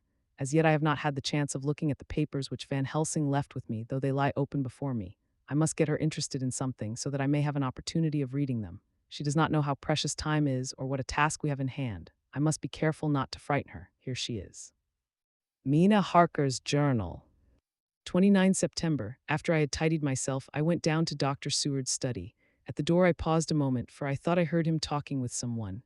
As, however, he had pressed me to be quick, I knocked at the door, and on his calling out, "Come in," I entered. To my intense surprise, there was no one with him. He was quite alone, and on the table opposite him was what I knew at once from the description to be a phonograph. I had never seen one and was much interested. "I hope I did not keep you waiting," I said, "but I stayed at the door as I heard you talking and thought there was someone with you." "Oh," he replied with a smile, "I was only entering my diary." "Your diary?" I asked him in surprise. "Yes," he answered, "I keep it in this." As he spoke, he laid his hand on the phonograph. I felt quite excited over it and blurted out, "Why, this beats even shorthand. May I hear it say something?" "Certainly," he replied with alacrity and stood up to put it in train for speaking. Then he paused, and a troubled look overspread his face. "The fact is," he began awkwardly, "I only keep my diary in it, and as it is entirely, almost entirely, about my cases, it may be awkward, that is, I mean." He stopped, and I tried to help him out of his embarrassment. "You helped to attend dear Lucy at the end. Let me hear how she died. For all that I know of her, I shall be very grateful. She was very, very dear to me." To my surprise, he answered with a horror-struck look in his face. Tell you of her deaths, not for the wide world. Why not? I asked, for some grave, terrible feeling was coming over me. Again he paused, and I could see that he was trying to invent an excuse. At length, he stammered out. You see, I do not know how to pick out any particular part of the diary. Even while he was speaking, an idea dawned upon him, and he said with unconscious simplicity in a different voice and with the naivete of a child, That's quite true, upon my honor. Honest Indian, I could not but smile, at which he grimaced. I gave myself away that time, he said. But do you know that, although I have kept the diary for months past, it never once struck me how I was going to find any particular part of it in case I wanted to look it up. By this time, my mind was made up that the diary of a doctor who attended Lucy might have something to add to the sum of our knowledge of that terrible being, and I said boldly, Then, Dr. Seward, you had better let me copy it out for you on my typewriter. He grew to a positively deathly pallor as he said, No, no, no, for all the world. I wouldn't let you know that terrible story. Then it was terrible. My intuition was right. For a moment I thought, and as my eyes ranged the room, unconsciously looking for something or some opportunity to aid me, they lit on a great batch of typewriting on the table. His eyes caught the look in mine, and without his thinking followed their direction. As they saw the parcel, he realized my meaning. You do not know me, I said. When you have read those papers, my own diary and my husband's also, which I have typed, you will know me better. I have not faltered in giving every thought of my own heart in this cause. But of course, you do not know me yet, and I must not expect you to trust me so far. He is certainly a man of noble nature. Poor dear Lucy was right about him. He stood up and opened a large drawer, in which were arranged in order a number of hollow cylinders of metal covered with dark wax, and said, You are quite right. I did not trust you because I did not know you. But I know you now, and let me say that I should have known you long ago. I know that Lucy told you of me. She told me of you too. May I make the only atonement in my power? Take the cylinders and hear them. The first half dozen of them are personal to me, and they will not horrify you. Then you will know me better. Dinner will by then be ready. In the meantime, I shall read over some of these documents, and shall be better able to understand certain things. He carried the phonograph himself up to my sitting room and adjusted it for me. Now I shall learn something pleasant, I am sure, for it will tell me the other side of a true love episode of which I know one side already. Dr. Seward's Diary. 29 September. I was so absorbed in that wonderful diary of Jonathan Harker and that other of his wife that I let the time run on without thinking. Mrs. Harker was not down when the maid came to announce dinner, so I said, She's possibly tired. Let dinner wait an hour, and I went on with my work. I had just finished Mrs. Harker's diary when she came in. She looked sweetly pretty, but very sad, and her eyes were flushed with crying. This somehow moved me. Much of late I have had cause for tears, God knows, but the relief of them was denied me, and now the sight of those sweet eyes, brightened by recent tears, went straight to my heart. So I said as gently as I could, I greatly fear I have distressed you. Oh no, not distressed me, she replied, but I have been more touched than I can say by your grief. That is a wonderful machine, but it is cruelly true. It told me in its very tones the anguish of your heart. It was like a soul crying out to Almighty God. No one must hear them spoken ever again. See, I have tried to be useful. I have copied out the words on my typewriter, and none other need now hear your heart beat as I did. No one need ever know, shall ever know, I said in a low voice. She laid her hand on mine and said very gravely, Ah, but they must, but why? I asked. Because it is a part of the terrible story, a part of poor Lucy's death and all that led to it. Because in the struggle which we have before us to rid the earth of this terrible monster, we must have all the knowledge and all the help which we can get. I think that the cylinders which you gave me contained more than you intended me to know, but I can see that there are in your record many lights to this dark mystery. You will let me help, will you not? I know all up to a certain point, and I see already, though your diary only took me to 7 September, how poor Lucy was beset and how her terrible doom was being wrought out. Jonathan and I have been working day and night since Professor Van Helsing saw us. He has gone to Whitby to get more information, and he will be here tomorrow to help us. We need have no secrets amongst us. Working together and with absolute trust, we can surely be stronger than if some of us were. The dark, she looked at me so appealingly, and at the same time manifested such courage and resolution in her bearing that I gave in at once to her wishes. You shall, I said, do as you like in the matter. God forgive me if I do wrong. There are terrible things yet to learn of, but if you have so far traveled on the road to poor Lucy's death, you will not be content, I know, to remain in the dark. Nay, the end, the very end, may give you a gleam of peace. Come, there is dinner.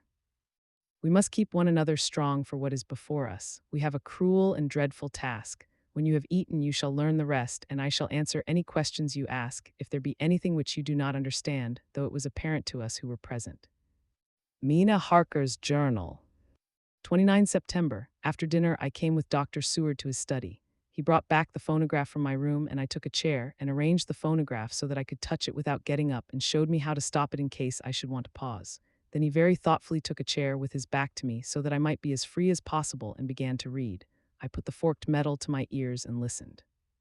When the terrible story of Lucy's death and all that followed was done, I lay back in my chair powerless. Fortunately, I am not of a fainting disposition. When Dr. Seward saw me, he jumped up with a horrified exclamation, and hurriedly taking a case bottle from the cupboard, gave me some brandy, which in a few minutes somewhat restored me. My brain was all in a whirl, and only that there came through all the multitude of horrors the holy ray of light that my dear Lucy was at last at peace. I do not think I could have borne it without making a scene. It is all so wild and mysterious and strange that if I had not known Jonathan's experience in Transylvania, I could not have believed. As it was, I didn't know what to believe, and so got out of my difficulty by attending to something else. I took the cover off my typewriter and said to Dr. Seward, "Let me write this all out now. We must be ready for Dr. Van Helsing when he comes. I have sent a telegram to Jonathan to come on here when he arrives in London from Whitby. In this matter, dates are everything, and I think that if we get all of our material ready and have every item put in chronological order, we shall have done much. You tell me that Lord Godalming and Mr. Morris are coming too. Let us be able to tell them when they come." He accordingly set the phonograph at a slow pace, and I began to typewrite from the beginning of the 17th cylinder. I used manifold and so took 3 copies of the diary, just as I had done with the rest. It was late when I got through, but Dr. Seward went about his work of going his round of the patients.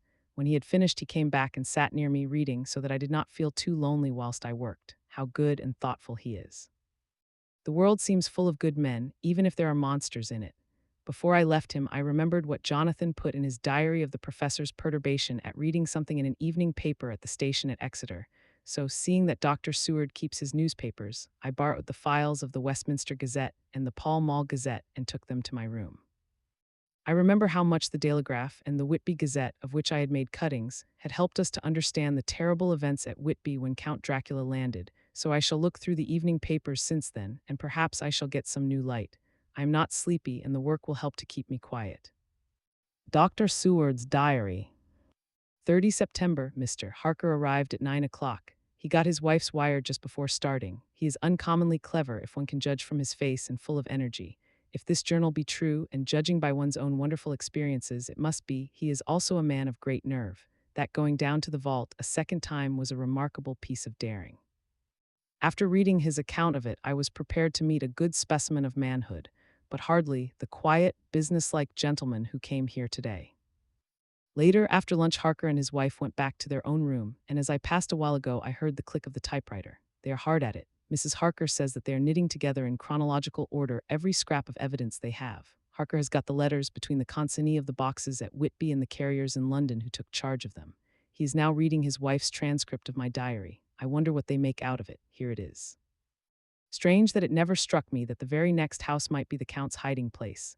Goodness knows that we had enough clues from the conduct of the patient Renfield. The bundle of letters relating to the purchase of the house were with the transcript. Oh, if we had only had them earlier, we might have saved poor Lucy. Stop, that way madness lies. Harker has gone back and is again collecting material. He says that by dinner time they will be able to show a whole connected narrative. He thinks that in the meantime I should see Renfield, as hitherto he has been a sort of index to the coming and going of the Count. I hardly see this yet, but when I get at the dates I suppose I shall. What a good thing that Mrs. Harker put my cylinders into type. We never could have found the dates otherwise. I found Renfield sitting placidly in his room with his hands folded, smiling benignly. At the moment he seemed as sane as anyone I ever saw. I sat down and talked with him on a lot of subjects, all of which he treated naturally. He then, of his own accord, spoke of going home, a subject he has never mentioned to my knowledge during his sojourn here. In fact, he spoke quite confidently of getting his discharge at once. I believe that had I not had the chat with Harker and read the letters and the dates of his outbursts, I should have been prepared to sign for him after a brief time of observation. As it is, I am darkly suspicious. All those outbreaks were in some way linked with the proximity of the Count. What then does this absolute content mean? Can it be that his instinct is satisfied as to the vampire's ultimate triumph? Stay.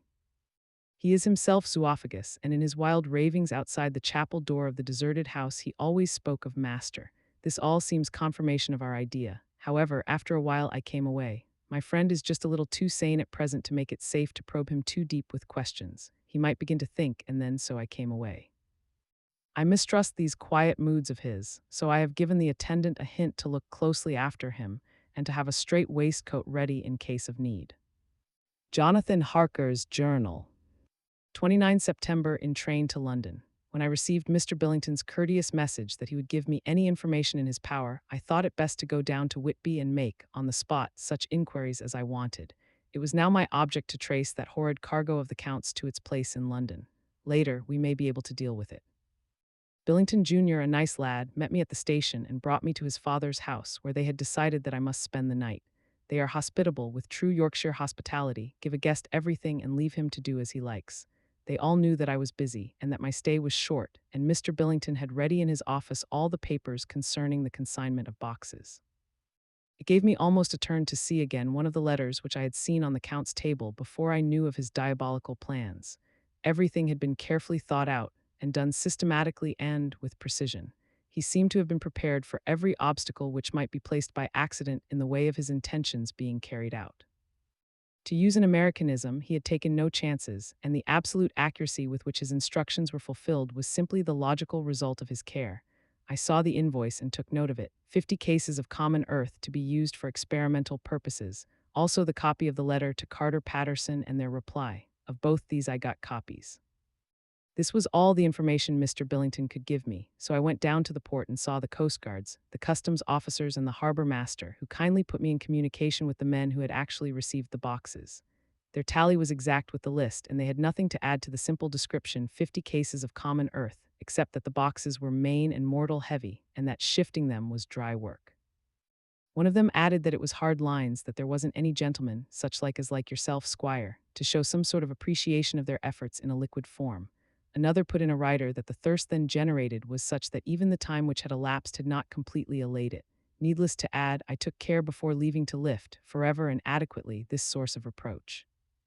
30 September, the station master was good enough to give me a line to his old companion, the station master at King's Cross, so that when I arrived there in the morning, I was able to ask him about the arrival of the boxes. He, too, put me at once in communication with the proper officials, and I saw that their tally was correct with the original invoice. The opportunities of acquiring an abnormal thirst had been here limited. A noble use of them had, however, been made, and again I was compelled to deal with the result in ex post facto manner. From thence I went to Carter Patterson's central office, where I met with the utmost courtesy. They looked up the transaction in their day book and letter book, and at once telephoned to their King's Cross office for more details. By good fortune, the men who did the teaming were waiting for work, and the official at once sent them over, sending also by one of them the waybill and all the papers connected with the delivery of the boxes at Carfax. Here again I found the tally agreeing exactly. The carrier's men were able to supplement the paucity of the written words with a few more details. These were, I shortly found, connected almost solely with the dusty nature of the job and the consequent thirst engendered in the operators. On my affording an opportunity, through the medium of the currency of the realm, of the allaying at a later period this beneficial evil, one of the men remarked. That air ooze, governor, is the rummiest I ever was in. Blime, but it ain't been touched since 100 years. There was dust that thick in the place that you might have slept on it without 'urtin' of your bones. And the place was that neglected that your might ave smelled old Jerusalem in it. But the old chapel that took the psych, that did, me and my mate, we thort we wouldn't never get out quick enough. Lor, I wouldn't take less nor a quid a moment to stay there arter dark. Having been in the house, I could well believe him, but if he knew what I know, he would, I think, have raised his terms. Of one thing I am now satisfied, that all those boxes which arrived at Whitby from Varna in the Demeter were safely deposited in the old chapel at Carfax. There should be 50 of them there, unless any have since been removed, as from Dr. Seward's diary I fear. I shall try to see the carter who took away the boxes from Carfax when Renfield attacked them. By following up this clue, we may learn a good deal. Laters, Mina and I have worked all day, and we have put all the papers into order. Mina Harker's Journal. 30 September. I am so glad that I hardly know how to contain myself. It is, I suppose, the reaction from the haunting fear which I have had that this terrible affair and the reopening of his old wound might act detrimentally on Jonathan. I saw him leave for Whitby with as brave a face as could, but I was sick with apprehension. The effort has, however, done him good. He was never so resolute, never so strong, never so full of volcanic energy as at present. It is just as that dear, good Professor Van Helsing said, he is true grit and he improves under strain that would kill a weaker nature. He came back full of life and hope and determination. We have got everything in order for tonight. I feel myself quite wild with excitement. I suppose one ought to pity anything so hunted as the Count. That is just it. This thing is not human, not even a beast, to read Dr. Seward's account of poor Lucy's death and what followed is enough to dry up the springs of pity in one's heart. Later, Lord Godalming and Mr. Morris arrived earlier than we expected. Dr. Seward was out on business and had taken Jonathan with him, so I had to see them. It was to me a painful meeting, for it brought back all poor dear Lucy's hopes of only a few months ago. Of course, they had heard Lucy speak of me, and it seemed that Dr. Van Helsing, too, had been quite blowing my trumpet, as Mr. Morris expressed it. Poor fellows, neither of them is aware that I know all about the proposals they made to Lucy. They did not quite know what to say or do, as they were ignorant of the amount of my knowledge, so they had to keep on neutral subjects. However, I thought the matter over and came to the conclusion that the best thing I could do would be to post them on affairs right up to date. I knew from Dr. Seward's diary that they had been at Lucy's death, her real death, and that I need not fear to betray any secret before the time. So I told them as well as I could that I had read all the papers and diaries, and that my husband and I, having typewritten them, had just finished putting them in order. I gave them each a copy to read in the library. When Lord Godalming got his and turned it over, "It does make a pretty good pile," he said. "Did you write all this, Mrs. Harker?" I nodded, and he went on. "I don't quite see the drift of it, but you people are all so good and kind, and have been working so earnestly and so energetically, that all I can do is to accept your ideas blindfold and try to help you. I have had one lesson already in accepting facts that should make a man humble to the last hour of his life. Besides, I know you loved my Lucy." Here he turned away and covered his face with his hands. I could hear the tears in his voice. Mr. Morris, with instinctive delicacy, just laid a hand for a moment on his shoulder, and then walked quietly out of the room.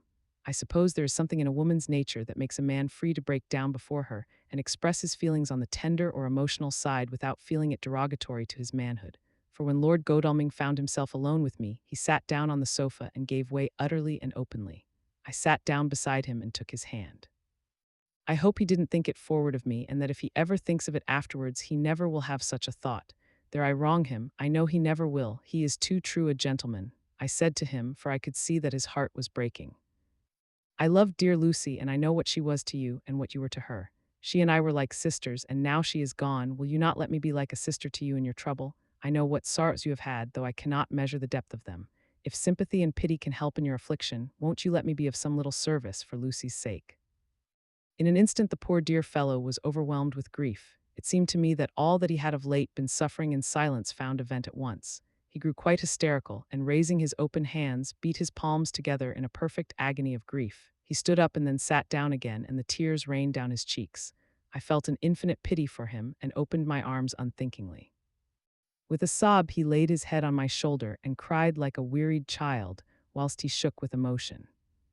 We women have something of the mother in us that makes us rise above smaller matters when the mother spirit is invoked. I felt this big sorrowing man's head resting on me, as though it were that of a baby that some day may lie on my bosom, and I stroked his hair as though he were my own child. I never thought at the time how strange it all was. After a little bit his sobs ceased, and he raised himself with an apology, though he made no disguise of his emotion. He told me that for days and nights past, weary days and sleepless nights, he had been unable to speak with anyone as a man must speak in his time of sorrow. There was no woman whose sympathy could be given to him, or with whom, owing to the terrible circumstance with which his sorrow was surrounded, he could speak freely. "I know now how I suffered," he said, as he dried his eyes, "but I do not know even yet, and none other can ever know, how much your sweet sympathy has been to me today. I shall know better in time, and believe me that though I am not ungrateful now, my gratitude will grow with my understanding. You will let me be like a brother, will you not, for all our lives, for dear Lucy's sake?" "For dear Lucy's sake," I said as we clasped hands. "Aye, and for your own sake," he added, "for if a man's esteem and gratitude are ever worth the winning, you have won mine today. If ever the future should bring to you a time when you need a man's help, believe me, you will not call in vain. God grant that no such time may ever come to you to break the sunshine of your life, but if it should ever come, promise me that you will let me know." He was so earnest, and his sorrow was so fresh, that I felt it would comfort him, so I said, "I promise." As I came along the corridor, I saw Mr. Morris looking out of a window. He turned as he heard my footsteps. "How is Art?" he said. Then noticing my red eyes, he went on, "Ah, I see you have been comforting him. Poor old fellow, he needs it. No one but a woman can help a man when he is in trouble of the heart, and he had no one to comfort him." He bore his own trouble so bravely that my heart bled for him. I saw the manuscript in his hand, and I knew that when he read it he would realize how much I knew, so I said to him, I wish I could comfort all who suffer from the heart. Will you let me be your friend, and will you come to me for comfort if you need it? You will know later why I speak." He saw that I was in earnest, and stooping, took my hand, and raising it to his lips, kissed it. It seemed but poor comfort to so brave and unselfish a soul, and impulsively I bent over and kissed him. The tears rose in his eyes, and there was a momentary choking in his throat. He said quite calmly, "Little girl, you will never forget that true-hearted kindness so long as ever you live." Then he went into the study to his friend. "Little girl," the very words he had used to Lucy, and oh, but he proved himself a friend. Chapter XVII. Dr. Seward's Diary. 30 September. I got home at 5 o'clock and found that Godalming and Morris had not only arrived, but had already studied the transcript of the various diaries and letters which Harker had not yet returned from his visit to the carrier's men, of whom Dr. Hennessy had written to me. Mrs. Harker gave us a cup of tea, and I can honestly say that, for the first time since I have lived in it, this old house seemed like home. When we had finished, Mrs. Harker said, "Dr. Seward, may I ask a favor? I want to see your patient, Mr. Renfield. Do let me see him. What you have said of him in your diary interests me so much." She looked so appealing and so pretty that I could not refuse her, and there was no possible reason why I should, so I took her with me. When I went into the room, I told the man that a lady would like to see him, to which he simply answered, "Why?" "She's going through the house and wants to see every one in it," I answered. "Oh, very well," he said. "Let her come in by all means, but just wait a minute till I tidy up the place." His method of tidying was peculiar. He simply swallowed all the flies and spiders in the boxes before I could stop him. It was quite evident that he feared or was jealous of some interference. When he had got through his disgusting task, he said cheerfully, "Let the lady come in," and sat down on the edge of his bed with his head down, but with his eyelids raised so that he could see her as she entered. For a moment I thought that he might have some homicidal intent. I remembered how quiet he had been just before he attacked me in my own study, and I took care to stand where I could seize him at once if he attempted to make a spring at her. She came into the room with an easy gracefulness which would at once command the respect of any lunatic, for easiness is one of the qualities mad people most respect. She walked over to him, smiling pleasantly, and held out her hand. "Good evening, Mr. Renfield," said she. "You see, I know you, for Dr. Seward has told me of you." He made no immediate reply, but eyed her all over intently with a set frown on his face. This look gave way to one of wonder, which merged in doubt. Then, to my intense astonishment, he said, "You're not the girl the doctor wanted to marry, are you? You can't be, you know, for she's dead." Mrs. Harker smiled sweetly as she replied, "Oh no, I have a husband of my own, to whom I was married before I ever saw Dr. Seward or he me. I am Mrs. Harker." "Then what are you doing here?" "My husband and I are staying on a visit with Dr. Seward." "Then don't stay." "But why not?" I thought that this style of conversation might not be pleasant to Mrs. Harker, any more than it was to me, so I joined in. "How did you know I wanted to marry anyone?" His reply was simply contemptuous, given in a pause in which he turned his eyes from Mrs. Harker to me, instantly turning them back again. "What an asinine question." "I don't see that at all, Mr. Renfield," said Mrs. Harker, at once championing me. He replied to her with as much courtesy and respect as he had shown contempt to me. "You will, of course, understand, Mrs. Harker, that when a man is so loved and honored as our host is, everything regarding him is of interest in our little community. Dr. Seward is loved not only by his household and his friends, but even by his patients, who, being some of them hardly in mental equilibrium, are apt to distort causes and effects. Since I myself have been an inmate of a lunatic asylum, I cannot but notice that the sophistic tendencies of some of its inmates lean towards the errors of non causa and ignoratio elench. I positively opened my eyes at this new development. Here was my own pet lunatic, the most pronounced of his type that I had ever met with, talking elemental philosophy and with the manner of a polished gentleman. I wonder if it was Mrs. Harker's presence which had touched some chord in his memory. If this new phase was spontaneous, or in any way due to her unconscious influence, she must have some rare gift or power. We continued to talk for some time, and seeing that he was seemingly quite reasonable, she ventured, looking at me questioningly as she began, to lead him to his favorite topic. I was again astonished, for he addressed himself to the question with the impartiality of the completest sanity. He even took himself as an example when he mentioned certain things. Why, I myself am an instance of a man who had a strange belief. Indeed, it was no wonder that my friends were alarmed and insisted on my being put under control. I used to fancy that life was a positive and perpetual entity, and that by consuming a multitude of live things, no matter how low in the scale of creation, one might indefinitely prolong life. At times I held the belief so strongly that I actually tried to take human life. The doctor here will bear me out that on one occasion I tried to kill him for the purpose of strengthening my vital powers by the assimilation with my own body of his life through the medium of his blood, relying, of course, upon the scriptural phrase, for the blood is the life. Though indeed the vendor of a certain nostrum has vulgarized the truism to the very point of contempt. Isn't that true, doctor? I nodded assent, for I was so amazed that I hardly knew what to either think or say. It was hard to imagine that I had seen him eat up his spiders and flies not 5 minutes before. Looking at my watch, I saw that I should go to the station to meet Van Helsing, so I told Mrs. Harker that it was time to leave. She came at once, after saying pleasantly to Mr. Renfield, "Goodbye, and I hope I may see you often, under auspices pleasanter to yourself." To which, to my astonishment, he replied, "Goodbye, my dear. I pray God I may never see your sweet face again. May he bless and keep you." When I went to the station to meet Van Helsing, I left the boys behind me. Poor Art seemed more cheerful than he has been since Lucy first took ill, and Quincy is more like his own bright self than he has been for many a long day. Van Helsing stepped from the carriage with the eager nimbleness of a boy. He saw me at once and rushed up to me, saying, "Ah, friend John, how goes all? Well, so I have been busy, for I come here to stay if need be. All affairs are settled with me, and I have much to tell. Madam Mina is with you, yes, and her so fine husband, and Arthur and my friend Quincy, they are with you too, good." As I drove to the house, I told him of what had passed, and of how my own diary had come to be of some use through Mrs. Harker's suggestion, at which the professor interrupted me. "Ah, that wonderful Madam Mina, she has man's brain, a brain that a man should have were he much gifted, and a woman's heart. The good God fashioned her for a purpose, believe me, when he made that so good combination. Friend John, up to now fortune has made that woman of help to us. After tonight she must not have to do with this so terrible affair. It is not good that she run a risk so great. We men are determined, nay, are we not pledged to destroy this monster? But it is no part for a woman. Even if she be not harmed, her heart may fail her in so much, and so many horrors in hereafter she may suffer, both in waking from her nerves and in sleep from her dreams. And besides, she is a young woman and not so long married. There may be other things to think of some time, if not now. You tell me she has wrote all, then she must consult with us, but tomorrow she say good-bye to this work, and we go alone." I agreed heartily with him, and then I told him what we had found in his absence, that the house which Dracula had bought was the very next one to my own. He was amazed, and a great concern seemed to come on him. "Oh, that we had known it before," he said, "for then we might have reached him in time to save poor Lucy. However, the milk that is spilt cries not out afterwards, as you say. We shall not think of that, but go on our way to the end." Then he fell into a silence that lasted till we entered my own gateway.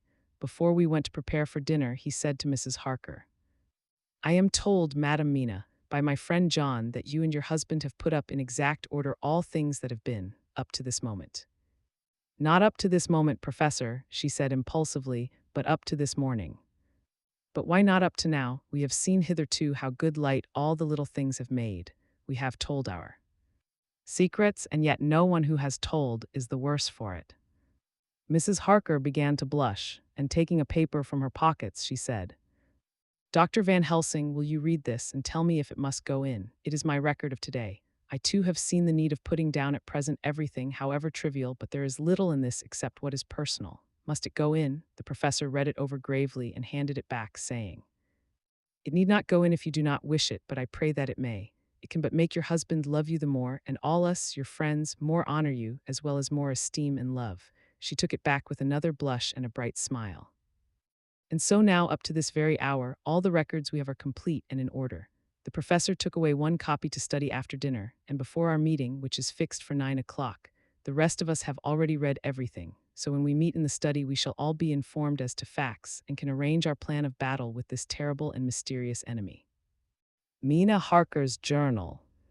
30 September, when we met in Dr. Seward's study 2 hours after dinner, which had been at 6 o'clock, we unconsciously formed a sort of board or committee.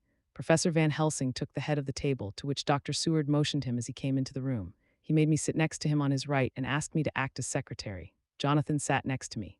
Opposite us were Lord Godalming, Dr. Seward, and Mr. Morris, Lord Godalming. Being next to the professor and Dr. Seward in the center, the professor said, "I may, I suppose, take it that we are all acquainted with the facts that are in these papers." We all expressed assent, and he went on. "Then it were, I think, good that I tell you something of the kind of enemy with which we have to deal. I shall then make known to you something of the history of this man, which has been ascertained for me, so we then can discuss how we shall act and can take our measure according. There are such beings as vampires. Some of us have evidence that they exist. Even had we not the proof of our own unhappy experience, the teachings and the records of the past give proof enough for sane peoples. I admit that at the first I was skeptic. Were it not that through long years I have trained myself to keep an open mind, I could not have believed until such time as that fact thunder on my ear. See, I prove.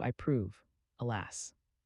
Had I known at first what now I know, nay, had I even guessed at him, one so precious life had been spared to many of us who did love her. But that is gone, and we must so work that other poor souls perish not, whilst we can save. The Nosferatu do not die like the bee when he sting once. He is only stronger, and being stronger, have yet more power to work evil. This vampire which is amongst us is of himself so strong in person as 20 men. He is of cunning more than mortal, for his cunning be the growth of ages, he have still the aids of necromancy, which is, as his etymology imply, the divination by the dead, and all the dead that he can come nigh to are for him at command. He is brute and more than brute, he is devil and callous, and the heart of him is not. He can, within his range, direct the elements, the storm, the fog, the thunder. He can command all the meaner things, the rat and the owl and the bat, the moth and the fox, and the wolf. He can grow and become small, and he can at times vanish and come unknown. How then are we to begin our strike to destroy him? How shall we find his where, and having found it, how can we destroy? My friends, this is much. It is a terrible task that we undertake, and there may be consequence to make the brave shudder. For if we fail in this our fight, he must surely win, and then where end we? Life is nothing's, I heed him not. But to fail here is not mere life or death. It is that we become as him, that we henceforward become foul things of the night like him, without heart or conscience, preying on the bodies and the souls of those we love best. To us forever are the gates of heaven shut, for who shall open them to us again? We go on for all time abhorred by all, a blot on the face of God's sunshine, an arrow in the side of him who died for man. But we are face to face with duty, and in such case must we shrink. For me, I say no, but then I am old, and life, with his sunshine, his fair places, his song of birds, his music, and his love, lie far behind. You others are young. Some have seen sorrow, but there are fair days yet in store. What say you? Whilst he was speaking, Jonathan had taken my hand. I feared, oh so much, that the appalling nature of our danger was overcoming him when I saw his hand stretch out, but it was life to me to feel its touch, so strong, so self-reliant, so resolute. A brave man's hand can speak for itself. It does not even need a woman's love to hear its music. When the professor had done speaking, my husband looked in my eyes, and I in his. There was no need for speaking between us. I answer for Mina and myself, he said. Count me in, Professor, said Mr. Quincy Morris, laconically as usual. I am with you, said Lord Godalming, for Lucy's sake, if for no other reason. Dr. Seward simply nodded. The professor stood up and, after laying his golden crucifix on the table, held out his hand on either side. I took his right hand, and Lord Godalming his left. Jonathan held my right with his left and stretched across to Mr. Morris. So as we all took hands, our solemn compact was made. I felt my heart icy cold, but it did not even occur to me to draw back. We resumed our places, and Dr. Van Helsing went on with a sort of cheerfulness which showed that the serious work had begun. It was to be taken as gravely, and in as businesslike a way, as any other transaction of life. Well, you know what we have to contend against, but we too are not without strength. We have on our side power of combination, a power denied to the vampire kind. We have sources of science. We are free to act and think, and the hours of the day and the night are ours equally. In fact, so far as our powers extend, they are unfettered, and we are free to use them. We have self-devotion in a cause and an end to achieve which is not a selfish one. These things are much. Now let us see how far the general powers arrayed against us are restrict, and how the individual cannot. In fine, let us consider the limitations of the vampire in general, and of this one in particular. All we have to go upon are traditions and superstitions. These do not at the first appear much, when the matter is one of life and death, nay, of more than either life or death. Yet must we be satisfied, in the first place because we have to be, no other means is at our control, and secondly because after all these things, tradition and superstition are everything. Does not the belief in vampires rest for others, though not, alas, for us on them, a year ago? Which of us would have received such a possibility in the midst of our scientific, skeptical, matter-of-fact 19th century? We even scouted a belief that we saw justified under our very eyes. Take it, then, that the vampire and the belief in his limitations and his cure rest for the moment on the same base. For let me tell you, he is known everywhere that men have been. In old Greece, in old Rome, he flourished in Germany all over, in France, in India, even in the Chermoses, and in China, so far from us in all ways, there even is he and the peoples for him at this day. He have followed the wake of the berserker Icelander, the devil-begotten Hun, the Slav, the Saxon, the Magyar. So far, then, we have all we may act upon, and let me tell you that very much of the beliefs are justified by what we have seen in our own so unhappy experience. The vampire live on and cannot die by mere passing of the time. He can flourish when that he can fatten on the blood of the living. Even more, we have seen amongst us that he can even grow younger, that his vital faculties grow strenuous, and seem as though they refresh themselves when his special pabulum is plenty. But he cannot flourish without this diet, he eat not as others. Even friend Jonathan, who lived with him for weeks, did never see him eat, never. He throws no shadow, he make in the mirror no reflect, as again Jonathan observe. He has the strength of many of his hand, witness again Jonathan when he shut the door against the wolves, and when he help him from the diligence too.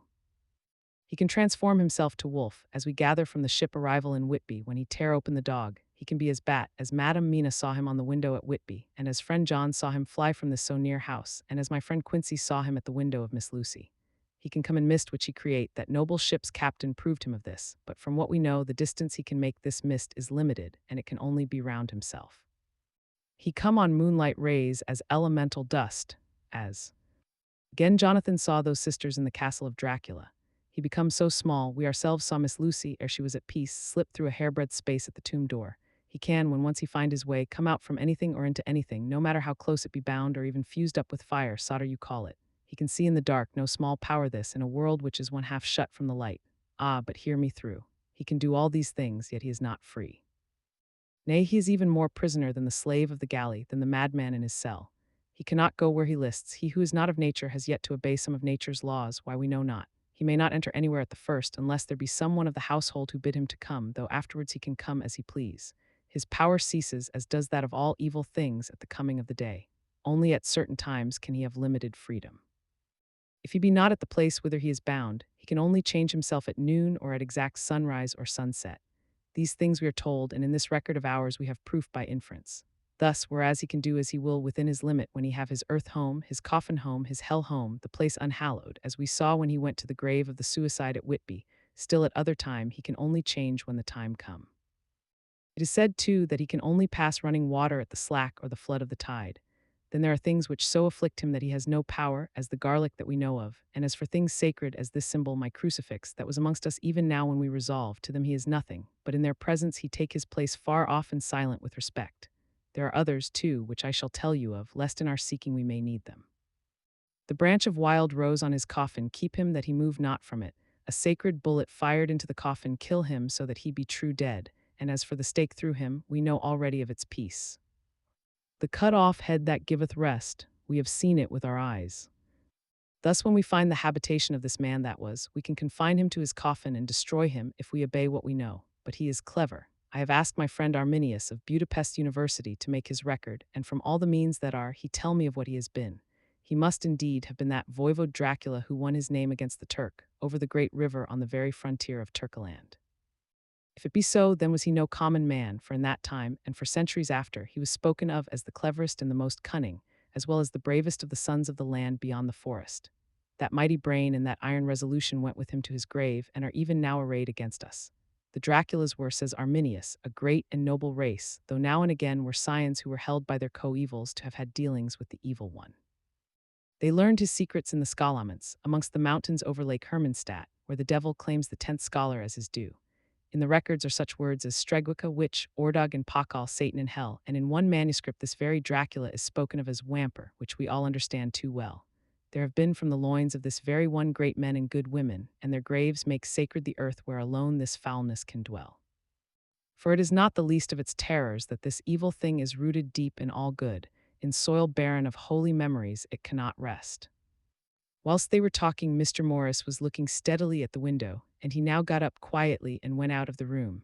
There was a little pause, and then the professor went on. And now we must settle what we do. We have here much data, and we must proceed to lay out our campaign.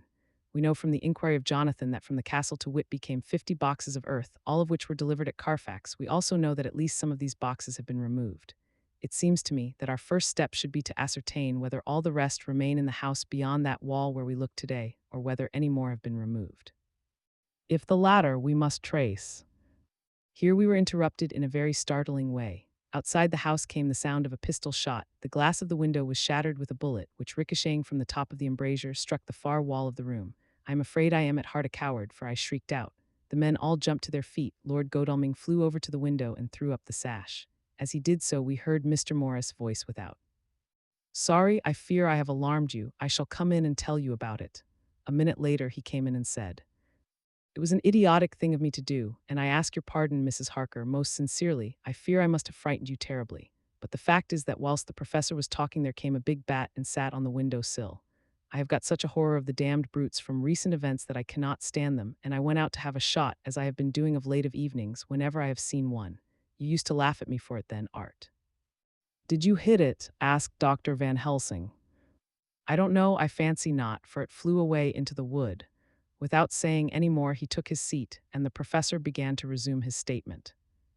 We must trace each of these boxes, and when we are ready, we must either capture or kill this monster in his lair, or we must, so to speak, sterilize the earth so that no more he can seek safety in it.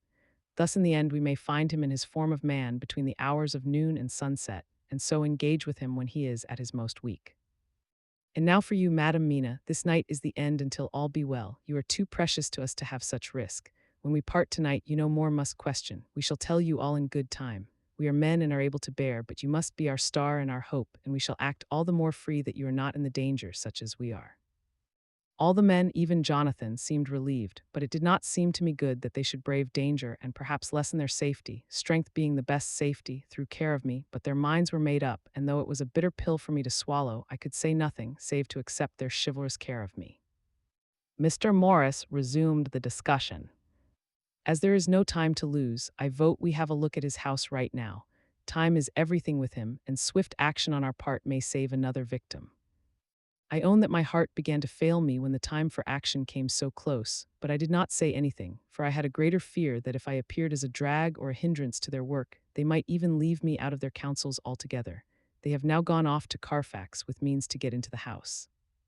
Manlike, they had told me to go to bed and sleep, as if a woman can sleep when those she loves are in danger. I shall lie down and pretend to sleep, lest Jonathan have added anxiety about me when he returns. Dr. Seward's Diary.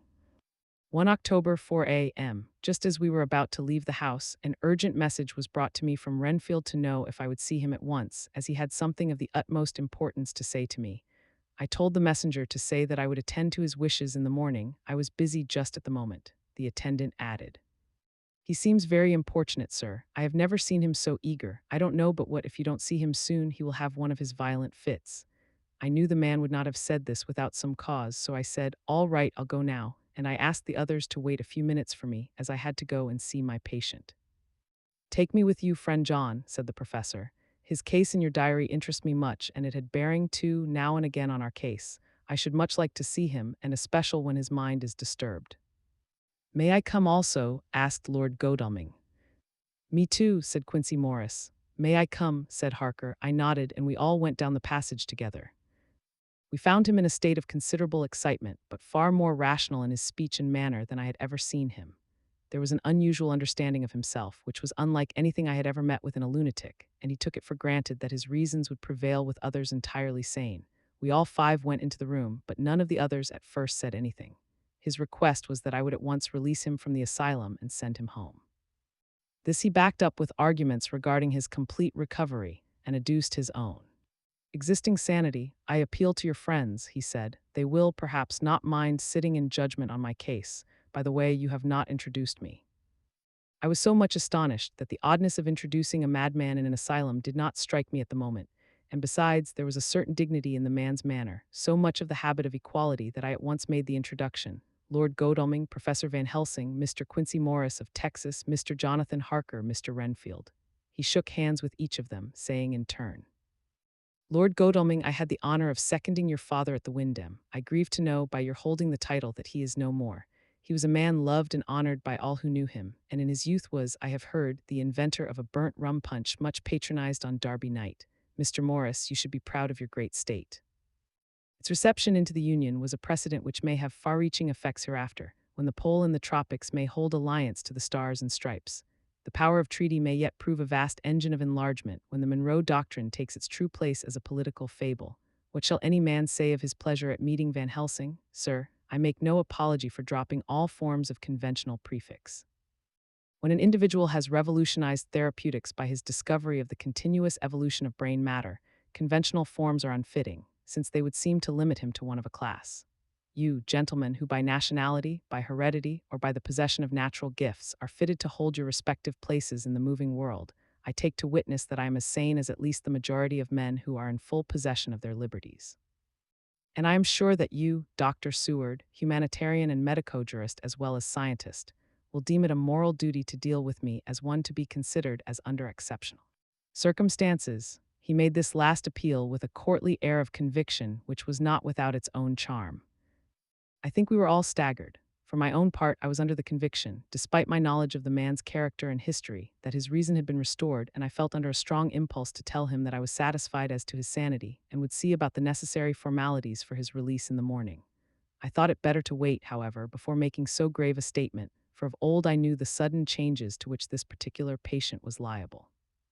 So I contented myself with making a general statement that he appeared to be improving very rapidly, that I would have a longer chat with him in the morning, and would then see what I could do in the direction of meeting his wishes. This did not at all satisfy him, for he said quickly, "But I fear, Dr. Seward, that you hardly apprehend my wish. I desire to go at once here now, this very hour, this very moment, if I may. Time presses, and in our implied agreement with the old Scytheman it is of the essence of the contract.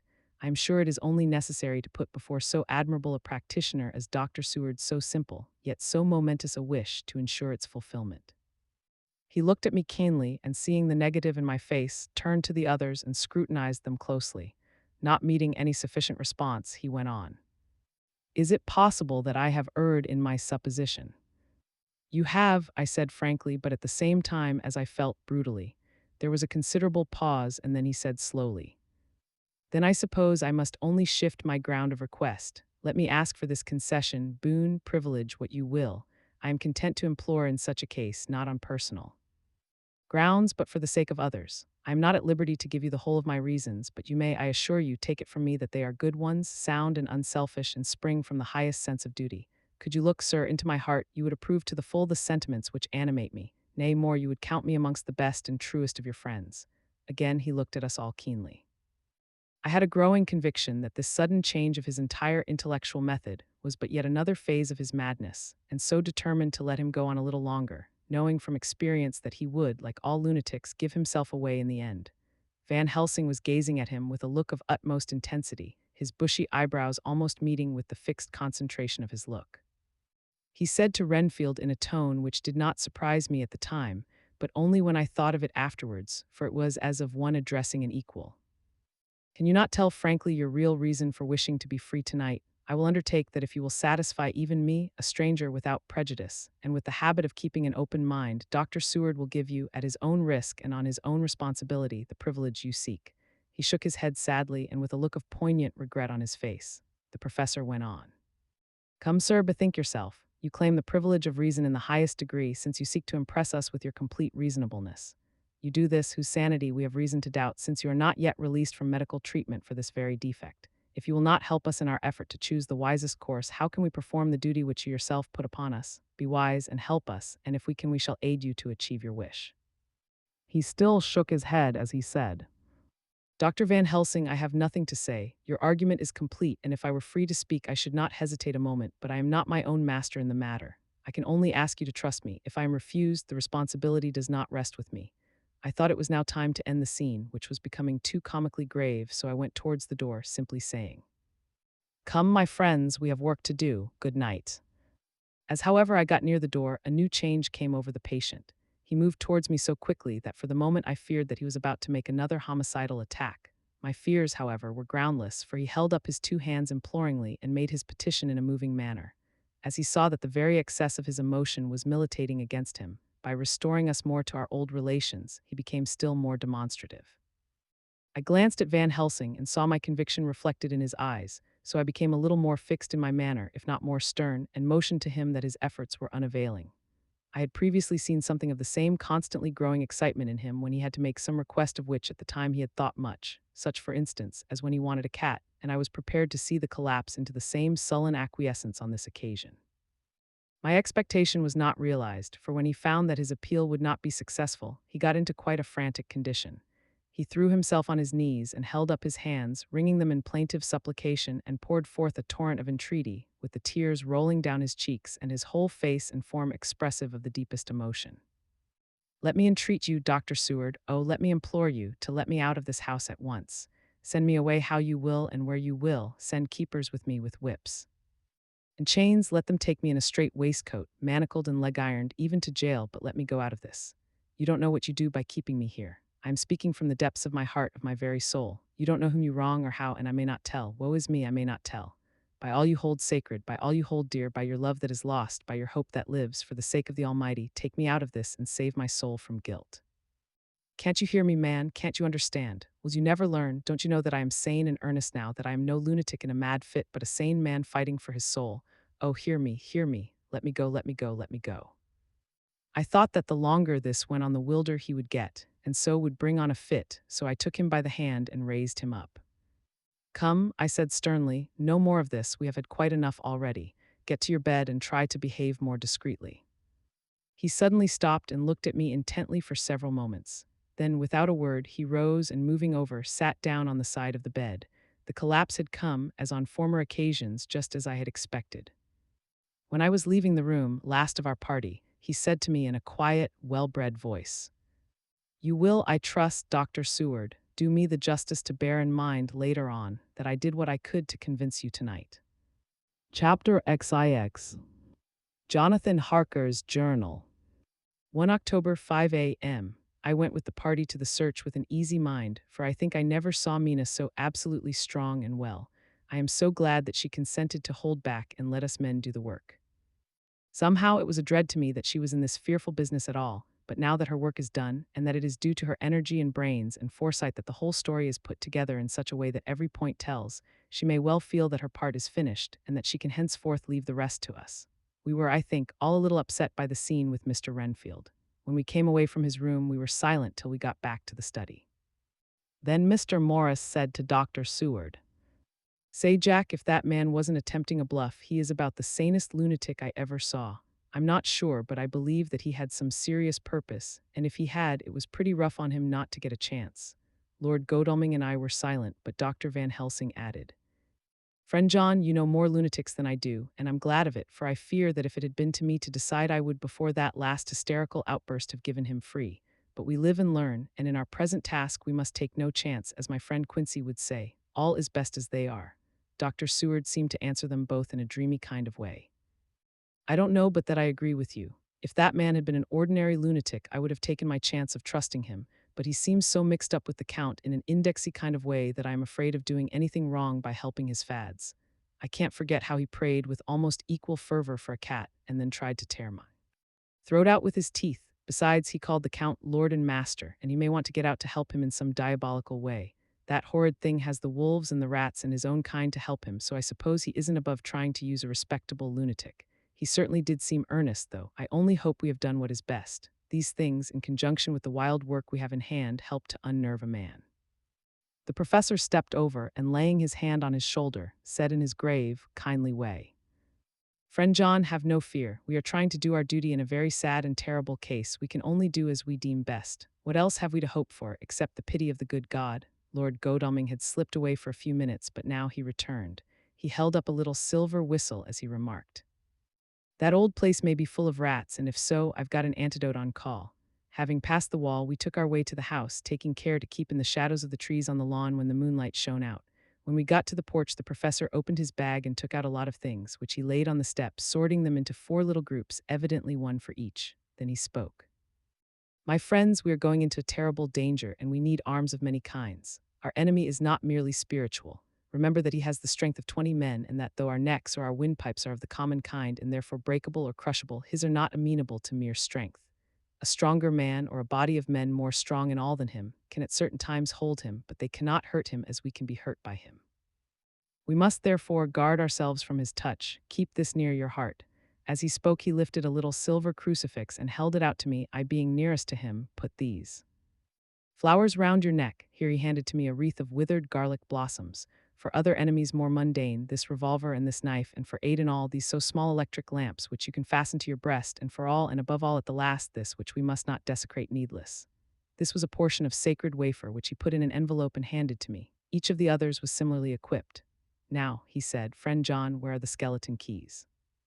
If so that we can open the door, we need not break house by the window, as before at Miss Lucy's. Dr. Seward tried one or two skeleton keys, his mechanical dexterity as a surgeon standing him in good stead. Presently he got one to suit. After a little play back and forward, the bolt yielded, and with a rusty clang, shot back. We pressed on the door, the rusty hinges creaked, and it slowly opened. It was startlingly like the image conveyed to me in Dr. Seward's diary of the opening of Miss Westenra's tomb. I fancy that the same idea seemed to strike the others, for with one accord they shrank back. The professor was the first to move forward and stepped into the open door. In Manus tuus damen, he said, crossing himself as he passed over the threshold. We closed the door behind us, lest when we should have lit our lamps we should possibly attract attention from the road.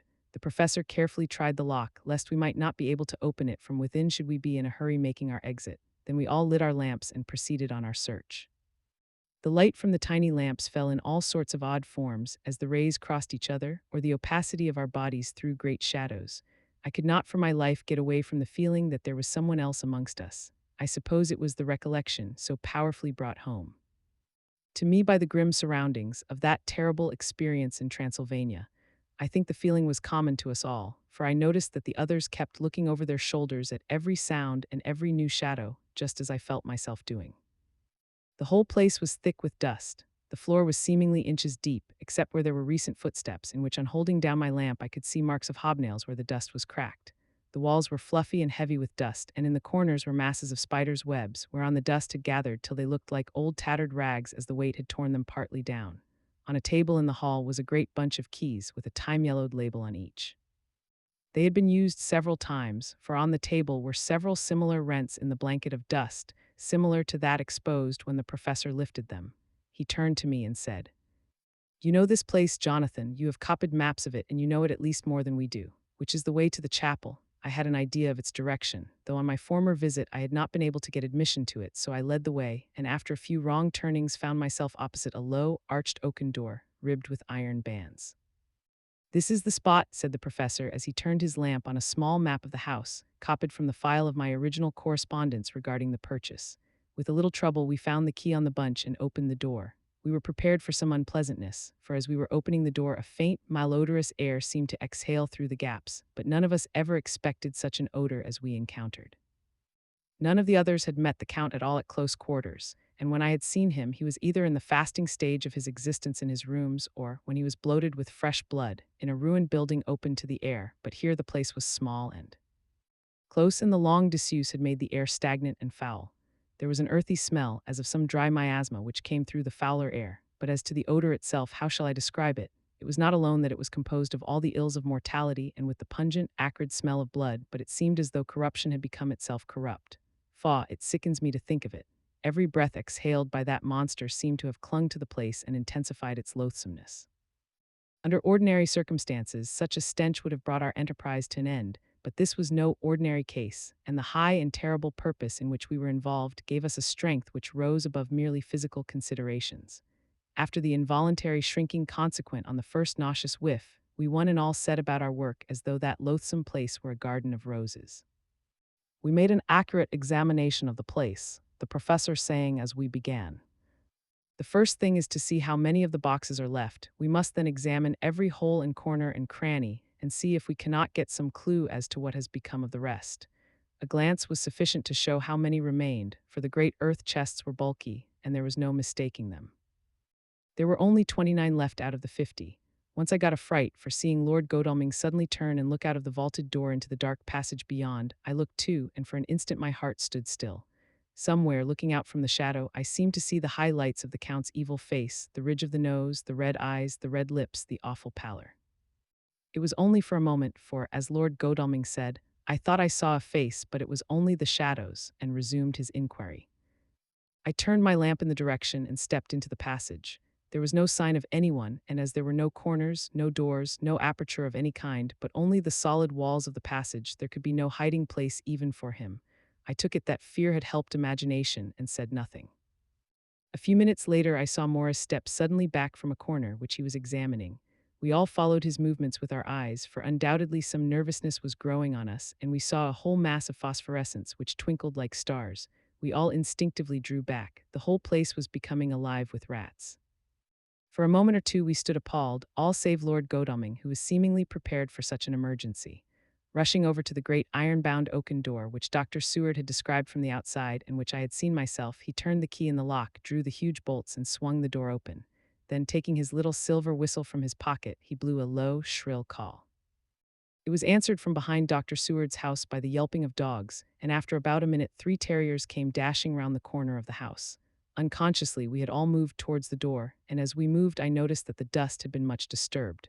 The boxes which had been taken out had been brought this way, but even in the minute that had elapsed the number of the rats had vastly increased. They seemed to swarm over the place all at once, till the lamplight, shining on their moving dark bodies and glittering, baleful eyes, made the place look like a bank of earth set with fireflies. The dogs dashed on, but at the threshold suddenly stopped and snarled, and then, simultaneously lifting their noses, began to howl in most lugubrious fashion. The rats were multiplying in thousands, and we moved out. Lord Godalming lifted one of the dogs and, carrying him in, placed him on the floor.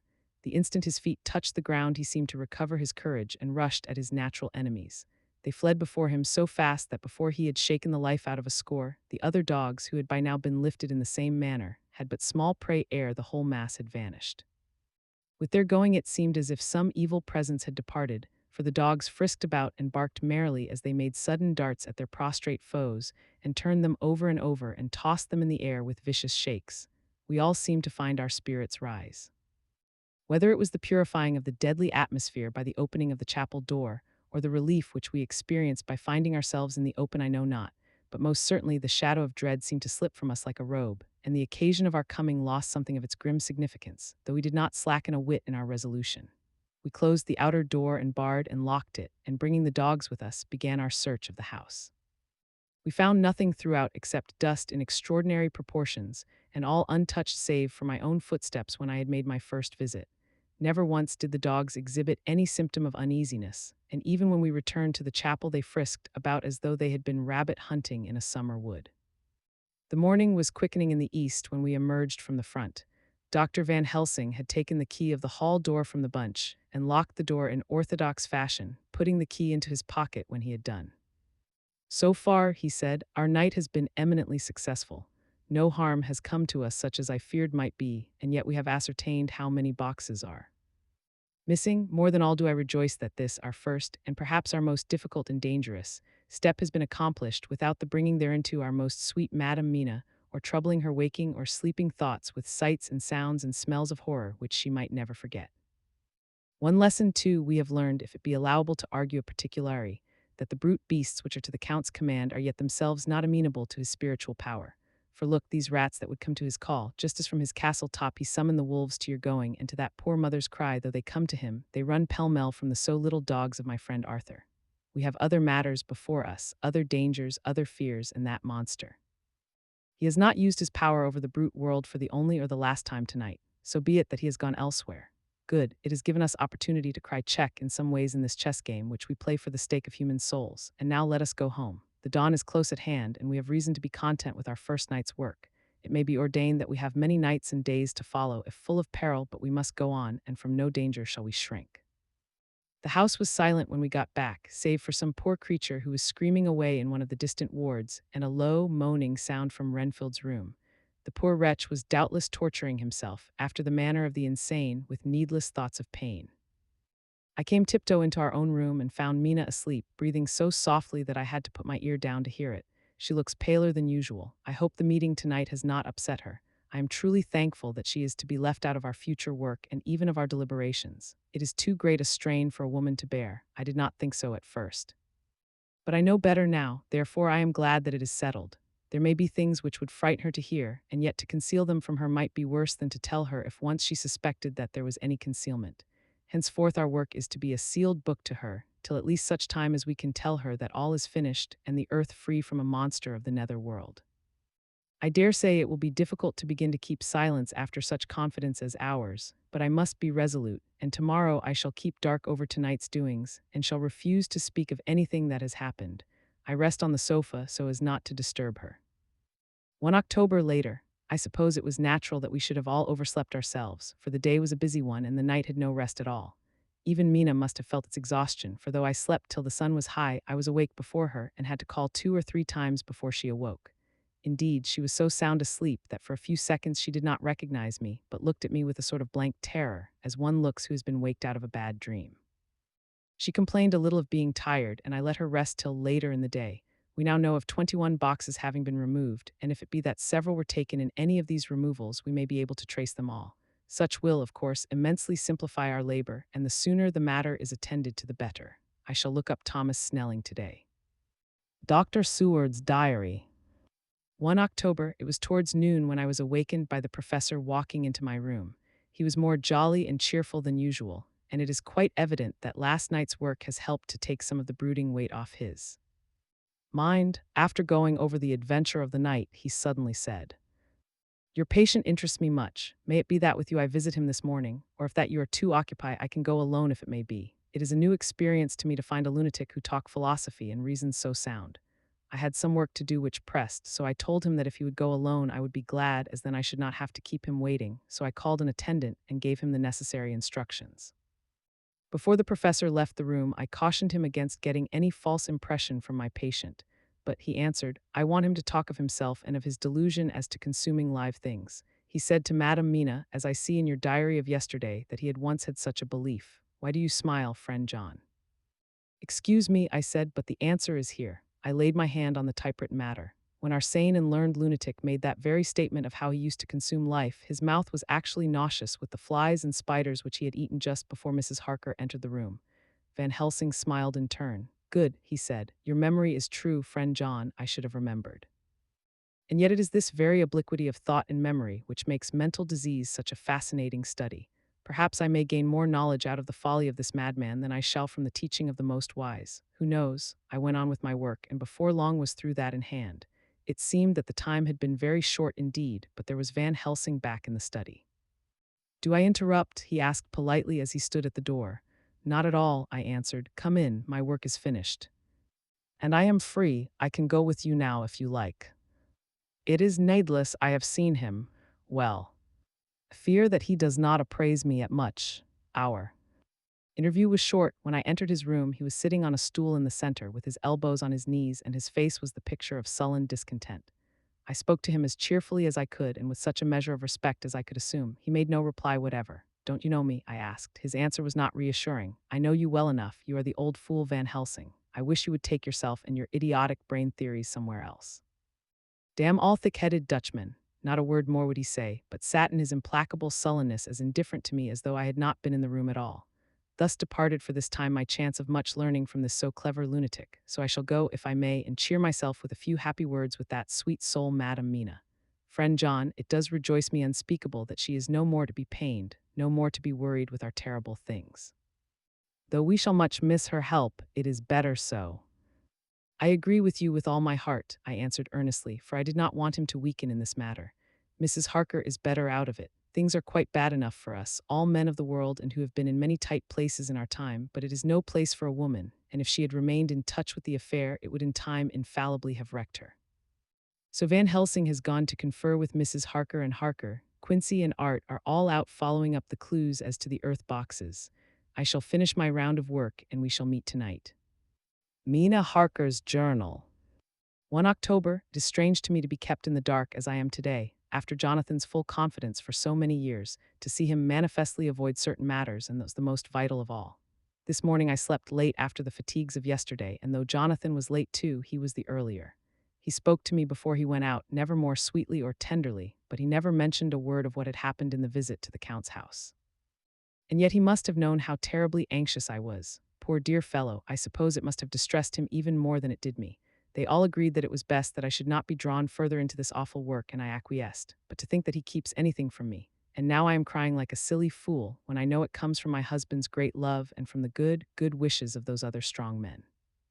That has done me good. Well, some day Jonathan will tell me all. And lest it should ever be that he should think for a moment that I kept anything from him, I still keep my journal as usual. Then if he is feared of my trust, I shall show it to him, with every thought of my heart put down for his dear eyes to read. I feel strangely sad and low-spirited today. I suppose it is the reaction from the terrible excitement. Last night I went to bed when the men had gone, simply because they told me to. I didn't feel sleepy, and I did feel full of devouring anxiety. I kept thinking over everything that has been ever since Jonathan came to see me in London, and it all seems like a horrible tragedy with fate pressing on relentlessly to some destined end. Everything that one does seems, no matter how right it may be, to bring on the very thing which is most to be deplored. If I hadn't gone to Whitby, perhaps poor dear Lucy would be with us now. She hadn't taken to visiting the churchyard till I came, and if she hadn't come there in the daytime with me, she wouldn't have walked in her sleep. And if she hadn't gone there at night and asleep, that monster couldn't have destroyed her as he did. Oh, why did I ever go to Whitby? They're now crying again. I wonder what has come over me today. I must hide it from Jonathan, for if he knew that I had been crying twice in one morning. Eyes who never cried on my own account, and whom he has never caused to shed a tear, the dear fellow would fret his heart out. I shall put a bold face on, and if I do feel weepy, he shall never see it. I suppose it is just one of the lessons that we poor women have to learn. I can't quite remember how I fell asleep last night. I remember hearing the sudden barking of the dogs and a lot of queer sounds, like praying on a very tumultuous scale, from Mr. Renfield's room, which is somewhere under this. And then there was silence over everything, silence so profound that it startled me, and I got up and looked out of the window. All was dark and silent, the black shadows thrown by the moonlight seeming full of a silent mystery of their own. Not a thing seemed to be stirring, but all to be grim and fixed as death or fate, so that a thin streak of white mist, that crept with almost imperceptible slowness across the grass towards the house, seemed to have a sentience and a vitality of its own. I think that the digression of my thoughts must have done me good, for when I got back to bed I found a lethargy creeping over me. I lay a while, but could not quite sleep, so I got out and looked out of the window again. The mist was spreading and was now close up to the house, so that I could see it lying thick against the wall, as though it were stealing up to the windows. The poor man was more loud than ever, and though I could not distinguish a word he said, I could in some way recognize in his tones some passionate entreaty. On his part, then there was the sound of a struggle, and I knew that the attendants were dealing with him. I was so frightened that I crept into bed and pulled the clothes over my head, putting my fingers in my ears. I was not then a bit sleepy, at least so I thought, but I must have fallen asleep, for except dreams, I do not remember anything until the morning, when Jonathan woke me. I think that it took me an effort and a little time to realize where I was, and that it was Jonathan who was bending over me. My dream was very peculiar, and was almost typical of the way that waking thoughts become merged in, or continued in, dreams. I thought that I was asleep and waiting for Jonathan to come back. I was very anxious about him, and I was powerless to act. My feet and my hands and my brain were weighted so that nothing could proceed at the usual pace, and so I slept uneasily and thought. Then it began to dawn upon me that the air was heavy and dank and cold. I put back the clothes from my face and found to my surprise that all was dim around. The gaslight which I had left lit for Jonathan, but turned down, came only like a tiny red spark through the fog, which had evidently grown thicker and poured into the room. Then it occurred to me that I had shut the window before I had come to bed. I would have got out to make certain on the point, but some leaden lethargy seemed to chain my limbs and even my will. I lay still and endured, that was all. I closed my eyes, but could still see through my eyelids. It is wonderful what tricks our dreams play us, and how conveniently we can imagine. The mist grew thicker and thicker, and I could see now how it came in, for I could see it like smoke, or with the white energy of boiling water pouring in not through the window but through the joinings of the door. It got thicker and thicker, till it seemed as if it became concentrated into a sort of pillar of cloud in the room, through the top of which I could see the light of the gas shining like a red eye. Things began to whirl through my brain, just as the cloudy column was now whirling in the room, and through it all came the scriptural words, "A pillar of cloud by day and of fire by night." Was it indeed such spiritual guidance that was coming to me in my sleep? But the pillar was composed of both the day and the night guiding, for the fire was in the red eye, which at the thought got a new fascination for me, till as I looked, the fire divided and seemed to shine on me through the fog like two red eyes, such as Lucy told me of in her momentary mental wandering when on the cliff the dying sunlight struck the windows of St. Mary's Church. Suddenly the horror burst upon me that it was thus that Jonathan had seen those awful women growing into reality through the whirling mist in the moonlight, and in my dream I must have fainted, for all became black darkness. The last conscious effort which imagination made was to show me a livid white face bending over me out of the mist. I must be careful of such dreams, for they would unseat one's reason if there were too much of them. I would get Dr. Van Helsing or Dr. Seward to prescribe something for me which would make me sleep, only that I fear to alarm them. Such a dream at the present time would become woven into their fears for me. Tonight I shall strive hard to sleep naturally. If I do not, I shall tomorrow night get them to give me a dose of chloral that cannot hurt me for once, and it will give me a good night's sleep. Last night tired me more than if I had not slept at all. To October 10 p.m. Last night I slept but did not dream. I must have slept soundly, for I was not waked by Jonathan coming to bed, but the sleep has not refreshed me, for today I feel terribly weak and spiritless. I spent all yesterday trying to read or lying down dozing. In the afternoon, Mr. Renfield asked if he might see me. Poor man, he was very gentle, and when I came away, he kissed my hand and bade God bless me. Some way it affected me much. I am crying when I think of him. This is a new weakness of which I must be careful. Jonathan would be miserable if he knew I had been crying. He and the others were out till dinner time, and they all came in tired. I did what I could to brighten them up, and I suppose that the effort did me good, for I forgot how tired I was. After dinner, they sent me to bed, and all went off to smoke together, as they said, but I knew that they wanted to tell each other of what had occurred to each during the day. I could see from Jonathan's manner that he had something important to communicate.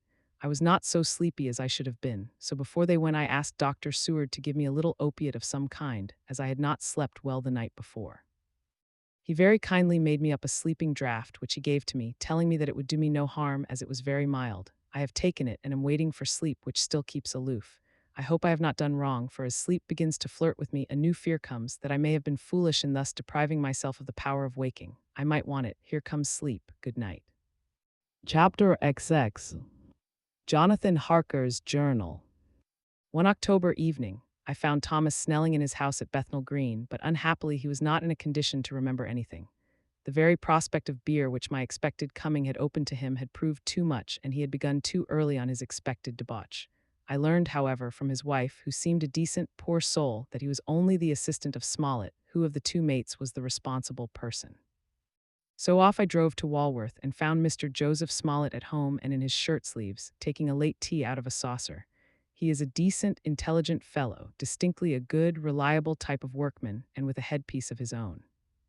He remembered all about the incident of the boxes, and from a wonderful dog-eared notebook, which he produced from some mysterious receptacle about the seat of his trousers, and which had hieroglyphical entries in thick, half-obliterated pencil, he gave me the destinations of the boxes. There were, he said, 6 in the cartload which he took from Carfax and left at 197 Chickson Street, Mile End, New Town, and another 6 which he deposited at Jamaica Lane, Bermondsey. If then the Count meant to scatter these ghastly refuges of his over London, these places were chosen as the first of delivery, so that later he might distribute more fully. The systematic manner in which this was done made me think that he could not mean to confine himself to 2 sides of London. He was now fixed on the far east, on the northern shore, on the east of the southern shore, and on the south. The north and west were surely never meant to be left out of his diabolical scheme, let alone the city itself and the very heart of fashionable London in the southwest and west. I went back to Smollett and asked him if he could tell us if any other boxes had been taken from Carfax. He replied, "Well, governor, you've treated me very handsome. I had given him half a sovereign, and I'll tell you all I know. I heard a man by the name of Bloxham say 4 nights ago in the R and Ounds in Pincher's Alley, as how he and his mate 'ad a rare dusty job in a old ooze at Purfleet. There ain't a many such jobs as this air, and I'm thinkin' that maybe Sam Bloxham could tell ye summat." I asked if he could tell me where to find him. I told him that if he could get me the address it would be worth another half-sovereign to him, so he gulped down the rest of his tea and stood up, saying that he was going to begin the search then and there. At the door he stopped and said, "Look 'ere, governor, there ain't no sense in me a-keepin' you 'ere. I may find Sam soon, or I mayn't, but anyhow he ain't like to be in a way to tell you much tonight. Sam is a rare one when he starts on the booze. If you can give me an envelope with a stamp on it and put your address on it, I'll find out where Sam is to be found and post it ye tonight. But ye'd better be up arter I am soon in the mornin', never mind the booze the night afore." This was all practical, so one of the children went off with a penny to buy an envelope and a sheet of paper and to keep the change. When she came back, I addressed the envelope and stamped it, and when Smollett had again faithfully promised to post the address when found, I took my way to home. We're on the track anyhow. I am tired tonight and I want to sleep. Mina is fast asleep and looks a little too pale. Her eyes look as though she had been crying. Poor dear, I've no doubt it frets her to be kept in the dark, and it may make her doubly anxious about me and the others, but it is best as it is. It is better to be disappointed and worried in such a way now than to have her nerve broken. The doctors were quite right to insist on her being kept out of this dreadful business. I must be firm, for on me this particular burden of silence must rest. I shall not ever enter on the subject with her under any circumstances. Indeed, it may not be a hard task, after all, for she herself has become reticent on the subject, and has not spoken of the Count or his doings ever since we told her of our decision. 2 October evening, a long and trying and exciting day. By the first post I got my directed envelope with a dirty scrap of paper enclosed, on which was written with a carpenter's pencil in a sprawling hand, "Sam Bloxham Corcoran's, 4 Poters Court, Bartle Street, Walworth, arsk for the depite." I got the letter in bed and rose without waking Mina. She looked heavy and sleepy and pale and far from well. I determined not to wake her, but that when I should return from this new search, I would arrange for her going back to Exeter. I think she would be happier in our own home, with her daily tasks to interest her, than in being here amongst us and in ignorance. I only saw Dr. Seward for a moment and told him where I was off to, promising to come back and tell the rest so soon as I should have found out anything. I drove to Walworth and found, with some difficulty, Potter's Court. Mr. Smollett's spelling misled me, as I asked for Potter's Court instead of Potter's Court. However, when I had found the court, I had no difficulty in discovering Corcoran's lodging house. When I asked the man who came to the door for the depite, he shook his head and said, "I dunno, I am there ain't no such a person air. I never eared of I am in all my bloomin' days. Don't believe there ain't nobody of that kind livin' air or anywheres." I took out Smollett's letter, and as I read it, it seemed to me that the lesson of the spelling of the name of the court might guide me. "What are you?" I asked. "I'm the deputy," he answered. I saw at once that I was on the right track. Phonetic spelling had again misled me. A half-crown tip put the deputy's knowledge at my disposal, and I learned that Mr. Bloxam, who had slept off the remains of his beer on the previous night at Corcoran's, had left for his work at Poplar at 5 o'clock that morning. He could not tell me where the place of work was situated, but he had a vague idea that it was some kind of a newfangled warehouse, and with this slender clue I had to start for Poplar.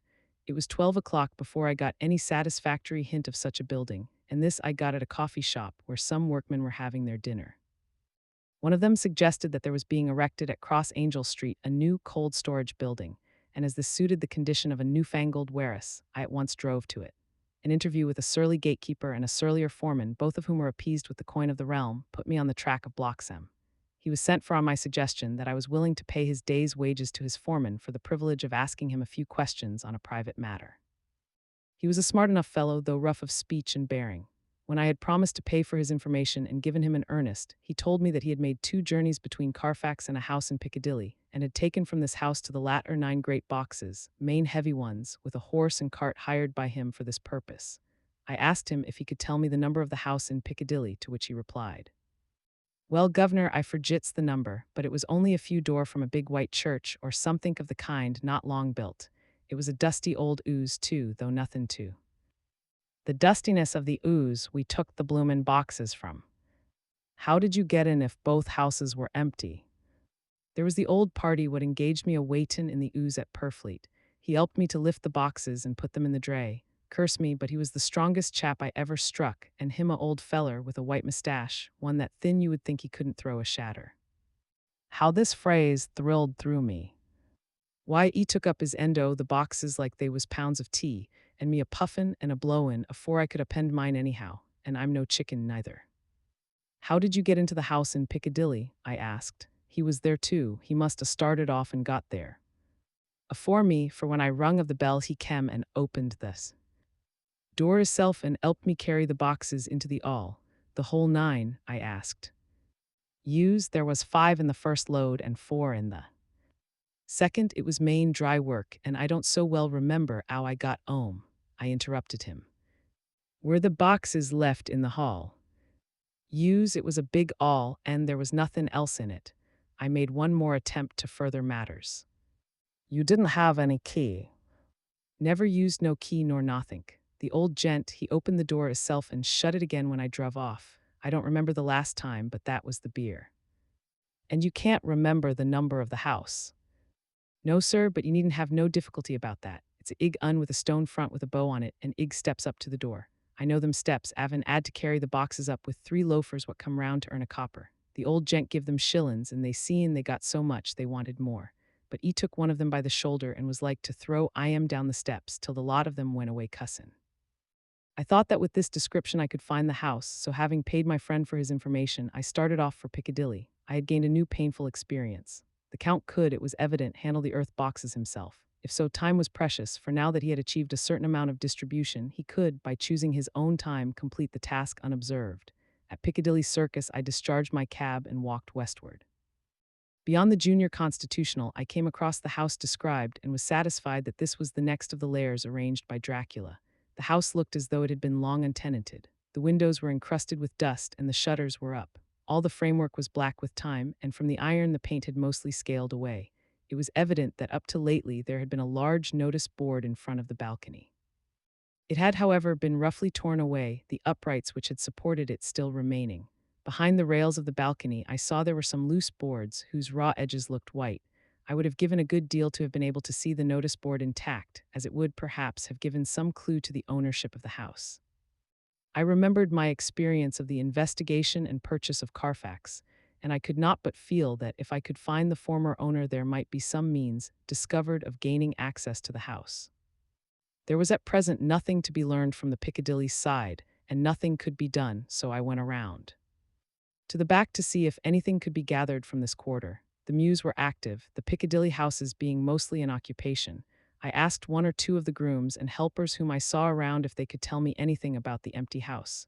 One of them said that he heard it had lately been taken, but he couldn't say from whom. He told me, however, that up to very lately there had been a notice board of for sale up, and that perhaps Mitchell, Sons, and Candy, the house agents, could tell me something, as he thought he remembered seeing the name of that firm on the board. I did not wish to seem too eager or to let my informant know or guess too much, so thanking him in the usual manner, I strolled away. It was now growing dusk, and the autumn night was closing in, so I did not lose any time. Having learned the address of Mitchell, Sons, and Candy from a directory at the Berkeley, I was soon at their office in Sackville Street. The gentleman who saw me was particularly suave in manner, but uncommunicative in equal proportion. Having once told me that the Piccadilly house, which throughout our interview he called a mansion, was sold, he considered my business as concluded. When I asked who had purchased it, he opened his eyes a thought wider and paused a few seconds before replying. "It is sold, sir." "Pardon me," I said with equal politeness, "but I have a special reason for wishing to know who purchased it." Again he paused longer and raised his eyebrows still more. "It is sold, sir," was again his laconic reply. "Surely," I said, "you do not mind letting me know so much." "But I do mind," he answered. "The affairs of their clients are absolutely safe in the hands of Mitchell, Sons, and Candy." This was manifestly a prig of the first water, and there was no use arguing with him. I thought I had best meet him on his own ground, so I said, "Your clients, sir, are happy in having so resolute a guardian of their confidence. I am myself a professional man." Here I handed him my card. "In this instance I am not prompted by curiosity. I act on the part of Lord Godalming, who wishes to know something of the property which was, he understood, lately for sale." These words put a different complexion on affairs, he said. "I would like to oblige you if I could, Mr. Harker, and especially would I like to oblige his lordship. We once carried out a small matter of renting some chambers for him when he was the Honourable Arthur Holmwood. If you will let me have his lordship's address, I will consult the house on the subject, and will, in any case, communicate with his lordship by tonight's post. It will be a pleasure if we can so far deviate from our rules as to give the required information to his lordship." I wanted to secure a friend and not to make an enemy, so I thanked him, gave the address at Dr. Seward S., and came away. It was now dark, and I was tired and hungry. I got a cup of tea at the Aerated Bread Company and came down to Purfleet by the next train. I found all the others at home. Mina was looking tired and pale, but she made a gallant effort to be bright and cheerful. It wrung my heart to think that I had had to keep anything from her and so caused her inquietude. Thank God, this will be the last night of her looking on at our conferences and feeling the sting of our not showing our confidence. It took all my courage to hold to the wise resolution of keeping her out of our grim task. She seems somehow more reconciled, or else the very subject seems to have become repugnant to her, for when any accidental allusion is made she actually shudders. I am glad we made our resolution in time, as with such a feeling as this, our growing knowledge would be torture to her. I could not tell the others of the day's discovery till we were alone, so after dinner, followed by a little music to save appearances even amongst ourselves, I took Mina to her room and left her to go to bed. The dear girl was more affectionate with me than ever, and clung to me as though she would detain me, but there was much to be talked of, and I came away. Thank God, the ceasing of telling things has made no difference between us. When I came down again, I found the others all gathered round the fire in the study. In the train, I had written my diary so far, and simply read it off to them as the best means of letting them get abreast of my own information. When I had finished, Van Helsing said, "This has been a great day's work, friend Jonathan. Doubtless we are on the track of the missing boxes. If we find them all in that house, then our work is near the end. But if there be some missing, we must search until we find them. Then shall we make our final coup and hunt the wretch to his real death." We all sat silent a while, and all at once Mr. Morris spoke. "Say, how are we going to get into that house?" "We got into the other," answered Lord Godalming quickly. "But Art, this is different. We broke house at Carfax, but we had night and a walled park to protect us. It will be a mighty different thing to commit burglary in Piccadilly, either by day or night. I confess I don't see how we are going to get in unless that agency duck can find us a key of some sort. Lord Godalming's brows contracted, and he stood up and walked about the room. By and by he stopped and said, turning from one to another of us, "Quincy's head is level. This burglary business is getting serious. We got off once all right, but we have now a rare job on hand, unless we can find the Count's key basket." As nothing could well be done before morning, and as it would be at least advisable to wait till Lord Godalming should hear from Mitchell, we decided not to take any active step before breakfast time. For a good while we sat and smoked, discussing the matter in its various lights and bearings. I took the opportunity of bringing this diary right up to the moment. I am very sleepy and shall go to bed. Just a line, Mina sleeps soundly and her breathing is regular. Her forehead is puckered up into little wrinkles as though she thinks even in her sleep. She's still too pale, but does not look so haggard as she did this morning. Tomorrow will, I hope, mend all this. She will be herself at home in Exeter. Oh, but I am sleepy. Dr. Seward's diary. 1 October, I am puzzled afresh about Renfield. His moods change so rapidly that I find it difficult to keep touch of them, and as they always mean something more than his own well-being, they form a more than interesting study. This morning, when I went to see him after his repulse of Van Helsing, his manner was that of a man commanding destiny. He was, in fact, commanding destiny subjectively. He did not really care for any of the things of mere earth. He was in the clouds and looked down on all the weaknesses and wants of us poor mortals. I thought I would improve the occasion and learn something, so I asked him, "What about the flies these times?" He smiled on me in quite a superior sort of way, such a smile as would have become the face of Malvolio as he answered me. "The fly, my dear sir, has one striking feature. Its wings are typical of the aerial powers of the psychic faculties. The ancients did well when they typified the soul as a butterfly." I thought I would push his analogy to its utmost logically, so I said quickly, "Oh, it is a soul you are after now, is it?" His madness foiled his reason, and a puzzled look spread over his face as, shaking his head with a decision which I had but seldom seen in him, he said, oh no, I want no souls. Life is all I want." Here he brightened up. "I am pretty indifferent about it at present. Life is all right. I have all I want. You must get a new patient, doctor, if you wish to study zoophagy." This puzzled me a little, so I drew him on. "Then you command life. You are a god, I suppose." He smiled with an ineffably benign superiority. "Oh no, far be it from me to arrogate to myself the attributes of the deity. I am not even concerned in his especially spiritual doings.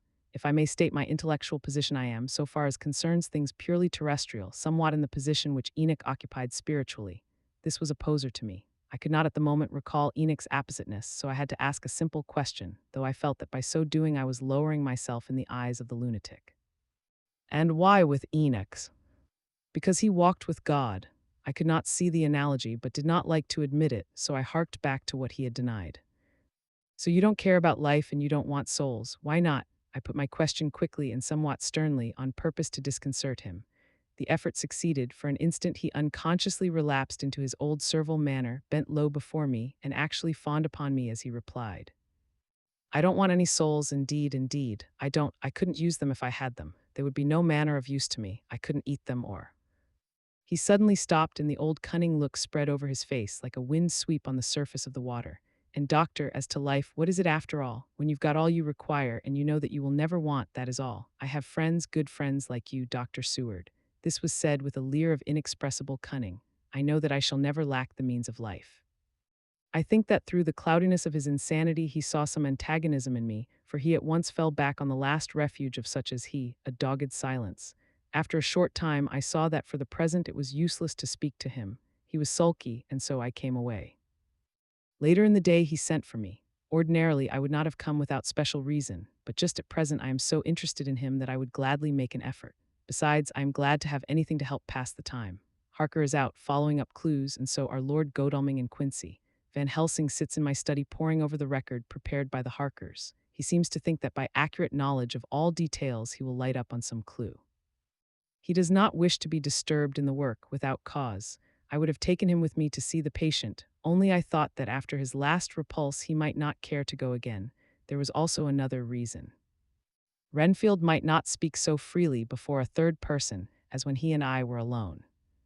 I found him sitting in the middle of the floor on his stool, a pose which is generally indicative of some mental energy on his part. When I came in, he said at once, as though the question had been waiting on his lips. What about souls? It was evident then that my surmise had been correct. Unconscious cerebration was doing its work, even with the lunatic. I determined to have the matter out. What about them yourself? I asked. He did not reply for a moment, but looked all around him, and up and down, as though he expected to find some inspiration for an answer.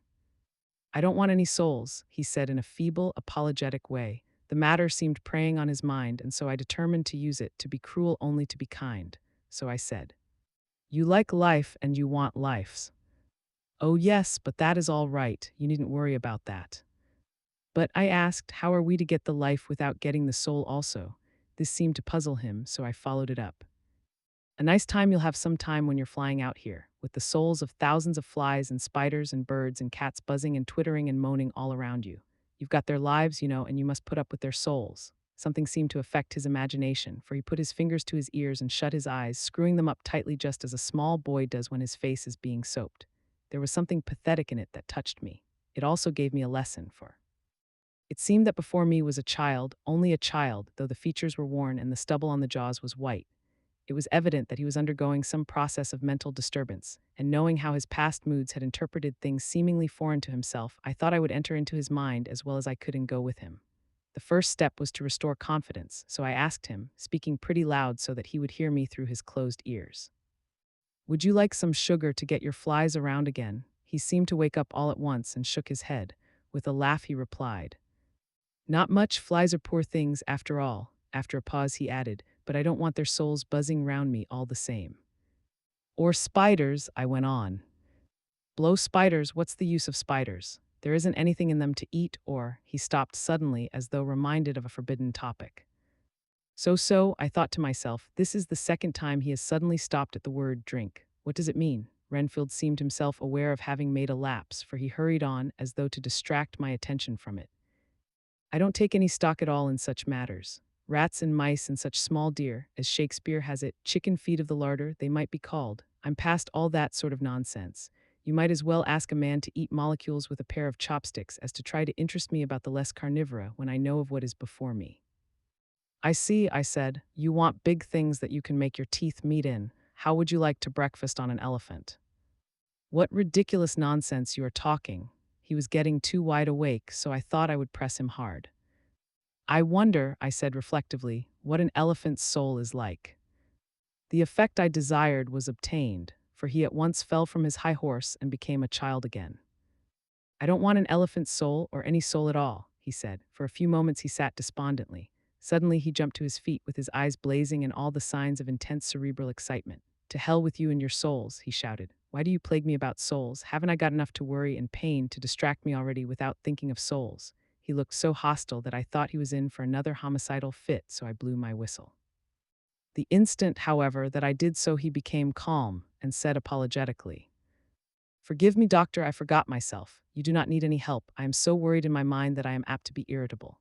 If you only knew the problem I have to face and that I am working out, you would pity and tolerate and pardon me. Pray do not put me in a strait waistcoat. I want to think and I cannot think freely when my body is confined. I am sure you will understand. He had evidently self-control, so when the attendants came I told them not to mind and they withdrew. Renfield watched them go. When the door was closed, he said with considerable dignity and sweetness, Dr. Seward, you have been very considerate towards me. Believe me that I am very, very grateful to you. I thought it well to leave him in this mood, and so I came away. There is certainly something to ponder over in this man's state. Several points seem to make what the American interviewer calls a story, if one could only get them in proper order. Here they are. Will not mention drinking. Fears the thought of being burdened with the soul of anything. Has no dread of wanting life in the future. Despises the meaner forms of life altogether, though he dreads being haunted by their souls. Logically, all these things point one way. He has assurance of some kind that he will acquire some higher life. He dreads the consequence, the burden of a soul. Then it is a human life he looks to. And the assurance. Merciful God, the Count has been to him, and there is some new scheme of terror afoot. Later, I went after my round to Van Helsing and told him my suspicion. He grew very grave, and after thinking the matter over for a while asked me to take him to Renfield. I did so. As we came to the door, we heard the lunatic within singing gaily, as he used to do in the time which now seems so long ago. When we entered, we saw with amazement that he had spread out his sugar as of old. The flies, lethargic with the autumn, were beginning to buzz into the room. We tried to make him talk of the subject of our previous conversation, but he would not attend. He went on with his singing, just as though we had not been present. He had got a scrap of paper and was folding it into a notebook. We had to come away as ignorant as we went in. His is a curious case indeed. We must watch him tonight. Letter Mitchell, Sons and Candy to Lord Godalming. 1 October. My lord, we are at all times only too happy to meet your wishes. We beg, with regard to the desire of your lordship, expressed by Mr. Harker on your behalf, to supply the following information concerning the sale and purchase of number 347, Piccadilly. The original vendors are the executors of the late Mr. Archibald Winter Suffield. The purchaser is a foreign nobleman, Count de Ville, who effected the purchase himself, paying the purchase money in notes over the counter, if your lordship will pardon us using so vulgar an expression. Beyond this, we know nothing whatever of him. We are, my lord, your lordship's humble servants, Mitchell, Sons and Candy. Dr. Seward's diary. 2 October, I placed a man in the corridor last night, and told him to make an accurate note of any sound he might hear from Renfield's room, and gave him instructions that if there should be anything strange he was to call me. After dinner, when we had all gathered round the fire in the study, Mrs. Harker having gone to bed, we discussed the attempts and discoveries of the day. Harker was the only one who had any result, and we are in great hopes that his clue may be an important one. Before going to bed, I went round to the patient's room and looked in through the observation trap. He was sleeping soundly, his heart rose and fell with regular respiration. This morning the man on duty reported to me that a little after midnight he was restless and kept saying his prayers somewhat loudly. I asked him if that was all. He replied that it was all he heard. There was something about his manner so suspicious that I asked him point blank if he had been asleep. He denied sleep, but admitted to having dozed for a while. It is too bad that men cannot be trusted unless they are watched. Today Harker is out following up his clue, and Art and Quincy are looking after horses. Godalming thinks that it will be well to have horses always in readiness, for when we get the information which we seek there will be no time to lose. We must sterilize all the imported earth between sunrise and sunset. We shall thus catch the Count at his weakest, and without a refuge to fly to. Van Helsing is off to the British Museum looking up some authorities on ancient medicine. The old physicians took account of things which their followers do not accept, and the professor is searching for witch and demon cures which may be useful to us later. I sometimes think we must be all mad, and that we shall wake to sanity in strait waistcoats. Later we have met again. We seem at last to be on the track, and our work of tomorrow may be the beginning of the end. I wonder if Renfield's quiet has anything to do with this. His moods have so followed the doings of the Count that the coming destruction of the monster may be carried to him some subtle way. If we could only get some hint as to what passed in his mind between the time of my argument with him today and his resumption of fly-catching, it might afford us a valuable clue. He is now seemingly quiet for a spell, is he? That wild yell seemed to come from his room. The attendant came bursting into my room and told me that Renfield had somehow met with some accident. He had heard him yell, and when he went to him, found him lying on his face on the floor, all covered with blood. I must go at once. Chapter XXI. Dr. Seward's diary. 3 October, let me put down with exactness all that happened, as well as I can remember, since last I made an entry. Not a detail that I can recall must be forgotten. In all calmness I must proceed. When I came to Renfield's room, I found him lying on the floor on his left side in a glittering pool of blood. When I went to move him, it became at once apparent that he had received some terrible injuries. There seemed none of the unity of purpose between the parts of the body which marks even lethargic sanity. As the face was exposed, I could see that it was horribly bruised, as though it had been beaten against the floor. Indeed, it was from the face wounds that the pool of blood originated. The attendant who was kneeling beside the body said to me, as we turned him over, "I think, sir, his back is broken. See, both his right arm and leg and the whole side of his face are paralyzed." How such a thing could have happened puzzled the attendant beyond measure. He seemed quite bewildered, and his brows were gathered in as he said, "I can't understand the two things. He could mark his face like that by beating his own head on the floor. I saw a young woman do it once at the Eversfield Asylum before anyone could lay hands on her, and I suppose he might have broken his neck by falling out of bed if he got in an awkward kink. But for the life of me, I can't imagine how the two things occurred. If his back was broke, he couldn't beat his head, and if his face was like that before the fall out of bed, there would be marks of it." I said to him, Go to Dr. Van Helsing and ask him to kindly come here at once. I want him without an instant's delay." The man ran off, and within a few minutes the professor, in his dressing gown and slippers, appeared. When he saw Renfield on the ground, he looked keenly at him a moment and then turned to me. I think he recognized my thought in my eyes, for he said very quietly, manifestly for the ears of the attendant, "Ah, a sad accident. He will need very careful watching and much attention. I shall stay with you myself, but I shall first dress myself. If you will remain, I shall in a few minutes join you." The patient was now breathing stertorously, and it was easy to see that he had suffered some terrible injury. Van Helsing returned with extraordinary celerity, bearing with him a surgical case.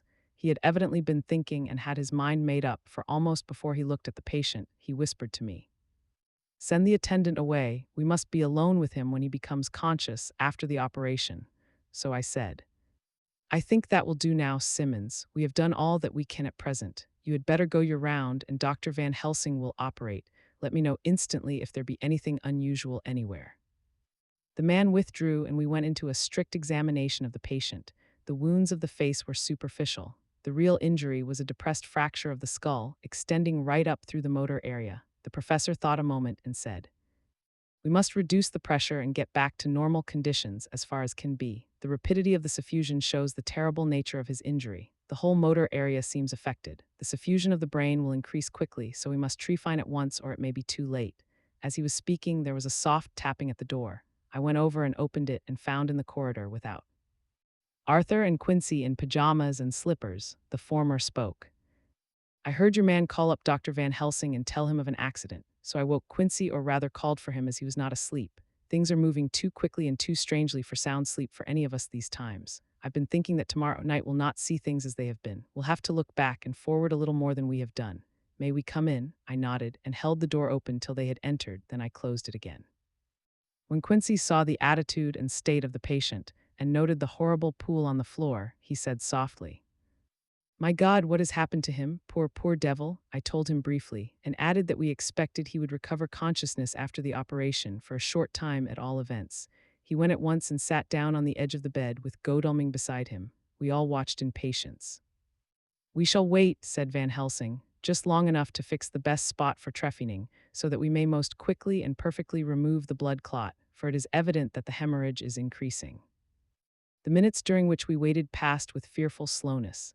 I had a horrible sinking in my heart, and from Van Helsing's face I gathered that he felt some fear or apprehension as to what was to come. I dreaded the words Renfield might speak. I was positively afraid to think, but the conviction of what was coming was on me, as I have read of men who have heard the death watch. The poor man's breathing came in uncertain gasps.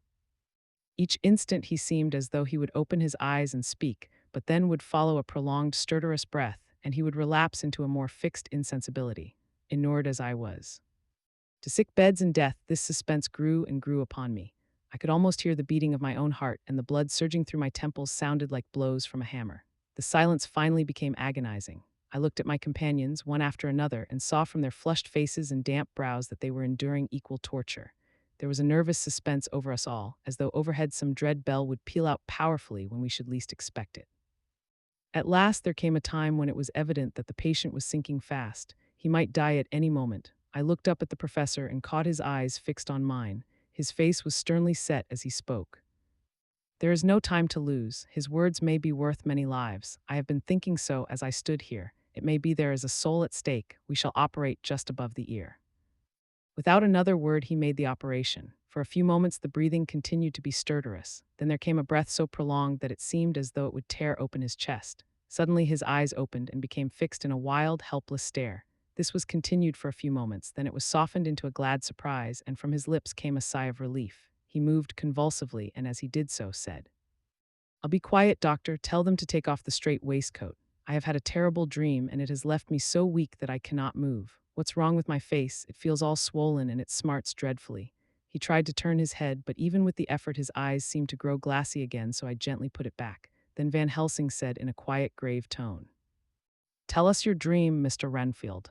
As he heard the voice, his face brightened through its mutilation, and he said, "That is Dr. Van Helsing. How good it is of you to be here. Give me some water, my lips are dry, and I shall try to tell you. I dreamed." He stopped and seemed fainting. I called quietly to Quincy, "The brandy, it is in my study, quick." He flew and returned with a glass, the decanter of brandy, and a carafe of water. We moistened the parched lips, and the patient quickly revived. It seemed, however, that his poor injured brain had been working in the interval, for when he was quite conscious, he looked at me piercingly with an agonized confusion which I shall never forget, and said, "I must not deceive myself. It was no dream, but all a grim reality." Then his eyes roved round the room. As they caught sight of the two figures sitting patiently on the edge of the bed, he went on. If I were not sure already, I would know from them. For an instant his eyes closed, not with pain or sleep, but voluntarily, as though he were bringing all his faculties to bear. When he opened them, he said, hurriedly, and with more energy than he had yet displayed, "Quick, doctor, quick, I am dying. I feel that I have but a few minutes, and then I must go back to death, or worse.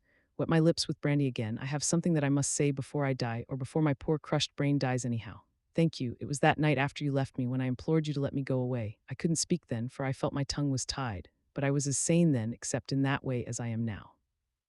I was in an agony of despair for a long time after you left me. It seemed hours. Then there came a sudden peace to me. My brain seemed to become cool again, and I realized where I was. I heard the dogs bark behind our house, but not where he was. As he spoke, Van Helsing's eyes never blinked, but his hand came out and met mine and gripped it hard. He did not, however, betray himself. He nodded slightly and said, "Go on," in a low voice.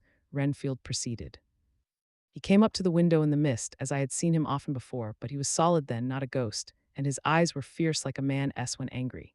He was laughing with his red mouth. The sharp white teeth glinted in the moonlight when he turned to look back over the belt of trees to where the dogs were barking. I wouldn't ask him to come in at first, though I knew he wanted to, just as he had wanted all along.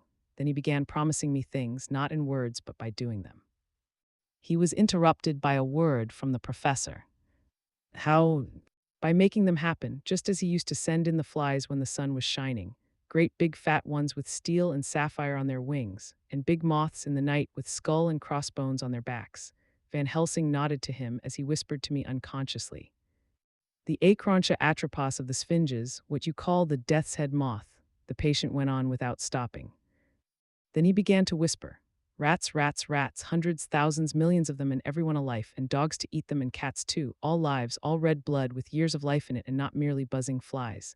I laughed at him, for I wanted to see what he could do. Then the dogs howled away beyond the dark trees in his house. He beckoned me to the window. I got up and looked out, and he raised his hands and seemed to call out without using any words. A dark mass spread over the grass, coming on like the shape of a flame of fire, and then he moved the mist to the right and left, and I could see that there were thousands of rats, with their eyes blazing red like his, only smaller. He held up his hand, and they all stopped, and I thought he seemed to be saying, "All these lives will I give you, I and many more and greater through countless ages, if you will fall down and worship me." And then a red cloud, like the color of blood, seemed to close over my eyes, and before I knew what I was doing, I found myself opening the sash and saying to him, "Come in, Lord and Master." The rats were all gone, but he slid into the room through the sash, though it was only open an inch wide, just as the moon herself has often come in through the tiniest crack and has stood before me in all her size and splendor. His voice was weaker, so I moistened his lips with the brandy again, and he continued, but it seemed as though his memory had gone on working in the interval, for his story was further advanced. I was about to call him back to the point, but Van Helsing whispered to me, "Let him go on, do not interrupt him. He cannot go back, and maybe could not proceed at all if once he lost the thread of his thought." He proceeded. "All day I waited to hear from him, but he did not send me anything, not even a blowfly, and when the moon got up I was pretty angry with him. When he did slide in through the window, though it was shut and did not even knock, I got mad with him. He sneered at me, and his white face looked out of the mist with his red eyes gleaming, and he went on as though he owned the whole place and I was no one. He didn't even smell the same as he went by me. I couldn't hold him. I thought that, somehow, Mrs. Harker had come into the room. The two men sitting on the bed stood up and came over, standing behind him so that he could not see them, but where they could hear better.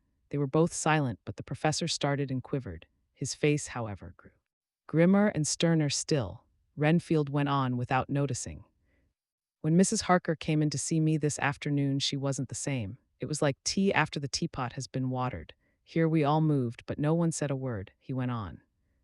"I didn't know that she was here till she spoke, and she didn't look the same. I don't care for the pale people. I like them with lots of blood in them, and hers all seemed to have run out. I didn't think of it at the time, but when she went away I began to think, and it made me mad to know that he had been taking the life out of her. I could feel that the rest quivered, as I did, but we remained otherwise still. So when he came tonight, I was ready for him. I saw the mist stealing in, and I grabbed it tight. I had heard that madmen have unnatural strength, and as I knew I was a madman, at times anyhow, I resolved to use my power. And he felt it too, for he had to come out of the mist to struggle with me. I held tight and I thought I was going to win, for I didn't mean him to take any more of her life till I saw his eyes. They burned into me and my strength became like water. He slipped through it, and when I tried to cling to him, he raised me up and flung me down. There was a red cloud before me and a noise like thunder, and the mist seemed to steal away under the door. His voice was becoming fainter and his breath more stertorous. Van Helsing stood up instinctively. "We know the worst now," he said. "He is here and we know his purpose. It may not be too late. Let us be armed the same as we were the other night, but lose no time. There is not an instant to spare." There was no need to put our fear, nay our conviction, into words. We shared them in common. We all hurried and took from our rooms the same things that we had when we entered the Count's house. Professor had his ready, and as we met in the corridor, he pointed to them significantly as he said, "They never leave me, and they shall not till this unhappy business is over. Be wise also, my friends. It is no common enemy that we deal with, alas, alas, that dear Madam Mina should suffer." He stopped, his voice was breaking, and I do not know if rage or terror predominated in my own heart. Outside the Harkers' door we paused. Art and Quincy held back, and the latter said, "Should we disturb her?" "We must," said Van Helsing grimly. "If the door be locked, I shall break it in. May it not frighten her terribly. It is unusual to break into a lady's room," Van Helsing said solemnly. "You are always right, but this is life and death. All chambers are alike to the doctor, and even were they not, they are all as one to me tonight. Friend John, when I turn the handle, if the door does not open, do you put your shoulder down and shove, and you too, my friends, now." He turned the handle as he spoke, but the door did not yield. We threw ourselves against it. With a crash, it burst open, and we almost fell headlong into the room. The professor did actually fall, and I saw across him as he gathered himself up from hands and knees. What I saw appalled me. I felt my hair rise like bristles on the back of my neck, and my heart seemed to stand still. The moonlight was so bright that through the thick yellow blind the room was light enough to see. On the bed beside the window lay Jonathan Harker, his face flushed and breathing heavily as though in a stupor. Kneeling on the near edge of the bed facing outwards was the white-clad figure of his wife. By her side stood a tall, thin man, clad in black. His face was turned from us, but the instant we saw, we all recognized the Count in every way, even to the scar on his forehead. With his left hand he held both Mrs. Harker's hands, keeping them away with her arms at full tension. His right hand gripped her by the back of the neck, forcing her face down on his bosom. Her white nightdress was smeared with blood, and a thin stream trickled down the man's bare chest, which was shown by his torn-open dress. The attitude of the two had a terrible resemblance to a child forcing a kitten's nose into a saucer of milk to compel it to drink. As we burst into the room, the Count turned his face, and the hellish look that I had heard described seemed to leap into it. His eyes flamed red with devilish passion. The great nostrils of the white aquiline nose opened wide and quivered at the edge, and the white sharp teeth behind the full lips of the blood-dripping mouth clamped together like those of a wild beast. With a wrench which threw his victim back upon the bed as though hurled from a height, he turned and sprang at us. But by this time the professor had gained his feet and was holding towards him the envelope which contained the sacred wafer. The Count suddenly stopped, just as poor Lucy had done outside the tomb, and cowered back. Further and further back he cowered as we, lifting our crucifixes, advanced. The moonlight suddenly failed as a great black cloud sailed across the sky. And when the gaslight sprang up under Quincy's match, we saw nothing but a faint vapor. This, as we looked, trailed under the door, which with the recoil from its bursting open had swung back to its old position. Van Helsing, Art, and I moved forward to Mrs. Harker, who by this time had drawn her breath, and with it had given a scream so wild, so ear-piercing, so despairing that it seems to me now that it will ring in my ears till my dying day. For a few seconds she lay in her helpless attitude and disarray. Her face was ghastly, with a pallor which was accentuated by the blood which smeared her lips and cheeks and chin. From her throat trickled a thin stream of blood. Her eyes were mad with terror. Then she put before her face her poor crushed hands, which bore on their whiteness the red mark of the Count's terrible grip, and from behind them came a low, desolate wail which made the terrible scream seem only the quick expression of an endless grief. Van Helsing stepped forward and drew the coverlet gently over her body, whilst Art, after looking at her face for an instant despairingly, ran out of the room. Van Helsing whispered to me, "Jonathan is in a stupor such as we know the vampire can produce. We can do nothing with poor Madam Mina for a few moments till she recovers herself. I must wake him." He dipped the end of a towel in cold water and with it began to flick him on the face, his wife all the while holding her face between her hands and sobbing in a way that was heartbreaking to hear. I raised the blind and looked out of the window. There was much moonshine, and as I looked I could see Quincy Morris run across the lawn and hide himself in the shadow of a great yew tree. It puzzled me to think why he was doing this, but at the instant I heard Harker's quick exclamation as he woke to partial consciousness and turned to the bed. On his face, as there might well be, was a look of wild amazement. He seemed dazed for a few seconds, and then full consciousness seemed to burst upon him all at once, and he started up. His wife was aroused by the quick movement and turned to him with her arms stretched out as though to embrace him. Instantly, however, she drew them in again and, putting her elbows together, held her hands before her face and shuddered till the bed beneath her shook. "In God's name, what does this mean?" Harker cried out. "Dr. Seward, Dr. Van Helsing, what is it? What has happened? What is wrong? Mina, dear, what is it? What does that blood mean? My God, has it come to this?" And raising himself to his knees, he beat his hands wildly together. "Good God, help us, help her, oh, help her." With a quick movement, he jumped from bed and began to pull on his clothes, all the man in him awake at the need for instant exertion. "What has happened? Tell me all about it," he cried without pausing.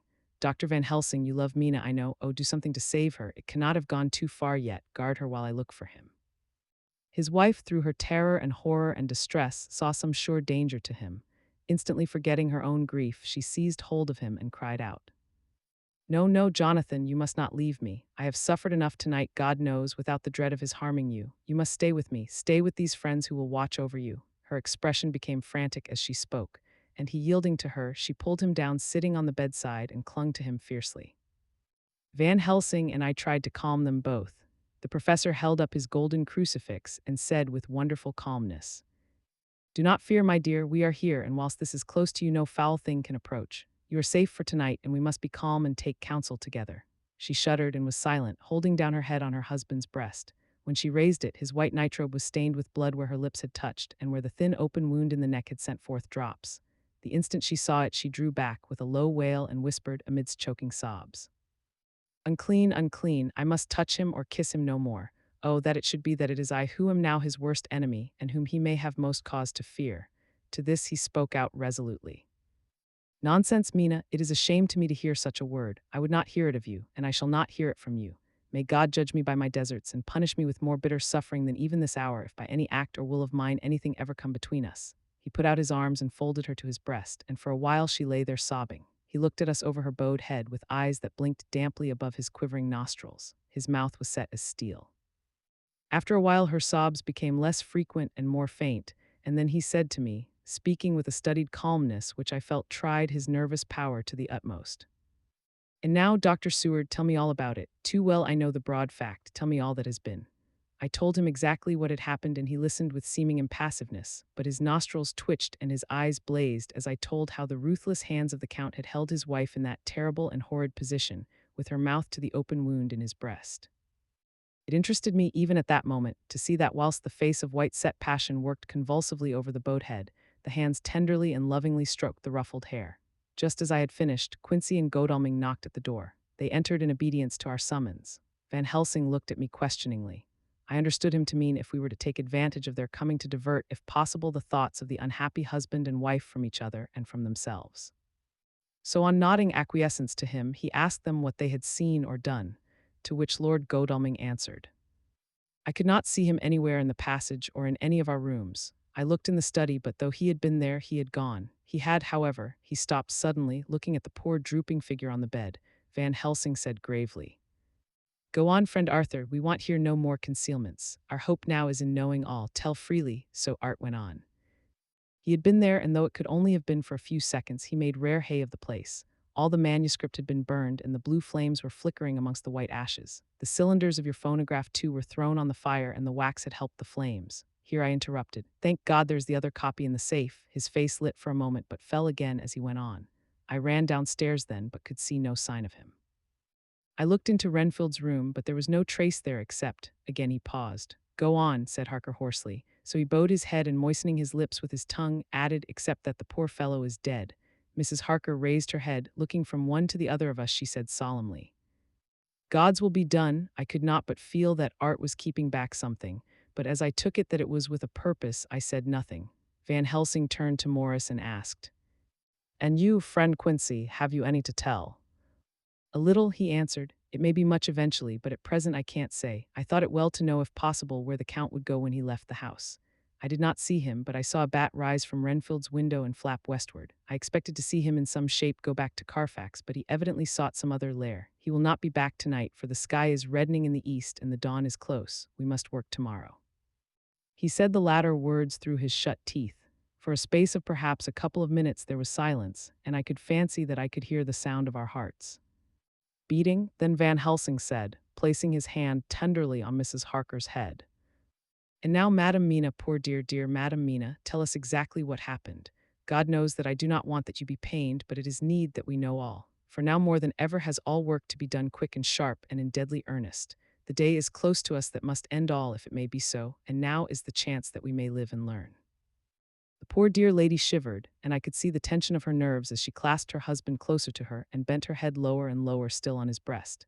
Then she raised her head proudly and held out one hand to Van Helsing, who took it in his, and after stooping and kissing it reverently, held it fast. The other hand was locked in that of her husband, who held his other arm thrown round her protectingly. After a pause in which she was evidently ordering her thoughts, she began. "I took the sleeping draught which you had so kindly given me, but for a long time it did not act. I seemed to become more wakeful, and myriads of horrible fancies began to crowd in upon my mind, all of them connected with death and vampires, with blood and pain and trouble." Her husband involuntarily groaned as she turned to him and said lovingly, "Do not fret, dear. You must be brave and strong and help me through the horrible task. If you only knew what an effort it is to me to tell of this fearful thing at all, you would understand how much I need your help."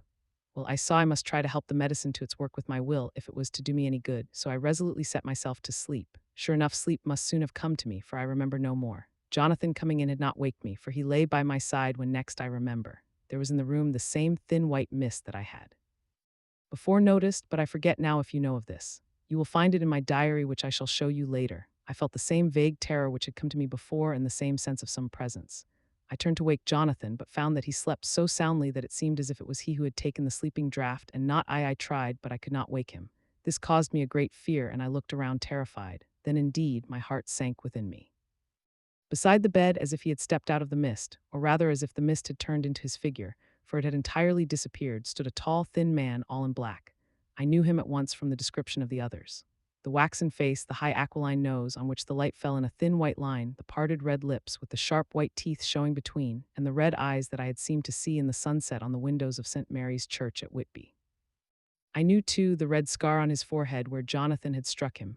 For an instant my heart stood still, and I would have screamed out, only that I was paralyzed. In the pause he spoke in a sort of keen, cutting whisper, pointing as he spoke to Jonathan. "Silence! If you make a sound I shall take him and dash his brains out before your very eyes." I was appalled and was too bewildered to do or say anything. With a mocking smile he placed one hand upon my shoulder and, holding me tight, bared my throat with the other, saying as he did so, "First, a little refreshment to reward my exertions. You may as well be quiet. It is not the first time or the second that your veins have appeased my thirst." I was bewildered, and strangely enough, I did not want to hinder him. I suppose it is a part of the horrible curse that such is when his touch is on his victim. And oh, my God, pity me. He placed his reeking lips upon my throat. Her husband groaned again. She clasped his hand harder and looked at him pityingly as if he were the injured one, and went on. I felt my strength fading away, and I was in a half swoon. How long this horrible thing lasted I know not, but it seemed that a long time must have passed before he took his foul, awful, sneering mouth away. I saw it drip with the fresh blood. The remembrance seemed for a while to overpower her, and she drooped and would have sunk down but for her husband's sustaining arm. With a great effort she recovered herself and went on. Then he spoke to me mockingly, "And so you, like the others, would play your brains against mine. You would help these men to hunt me and frustrate me in my design. You know now, and they know in part already, and will know in full before long, what it is to cross my path. They should have kept their energies for use closer to home. Whilst they played wits against me who commanded nations and intrigued for them and fought for them, hundreds of years before they were born, I was countermining them. And you, their best beloved one, are now to me, flesh of my flesh, blood of my blood, kin of my kin, my bountiful winepress for a while, and shall be later on my companion and my helper. You shall be avenged in turn, for not one of them but shall minister to your needs. But as yet you are to be punished for what you have done. You have aided in thwarting me, now you shall come to my call. When my brain says, 'Come,' to you, you shall cross land or sea to do my bidding, and to that end this." With that he pulled open his shirt, and with his long, sharp nails opened a vein in his breast. When the blood began to spurt out, he took my hands in one of his, holding them tight, and with the other seized my neck and pressed my mouth to the wound, so that I must either suffocate or swallow some to the— "Oh, my God, what have I done? What have I done to deserve such a fate, I who have tried to walk in meekness and righteousness all my days? God pity me. Look down on a poor soul in worse than mortal peril, and in mercy pity those to whom she is dear." Then she began to rub her lips as though to cleanse them from pollution. As she was telling her terrible story, the eastern sky began to quicken, and everything became more and more clear. Harker was still and quiet, but over his face, as the awful narrative went on, came a gray look which deepened and deepened in the morning light, till when the first red streak of the coming dawn shot up, the flesh stood darkly out against the whitening hair. We have arranged that one of us is to stay within call of the unhappy pair till we can meet together and arrange about taking action. Of this I am sure. The sun rises today on no more miserable house in all the great round of its daily course. Chapter XXII. Jonathan Harker's Journal. 3 October. As I must do something or go mad, I write this diary. It is now 6 o'clock, and we are to meet in the study in half an hour and take something to eat, for Dr. Van Helsing and Dr. Seward are agreed that if we do not eat, we cannot work our best. Our best will be, God knows, required today. I must keep writing at every chance, for I dare not stop to think. All big and little must go down. Perhaps at the end the little things may teach us most. The teaching, big or little, could not have landed Mina or me anywhere worse than we are today. However, we must trust and hope. Poor Mina told me just now, with the tears running down her dear cheeks, that it is in trouble and trial that our faith is tested, that we must keep on trusting, and that God will aid us up to the end. The end, oh my God, what end? To work, to work. When Dr. Van Helsing and Dr. Seward had come back from seeing poor Renfield, we went gravely into what was to be done. First, Dr. Seward told us that when he and Dr. Van Helsing had gone down to the room below, they had found Renfield lying on the floor, all in a heap. His face was all bruised and crushed in, and the bones of the neck were broken. Dr. Seward asked the attendant who was on duty in the passage if he had heard anything. He said that he had been sitting down, he confessed to half dozing, when he heard loud voices in the room, and then Renfield had called out loudly several times, God, God, God. After that there was a sound of falling, and when he entered the room he found him lying on the floor, face down, just as the doctors had seen him. Van Helsing asked if he had heard voices or a voice, and he said he could not say.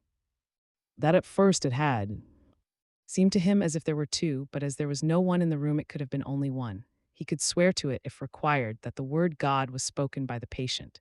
Dr. Seward said to us when we were alone that he did not wish to go into the matter. The question of an inquest had to be considered, and it would never do to put forward the truth, as no one would believe it. As it was, he thought that on the attendant's evidence he could give a certificate of death by misadventure in falling from bed. In case the coroner should demand it, there would be a formal inquest, necessarily to the same result. When the question began to be discussed as to what should be our next step, the very first thing we decided was that Mina should be in full confidence, that nothing of any sort, no matter how painful, should be kept from her. She herself agreed as to its wisdom, and it was pitiful to see her so brave and yet so sorrowful and in such a depth of despair. There must be no concealment, she said. Alas, we have had too much already. And besides, there is nothing in all the world that can give me more pain than I have already endured, than I suffer now. Whatever may happen, it must be of new hope or of new courage to me. Van Helsing was looking at her fixedly as she spoke, and said, suddenly but quietly, But dear Madam Mina, are you not afraid, not for yourself, but for others, from yourself, after what has happened? Her face grew set in its lines, but her eyes shone with the devotion of a martyr as she answered, Ah no, for my mind is made up. To what? He asked gently, whilst we were all very still, for each in our own way we had a sort of vague idea of what she meant. Her answer came with direct simplicity, as though she was simply stating a fact. Because if I find in myself, and I shall watch keenly for it, a sign of harm to any that I love, I shall die. You would not kill yourself? He asked hoarsely. I would, if there were no friend who loved me, who would save me such a pain and so desperate an effort. She looked at him meaningly as she spoke. He was sitting down, but now he rose and came close to her and put his hand on her head as he said solemnly, My child, there is such an one if it were for your good. For myself, I could hold it in my account with God to find such an euthanasia for you, even at this moment if it were best. Nay, were it safe, but my child, for a moment he seemed choked, and a great sob rose in his throat. He gulped it down and went on. There are here some who would stand between you and death. You must not die. You must not die by any hand, but least of all your own. Until the other, who has fouled your sweet life, is true dead, you must not die. For if he is still with the quick undead, your death would make you even as he is. No, you must live. You must struggle and strive to live, though death would seem a boon unspeakable. You must fight death himself, though he come to you in pain or in joy, by the day or the night, in safety or in peril. On your living soul I charge you that you do not die, nay, nor think of death till this great evil be past. The poor dear grew white as death, and shook and shivered, as I have seen a quicksand shake and shiver at the incoming of the tide. We were all silent. We could do nothing. At length she grew more calm, and turning to him said sweetly, but oh so sorrowfully, as she held out her hand, I promise you, my dear friend, that if God will let me live, I shall strive to do so, till, if it may be in his good time, this horror may have passed away from me. She was so good. And brave that we all felt that our hearts were strengthened to work and endure for her, and we began to discuss what we were to do. I told her that she was to have all the papers in the safe, and all the papers or diaries and phonographs we might hereafter use, and was to keep the record as she had done before. She was pleased with the prospect of anything to do, if pleased, could be used in connection with so grim an interest. As usual, Van Helsing had thought ahead of everyone else, and was prepared with an exact ordering of our work. It is perhaps well, he said, that at our meeting after our visit to Carfax we decided not to do anything with the earth boxes that lay there. Had we done so, the Count must have guessed our purpose, and would doubtless have taken measures in advance to frustrate such an effort with regard to the others. But now he does not know our intentions. Nay, more, in all probability, he does not know that such a power exists to us as can sterilize his lairs so that he cannot use them as of old.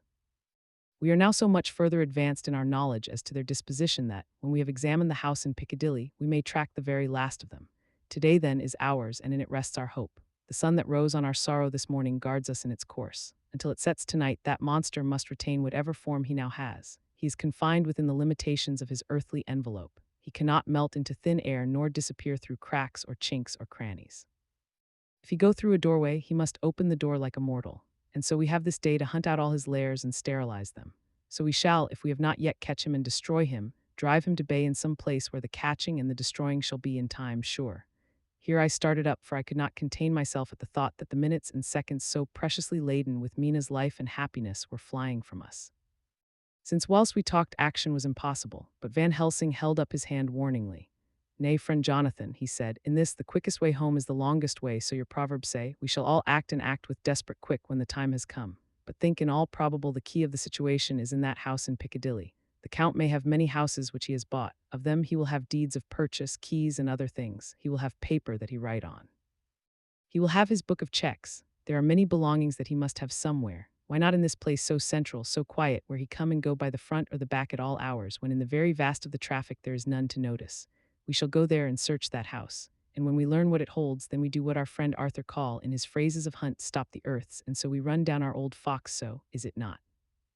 Then let us come at once, I cried. We are wasting the precious, precious time. The professor did not move, but simply said, and how are we to get into that house in Piccadilly? Any way, I cried. We shall break in if need be.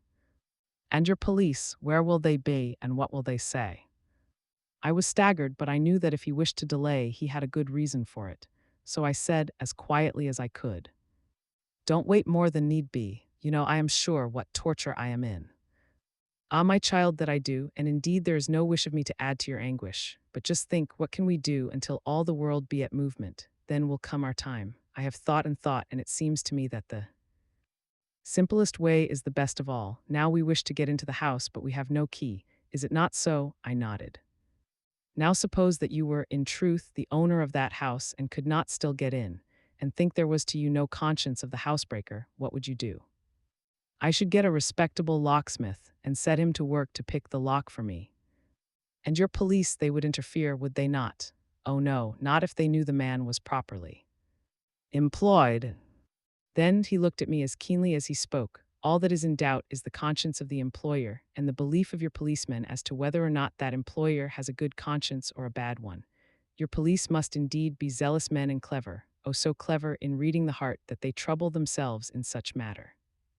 No, no, my friend Jonathan, you go take the lock off 100 empty houses in this your London, or of any city in the world, and if you do it as such things are rightly done, and at the time such things are rightly done, no one will interfere. I have read of a gentleman who owned a so fine house in London, and when he went for months of summer to Switzerland and lock up his house, some burglar come and broke window at back and got in. Then he went and made open the shutters in front and walk out and in through the door before the very eyes of the police. Then he have an auction in that house and advertise it and put up big notice. And when the day come, he sell off by a great auctioneer all the goods of that other man who owned them. Then he go to a builder and he sell him that house, making an agreement that he pull it down and take all away within a certain time. And your police and other authority help him all they can. And when that owner come back from his holiday in Switzerland, he find only an empty hole where his house had been. This was all done en règle, and in our work we shall be en règle too. We shall not go so early that the policemen who have then little to think of shall deem it strange, but we shall go after 10 o'clock when there are many about, and such things would be done were we indeed owners of the house. I could not but see how right he was, and the terrible despair of Mina's face became relaxed in thought. There was hope in such good counsel. Van Helsing went on. When once within that house, we may find more clues. At any rate, some of us can remain there, whilst the rest find the other places where there be more earth boxes, at Bermondsey and Mile End. Lord Godalming stood up. I can be of some use here, he said. I shall wire to my people to have horses and carriages where they will be most convenient. Look here, old fellow, said Morris. It is a capital idea to have all ready in case we want to go horsebacking, but don't you think that one of your snappy carriages with its heraldic adornments in a byway of Walworth or Mile End would attract too much attention for our purpose? It seems to me that we ought to take cabs when we go south or east, and even leave them somewhere near the neighborhood we are going to. Friend Quincy is right, said the professor. His head is what you call in plane with the horizon. It is a difficult thing that we go to do, and we do not want no peoples to watch us if so it may. Mina took a growing interest in everything, and I was rejoiced to see that the exigency of affairs was helping her to forget for a time the terrible experience of the night. She was very, very pale, almost ghastly, and so thin that her lips were drawn away, showing her teeth in somewhat of prominence. I did not mention this last, lest it should give her needless pain, but it made my blood run cold in my veins to think of what had occurred with poor Lucy when the Count had sucked her blood. As yet there was no sign of the teeth growing sharper, but the time as yet was short, and there was time for fear. When we came to the discussion of the sequence of our efforts and of the disposition of our forces, there were new sources of doubt. It was finally agreed that before starting for Piccadilly we should destroy the Count's lair close at hand. In case he should find it out too soon, we should thus be still ahead of him in our work of destruction, and his presence in his purely material shape and at his weakest might give us some new clue. As to the disposal of forces, it was suggested by the professor that, after our visit to Carfax, we should all enter the house in Piccadilly, that the two doctors and I should remain there, whilst Lord Godalming and Quincy found the lairs at Walworth and Mile End and destroyed them. It was possible, if not likely, the professor urged, that the Count might appear in Piccadilly during the day, and that if so we might be able to cope with him then and there. At any rate, we might be able to follow him in force. To this plan I strenuously objected, and so far as my going was concerned, for I said that I intended to stay and protect Mina. I thought that my mind was made up on the subject, but Mina would not listen to my objection. She said that there might be some law matter in which I could be useful, that amongst the Count's papers might be some clue which I could understand out of my experience in Transylvania, and that, as it was, all the strength we could muster was required to cope with the Count's extraordinary power. I had to give in, for Mina's resolution was fixed. She said that it was the last hope for her that we should all work together. As for me, she said, I have no fear. Things have been as bad as they can be, and whatever may happen must have in it some element of hope or comfort. Go, my husband, God can, if he wishes it, guard me as well alone as with anyone present. So I started up, crying out, then in God's name let us come at once, for we are losing time. The Count may come to Piccadilly earlier than we think. Not so, said Van Helsing, holding up his hand. But why? I asked. Do you forget, he said, with actually a smile, that last night he banqueted heavily and will sleep late? Did I forget? Shall I ever? Can I ever? Can any of us ever forget that terrible scene? Mina struggled hard to keep her brave countenance, but the pain overmastered her, and she put her hands before her face and shuddered whilst she moaned. Van Helsing had not intended to recall her frightful experience. He had simply lost sight of her and her part in the affair in his intellectual effort. When it struck him what he said, he was horrified at his thoughtlessness and tried to comfort her. Oh, Madam Mina, he said, dear, dear Madam Mina, alas, that I of all who so reverence you should have said anything so forgetful. These stupid old lips of mine and this stupid old head do not deserve so, but you will forget it, will you not? He bent low beside her as he spoke. She took his hand and, looking at him through her tears, said hoarsely, No, I shall not forget, for it is well that I remember, and with it I have so much in memory of you that is sweet, that I take it all together. Now you must all be going soon. Breakfast is ready, and we must all eat that we may be strong. Breakfast was a strange meal to us all. We tried to be cheerful and encourage each other, and Mina was the brightest and most cheerful of us. When it was over, Van Helsing stood up and said, Now, my dear friends, we go forth to our terrible enterprise. Are we all armed, as we were on that night when first we visited our enemy's lair, armed against ghostly as well as carnal attack? We all assured him. Then it is well. Now, Madam Mina, you are in any case quite safe here until the sunset, and before then we shall return, if we shall return. But before we go, let me see you armed against personal attack. I have myself, since you came down, prepared your chamber by the placing of things of which we know, so that he may not enter. Now let me guard yourself. On your forehead I touch this piece of sacred wafer in the name of the Father, the Son, and... There was a fearful scream which almost froze our hearts to hear. As he had placed the wafer on Mina's forehead, it had seared it, had burned into the flesh as though it had been a piece of white-hot metal. My poor darling's brain had told her the significance of the fact as quickly as her nerves received the pain of it, and the two so overwhelmed her that her overwrought nature had its voice in that dreadful scream. But the words to her thought came quickly. The echo of the scream had not ceased to ring on the air when there came the reaction, and she sank on her knees on the floor in an agony of abasement.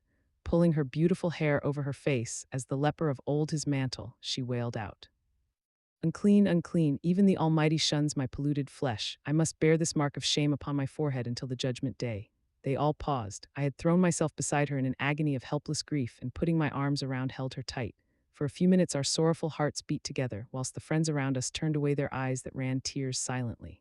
Then Helsing turned and said gravely, so gravely that I could not help feeling that he was in some way inspired, and was stating things outside himself.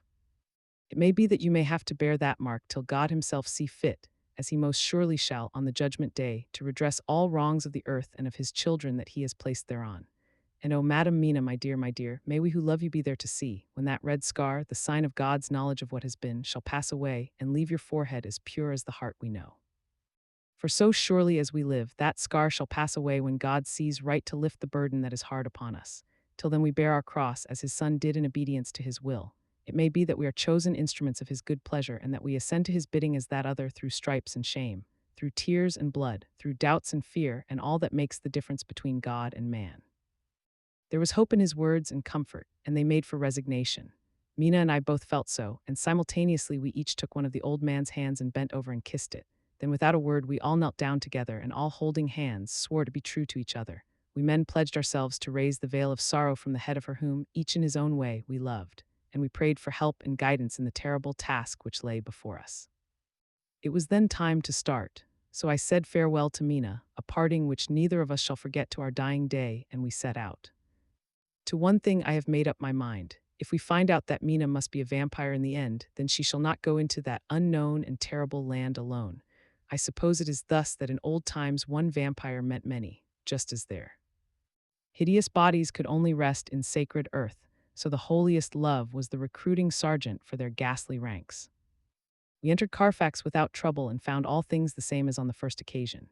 It was hard to believe that amongst so prosaic surroundings of neglect and dust and decay there was any ground for such fear as already we knew. Had not our minds been made up, and had there not been terrible memories to spur us on, we could hardly have proceeded with our task. We found no papers or any sign of use in the house, and in the old chapel the great boxes looked just as we had seen them last. Dr. Van Helsing said to us solemnly as we stood before him, "And now, my friends, we have a duty here to do. We must sterilize this earth, so sacred of holy memories that he has brought from a far distant land for such fell use. He has chosen this earth because it has been holy. Thus we defeat him with his own weapon, for we make it more holy still. It was sanctified to such use of man, now we sanctify it to God." As he spoke, he took from his bag a screwdriver and a wrench, and very soon the top of one of the cases was thrown open. The earth smelled musty and close, but we did not somehow seem to mind, for our attention was concentrated on the professor. Taking from his box a piece of the sacred wafer, he laid it reverently on the earth, and then shutting down the lid began to screw it home, we aiding him as he worked.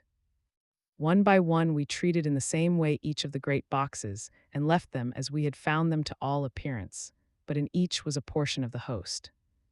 When we closed the door behind us, the professor said solemnly, "So much is already done. It may be that with all the others we can be so successful, then the sunset of this evening may shine of Madame Mina's forehead all white as ivory and with no stain." As we passed across the lawn on our way to the station to catch our train, we could see the front of the asylum. I looked eagerly, and in the window of my own room saw Mina. I waved my hand to her and nodded to tell that our work there was successfully accomplished. She nodded in reply to show that she understood. The last I saw, she was waving her hand in farewell. It was with a heavy heart that we sought the station and just caught the train, which was steaming in as we reached the platform. I have written this in the train. Piccadilly, 12:30 o'clock. Just before we reached Fenchurch Street, Lord Godalming said to me, "Quincy and I will find a locksmith. You had better not come with us in case there should be any difficulty, for under the circumstances it wouldn't seem so bad for us to break into an empty house. But you are a solicitor, and the Incorporated Law Society might tell you that you should have known better." I demurred as to my not sharing any danger even of odium, but he went on, "Besides, it will attract less attention if there are not too many of us. My title will make it all right with the locksmith and with any policeman that may come along. You had better go with Jack and the professor and stay in the Green Park. somewhere in sight of the house, and when you see the door opened and the smith has gone away, do you all come across? We shall be on the lookout for you, and shall let you in." "The advice is good," said Van Helsing, so we said no more. Godalming and Morris hurried off in a cab, we following in another. At the corner of Arlington Street, our contingent got out and strolled into the Green Park. My heart beat as I saw the house on which so much of our hope was centered, looming up grim and silent in its deserted condition amongst its more lively and spruce-looking neighbors. We sat down on a bench within good view and began to smoke cigars so as to attract as little attention as possible. The minutes seemed to pass with leaden feet as we waited for the coming of the others. At length we saw a four-wheeler drive up. Out of it, in leisurely fashion, got Lord Godalming and Morris, and down from the box descended a thick-set working man with his rush-woven basket of tools. Morris paid the cabman, who touched his hat and drove away. Together the two ascended the steps, and Lord Godalming pointed out what he wanted done. The workman took off his coat leisurely and hung it on one of the spikes of the rail, saying something to a policeman who just then sauntered along. The policeman nodded acquiescence, and the man kneeling down placed his bag beside him. After searching through it, he took out a selection of tools which he proceeded to lay beside him in orderly fashion. Then he stood up, looked in the keyhole, blew into it, and turning to his employers made some remark. Lord Godalming smiled, and the man lifted a good-sized bunch of keys. Selecting one of them, he began to probe the lock, as if feeling his way with it. After fumbling about for a bit, he tried a second and then a third. All at once the door opened under a slight push from him, and he and the two others entered the hall. We sat still. My own cigar burnt furiously, but Van Helsing's went cold altogether. We waited patiently as we saw the workman come out and bring his bag. Then he held the door partly open, steadying it with his knees whilst he fitted a key to the lock. This he finally handed to Lord Godalming, who took out his purse and gave him something. The man touched his hat, took his bag, put on his coat, and departed. Not a soul took the slightest notice of the whole transaction. When the man had fairly gone, we three crossed the street and knocked at the door. It was immediately opened by Quincy Morris, beside whom stood Lord Godalming lighting a cigar. "The place smells so vilely," said the latter as we came in. It did indeed smell vilely, like the old chapel at Carfax, and with our previous experience it was plain to us that the Count had been using the place pretty freely. We moved to explore the house, all keeping together in case of attack, for we knew we had a strong and wily enemy to deal with, and as yet we did not know whether the Count might not be in the house. In the dining room, which lay at the back of the hall, we found 8 boxes of earth. 8 boxes only out of the 9 which we sought. Our work was not over, and would never be until we should have found the missing box. First, we opened the shutters of the window, which looked out across a narrow stone-flagged yard at the blank face of a stable, pointed to look like the front of a miniature house. There were no windows in it, so we were not afraid of being overlooked. We did not lose any time in examining the chests. With the tools which we had brought with us, we opened them, one by one, and treated them as we had treated those others in the old chapel. It was evident to us that the Count was not at present in the house, and we proceeded to search for any of his effects. After a cursory glance at the rest of the rooms, from basement to attic, we came to the conclusion that the dining room contained any effects which might belong to the Count, and so we proceeded to minutely examine them. They lay in a sort of orderly disorder on the great dining room table. There were title deeds of the Piccadilly house in a great bundle, deeds of the purchase of the houses at Mile End and Bermondsey, notepaper, envelopes, and pens and ink. All were covered up in thin wrapping paper to keep them from the dust. There were also a clothes brush, a brush and comb, and a jug and basin, the latter containing dirty water which was reddened as if with blood. Last of all was a little heap of keys of all sorts and sizes, probably those belonging to the other houses.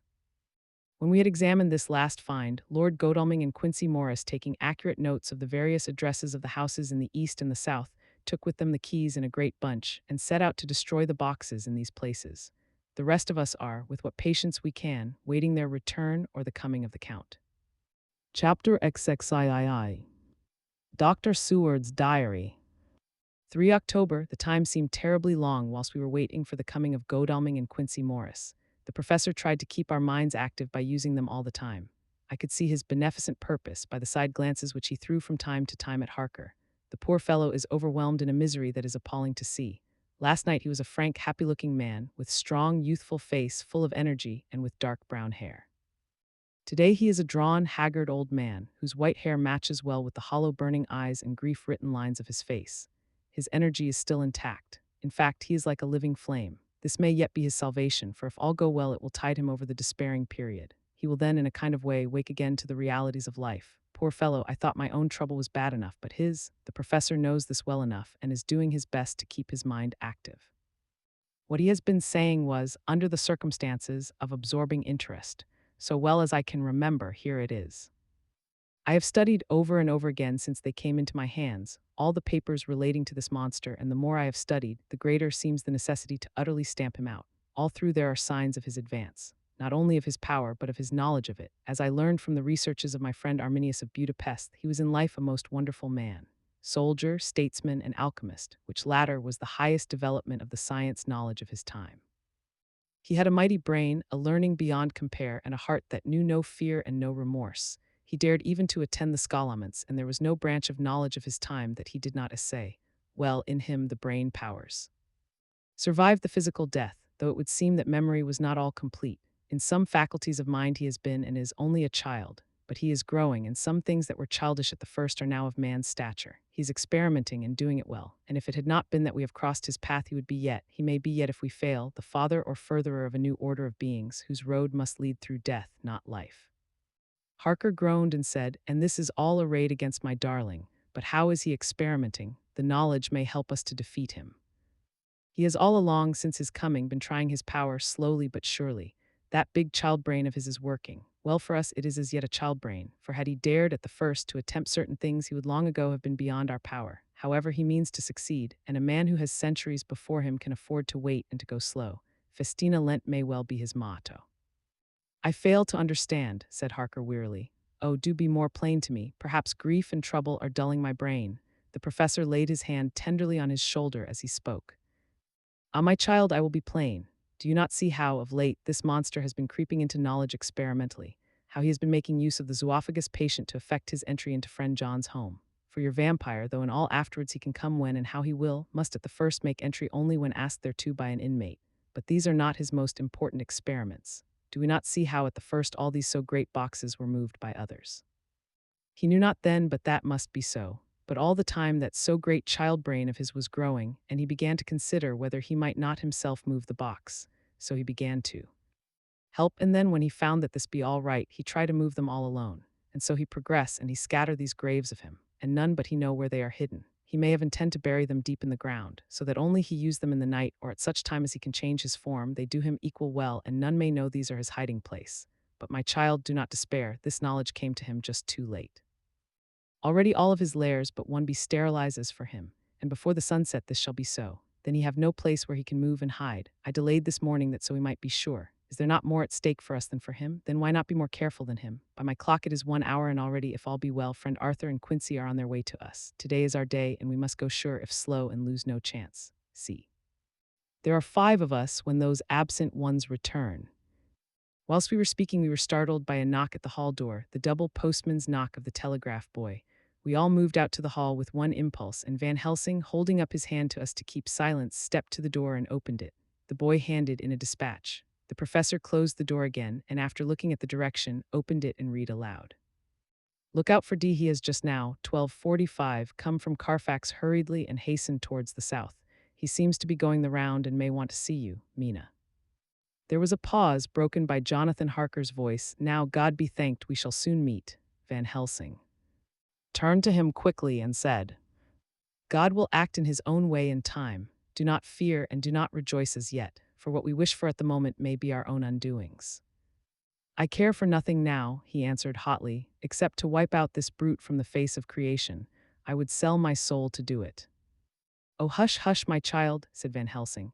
God does not purchase souls in this wise, and the devil, though he may purchase, does not keep faith. But God is merciful and just, and knows your pain and your devotion to that dear Madam Mina.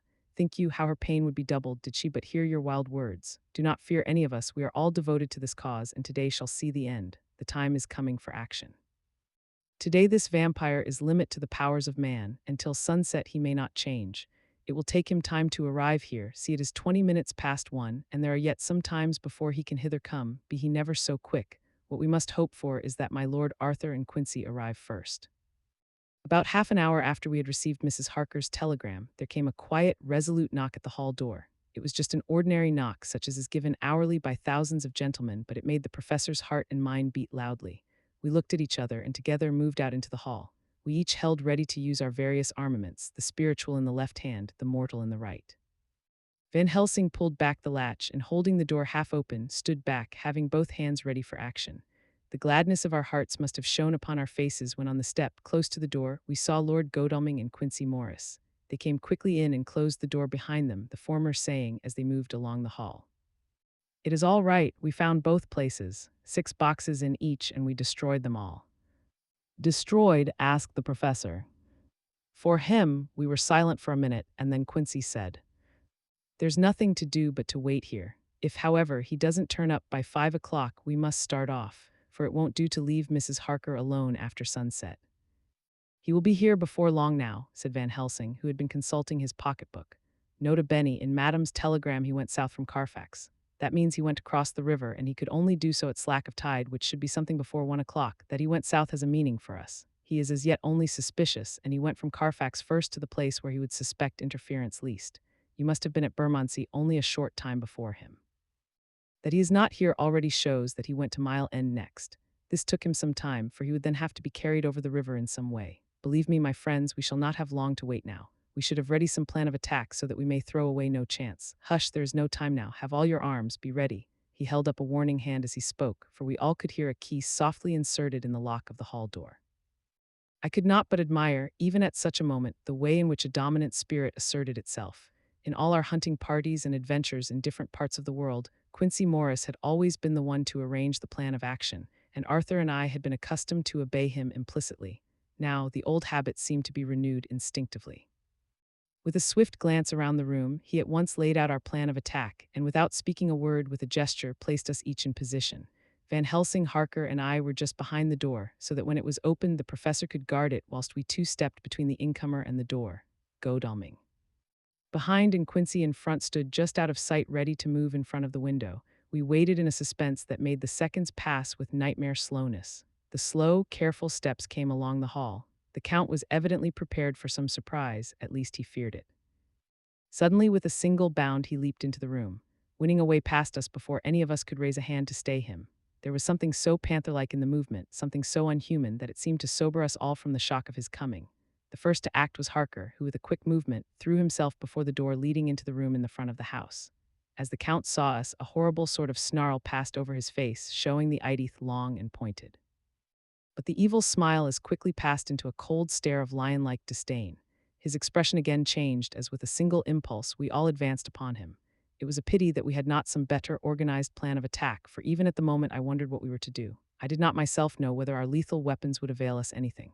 Harker evidently meant to try the matter, for he had ready his great cookery knife and made a fierce and sudden cut at him. The blow was a powerful one. Only the diabolical quickness of the Count's leap back saved him.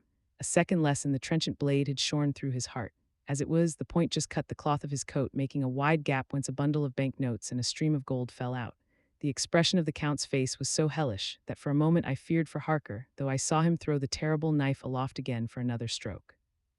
Instinctively, I moved forward with a protective impulse, holding the crucifix and wafer in my left hand. I felt a mighty power fly along my arm, and it was without surprise that I saw the monster cower back before a similar movement made spontaneously by each one of us. It would be impossible to describe the expression of hate and baffled malignity, of anger and hellish rage which came over the Count's face. His waxen hue became greenish-yellow by the contrast of his burning eyes, and the red scar on the forehead showed on the pallid skin like a palpitating wound. The next instant, with a sinuous dive, he swept under Harker's arm, ere his blow could fall, and grasping a handful of the money from the floor, dashed across the room, threw himself at the window. Amid the crash and glitter of the falling glass, he tumbled into the flagged area below. Through the sound of the shivering glass, I could hear the ting of the gold as some of the sovereigns fell on the flagging. We ran over and saw him spring unhurt from the ground. He, rushing up the steps, crossed the flagged yard and pushed open the stable door. There he turned and spoke to us. "You think to baffle me, you with your pale faces all in a row, like sheep in a butcher's.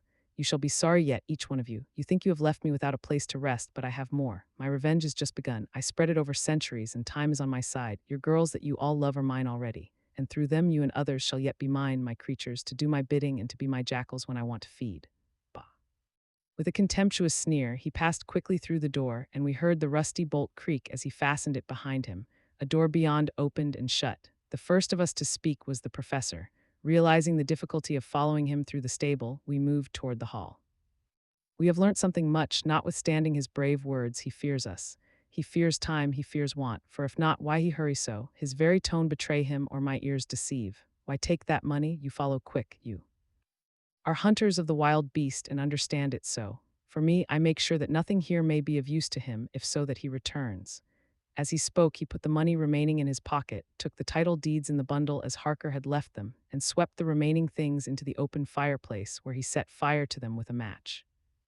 Godalming and Morris had rushed out into the yard, and Harker had lowered himself from the window to follow the Count. He had, however, bolted the stable door, and by the time they had forced it open, there was no sign of him. Van Helsing and I tried to make inquiry at the back of the house, but the mews was deserted, and no one had seen him depart. It was now late in the afternoon, and sunset was not far off. We had to recognize that our game was up.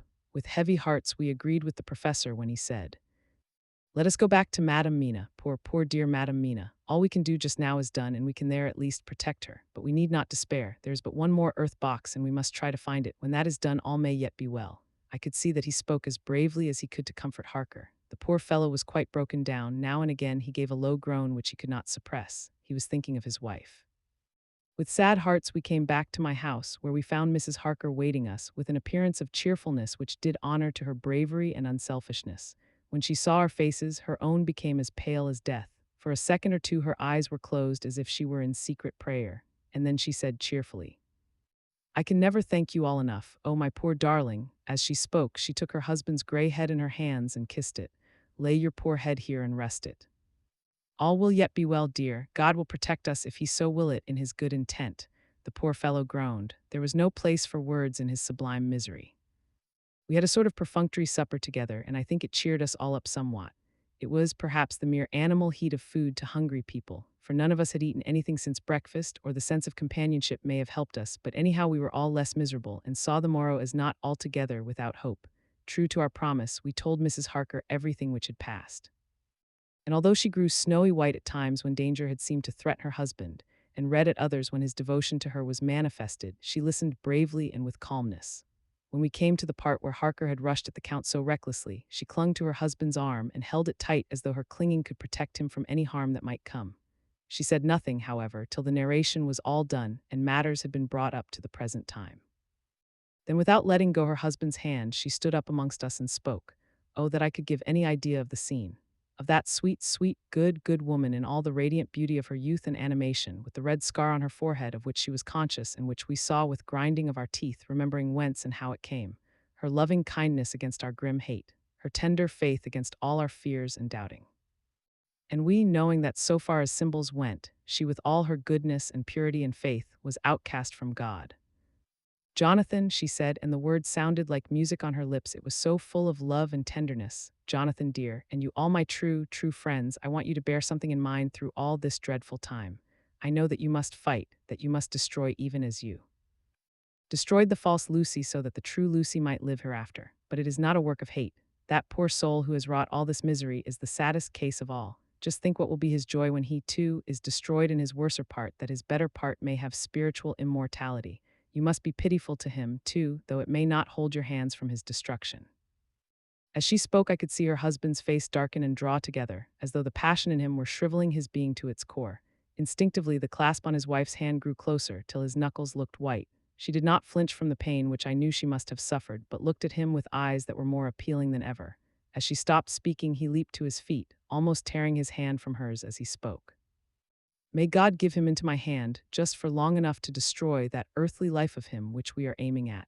If beyond it I could send his soul forever and ever to burning hell, I would do it." Oh, hush in the name of the good God. Don't say such things, Jonathan, my husband, or you will crush me with fear and horror. Just think, my dear, I have been thinking all this long day of it, that perhaps some day I, too, may need such pity, and that some other like you, and with equal cause for anger, may deny it to me. Oh, my husband, indeed I would have spared you such a thought had there been another way. But I pray that God may not have treasured your wild words, except as the heartbroken wail of a very loving and sorely stricken man. O God, let these poor white hairs go in evidence of what he has suffered, who all his life has done no wrong, and on whom so many sorrows have come. We men were all in tears now. There was no resisting them, and we wept openly. She wept, too, to see that her sweeter counsels had prevailed. Her husband flung himself on his knees beside her, and putting his arms round her, hid his face in the folds of her dress.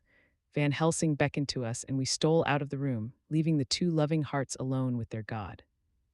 Before they retired, the professor fixed up the room against any coming of the vampire and assured Mrs. Harker that she might rest in peace.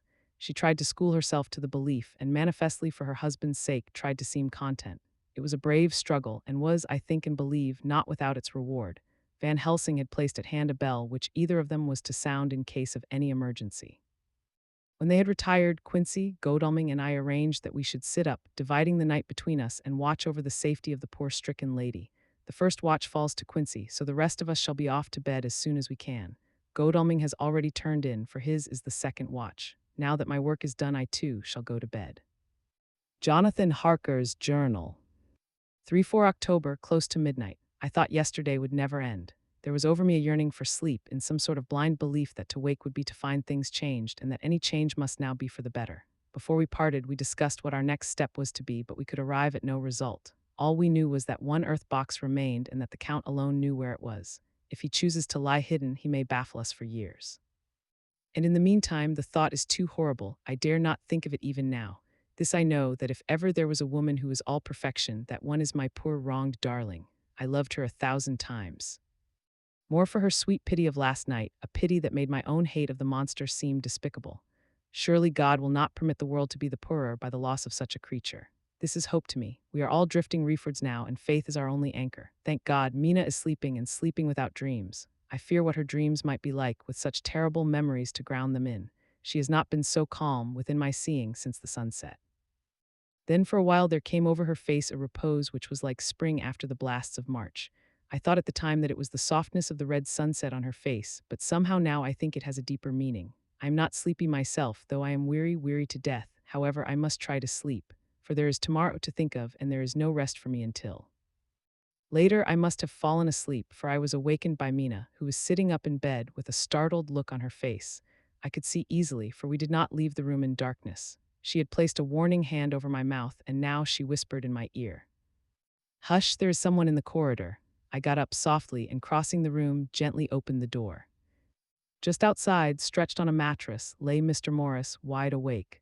He raised a warning hand for silence as he whispered to me, "Hush, go back to bed. It is all right. One of us will be here all night. We don't mean to take any chances." His look and gesture forbade discussion, so I came back and told Mina. She sighed, and positively a shadow of a smile stole over her poor, pale face as she put her arms round me and said softly, "Oh, thank God for good, brave men." With a sigh she sank back again to sleep. I write this now as I am not sleepy, though I must try again. 4 October morning. Once again during the night I was wakened by Mina. This time we had all had a good sleep, for the gray of the coming dawn was making the windows into sharp oblongs, and the gas flame was like a speck rather than a disk of light. She said to me hurriedly, "Go, call the professor. I want to see him at once." "Why?" I asked. "I have an idea. I suppose it must have come in the night and matured without my knowing it. He must hypnotize me before the dawn, and then I shall be able to speak. Go quick, dearest, the time is getting close." I went to the door. Dr. Seward was resting on the mattress, and seeing me, he sprang to his feet. "Is anything wrong?" he asked in alarm. "No," I replied, "but Mina wants to see Dr. Van Helsing at once." "I will go," he said, and hurried into the professor's room. 2 or 3 minutes later, Van Helsing was in the room in his dressing gown, and Mr. Morris and Lord Godalming were with Dr. Seward at the door asking questions. When the professor saw Mina, a positive smile, ousted the anxiety of his face. He rubbed his hands as he said, "Oh, my dear Madam Mina, this is indeed a change. See, friend Jonathan, we have got our dear Madam Mina, as of old, back to us today." Then turning to her, he said, cheerfully, "And what am I to do for you? For at this hour you do not want me for nothing." "I want you to hypnotize me," she said. "Do it before the dawn, for I feel that then I can speak, and speak freely. Be quick, for the time is short." Without a word, he motioned her to sit up in bed. Looking fixedly at her, he commenced to make passes in front of her, from over the top of her head downward, with each hand in turn. Mina gazed at him fixedly for a few minutes, during which my own heart beat like a trip hammer, for I felt that some crisis was at hand. Gradually her eyes closed, and she sat stock still. Only by the gentle heaving of her bosom could one know that she was alive. The professor made a few more passes and then stopped, and I could see that his forehead was covered with great beads of perspiration. Mina opened her eyes, but she did not seem the same woman. There was a faraway look in her eyes, and her voice had a sad dreaminess which was new to me. Raising his hand to impose silence, the professor motioned to me to bring the others in. They came on tiptoe, closing the door behind them, and stood at the foot of the bed, looking on. Mina appeared not to see them. The stillness was broken by Van Helsing's voice, speaking in a low-level tone which would not break the current of her thoughts. "Where are you?" The answer came in a neutral way. "I do not know. Sleep has no place it can call its own."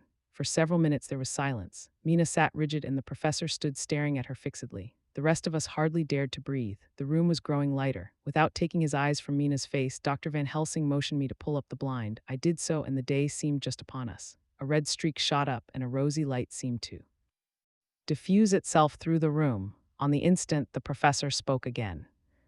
"Where are you now?" The answer came dreamily, but with intention. It were as though she were interpreting something. I have heard her use the same tone when reading her shorthand notes. "I do not know. It is all strange to me. What do you see?" "I can see nothing. It is all dark." "What do you hear?" I could detect the strain in the professor's patient voice. "The lapping of water. It is gurgling by, and little waves leap. I can hear them on the outside." "Then you are on a ship." We all looked at each other, trying to glean something each from the other. We were afraid to think. The answer came quick. "Oh, yes." "What else do you hear?" "The sound of men stamping overhead as they run about. There is the creaking of a chain, and the loud tinkle as the check of the capstan falls into the ratchet." "What are you doing?" "I am still, oh so still. It is like death." The voice faded away into a deep breath as of one sleeping, and the open eyes closed again. By this time the sun had risen, and we were all in the full light of day. Dr. Van Helsing placed his hands on Mina's shoulders and laid her head down softly on her pillow. She lay like a sleeping child for a few moments, and then, with a long sigh, awoke and stared in wonder to see us all around. "Have I been talking in my sleep?" was all she said. She seemed, however, to know the situation without telling, though she was eager to know what she had told. The professor repeated the conversation, and she said, "Then there is not a moment to lose. It may not be yet too late." Mr. Morris and Lord Godalming started for the door, but the professor's calm voice called them back. "Stay, my friends. That ship, wherever it was weighing anchor at the moment in your so great port of London. Which of them is it that you seek? God be thanked that we have once again a clue, though whither it may lead us we know not. We have been blind somewhat, blind after the manner of men. Since we can look back, we see what we might have seen looking forward if we had been able to see what we might have seen. Alas, but that sentence is a puddle, is it not? We can know now what was in the Count's mind when he seized that money, though Jonathan's so fierce knife put him in the danger that even he dread. He meant escape. Hear me, escape. He saw that with but one earth box left, and a pack of men following like dogs after a fox, this London was no place for him. He have take his last earth box on board a ship, and he leave the land. He think to escape, but no, we follow him. Tally-ho, as friend Arthur would say when he put on his red frock. Our old fox is wily, oh so wily, and we must follow with wile. I too am wily, and I think his mind in a little while. In meantime we may rest and in peace, for there are between us which he do not want to pass, and which he could not if he would, unless the ship were to touch the land, and then only at full or slack tide. See, and the sun is just rose, and all day to sunset is us. Let us take bath and dress, and have breakfast which we all need, and which we can eat comfortably, since he be not in the same land with us." Mina looked at him appealingly as she asked, "But why need we seek him further when he is gone away from us?" He took her hand and patted it as he replied, "Ask me nothing as yet. When we have breakfast, then I answer all questions." He would say no more, and we separated to dress. After breakfast, Mina repeated her question. He looked at her gravely for a minute and then said sorrowfully, "Because, my dear, dear Madam Mina, now more than ever must we find him, even if we have to follow him to the jaws of hell." She grew paler as she asked faintly, "Why?" "Because," he answered solemnly, "he can live for centuries, and you are but mortal woman. Time is now to be dreaded, since once he put that mark upon your throat." I was just in time to catch her as she fell forward in a faint. Chapter XXIV. Dr. Seward's phonograph diary spoken by Van Helsing.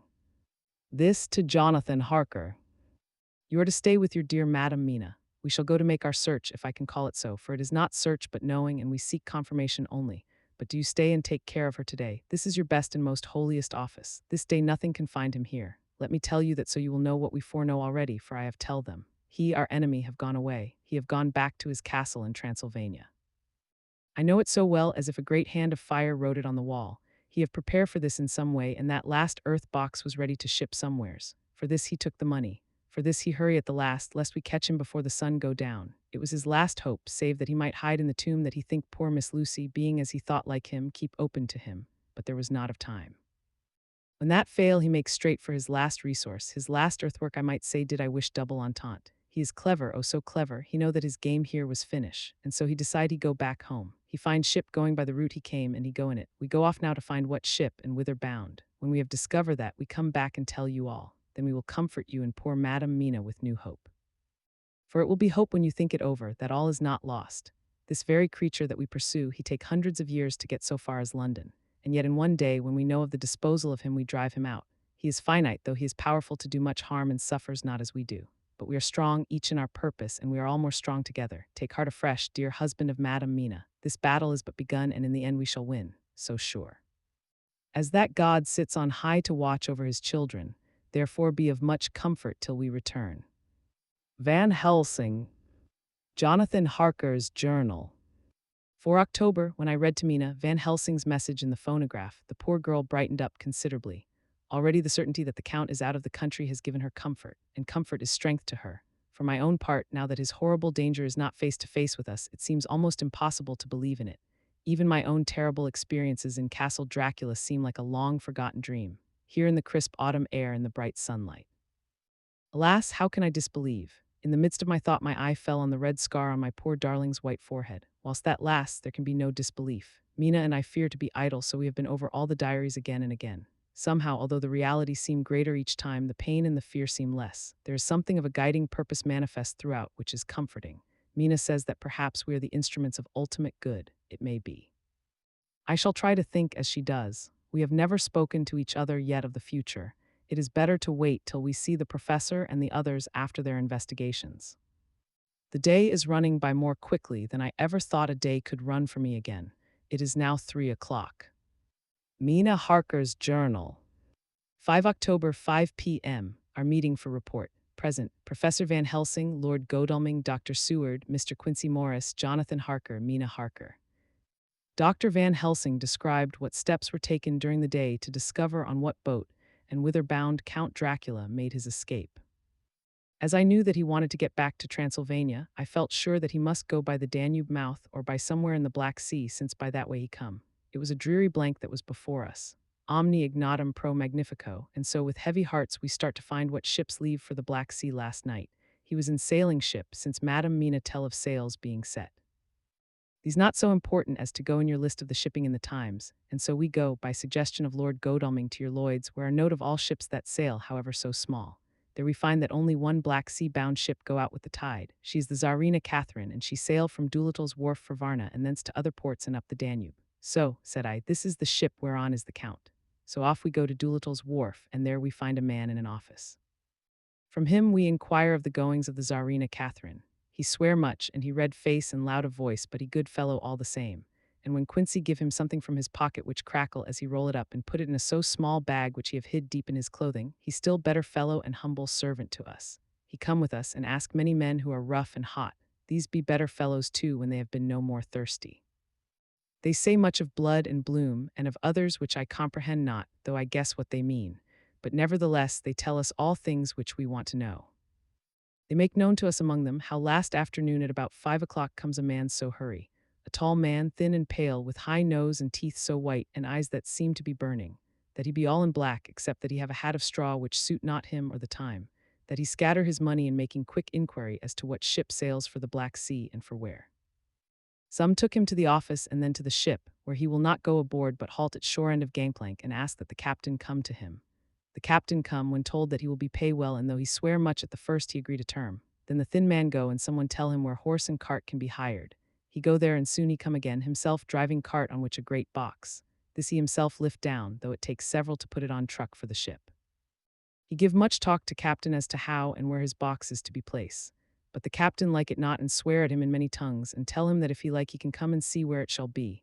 But he say no, that he come not yet, for that he have much to do. Whereupon the captain tell him that he had better be quick with blood, for that his ship will leave the place of blood before the turn of the tide with blood. Then the thin man smile and say that of course he must go when he think fit, but he will be surprised if he go quite so soon. The The captains swear again, polyglot, and the thin man make him bow and thank him and say that he will so far intrude on his kindness as to come aboard before the sailing. Final, the captain, more red than ever and in more tongues, tell him that he doesn't want no Frenchmen, with bloom upon them and also with blood in his ship, with blood on her also. And so, after asking where he might purchase ship forms, he departed. No one knew where he went or Bloomin well cared, as they said, for they had something else to think of, well with blood again, for it soon became apparent to all that the Tsarina Catherine would not sail as was expected. A thin mist began to creep up from the river, and it grew and grew, till soon a dense fog enveloped the ship and all around her. The captain swore polyglot, very polyglot, polyglot with bloom and blood, but he could do nothing. The water rose and rose, and he began to fear that he would lose the tide altogether. He was in no friendly mood, when just at full tide, the thin man came up the gangplank again and asked to see where his box had been stowed. Then the captain replied that he wished that he and his box, old and with much bloom and blood, were in hell. But the thin man did not be offend, and went down with the mate and saw where it was placed, and came up and stood a while on deck in fog. He must have come off by himself, for none notice him. Indeed they thought not of him, for soon the fog began to melt away, and all was clear again. My friends of the thirst in the language that was of bloom and blood laughed, as they told how the captain's swears exceeded even his usual polyglot, and was more than ever full of picturesque. When on questioning other mariners who were on movement up and down the river that hour, he found that few of them had seen any of fog at all, except where it lay round the wharf. However, the ship went out on the ebb tide, and was doubtless by morning far down the river mouth. She was then, when they told us, well out to sea. And so, my dear Madam Mina, it is that we have to rest for a time, for our enemy is on the sea, with the fog at his command on his way to the Danube mouth. To sail a ship takes time, go she never so quick, and when we start to go on land more quick, and we meet him there. Our best hope is to come on him when in the box between sunrise and sunset, for then he can make no struggle, and we may deal with him as we should. There are days for us in which we can make ready our plan. We know all about where he go, for we have seen the owner of the ship who have shown us invoices and all papers that can be. The box we seek is to be landed in Varna and to be given to an agent, one Ristix, who will there present his credentials, and so our merchant friend will have done his part. When he asks if there be any wrong, for that so he can telegraph and have inquiry made at Varna, we say no, for what is to be done is not for police or of the customs. It must be done by us alone and in our own way. When Dr. Van Helsing had done speaking, I asked him if he were certain that the Count had remained on board the ship. He replied, "We have the best proof of that, your own evidence, when in the hypnotic trance this morning." I asked him again if it were really necessary that they should pursue the Count, for I dread Jonathan leaving me, and I know that he would surely go if the others went. He answered in growing passion, at first quietly. As he went on, however, he grew more angry and more forceful, till in the end we could not but see wherein was at least some of that personal dominance which made him so long a master amongst men. Yes, it is necessary, necessary, necessary, for your sake in the first, and then for the sake of humanity. This monster has done much harm already in the narrow scope where he find himself, and in the short time when as yet he was only as a body groping his so small measure in darkness and not knowing. All this have I told these others. You, my dear Madam Mina, will learn it in the phonograph of my friend John, or in that of your husband. I have told them how the measure of leaving his own barren land, barren of peoples, and coming to a new land where life of man teems till they are like the multitude of standing corn, was the work of centuries. Were another of the undead like him to try to do what he has done, perhaps not all the centuries of the world that have been, or that will be, could aid him. With this one, all the forces of nature that are occult and deep and strong must have worked together in some wondrous way. The very place where he have been alive, undead for all these centuries, is full of strangeness of the geologic and chemical world. There are deep caverns and fissures that reach none know whither. There have been volcanoes, some of whose openings still send out waters of strange properties, and gases that kill or make to vivify. Doubtless there is something magnetic or electric in some of these combinations of occult forces which work for physical life in strange way, and in himself were from the first some great qualities. In a hard and warlike time he was celebrate that he have more iron nerve, more subtle brain, more braver heart than any man. In him some vital principle have in strange way found their utmost. And as his body keeps strong and grow and thrive, so his brain grow too. All this without that diabolic aid which is surely to him, for it have to yield to the powers that come from and are symbolic of good. And now this is what he is to us. He have infect you, forgive me, my dear, that I must say such, but it is for good of you that I speak. He infect you in such wise that even if he do no more, you have only to live in your own old, sweet way, and so in time, death, which is of man's common lot, and with God's sanction, shall make you like to him. This must not be, we have sworn together that it must not. Thus are we ministers of God's own wish, that the world and men for whom his Son died will not be given over to monsters whose very existence would defame him. He have allowed us to redeem one's soul already, and we go out as the old knights of the cross to redeem more. Like them, we shall travel towards the sunrise, and like them, if we fall in good cause." He paused, and I said, "But will not the Count take his rebuff wisely? Since he has been driven from England, will he not avoid it, as a tiger does the village from which he has been hunted?" "Aha," he said, "your simile of the tiger good for me, and I shall adopt him. Your Mainator, as they of India call the tiger who has once tasted blood of the human, care no more for the other prey, but prowl unceasing till he get him. This that we hunt from our village is a tiger, too, a Mainator, and he never ceased to prowl. Nay, in himself he is not one to retire and stay afar. In his life, his living life, he go over the Turkey frontier and attack his enemy on his own ground. He be beaten back, but did he stay? No, he come again and again and again. Look at his persistence and endurance. With the child brain that was to him, he have long since conceived the idea of coming to a great city. What does he do? He find out the place of all the world most of promise for him. Then he deliberately set himself down to prepare for the task. He find in patience just how is his strength and what are his powers. He study new tongues. He learned new social life, new environment of old ways, the politics, the law, the finance, the science, the habit of a new land and a new people who have come to be since he was. His glimpse that he have had whet his appetite only and enkeen his desire. Nay, it helped him to grow as to his brain, for it all proved to him how right he was at the first in his surmises. He have done this alone, all alone, from a ruined tomb in a forgotten land. What more may he not do when the greater world of thought is opened to him? He that can smile at death as we know him, who can flourish in the midst of diseases that kill off whole peoples. Oh, if such an one was to come from God and not the devil, what a force for good might he not be in this old world of ours? But we are pledged to set the world free. Our toil must be in silence and our efforts all in secret. For in this enlightened age, when men believe not even what they see, the doubting of wise men would be his greatest strength. It would be at once his sheath and his armor, and his weapons to destroy us, his enemies who are willing to peril even our own souls for the safety of one we love, for the good of mankind, and for the honor and glory of God. After a general discussion, it was determined that for tonight nothing be definitely settled, that we should all sleep on the facts and try to think out the proper conclusions. Tomorrow at breakfast we are to meet again, and after making our conclusions known to one another, we shall decide on some definite cause of action. I feel a wonderful peace and rest tonight. It is as if some haunting presence were removed from me, perhaps. My surmise was not finished, could not be, for I caught sight in the mirror of the red mark upon my forehead, and I knew that I was still unclean. Dr. Seward's Diary. 5 October, we all arose early, and I think that sleep did much for each and all of us. When we met at early breakfast, there was more general cheerfulness than any of us had ever expected to experience again. It is really wonderful how much resilience there is in human nature. Let any obstructing cause, no matter what, be removed in any way, even by death, and we fly back to first principles of hope and enjoyment.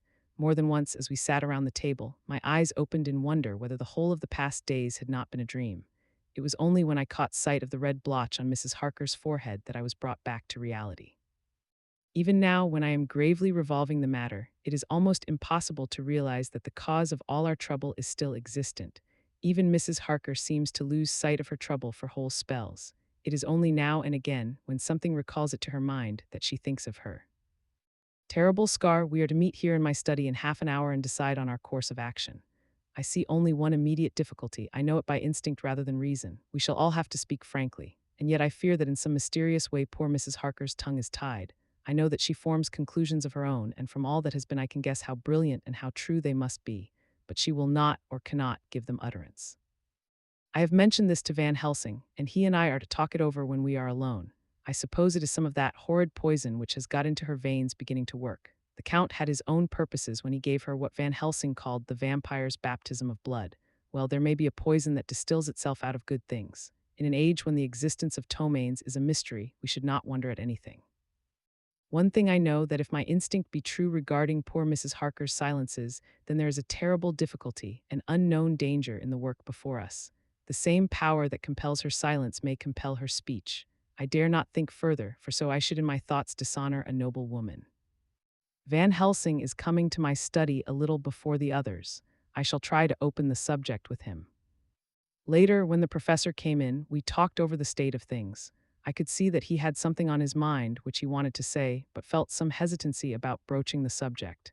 After beating about the bush a little, he said, "Friend John, there is something that you and I must talk of alone, just at the first at any rate. Later, we may have to take the others into our confidence. Then he stopped, so I waited. He went on. Madame Mina, our poor dear Madame Mina is changing. A cold shiver ran through me to find my worst fears thus endorsed. Van Helsing continued. With the sad experience of Miss Lucy, we must this time be warned before things go too far. Our task is now in reality more difficult than ever, and this new trouble makes every hour of the direst importance. I can see the characteristics of the vampire coming in her face. It is now but very, very slight, but it is to be seen if we have eyes to notice without prejudge. Her teeth are sharper, and at times her eyes are more hard. But these are not all. There is to her the silence now often, as so it was with Miss Lucy. She did not speak, even when she wrote that which she wished to be known later. Now my fear is this. If it be that she can, by our hypnotic trance, tell what the Count see and hear, is it not more true that he who have hypnotized her first, and who have drink of her very blood and make her drink of his, should, if he will, compel her mind to disclose to him that which she know? I nodded acquiescence. He went on. Then what we must do is to prevent this. We must keep her ignorant of our intent, and so she cannot tell what she know not. This is a painful task, oh, so painful that it heartbreak me to think of it, but it must be. When today we meet, I must tell her that for reason which we will not to speak, she must not more be of our counsel, but be simply guarded by us.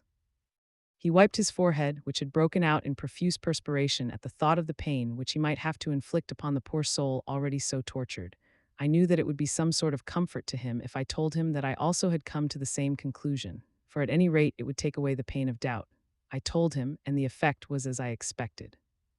It is now close to the time of our general gathering. Van Helsing has gone away to prepare for the meeting, and his painful part of it, I really believe his purpose is to be able to pray alone. Later, at the very outset of our meeting, a great personal relief was experienced by both Van Helsing and myself.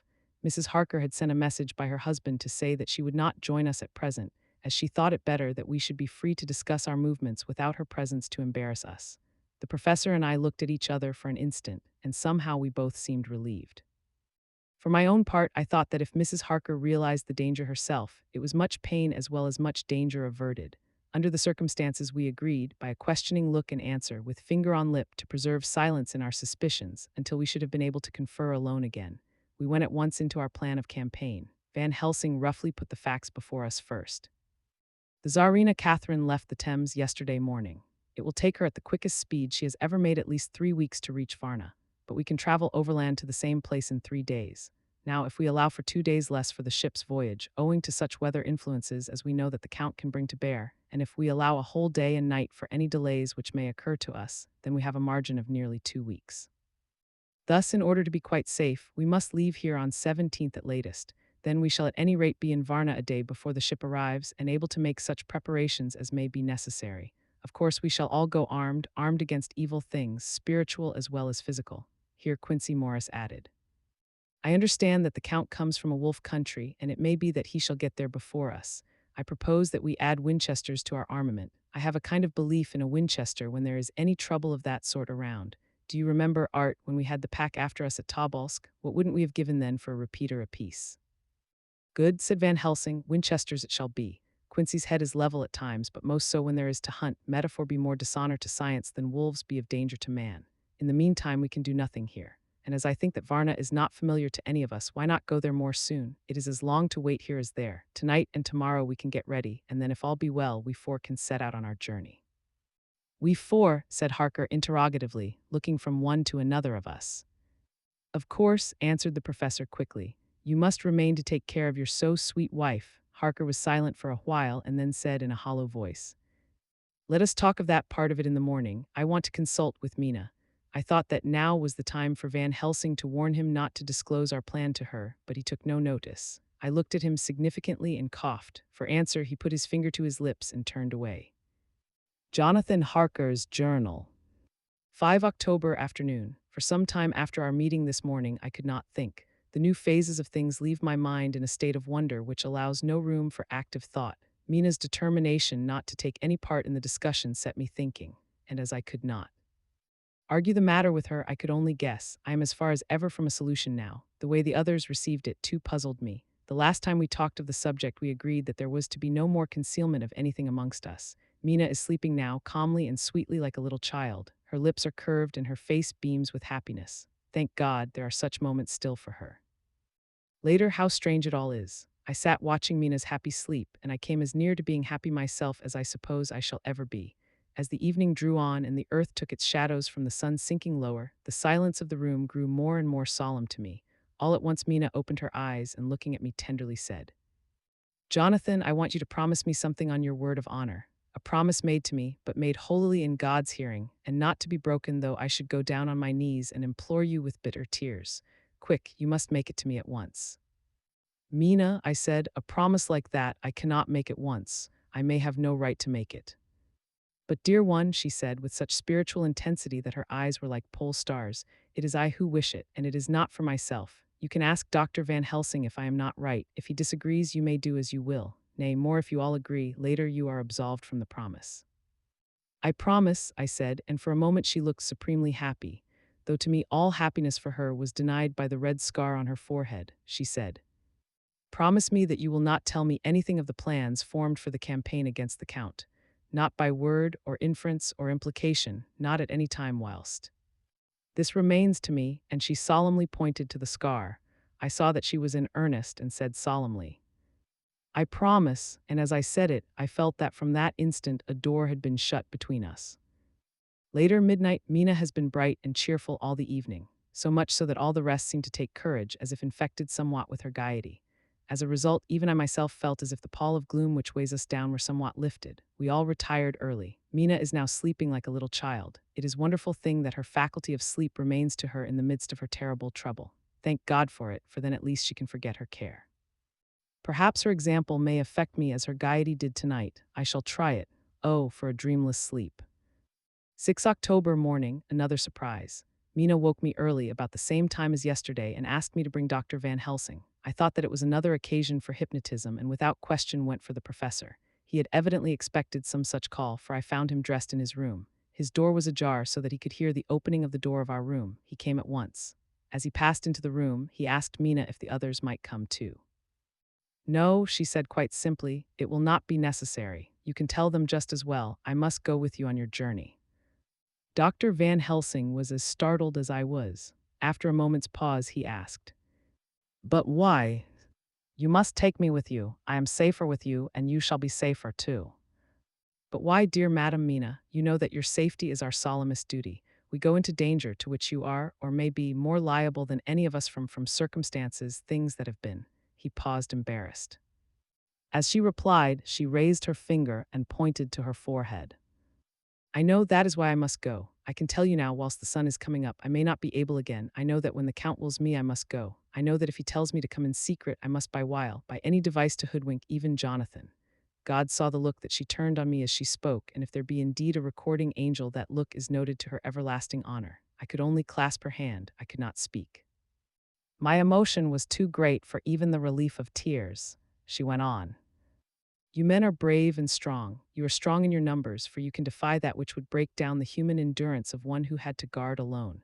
Besides, I may be of service, since you can hypnotize me and so learn that which even I myself do not know," Dr. Van Helsing said gravely. "Madam Mina, you are, as always, most wise. You shall with us come, and together we shall do that which we go forth to achieve." When he had spoken, Mina's long spell of silence made me look at her. She had fallen back on her pillow asleep. She did not even wake when I had pulled up the blind and let in the sunlight which flooded the room. Van Helsing motioned to me to come with him quietly. We went to his room, and within a minute Lord Godalming, Dr. Seward, and Mr. Morris were with us also. He told them what Mina had said and went on. "In the morning we shall leave for Varna. We have now to deal with a new factor, Madam Mina. Oh, but her soul is true. It is to her an agony to tell us so much as she has done. But it is most right, and we are warned in time. There must be no chance lost, and in Varna we must be ready to act the instant when that ship arrives." "What shall we do exactly?" asked Mr. Morris laconically. The professor paused before replying. "We shall at the first board that ship. Then, when we have identified the box, we shall place a branch of the wild rose on it. This we shall fasten, for when it is there none can emerge, so that at least says the superstition. And to superstition must we trust at the first. It was man's faith in the early, and it have its root in faith still. Then when we get the opportunity that we seek, when none are near to see, we shall open the box, and then all will be well." "I shall not wait for any opportunity," said Morris. "When I see the box, I shall open it and destroy the monster, though there were 1,000 men looking on, and if I am to be wiped out for it the next moment." I grasped his hand instinctively and found it as firm as a piece of steel. I think he understood my look. I hope he did. "Good boy," said Dr. Van Helsing.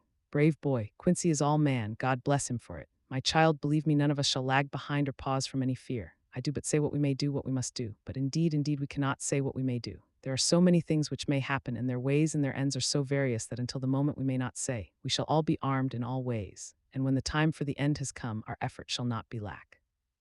Now let us today put all our affairs in order. Let all things which touch on others dear to us and who on us depend be complete, for none of us can tell what or when or how the end may be. As for me, my own affairs are regulate, and as I have nothing else to do, I shall go make arrangements for the travel. I shall have all tickets and so forth for our journey. There was nothing further to be said, and we parted. I shall now settle up all my affairs of earth and be ready for whatever may come. Later it is done, my will is made and all complete. Mina, if she survive, is my sole heir. If it should not be so, then the others who have been so good to us shall have remainder. It is now drawing towards the sunset. Mina's uneasiness calls my attention to it. I am sure that there is something on her mind which the time of exact sunset will reveal. These occasions are becoming harrowing times for us all. For each sunrise and sunset opens up some new danger, some new pain, which, however, may in God's will be means to a good end. I write all these things in the diary since my darling must not hear them now, but if it may be that she can see them again, they shall be ready. She is calling to me. Chapter XXV. Dr. Seward's Diary. 11 October evening. Jonathan Harker has asked me to note this, as he says he is hardly equal to the task and he wants an exact record kept. I think that none of us were surprised when we were asked to see Mrs. Harker a little before the time of sunset. We have of late come to understand that sunrise and sunset are to her times of peculiar freedom, when her old self can be manifest without any controlling force subduing or restraining her or inciting her to action. This mood or condition begins some half hour or more before actual sunrise or sunset, and lasts till either the sun is high or whilst the clouds are still aglow with the rays streaming above the horizon. At first there's a sort of negative condition, as if some tie were loosened, and then the absolute freedom quickly follows. When, however, the freedom ceases, the change back or relapse comes quickly, preceded only by a spell of warning silence. Tonight, when we met, she was somewhat constrained, and bore all the signs of an internal struggle. I put it down myself to her making a violent effort at the earliest instant she could do so. A very few minutes, however, gave her complete control of herself. Then, motioning her husband to sit beside her on the sofa where she was half reclining, she made the rest of us bring chairs up close. Taking her husband's hand in hers, she began. We are all here together in freedom, for perhaps the last time. I know that you will always be with me to the end. This was to her husband, whose hand had, as we could see, tightened upon her. In the morning we go out upon our task, and God alone knows what may be in store for any of us. You are going to be so good to me to take me with you. I know that all that brave, earnest men can do for a poor, weak woman whose soul perhaps is lost, no, not yet, but is at any rate at stake, you will do. But you must remember that I am not as you are. There is a poison in my blood, in my soul, which may destroy me, which must destroy me unless some relief comes to us. Oh, my friends, you know as well as I do that my soul is at stake, and though I know there is one way out for me, you must not and I must not take it. She looked appealingly to us all in turn, beginning and ending with her husband. What is that way? Asked Van Helsing in a hoarse voice. What is that way which we must not, may not take? May die now, either by my own hand or that of another, before the greater evil is entirely wrought. I know and you know that were I once dead you could and would set free my immortal spirit, even as you did my poor Lucy S.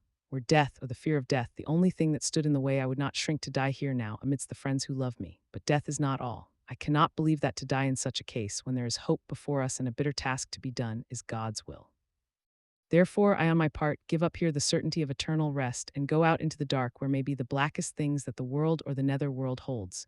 We were all silent, for we knew instinctively that this was only a prelude. The faces of the others were set, and Harker's grew ashen gray. Perhaps he guessed better than any of us what was coming. She continued. This is what I can give into the hotch-pot. I could not but note the quaint legal phrase which she used in such a place and with all seriousness.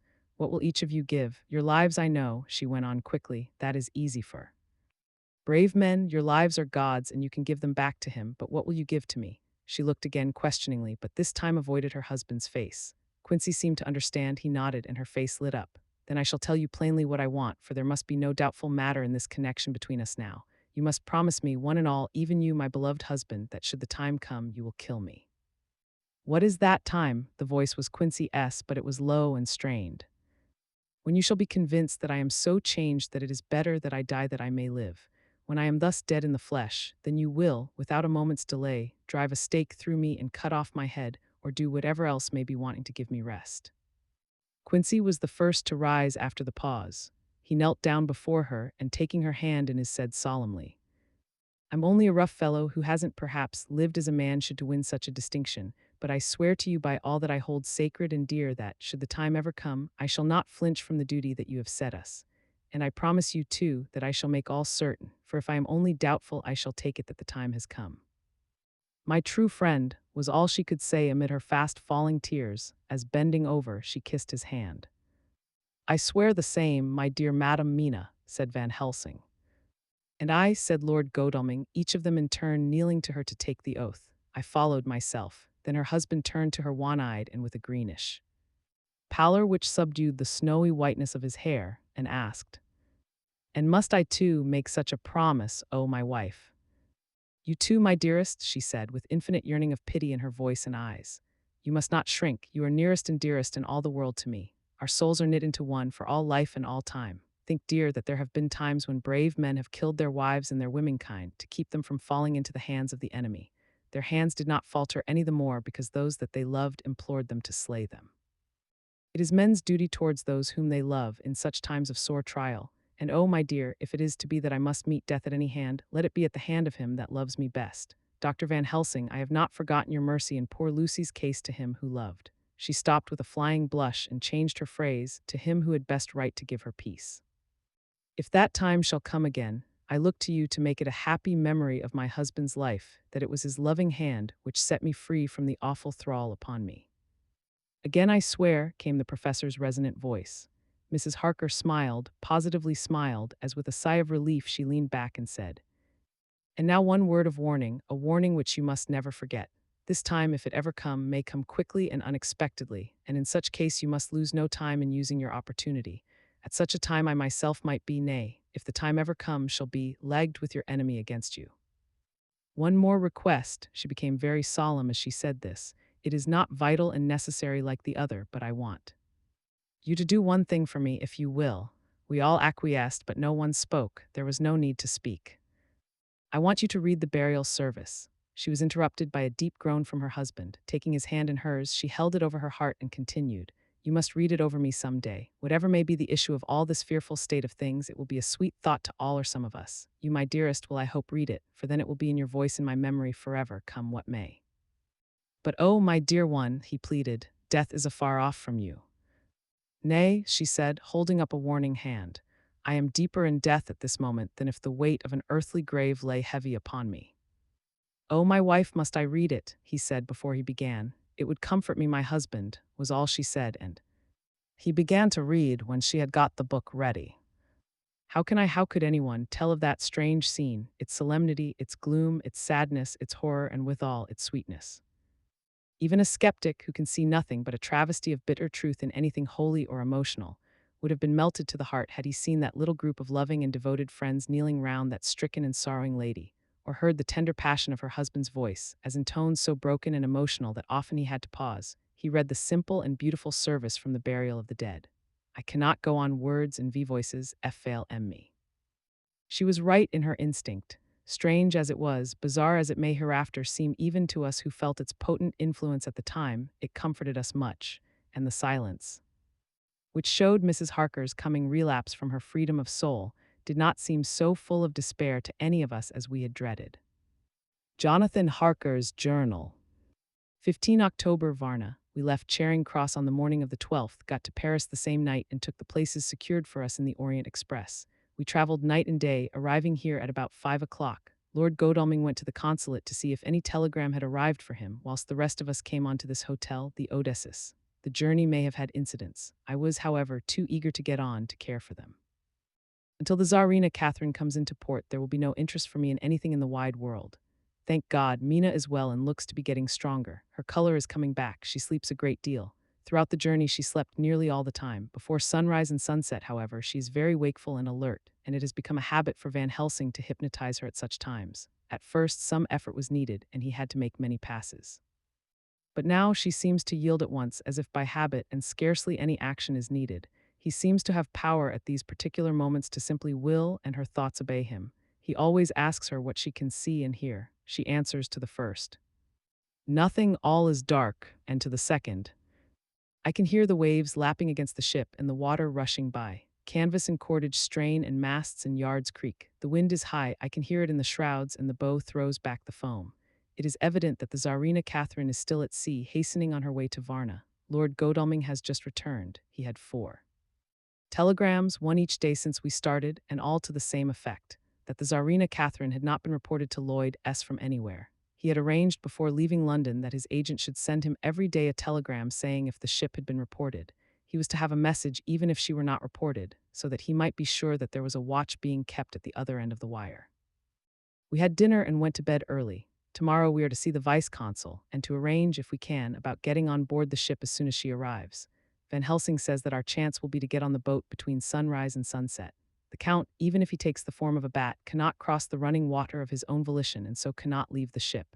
As he dare not change to man's form without suspicion, which he evidently wishes to avoid, he must remain in the box. If then we can come on board after sunrise, he is at our mercy, for we can open the box and make sure of him as we did of poor Lucy before he wakes. What mercy he shall get from us all will not count for much. We think that we shall not have much trouble with officials or the seamen. Thank God, this is the country where bribery can do anything, and we are well supplied with money. We have only to make sure that the ship cannot come into port between sunset and sunrise without our being warned, and we shall be safe. Judge Munnebag will settle this case, I think. 16 October, Mina's report still the same. Lapping waves and rushing water, darkness and favoring winds. We are evidently in good time, and when we hear of the Tsarina Catherine, we shall be ready. As she must pass the Dardanelles, we are sure to have some report. 17 October. Everything is pretty well fixed now, I think, to welcome the Count on his return from his tour. Godalming told the shippers that he fancied that the box sent aboard might contain something stolen from a friend of his, and got a half consent that he might open it at his own risk. The owner gave him a paper telling the captain to give him every facility in doing whatever he chose on board the ship, and also a similar authorization to his agent at Varna. We have seen the agent, who is much impressed with Godalming's kindly manner to him, and we are all satisfied that whatever he can do to aid our wishes will be done. We have already arranged what to do in case we get the box open. If the Count is there, Van Helsing and Seward will cut off his head at once and drive a stake through his heart. Morris and Godalming and I shall prevent interference, even if we have to use the arms which we shall have ready. The professor says that if we can so treat the Count's body, it will soon after fall into dust. In such case there would be no evidence against us in case any suspicion of murder were aroused. But even if it were not, we should stand or fall by our act, and perhaps some day this very script may be evidence to come between some of us and a rope. For myself, I should take the chance only too thankfully if it were to come. We mean to leave no stone unturned to carry out our intent. We have arranged with certain officials that the instant the Tsarina Catherine is seen, we are to be informed by a special messenger. 24 October, a whole week of waiting, daily telegrams to Godalming, but only the same story, not yet reported. Mina's morning and evening hypnotic answer is unvaried, lapping waves, rushing water, and creaking masts. Telegram, October 24th, Rufus Smith, Lloyd's, London, to Lord Godalming, care of HBM Vice-Consul, Varna. CZARINA, reported this morning from Dardanelles. Dr. Seward's diary. 25 October, how I miss my phonograph. To write a diary with a pen is irksome to me, but Van Helsing says I must. We were all wild with excitement yesterday when Godalming got his telegram from Lloyd's. I know now what men feel in battle when the call to action is heard. Mrs. Harker, alone of our party, did not show any signs of emotion. After all, it is not strange that she did not, for we took special care not to let her know anything about it, and we all tried not to show any excitement when we were in her presence. In old days she would, I am sure, have noticed, no matter how we might have tried to conceal it, but in this way she is greatly changed during the past 3 weeks. The lethargy grows upon her, and though she seems strong and well and is getting back some of her color, Van Helsing and I are not satisfied. We talk of her often. We have not, however, said a word to the others. It would break poor Harker's heart, certainly his nerve, if he knew that we had even a suspicion on the subject. Van Helsing examines, he tells me, her teeth very carefully whilst she is in the hypnotic condition, for he says that so long as they do not begin to sharpen, there is no active danger of a change in her. If this change should come, it would be necessary to take steps. We both know what those steps would have to be, though we do not mention our thoughts to each other. We should neither of us shrink from the task, awful though it be to contemplate. Euthanasia is an excellent and a comforting word. I am grateful to whoever invented it. It is only about 24 hours' sail from the Dardanelles to here. At the rate the Tsarina Catherine has come from London. She should therefore arrive some time in the morning, but as she cannot possibly get in before noon, we are all about to retire early. We shall get up at 1 o'clock so as to be ready. 25 October noon, no news yet of the ship's arrival. Mrs. Harker's hypnotic report this morning was the same as usual, so it is possible that we may get news at any moment. We men are all in a fever of excitement, except Harker, who is calm. His hands are cold as ice, and an hour ago I found him whetting the edge of the great Gorka knife which he now always carries with him. It will be a bad lookout for the Count if the edge of that kukri ever touches his throat, driven by that stern, ice-cold hand. Van Helsing and I were a little alarmed about Mrs. Harker today. About noon she got into a sort of lethargy which we did not like. Although we kept silence to the others, we were neither of us happy about it. She had been restless all the morning, so that we were at first glad to know that she was sleeping. When, however, her husband mentioned casually that she was sleeping so soundly that he could not wake her, we went to her room to see for ourselves. She was breathing naturally and looked so well and peaceful that we agreed that the sleep was better for her than anything else. Poor girl, she has so much to forget that it is no wonder that sleep, if it brings oblivion to her, does her good. Later, our opinion was justified, for when after a refreshing sleep of some hours she woke up, she seemed brighter and better than she had been for days. At sunset she made the usual hypnotic report, wherever he may be in the Black Sea. The Count is hurrying to his destination. To his doom, I trust. 26 October, another day and no tidings of the Tsarina Catherine. She ought to be here by now. That she's still journeying somewhere is apparent, for Mrs. Harker's hypnotic report at sunrise was still the same. It is possible that the vessel may be lying by at times for fog. Some of the steamers which came in last evening reported patches of fog both to north and south of the port. We must continue our watching, as the ship may now be signaled any moment. 27 October noon, most strange, no news yet of the ship we wait for. Mrs. Harker reported last night and this morning as usual. Lapping waves and rushing water, though she added that the waves were very faint. The telegrams from London have been the same, no further report. Van Helsing is terribly anxious and told me just now that he fears the Count is escaping us. He added significantly, I did not like that lethargy of Madame Mina's. Souls and memories can do strange things during trance. I was about to ask him more, but Harker just then came in, and he held up a warning hand. We must try tonight at sunset to make her speak more fully when in her hypnotic state. 28 October, telegram. Rufus Smith, London, to Lord Godalming, care HBM Vice-Consul, Varna. CZIRNA CATHRNE, reported entering GALATZ AT 1 o'clock today. Dr. Seward's diary. 28 October, when the telegram came announcing the arrival in Galatz, I do not think it was such a shock to any of us as might have been expected. True, we did not know whence or how or when the bolt would come, but I think we all expected that something strange would happen. The day of arrival at Varna made us individually satisfied that things would not be just as we had expected. We only waited to learn where the change would occur. Nonetheless, however, it was a surprise. I suppose that nature works on such a hopeful basis that we believe against ourselves that things will be as they ought to be, not as we should know that they will be. Transcendentalism is a beacon to the angels, even if it be a will-o'-the-wisp to man. Van Helsing raised his hand over his head for a moment, as though in remonstrance with the Almighty. But he said not a word, and in a few seconds stood up with his face sternly set. Lord Godalming grew very pale and sat breathing heavily. I was myself half stunned and looked in wonder at one after another. Quincy Morris tightened his belt with that quick movement which I knew so well. In our old wandering days it meant action. Mrs. Harker grew ghastly white, so that the scar on her forehead seemed to burn, but she folded her hands meekly and looked up in prayer. Harker smiled, actually smiled, the dark, bitter smile of one who is without hope, but at the same time his action belied his words, for his hands instinctively sought the hilt of the great kukri knife and rested there. When does the next train start for Galatz? Said Van Helsing to us generally.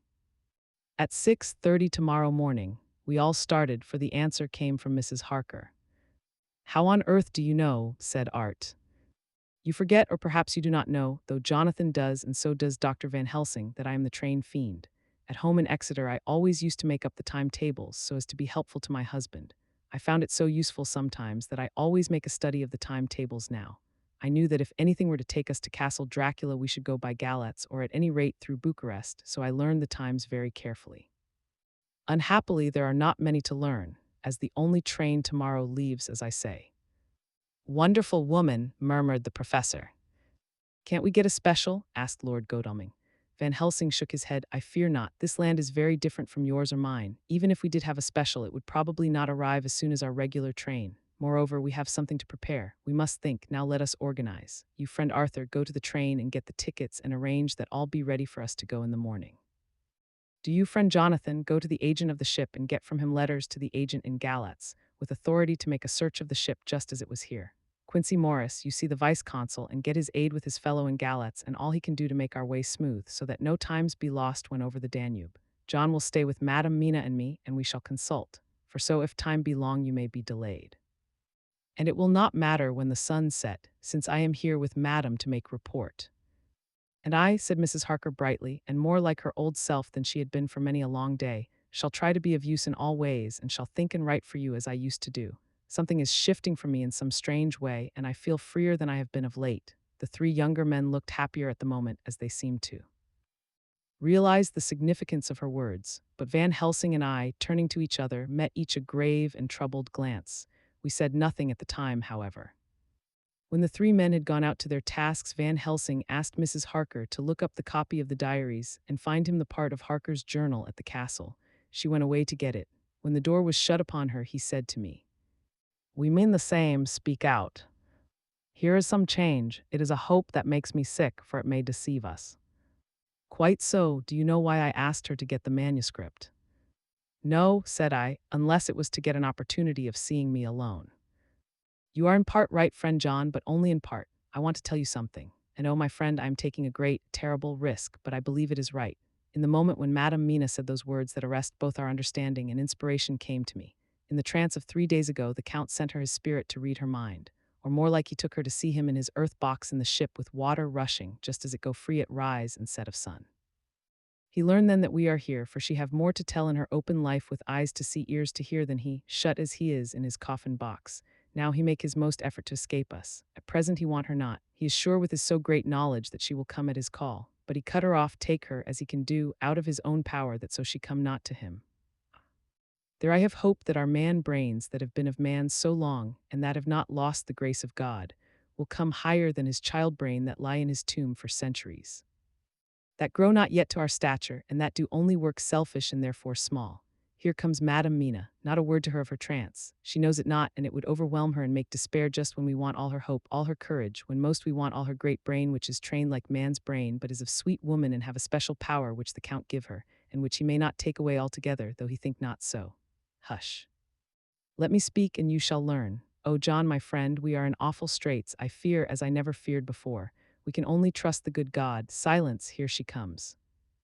I thought that the professor was going to break down and have hysterics, just as he had when Lucy died, but with a great effort he controlled himself and was at perfect nervous poise when Mrs. Harker tripped into the room, bright and happy-looking and in the doing of work, seemingly forgetful of her misery.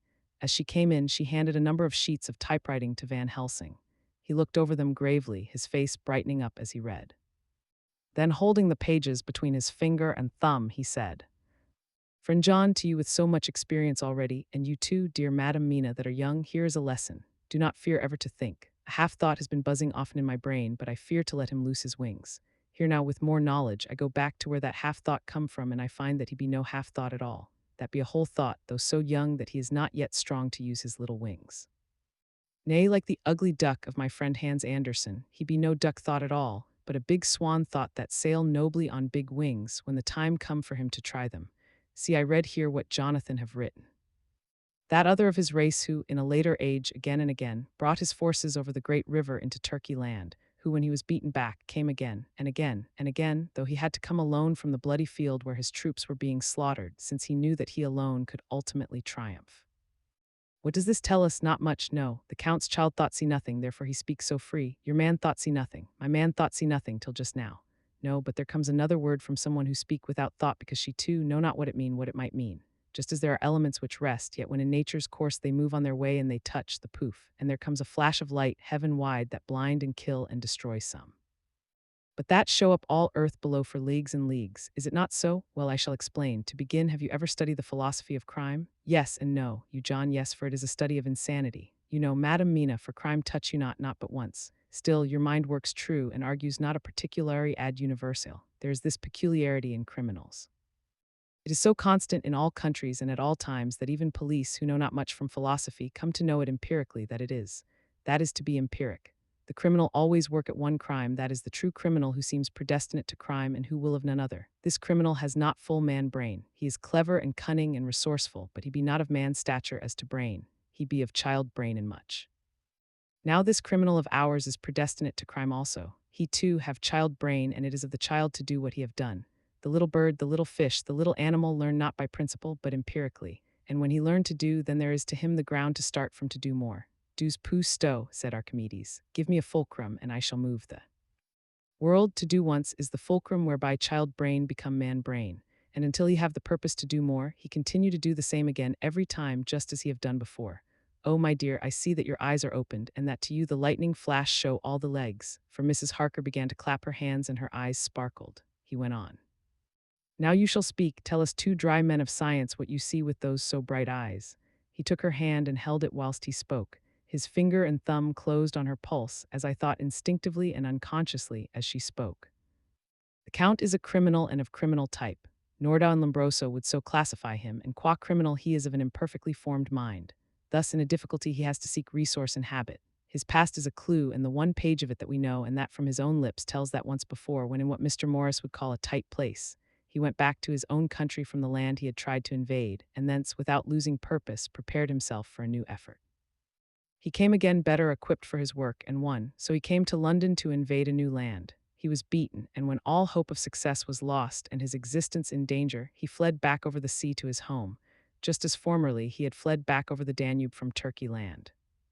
Good, good, oh, you so clever lady, said Van Helsing enthusiastically as he stooped and kissed her hand. A moment later he said to me, as calmly as though we had been having a sick-room consultation. 72 only, and in all this excitement, I have hope. Turning to her again, he said with keen expectation. But go on, there is more to tell if you will, be not afraid. John and I know, I do in any case, and shall tell you if you are right, speak without fear. I will try to, but you will forgive me if I seem too egotistical. Nay, fear not, you must be egotist, for it is of you that we think. Then as he is criminal, he is selfish. And as his intellect is small and his action is based on selfishness, he confines himself to one purpose. That purpose is remorseless. As he fled back over the Danube, leaving his forces to be cut to pieces, so now he is intent on being safe, careless of all. So his own selfishness frees my soul somewhat from the terrible power which he acquired over me on that dreadful night. I felt it, oh, I felt it, thank God for his great mercy. My soul is freer than it has been since that awful hour, and all that haunts me is a fear lest in some trance or dream he may have used my knowledge for his ends. The professor stood up. He has so used your mind, and by it he has left us here in Varna, whilst the ship that carried him rushed through enveloping fog up to Galatz, where doubtless he had made preparation for escaping from us. But his child mind only saw so far, and it may be that as ever is in God's providence, the very thing that the evildoer most reckoned on for his selfish good turns out to be his chiefest harm. The hunter is taken in his own snare, as the great psalmist says. For now that he think he is free from every trace of us all, and that he has escaped us with so many hours to him, then his selfish child brain will whisper him to sleep. He think, too, that as he cut himself off from knowing your mind, there can be no knowledge of him to you. There is where he fail. That terrible baptism of blood which he give you makes you free to go to him in spirit, as you have as yet done in your times of freedom, when the sun rise and set. At such times you go by my volition and not by his. And this power to good of you and others you have won from your suffering at his hands. This is now all more precious that he know it not, and to guard himself have even cut himself off from his knowledge of our where. We, however, are not selfish, and we believe that God is with us through all this blackness and these many dark hours. We shall follow him, and we shall not flinch, even if we peril ourselves that we become like him. Friend John, this has been a great hour, and it have done much to advance us on our way. You must be scribe and write him all down, so that when the others return from their work you can give it to them, then they shall know as we do. And so I have written it whilst we wait their return, and Mrs. Harker has written with the typewriter all since she brought the MS to us. Chapter XXVI. Dr. Seward's Diary.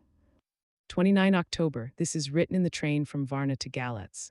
Last night we all assembled a little before the time of sunset. Each of us had done his work as well as he could. So far as thought and endeavor and opportunity go, we are prepared for the whole of our journey and for our work when we get to Galatz. When the usual time came round, Mrs. Harker prepared herself for her hypnotic effort, and after a longer and more serious effort on the part of Van Helsing than has been usually necessary, she sank into the trance. Usually she speaks on a hint, but this time the professor had to ask her questions and to ask them pretty resolutely before we could learn anything. At last her answer came. I can see nothing, we are still. There are no waves lapping, but only a steady swirl of water softly running against the hawser. I can hear men's voices calling near and far and the roll and creak of oars in the rowlocks.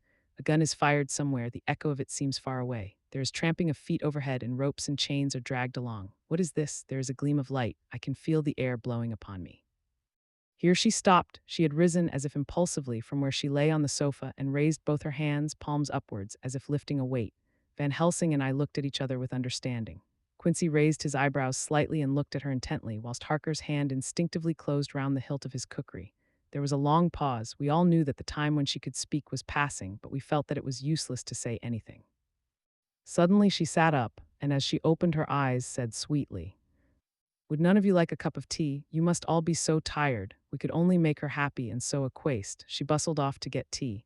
When she had gone, Van Helsing said, "You see, my friends, he is close to land. He has left his earth chest, but he has yet to get on shore. In the night he may lie hidden somewhere, but if he be not carried on shore, or if the ship do not touch it, he cannot achieve the land. In such case he can, if it be in the night, change his form and jump or fly on shore. Then, unless he be carried, he cannot escape. And if he be carried, then the customs men may discover what the box contain. Thus, in fine, if he escape not on shore tonight or before dawn, there will be the whole day lost to him. We may then arrive in time. For if he escape not at night, we shall come on him in daytime, boxed up and at our mercy. For he dare not be his true self, awake and visible, lest he be discovered." There was no more to be said, so we waited in patience until the dawn, at which time we might learn more from Mrs. Harker. Early this morning we listened, with breathless anxiety, for her response in her trance. The hypnotic stage was even longer in coming than before, and when it came the time remaining until full sunrise was so short that we began to despair. Van Helsing seemed to throw his whole soul into the effort. At last, in obedience to his will, she made reply. "All is dark. I hear lapping water level with me and some creaking as of wood on wood." She paused, and the red sun shot up. "We must wait till tonight. And so it is that we are traveling towards Galatz in an agony of expectation. We are due to arrive between 2 and 3 in the morning, but already at Bucharest we are 3 hours late, so we cannot possibly get in till well after sun up. Thus we shall have 2 more hypnotic messages from Mrs. Harker. Either or both may possibly throw more light on what is happening. Later sunset has come and gone. Fortunately, it came at a time when there was no distraction, for had it occurred whilst we were at a station, we might not have secured the necessary calm and isolation. Mrs. Harker yielded to the hypnotic influence even less readily than this morning. I am in fear that her power of reading the Count's sensations may die away just when we want it most. It seems to me that her imagination is beginning to work. While she has been in the trance hitherto, she has confined herself to the simplest of facts. If this goes on, it may ultimately mislead us. If I thought that the Count's power over her would die away equally with her power of knowledge, it would be a happy thought, but I am afraid that it may not be so. When she did speak, her words were enigmatical. "Something is going out. I can feel it pass me like a cold wind. I can hear far-off confused sounds, as of men talking in strange tongues, fierce falling water, and the howling of wolves."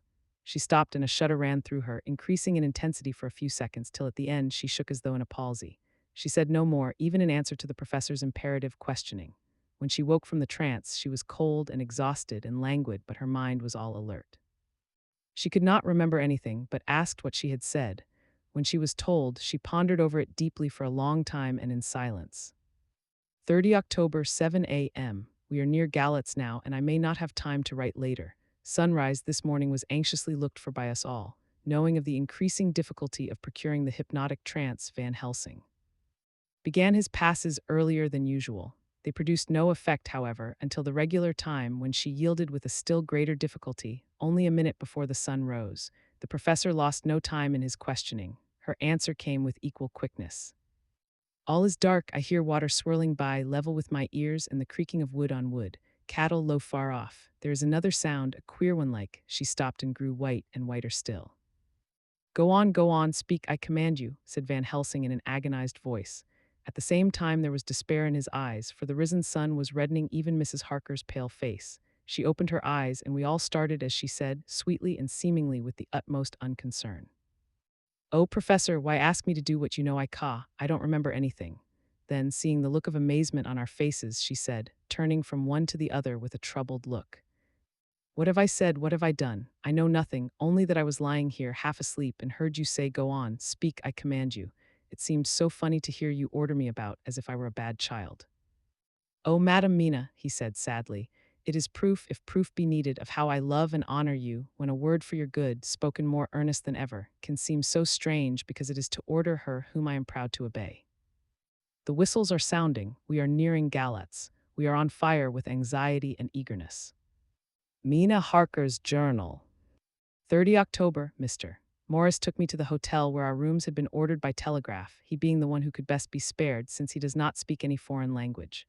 The forces were distributed much as they had been at Varna, except that Lord Godalming went to the vice-consul, as his rank might serve as an immediate guarantee of some sort to the official, we being in extreme hurry. Jonathan and the two doctors went to the shipping agent to learn particulars of the arrival of the Tsarina Catherine. Later, Lord Godalming has returned, the consul is away and the vice-consul sick, so the routine work has been attended to by a clerk. He was very obliging and offered to do anything in his power. Jonathan Harker's journal. 30 October, at 9 o'clock, Dr. Van Helsing, Dr. Seward, and I called on Messrs. Mackenzie and Steinkopf, the agents of the London firm of Hapgood. They had received a wire from London in answer to Lord Godalming's telegraphed request asking them to show us any civility in their power. They were more than kind and courteous, and took us at once on board the Tsarina Catherine, which lay at anchor out in the river harbor. There we saw the captain, Donelson by name, who told us of his voyage. He said that in all his life he had never had so favorable a run. "Man," he said, "but it made us afeard, for we expected that we should have to pay for it wise some rare piece o' ill luck so as to keep up the average. It's no canny to run frae London to the Black Sea why a wind ahint ye, as though the deal himself were blowin' on your sail for his ain purpose. And the time we could no speer a thing. Gin we were nigh a ship, or a port, or a headland, a fog fell on us and travelled. Why us till when after it had lifted and we looked out, the deal a thing could we see. We ran by Gibraltar why oot bane able to signal. Until we came to the Dardanelles and had to wait to get our permit to pass, we never were within hail o' aught. At first I inclined to slack off sail and beat about till the fog was lifted. But whiles I thought that if the deal was minded to get us into the Black Sea quick, he was like to do it whether we would or no. If we had a quick voyage, it would be no to our miscredit why the owners, or no hurt to our traffic, and the old moan who had served his ain purpose wad be decently grateful to us for no hinderin' him." This mixture of simplicity and cunning, of superstition and commercial reasoning, aroused Van Helsing, who said, "Mine friend, that devil is more clever than he is thought by some, and he know when he meet his match." The skipper was not displeased with the compliment and went on. "When we got past the Bosphorus, the men began to grumble. Some o' them, the Romanians, came and asked me to heave overboard a big box which had been put on board by a queer-looking old man just before we had started frae London. I had seen them speer at the fellow and put out their twa fingers when they saw him, to guard them against the evil eye. Man, but the superstition of foreigners is perfectly ridiculous. I sent them about their business pretty quick, but as just after a fog closed in on us, I felt a wee bit as they did anent something, though I wouldn't say it was again the big box. Well, on we went, and as the fog didn't let up for 5 days, I juiced let the wind carry us, for if the deal wanted to get somewheres, well, he would fetch it up a reet, and if he didn't, well, we'd keep a sharp lookout anyhow. Sure enough, we had a fair way in deep water all the time. And 2 days ago, when the mornin' sun came through the fog, we found ourselves just in the river opposite Galatz. The Romanians were wild, and wanted me right or wrong to take out the box and fling it in the river. I had to argy why them aboot it way a handspike. And when the last o' them rose off the deck why his head in his hand, I had convinced them that evil eye or no evil eye, the property and the trust of my owners were better in my hands than in the river Danube.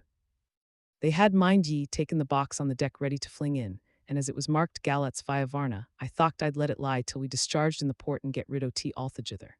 We didn't do much clearin' that day and had to remain the nisht at anchor.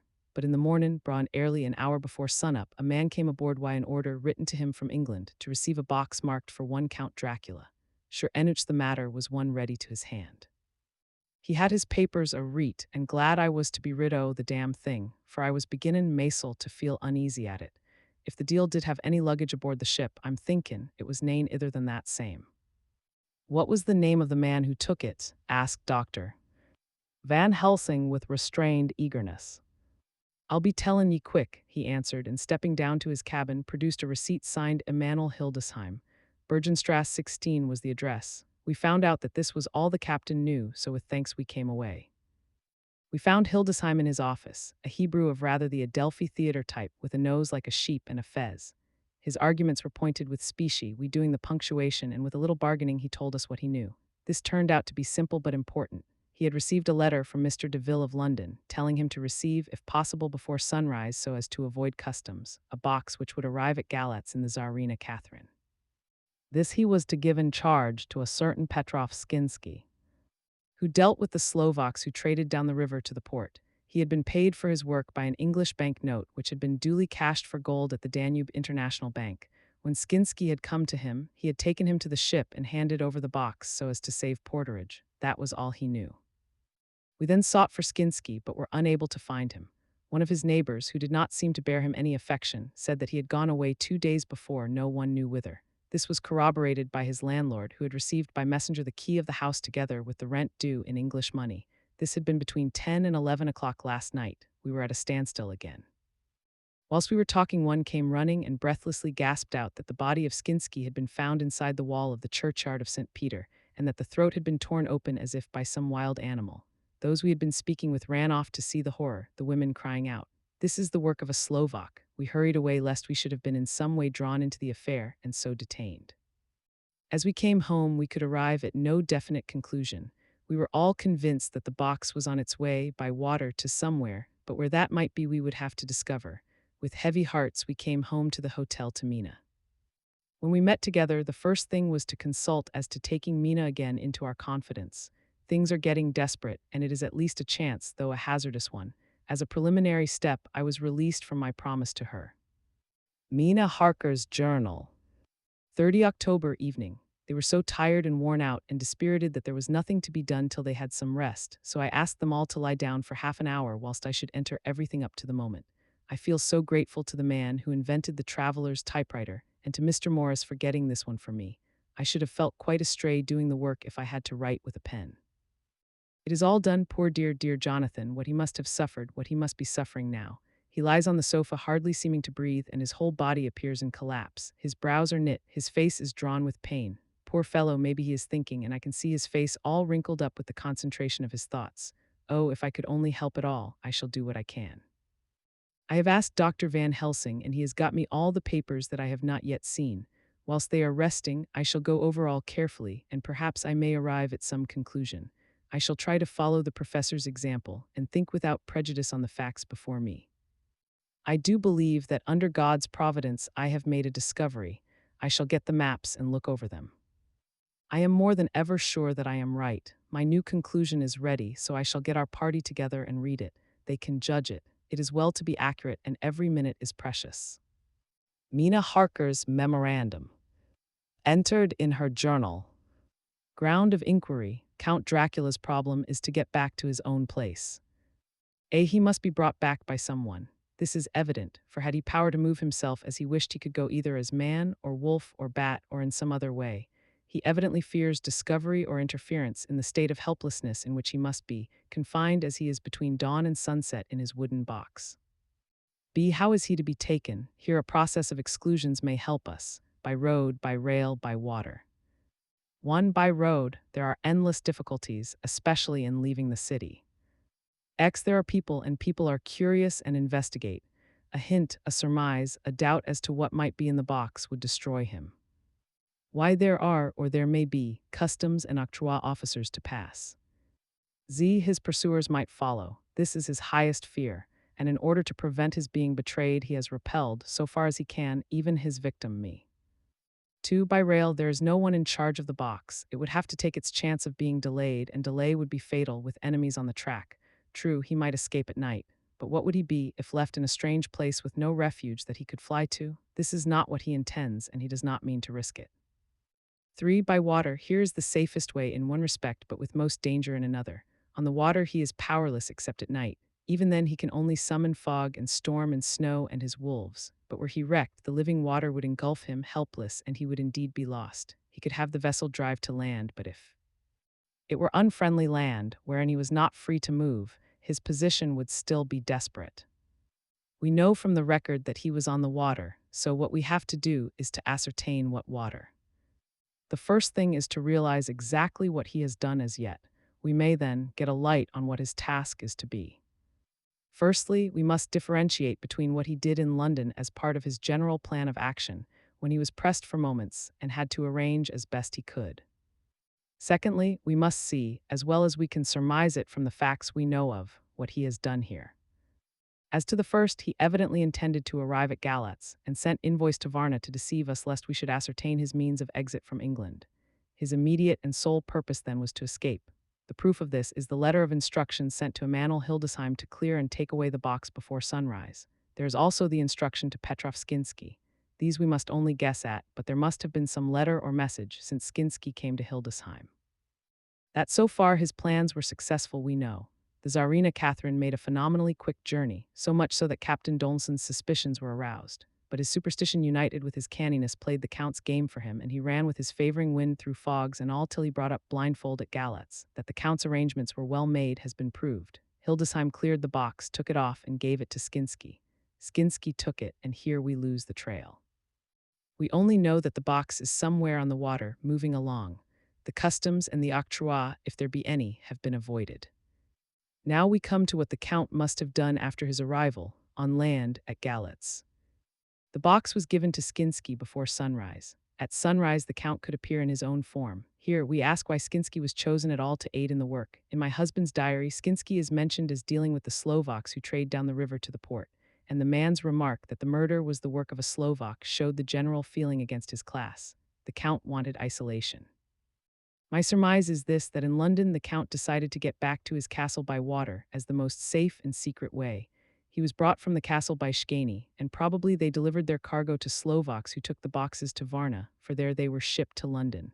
Thus the Count had knowledge of the persons who could arrange this service. When the box was on land, before sunrise or after sunset, he came out from his box, met Skinsky and instructed him what to do as to arranging the carriage of the box up some river. When this was done, and he knew that all was in train, he blotted out his traces, as he thought, by murdering his agent. I have examined the map and find that the river most suitable for the Slovaks to have ascended is either the Pruth or the Sureth. I read in the typescript that in my trance I heard cows low and water swirling level with my ears and the creaking of wood. The Count in his box, then, was on a river in an open boat, propelled probably either by oars or poles, for the banks are near and it is working against stream. There would be no such if floating downstream. Of course, it may not be either the Sureth or the Pruth, but we may possibly investigate further. Now of these two, the Pruth is the more easily navigated, but the Sureth is, at Fundu, joined by the Bistritza, which runs up round the Borgo Pass. The loop it makes is manifestly as close to Dracula's castle as can be got by water. Mina Harker's journal continued. When I had done reading, Jonathan took me in his arms and kissed me.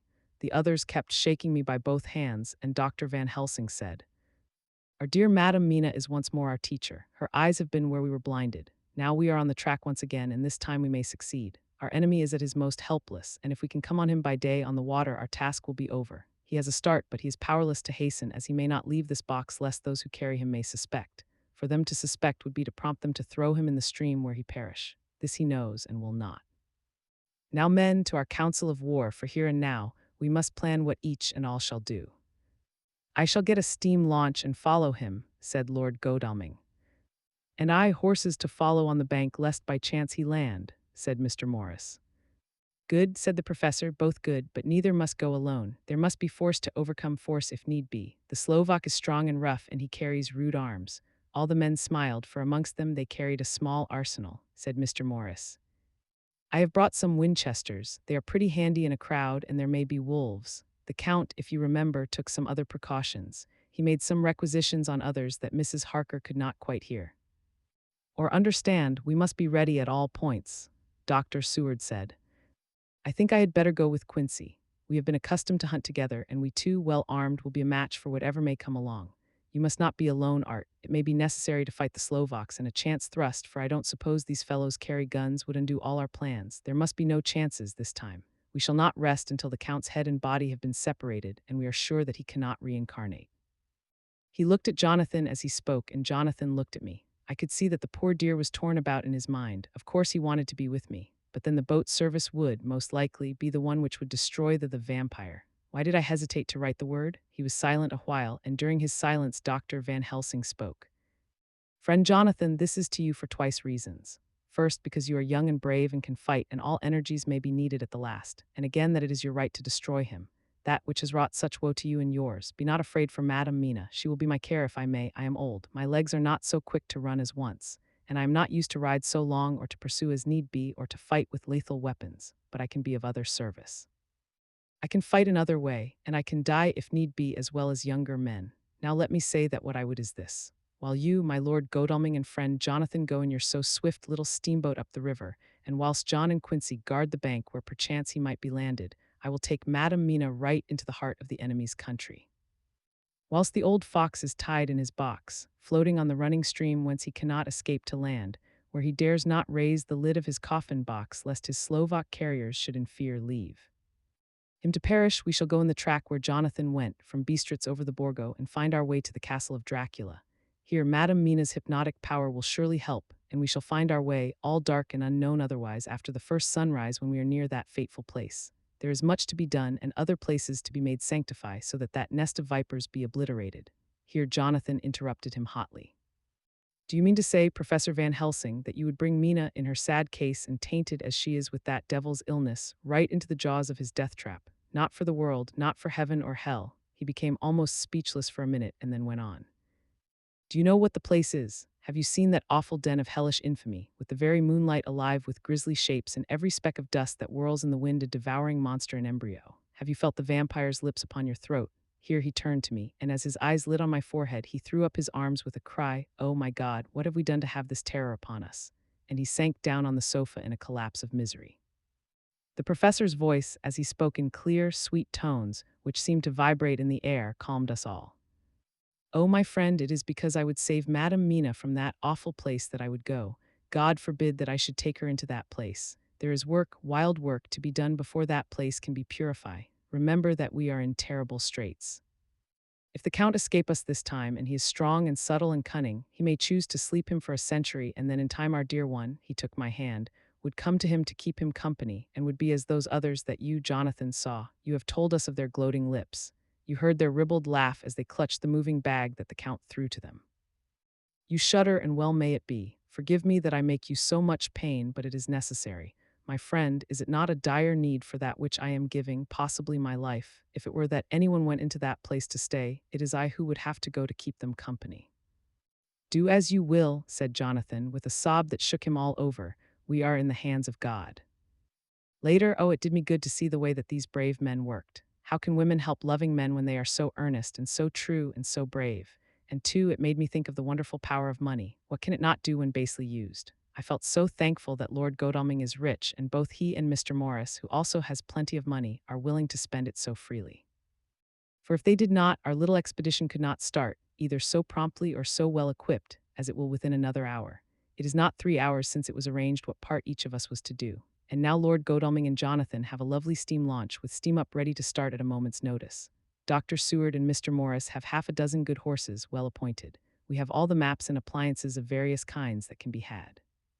Professor Van Helsing and I are to leave by the 11:40 train tonight for Veresti, where we are to get a carriage to drive to the Borgo Pass. We are bringing a good deal of ready money, as we are to buy a carriage and horses. We shall drive ourselves, for we have no one whom we can trust in the matter. The professor knows something of a great many languages, so we shall get on all right. We have all got arms, even for me a large-bore revolver. Jonathan would not be happy unless I was armed like the rest. Alas, I cannot carry one arm that the rest do. The scar on my forehead forbids that. Dear Dr. Van Helsing comforts me by telling me that I am fully armed as there may be wolves. The weather is getting colder every hour, and there are snow flurries which come and go as warnings. Later, it took all my courage to say goodbye to my darling. We may never meet again. Courage, Mina. The professor is looking at you keenly. His look is a warning. There must be no tears now, unless it may be that God will let them fall in gladness. Jonathan Harker's Journal. 30 October night. I am writing this in the light from the furnace door of the steam launch. Lord Godalming is firing up. He's an experienced hand at the work, as he has had for years a launch of his own on the Thames and another on the Norfolk Broads. Regarding our plans, we finally decided that Mina's guess was correct, and that if any waterway was chosen for the Count's escape back to his castle, the Surrey and then the Bistritza at its junction would be the one. We took it that somewhere about the 47th degree, north latitude, would be the place chosen for crossing the country between the river and the Carpathians. We have no fear in running at good speed up the river at night. There is plenty of water, and the banks are wide enough apart to make steaming, even in the dark, easy enough. Lord Godalming tells me to sleep for a while, as it is enough for the present for one to be on watch. But I cannot sleep. How can I, with the terrible danger hanging over my darling, and her going out into that awful place? My only comfort is that we are in the hands of God. Only for that faith it would be easier to die than to live, and so be quit of all the trouble. Mr. Morris and Dr. Seward were off on their long ride before we started. They are to keep up the right bank, far enough off to get on higher lands where they can see a good stretch of river and avoid the following. Of its curves, they have for the first stages 2 men to ride and lead their spare horses, 4 in all, so as not to excite curiosity. When they dismiss the men, which shall be shortly, they shall themselves look after the horses. It may be necessary for us to join forces. If so, they can mount our whole party. One of the saddles has a movable horn and can be easily adapted for Mina if required. It is a wild adventure we are on. Here, as we are rushing along through the darkness, with the cold from the river seeming to rise up and strike us, with all the mysterious voices of the night around us, it all comes home. We seem to be drifting into unknown places and unknown ways, into a whole world of dark and dreadful things. Godalming is shutting the furnace door. 31 October, still hurrying along. The day has come and Godalming is sleeping. I am on watch. The morning is bitterly cold. The furnace heat is grateful, though we have heavy fur coats. As yet we have passed only a few open boats, but none of them had on board any box or package of anything like the size of the one we seek. The men were scared every time we turned our electric lamp on them and fell on their knees and prayed. One November evening, no news all day. We have found nothing of the kind we seek. We have now passed into the Bistritza, and if we are wrong in our surmise, our chance is gone. We have overhauled every boat, big and little. Early this morning, one crew took us for a government boat and treated us accordingly. We saw in this a way of smoothing matters, so at Fundu, where the Bistritza runs into the Sureth, we got a Romanian flag which we now fly conspicuously. With every boat which we have overhauled. Since then this trick has succeeded. We have had every deference shown to us, and not once any objection to whatever we chose to ask or do. Some of the Slovaks tell us that a big boat passed them, going at more than usual speed as she had a double crew on board. This was before they came to Fundu, so they could not tell us whether the boat turned into the Bistritza or continued on up the Sureth. At Fundu we could not hear of any such boat, so she must have passed there in the night. I am feeling very sleepy. The cold is perhaps beginning to tell upon me, and nature must have rest some time. Godalming insists that he shall keep the first watch. God bless him for all his goodness to poor dear Mina and me. 2 November morning, it is broad daylight. That good fellow would not wake me. He says it would have been a sin to, for I slept peacefully and was forgetting my trouble. It seems brutally selfish to me to have slept so long and let him watch all night, but he was quite right. I am a new man this morning, and as I sit here and watch him sleeping, I can do all that is necessary both as to minding the engine, steering, and keeping watch. I can feel that my strength and energy are coming back to me. I wonder where Mina is now and Van Helsing. They should have got to Veresti about noon on Wednesday. It would take them some time to get the carriage and horses, so if they had started and traveled hard, they would be about now at the Borgo Pass. God guide and help them. I am afraid to think what may happen if we could only go faster, but we cannot. The engines are throbbing and doing their utmost. I wonder how Dr. Seward and Mr. Morris are getting on.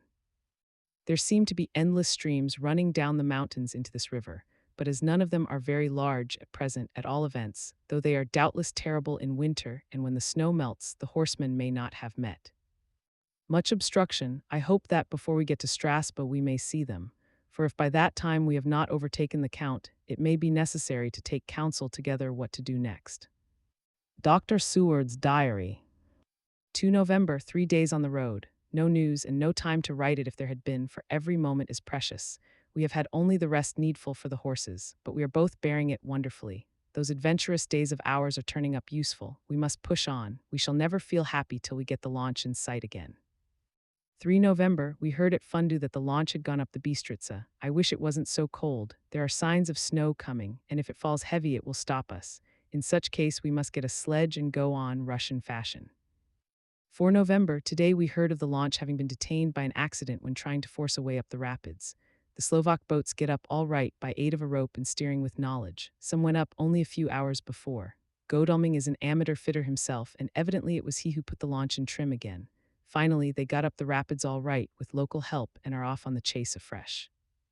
I fear that the boat is not any better for the accident. The peasantry tell us that after she got upon smooth water again, she kept stopping every now and again so long as she was in sight. We must push on harder than ever. Our help may be wanted soon. Mina Harker's journal. 31 October, arrived at Veresti at noon. The professor tells me that this morning at dawn he could hardly hypnotize me at all and that all I could say was dark and quiet. He is off now buying a carriage and horses. He says that he will later on try to buy additional horses so that we may be able to change them on the way. We have something more than 70 miles before us. The country is lovely and most interesting. If only we were under different conditions, how delightful it would be to see it all. If Jonathan and I were driving through it alone, what a pleasure it would be to stop and see people and learn something of their life, and to fill our minds and memories with all the color and picturesqueness of the whole wild, beautiful country and the quaint people. But alas. Later, Dr. Van Helsing has returned. He has got the carriage and horses. We are to have some dinner and to start in an hour. The landlady is putting us up a huge basket of provisions. It seems enough for a company of soldiers. The professor encourages her and whispers to me that it may be a week before we can get any food again. He has been shopping too and has sent home such a wonderful lot of fur coats and wraps and all sorts of warm things. There will not be any chance of our being cold. We shall soon be off. I am afraid to think what may happen to us. We are truly in the hands of God. He alone knows what may be, and I pray him with all the strength of my sad and humble soul that he will watch over my beloved husband, that whatever may happen, Jonathan may know that I loved him and honored him more than I can say, and that my latest and truest thought will be always for him. Chapter XXVII. Mina Harker's Journal. 1 November, all day long we have traveled, and at a good speed. The horses seem to know that they are being kindly treated, for they go willingly their full stage at best speed. We have now had so many changes and find the same things so constantly that we are encouraged to think that the journey will be an easy one. Dr. Van Helsing is laconic. He tells the farmers that he is hurrying to Bistritz and pays them well to make the exchange of horses. We get hot soup or coffee or tea, and off we go.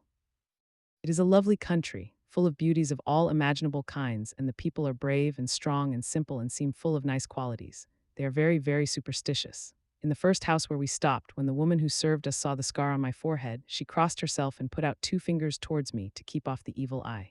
I believe they went to the trouble of putting an extra amount of garlic into our food, and I can't abide garlic. Ever since then I have taken care not to take off my hat or veil, and so have escaped their suspicions. We are traveling fast, and as we have no driver with us to carry tales, we go ahead of scandal. But I dare say that fear of the evil eye will follow hard behind us all the way. The professor seems tireless. All day he would not take any rest, though he made me sleep for a long spell. At sunset time he hypnotized me, and he says I answered as usual, darkness, lapping water, and creaking wood.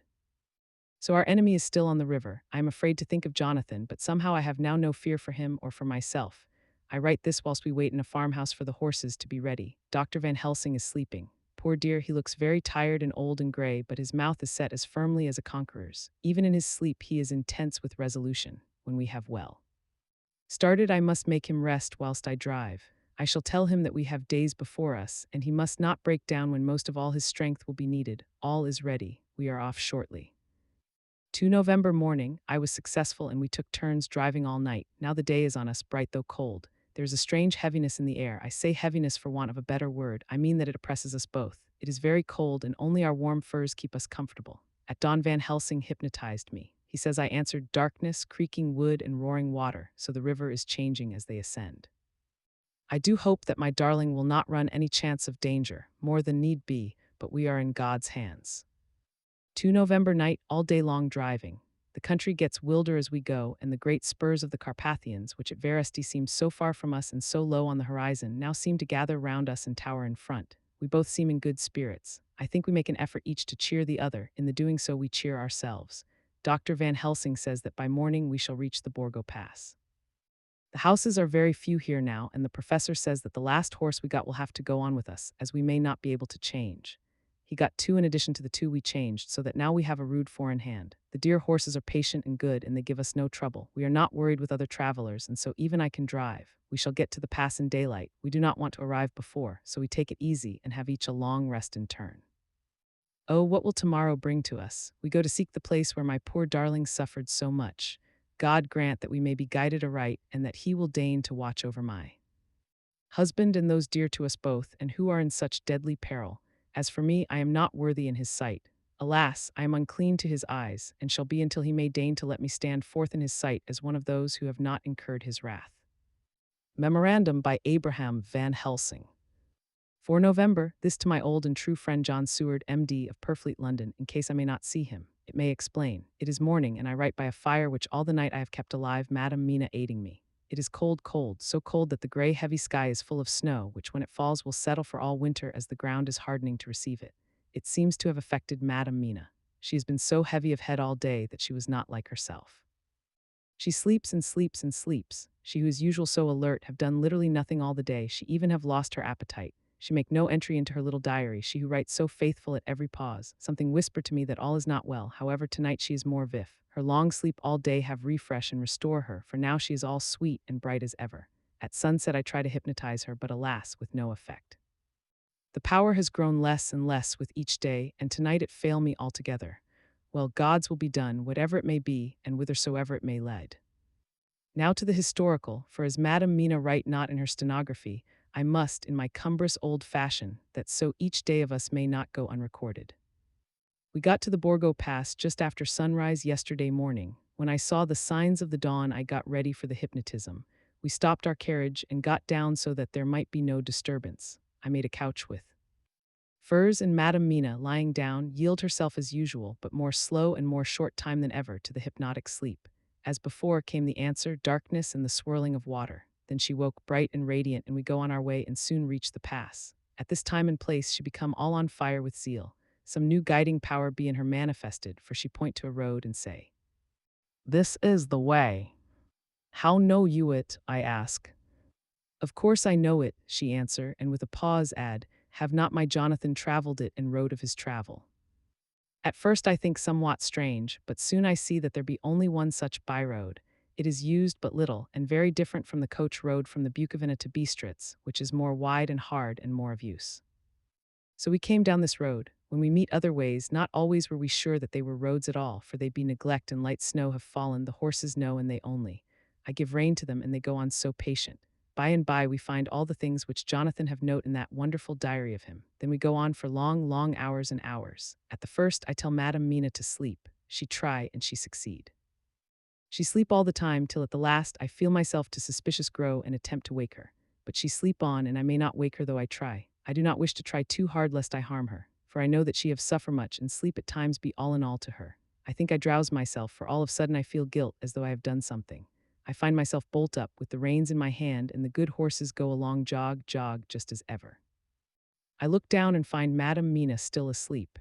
It is now not far off sunset time, and over the snow the light of the sun flow in big yellow flood, so that we throw great long shadow on where the mountain rise so steep.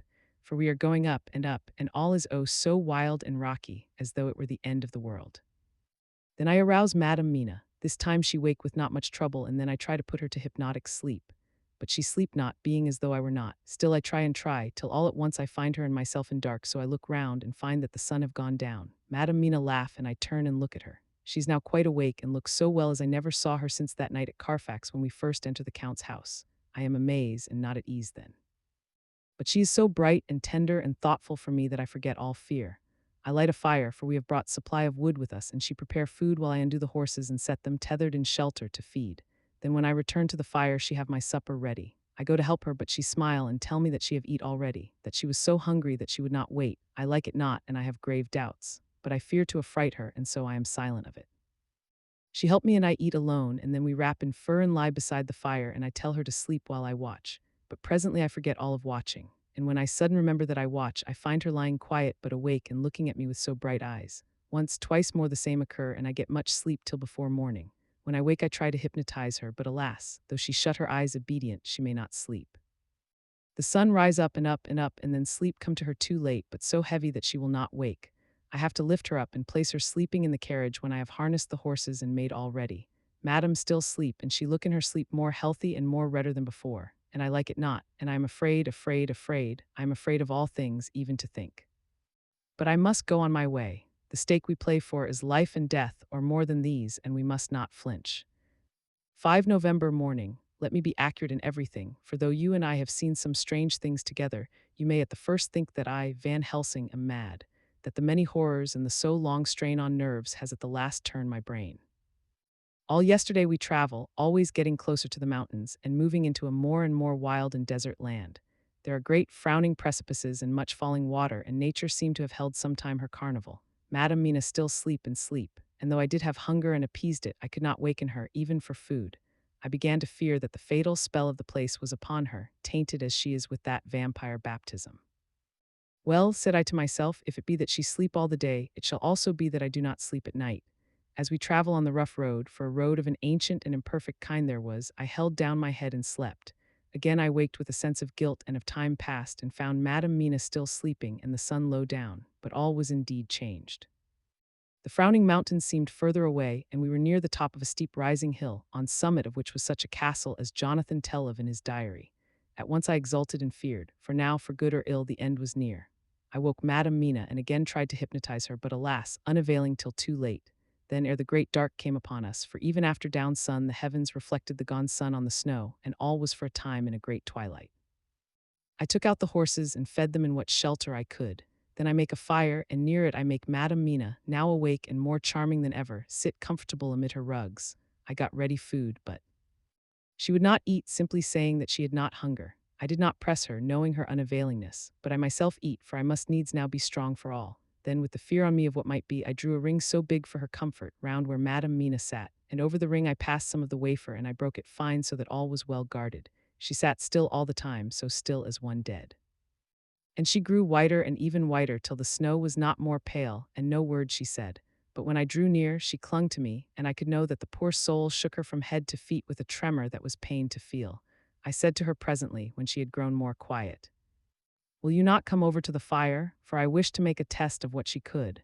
She rose obedient, but when she had made a step she stopped and stood as one stricken.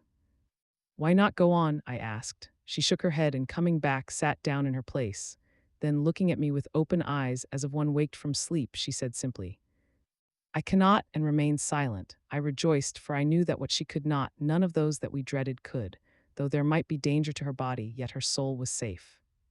Presently the horses began to scream and tore at their tethers till I came to them and quieted them. When they did feel my hands on them, they whinnied low as in joy and licked at my hands and were quiet for a time. Many times through the night did I come to them, till it arrived to the cold hour when all nature is at lowest, and every time my coming was with quiet of them. In the cold hour the fire began to die, and I was about stepping forth to replenish it, for now the snow came in flying sweeps and with it a chill mist. Even in the dark there was a light of some kind, as there ever is over snow, and it seemed as though the snow flurries and the wreaths of mist took shape as of women. With trailing garments, all was in dead, grim silence, only that the horses whinnied and cowered, as if in terror of the worst. I began to fear horrible fears, but then came to me the sense of safety in that ring wherein I stood. I began, too, to think that my imaginings were of the night and the gloom and the unrest that I have gone through and all the terrible anxiety. It was as though my memories of all Jonathan's horrid experience were befooling me. For the snowflakes and the mist began to wheel and circle round, till I could get as though a shadowy glimpse of those women that would have kissed him. And then the horses cowered lower and lower and moaned in terror as men do in pain. Even the madness of fright was not to them, so that they could break away. I feared for my dear Madam Mina when these weird figures drew near and circled round. I looked at her, but she sat calm and smiled at me. When I would have stepped to the fire to replenish it, she caught me and held me back, and whispered, like a voice that one hears in a dream, so low it was, "No, no, do not go without. Here you are safe." I turned to her and looking in her eyes said, "But you, it is for you that I fear." Whereat she laughed, a laugh low and unreal, and said, "Fear for me? Why fear for me? None safer in all the world from them than I am." And as I wondered at the meaning of her words, a puff of wind made the flame leap up, and I see the red scar on her forehead. Then, alas, I knew. Did I not, I would soon have learned, for the wheeling figures of mist and snow came closer, but keeping ever without the holy circle. Then they began to materialize till, if God have not taken away my reason, for I saw it through my eyes, there were before me in actual flesh the same three women that Jonathan saw in the room when they would have kissed his throat. I knew the swaying round forms, the bright hard eyes, the white teeth, the ruddy color, the voluptuous lips.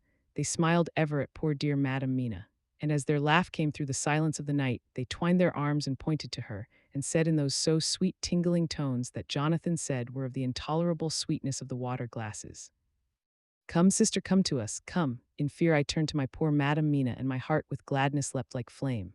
For oh, the terror in her sweet eyes, the repulsion, the horror, told a story to my heart that was all of hope. God be thanked she was not yet of them. I seized some of the firewood which was by me, and holding out some of the wafer, advanced on them towards the fire. They drew back before me and laughed their low, horrid laugh. I fed the fire and feared them not. For I knew that we were safe within the ring, which she could not leave no more than they could enter. The horses had ceased to moan and lay still on the ground. The snow fell on them softly, and they grew whiter. I knew that there was for the poor beasts no more of terror. And so we remained till the red of the dawn began to fall through the snow gloom. I was desolate and afraid, and full of woe and terror. But when that beautiful sun began to climb the horizon, life was to me again. At the first coming of the dawn, the horrid figures melted in the whirling mist and snow. The wreaths of transparent gloom moved away towards the castle and were lost. Instinctively, with the dawn coming, I turned to Madame Mina, intending to hypnotize her. But she lay in a deep and sudden sleep from which I could not wake her. I tried to hypnotize through her sleep, but she made no response, none at all, and the day broke. I fear yet to stir. I have made my fire and have seen the horses. They are all dead. Today I have much to do here, and I keep waiting till the sun is up. High, for there may be places where I must go, where that sunlight, though snow and mist obscure it, will be to me a safety. I will strengthen me with breakfast, and then I will do my terrible work.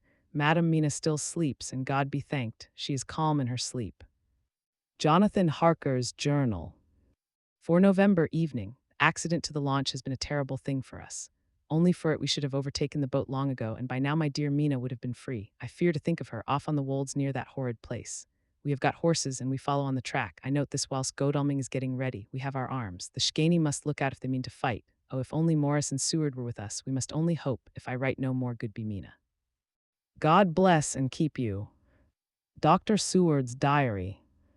5 November, with the dawn we saw the body of Schkane before us dashing away from the river with their later wagon. They surrounded it in a cluster and hurried along as though beset. The snow is falling lightly, and there is a strange excitement in the air. It may be our own feelings, but the depression is strange. Far off I hear the howling of wolves. The snow brings them down from the mountains, and there are dangers to all of us and from all sides. The horses are nearly ready, and we are soon off. We ride to death of someone. God alone knows who, or where, or what, or when, or how it may be. Dr. Van Helsing's Memorandum.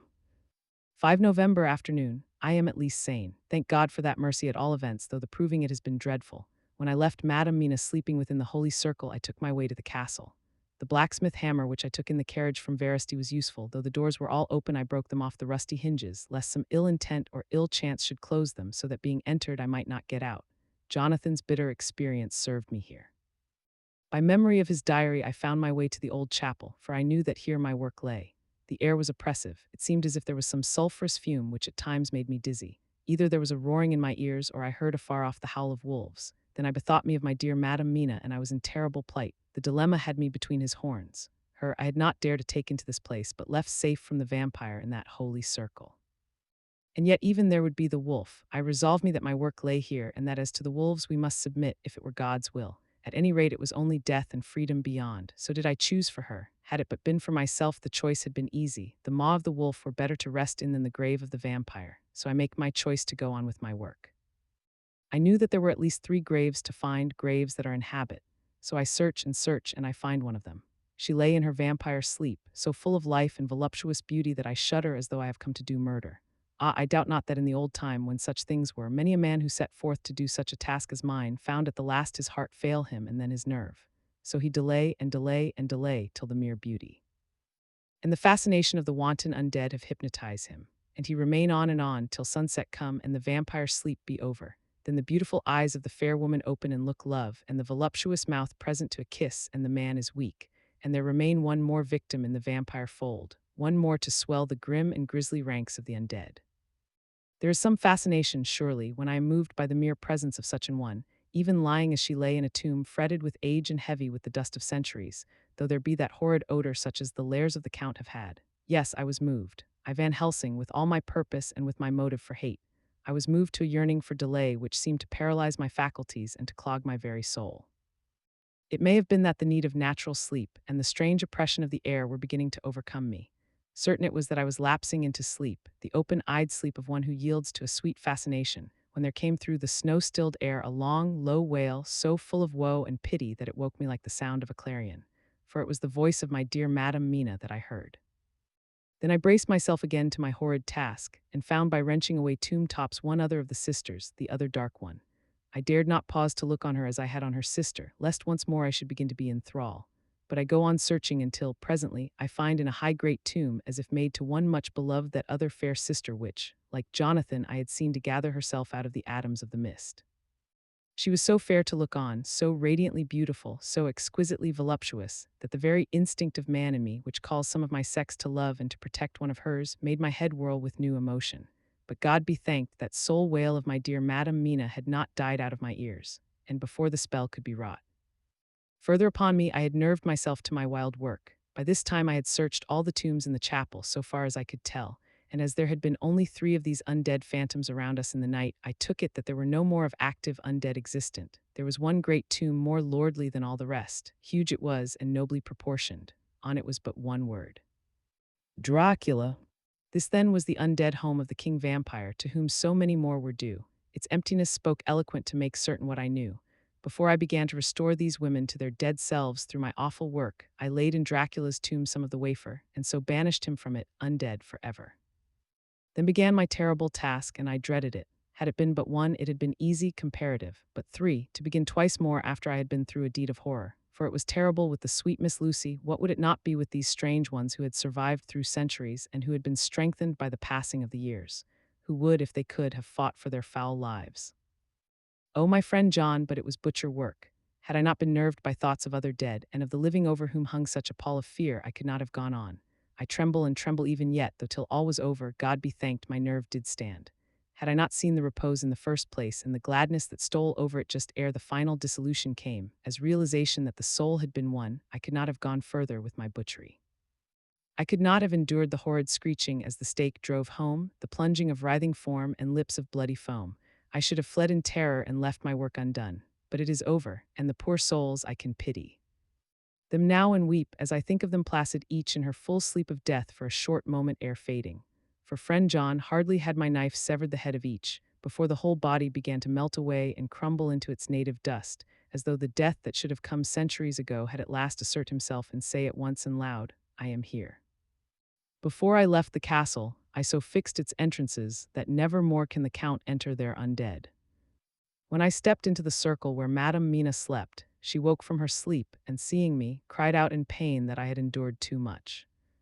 Come, she said, come away from this awful place. Let us go to meet my husband, who is, I know, coming towards us.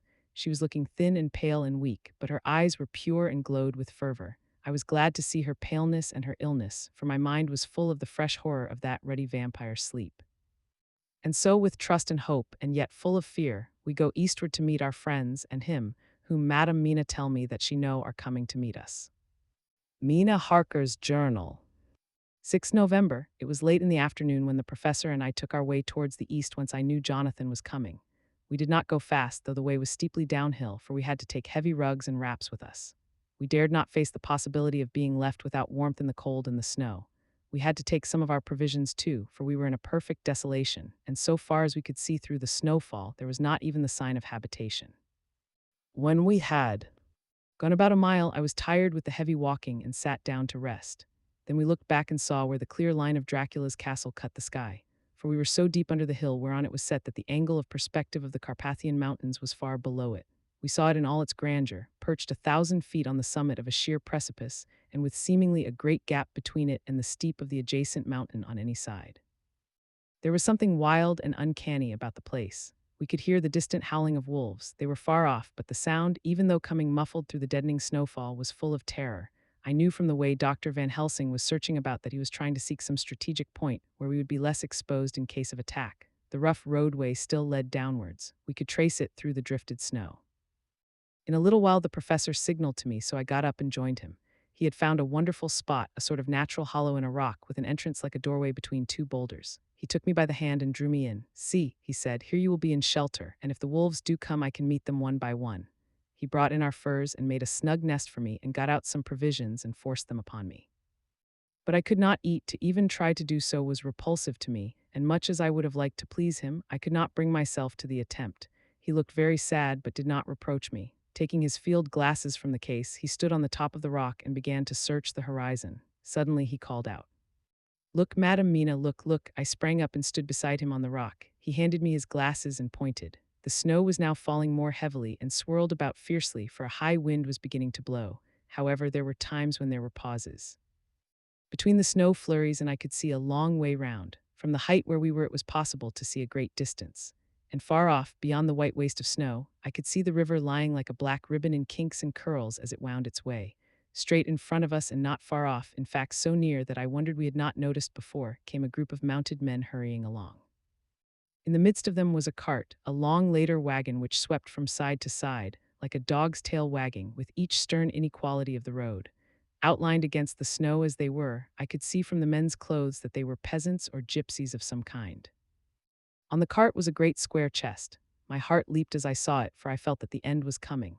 The evening was now drawing close, and well I knew that at sunset the thing, which was till then imprisoned there, would take new freedom and could in any of many forms elude pursuit. In fear I turned to the professor. To my consternation, however, he was not there. An instant later I saw him below me. Round the rock he had drawn a circle, such as we had found shelter in last night. When he had completed it, he stood beside me again, saying, "At least you shall be safe here from him." He took the glasses from me, and at the next lull of the snow swept the whole space below us. "See," he said, "they come quickly. They are flogging the horses and galloping as hard as they can." He paused and went on in a hollow voice. "They are racing for the sunset. We may be too late. God's will be done." Down came another blinding rush of driving snow, and the whole landscape was blotted out. It soon passed, however, and once more his glasses were fixed on the plain. Then came a sudden cry. "Look, look, look, see, two horsemen follow fast, coming up from the south. It must be Quincy and John. Take the glass, look before the snow blots it all out." I took it and looked. The two men might be Dr. Seward and Mr. Morris. I knew at all events that neither of them was Jonathan. At the same time I knew that Jonathan was not far off. Looking around I saw on the north side of the coming party two other men riding at breakneck speed. One of them I knew was Jonathan, and the other I took, of course, to be Lord Godalming. They, too, were pursuing the party with the cart. When I told the professor, he shouted in glee like a schoolboy, and after looking intently till a snowfall made sight impossible, he laid his Winchester rifle ready for use against the boulder at the opening of our shelter. "They are all converging," he said. "When the time comes we shall have gypsies on all sides." I got out my revolver ready to hand, for whilst we were speaking the howling of wolves came louder and closer. When the snow storm abated a moment, we looked again. It was strange to see the snow falling in such heavy flakes close to us, and beyond, the sun shining more and more brightly as it sank down towards the far mountain tops. Sweeping the glass all around us, I could see here and there dots moving singly and in twos and threes and larger numbers. The wolves were gathering for their prey. Every instant seemed an age whilst we waited. The wind came now in fierce bursts, and the snow was driven with fury as it swept upon us in circling eddies. At times we could not see an arm's length before us, but at others, as the hollow-sounding wind swept by us, it seemed to clear the air space around us so that we could see afar off. We had of late been so accustomed to watch for sunrise and sunset that we knew with fair accuracy when it would be, and we knew that before long the sun would set. It was hard to believe that by our watches it was less than an hour that we waited in that rocky shelter before the various bodies began to converge close upon us. The wind came now with fiercer and more bitter sweeps and more steadily from the north. It seemingly had driven the snow clouds from us, for with only occasional bursts the snow fell. We could distinguish clearly the individuals of each party, the pursued and the pursuers. Strangely enough, those pursued did not seem to realize, or at least to care, that they were pursued. They seemed, however, to hasten with redoubled speed as the sun dropped lower and lower on the mountain tops. Closer and closer they drew. The professor and I crouched down behind our rock and held our weapons ready. I could see that he was determined that they should not pass. One and all were quite unaware of our presence. All at once two voices shouted out to halt. One was my Jonathan's, raised in a high key of passion. The other Mr. Morris' strong, resolute tone of quiet command. The gypsies may not have known the language, but there was no mistaking the tone, in whatever tongue the words were spoken. Instinctively they reined in, and at the instant Lord Godalming and Jonathan dashed up at one side and Dr. Seward and Mr. Morris on the other. The leader of the gypsies, a splendid-looking fellow who sat his horse like a centaur, waved them back and in a fierce voice gave to his companions some word to proceed. They lashed the horses, which sprang forward, but the four men raised their Winchester rifles and in an unmistakable way commanded them to stop. At the same moment Dr. Van Helsing and I rose behind the rock and pointed our weapons at them. Seeing that they were surrounded, the men tightened their reins and drew up. The leader turned to them and gave a word at which every man of the gypsy party drew what weapon he carried, knife or pistol, and held himself in readiness to attack. Issue was joined in an instant.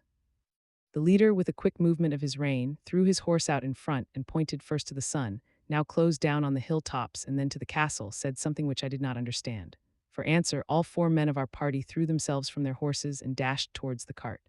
I should have felt terrible fear at seeing Jonathan in such danger, but that the ardor of battle must have been upon me as well as the rest of them. I felt no fear, but only a wild, surging desire to do something. Seeing the quick movement of our parties, the leader of the gypsies gave a command. His men instantly formed round the cart in a sort of undisciplined endeavor, each one shouldering and pushing the other in his eagerness to carry out the order. In the midst of this, I could see that Jonathan on one side of the ring of men and Quincy on the other were forcing a way to the cart. It was evident that they were bent on finishing their task before the sun should set. Nothing seemed to stop or even to hinder them. Neither the leveled weapons nor the flashing knives of the gypsies in front, nor the howling of the wolves behind, appeared to even attract their attention. Jonathan's impetuosity and the manifest singleness of his purpose seemed to overawe those in front of him. Instinctively, they cowered aside and let him pass. In an instant, he had jumped upon the cart and, with a strength which seemed incredible, raised the great box and flung it over the wheel to the ground. In the meantime, Mr. Morris had had to use force to pass through his side of the ring of Shganey. All the time I had been breathlessly watching Jonathan, I had, with the tail of my eye, seen him pressing desperately forward, and had seen the knives of the gypsies flash as he went away through them, and they cut at him. He had parried with his great Bowie knife, and at first I thought that he too had come through in safety. But as he sprang beside Jonathan, who had by now jumped from the cart, I could see that with his left hand he was clutching at his side, and that the blood was spurting through his fingers. He did not delay notwithstanding this, for as Jonathan, with desperate energy, attacked one end of the chest, attempting to prise off the lid with his great cookery knife, he attacked the other frantically with his Bowie. Under the efforts of both men, the lid began to yield.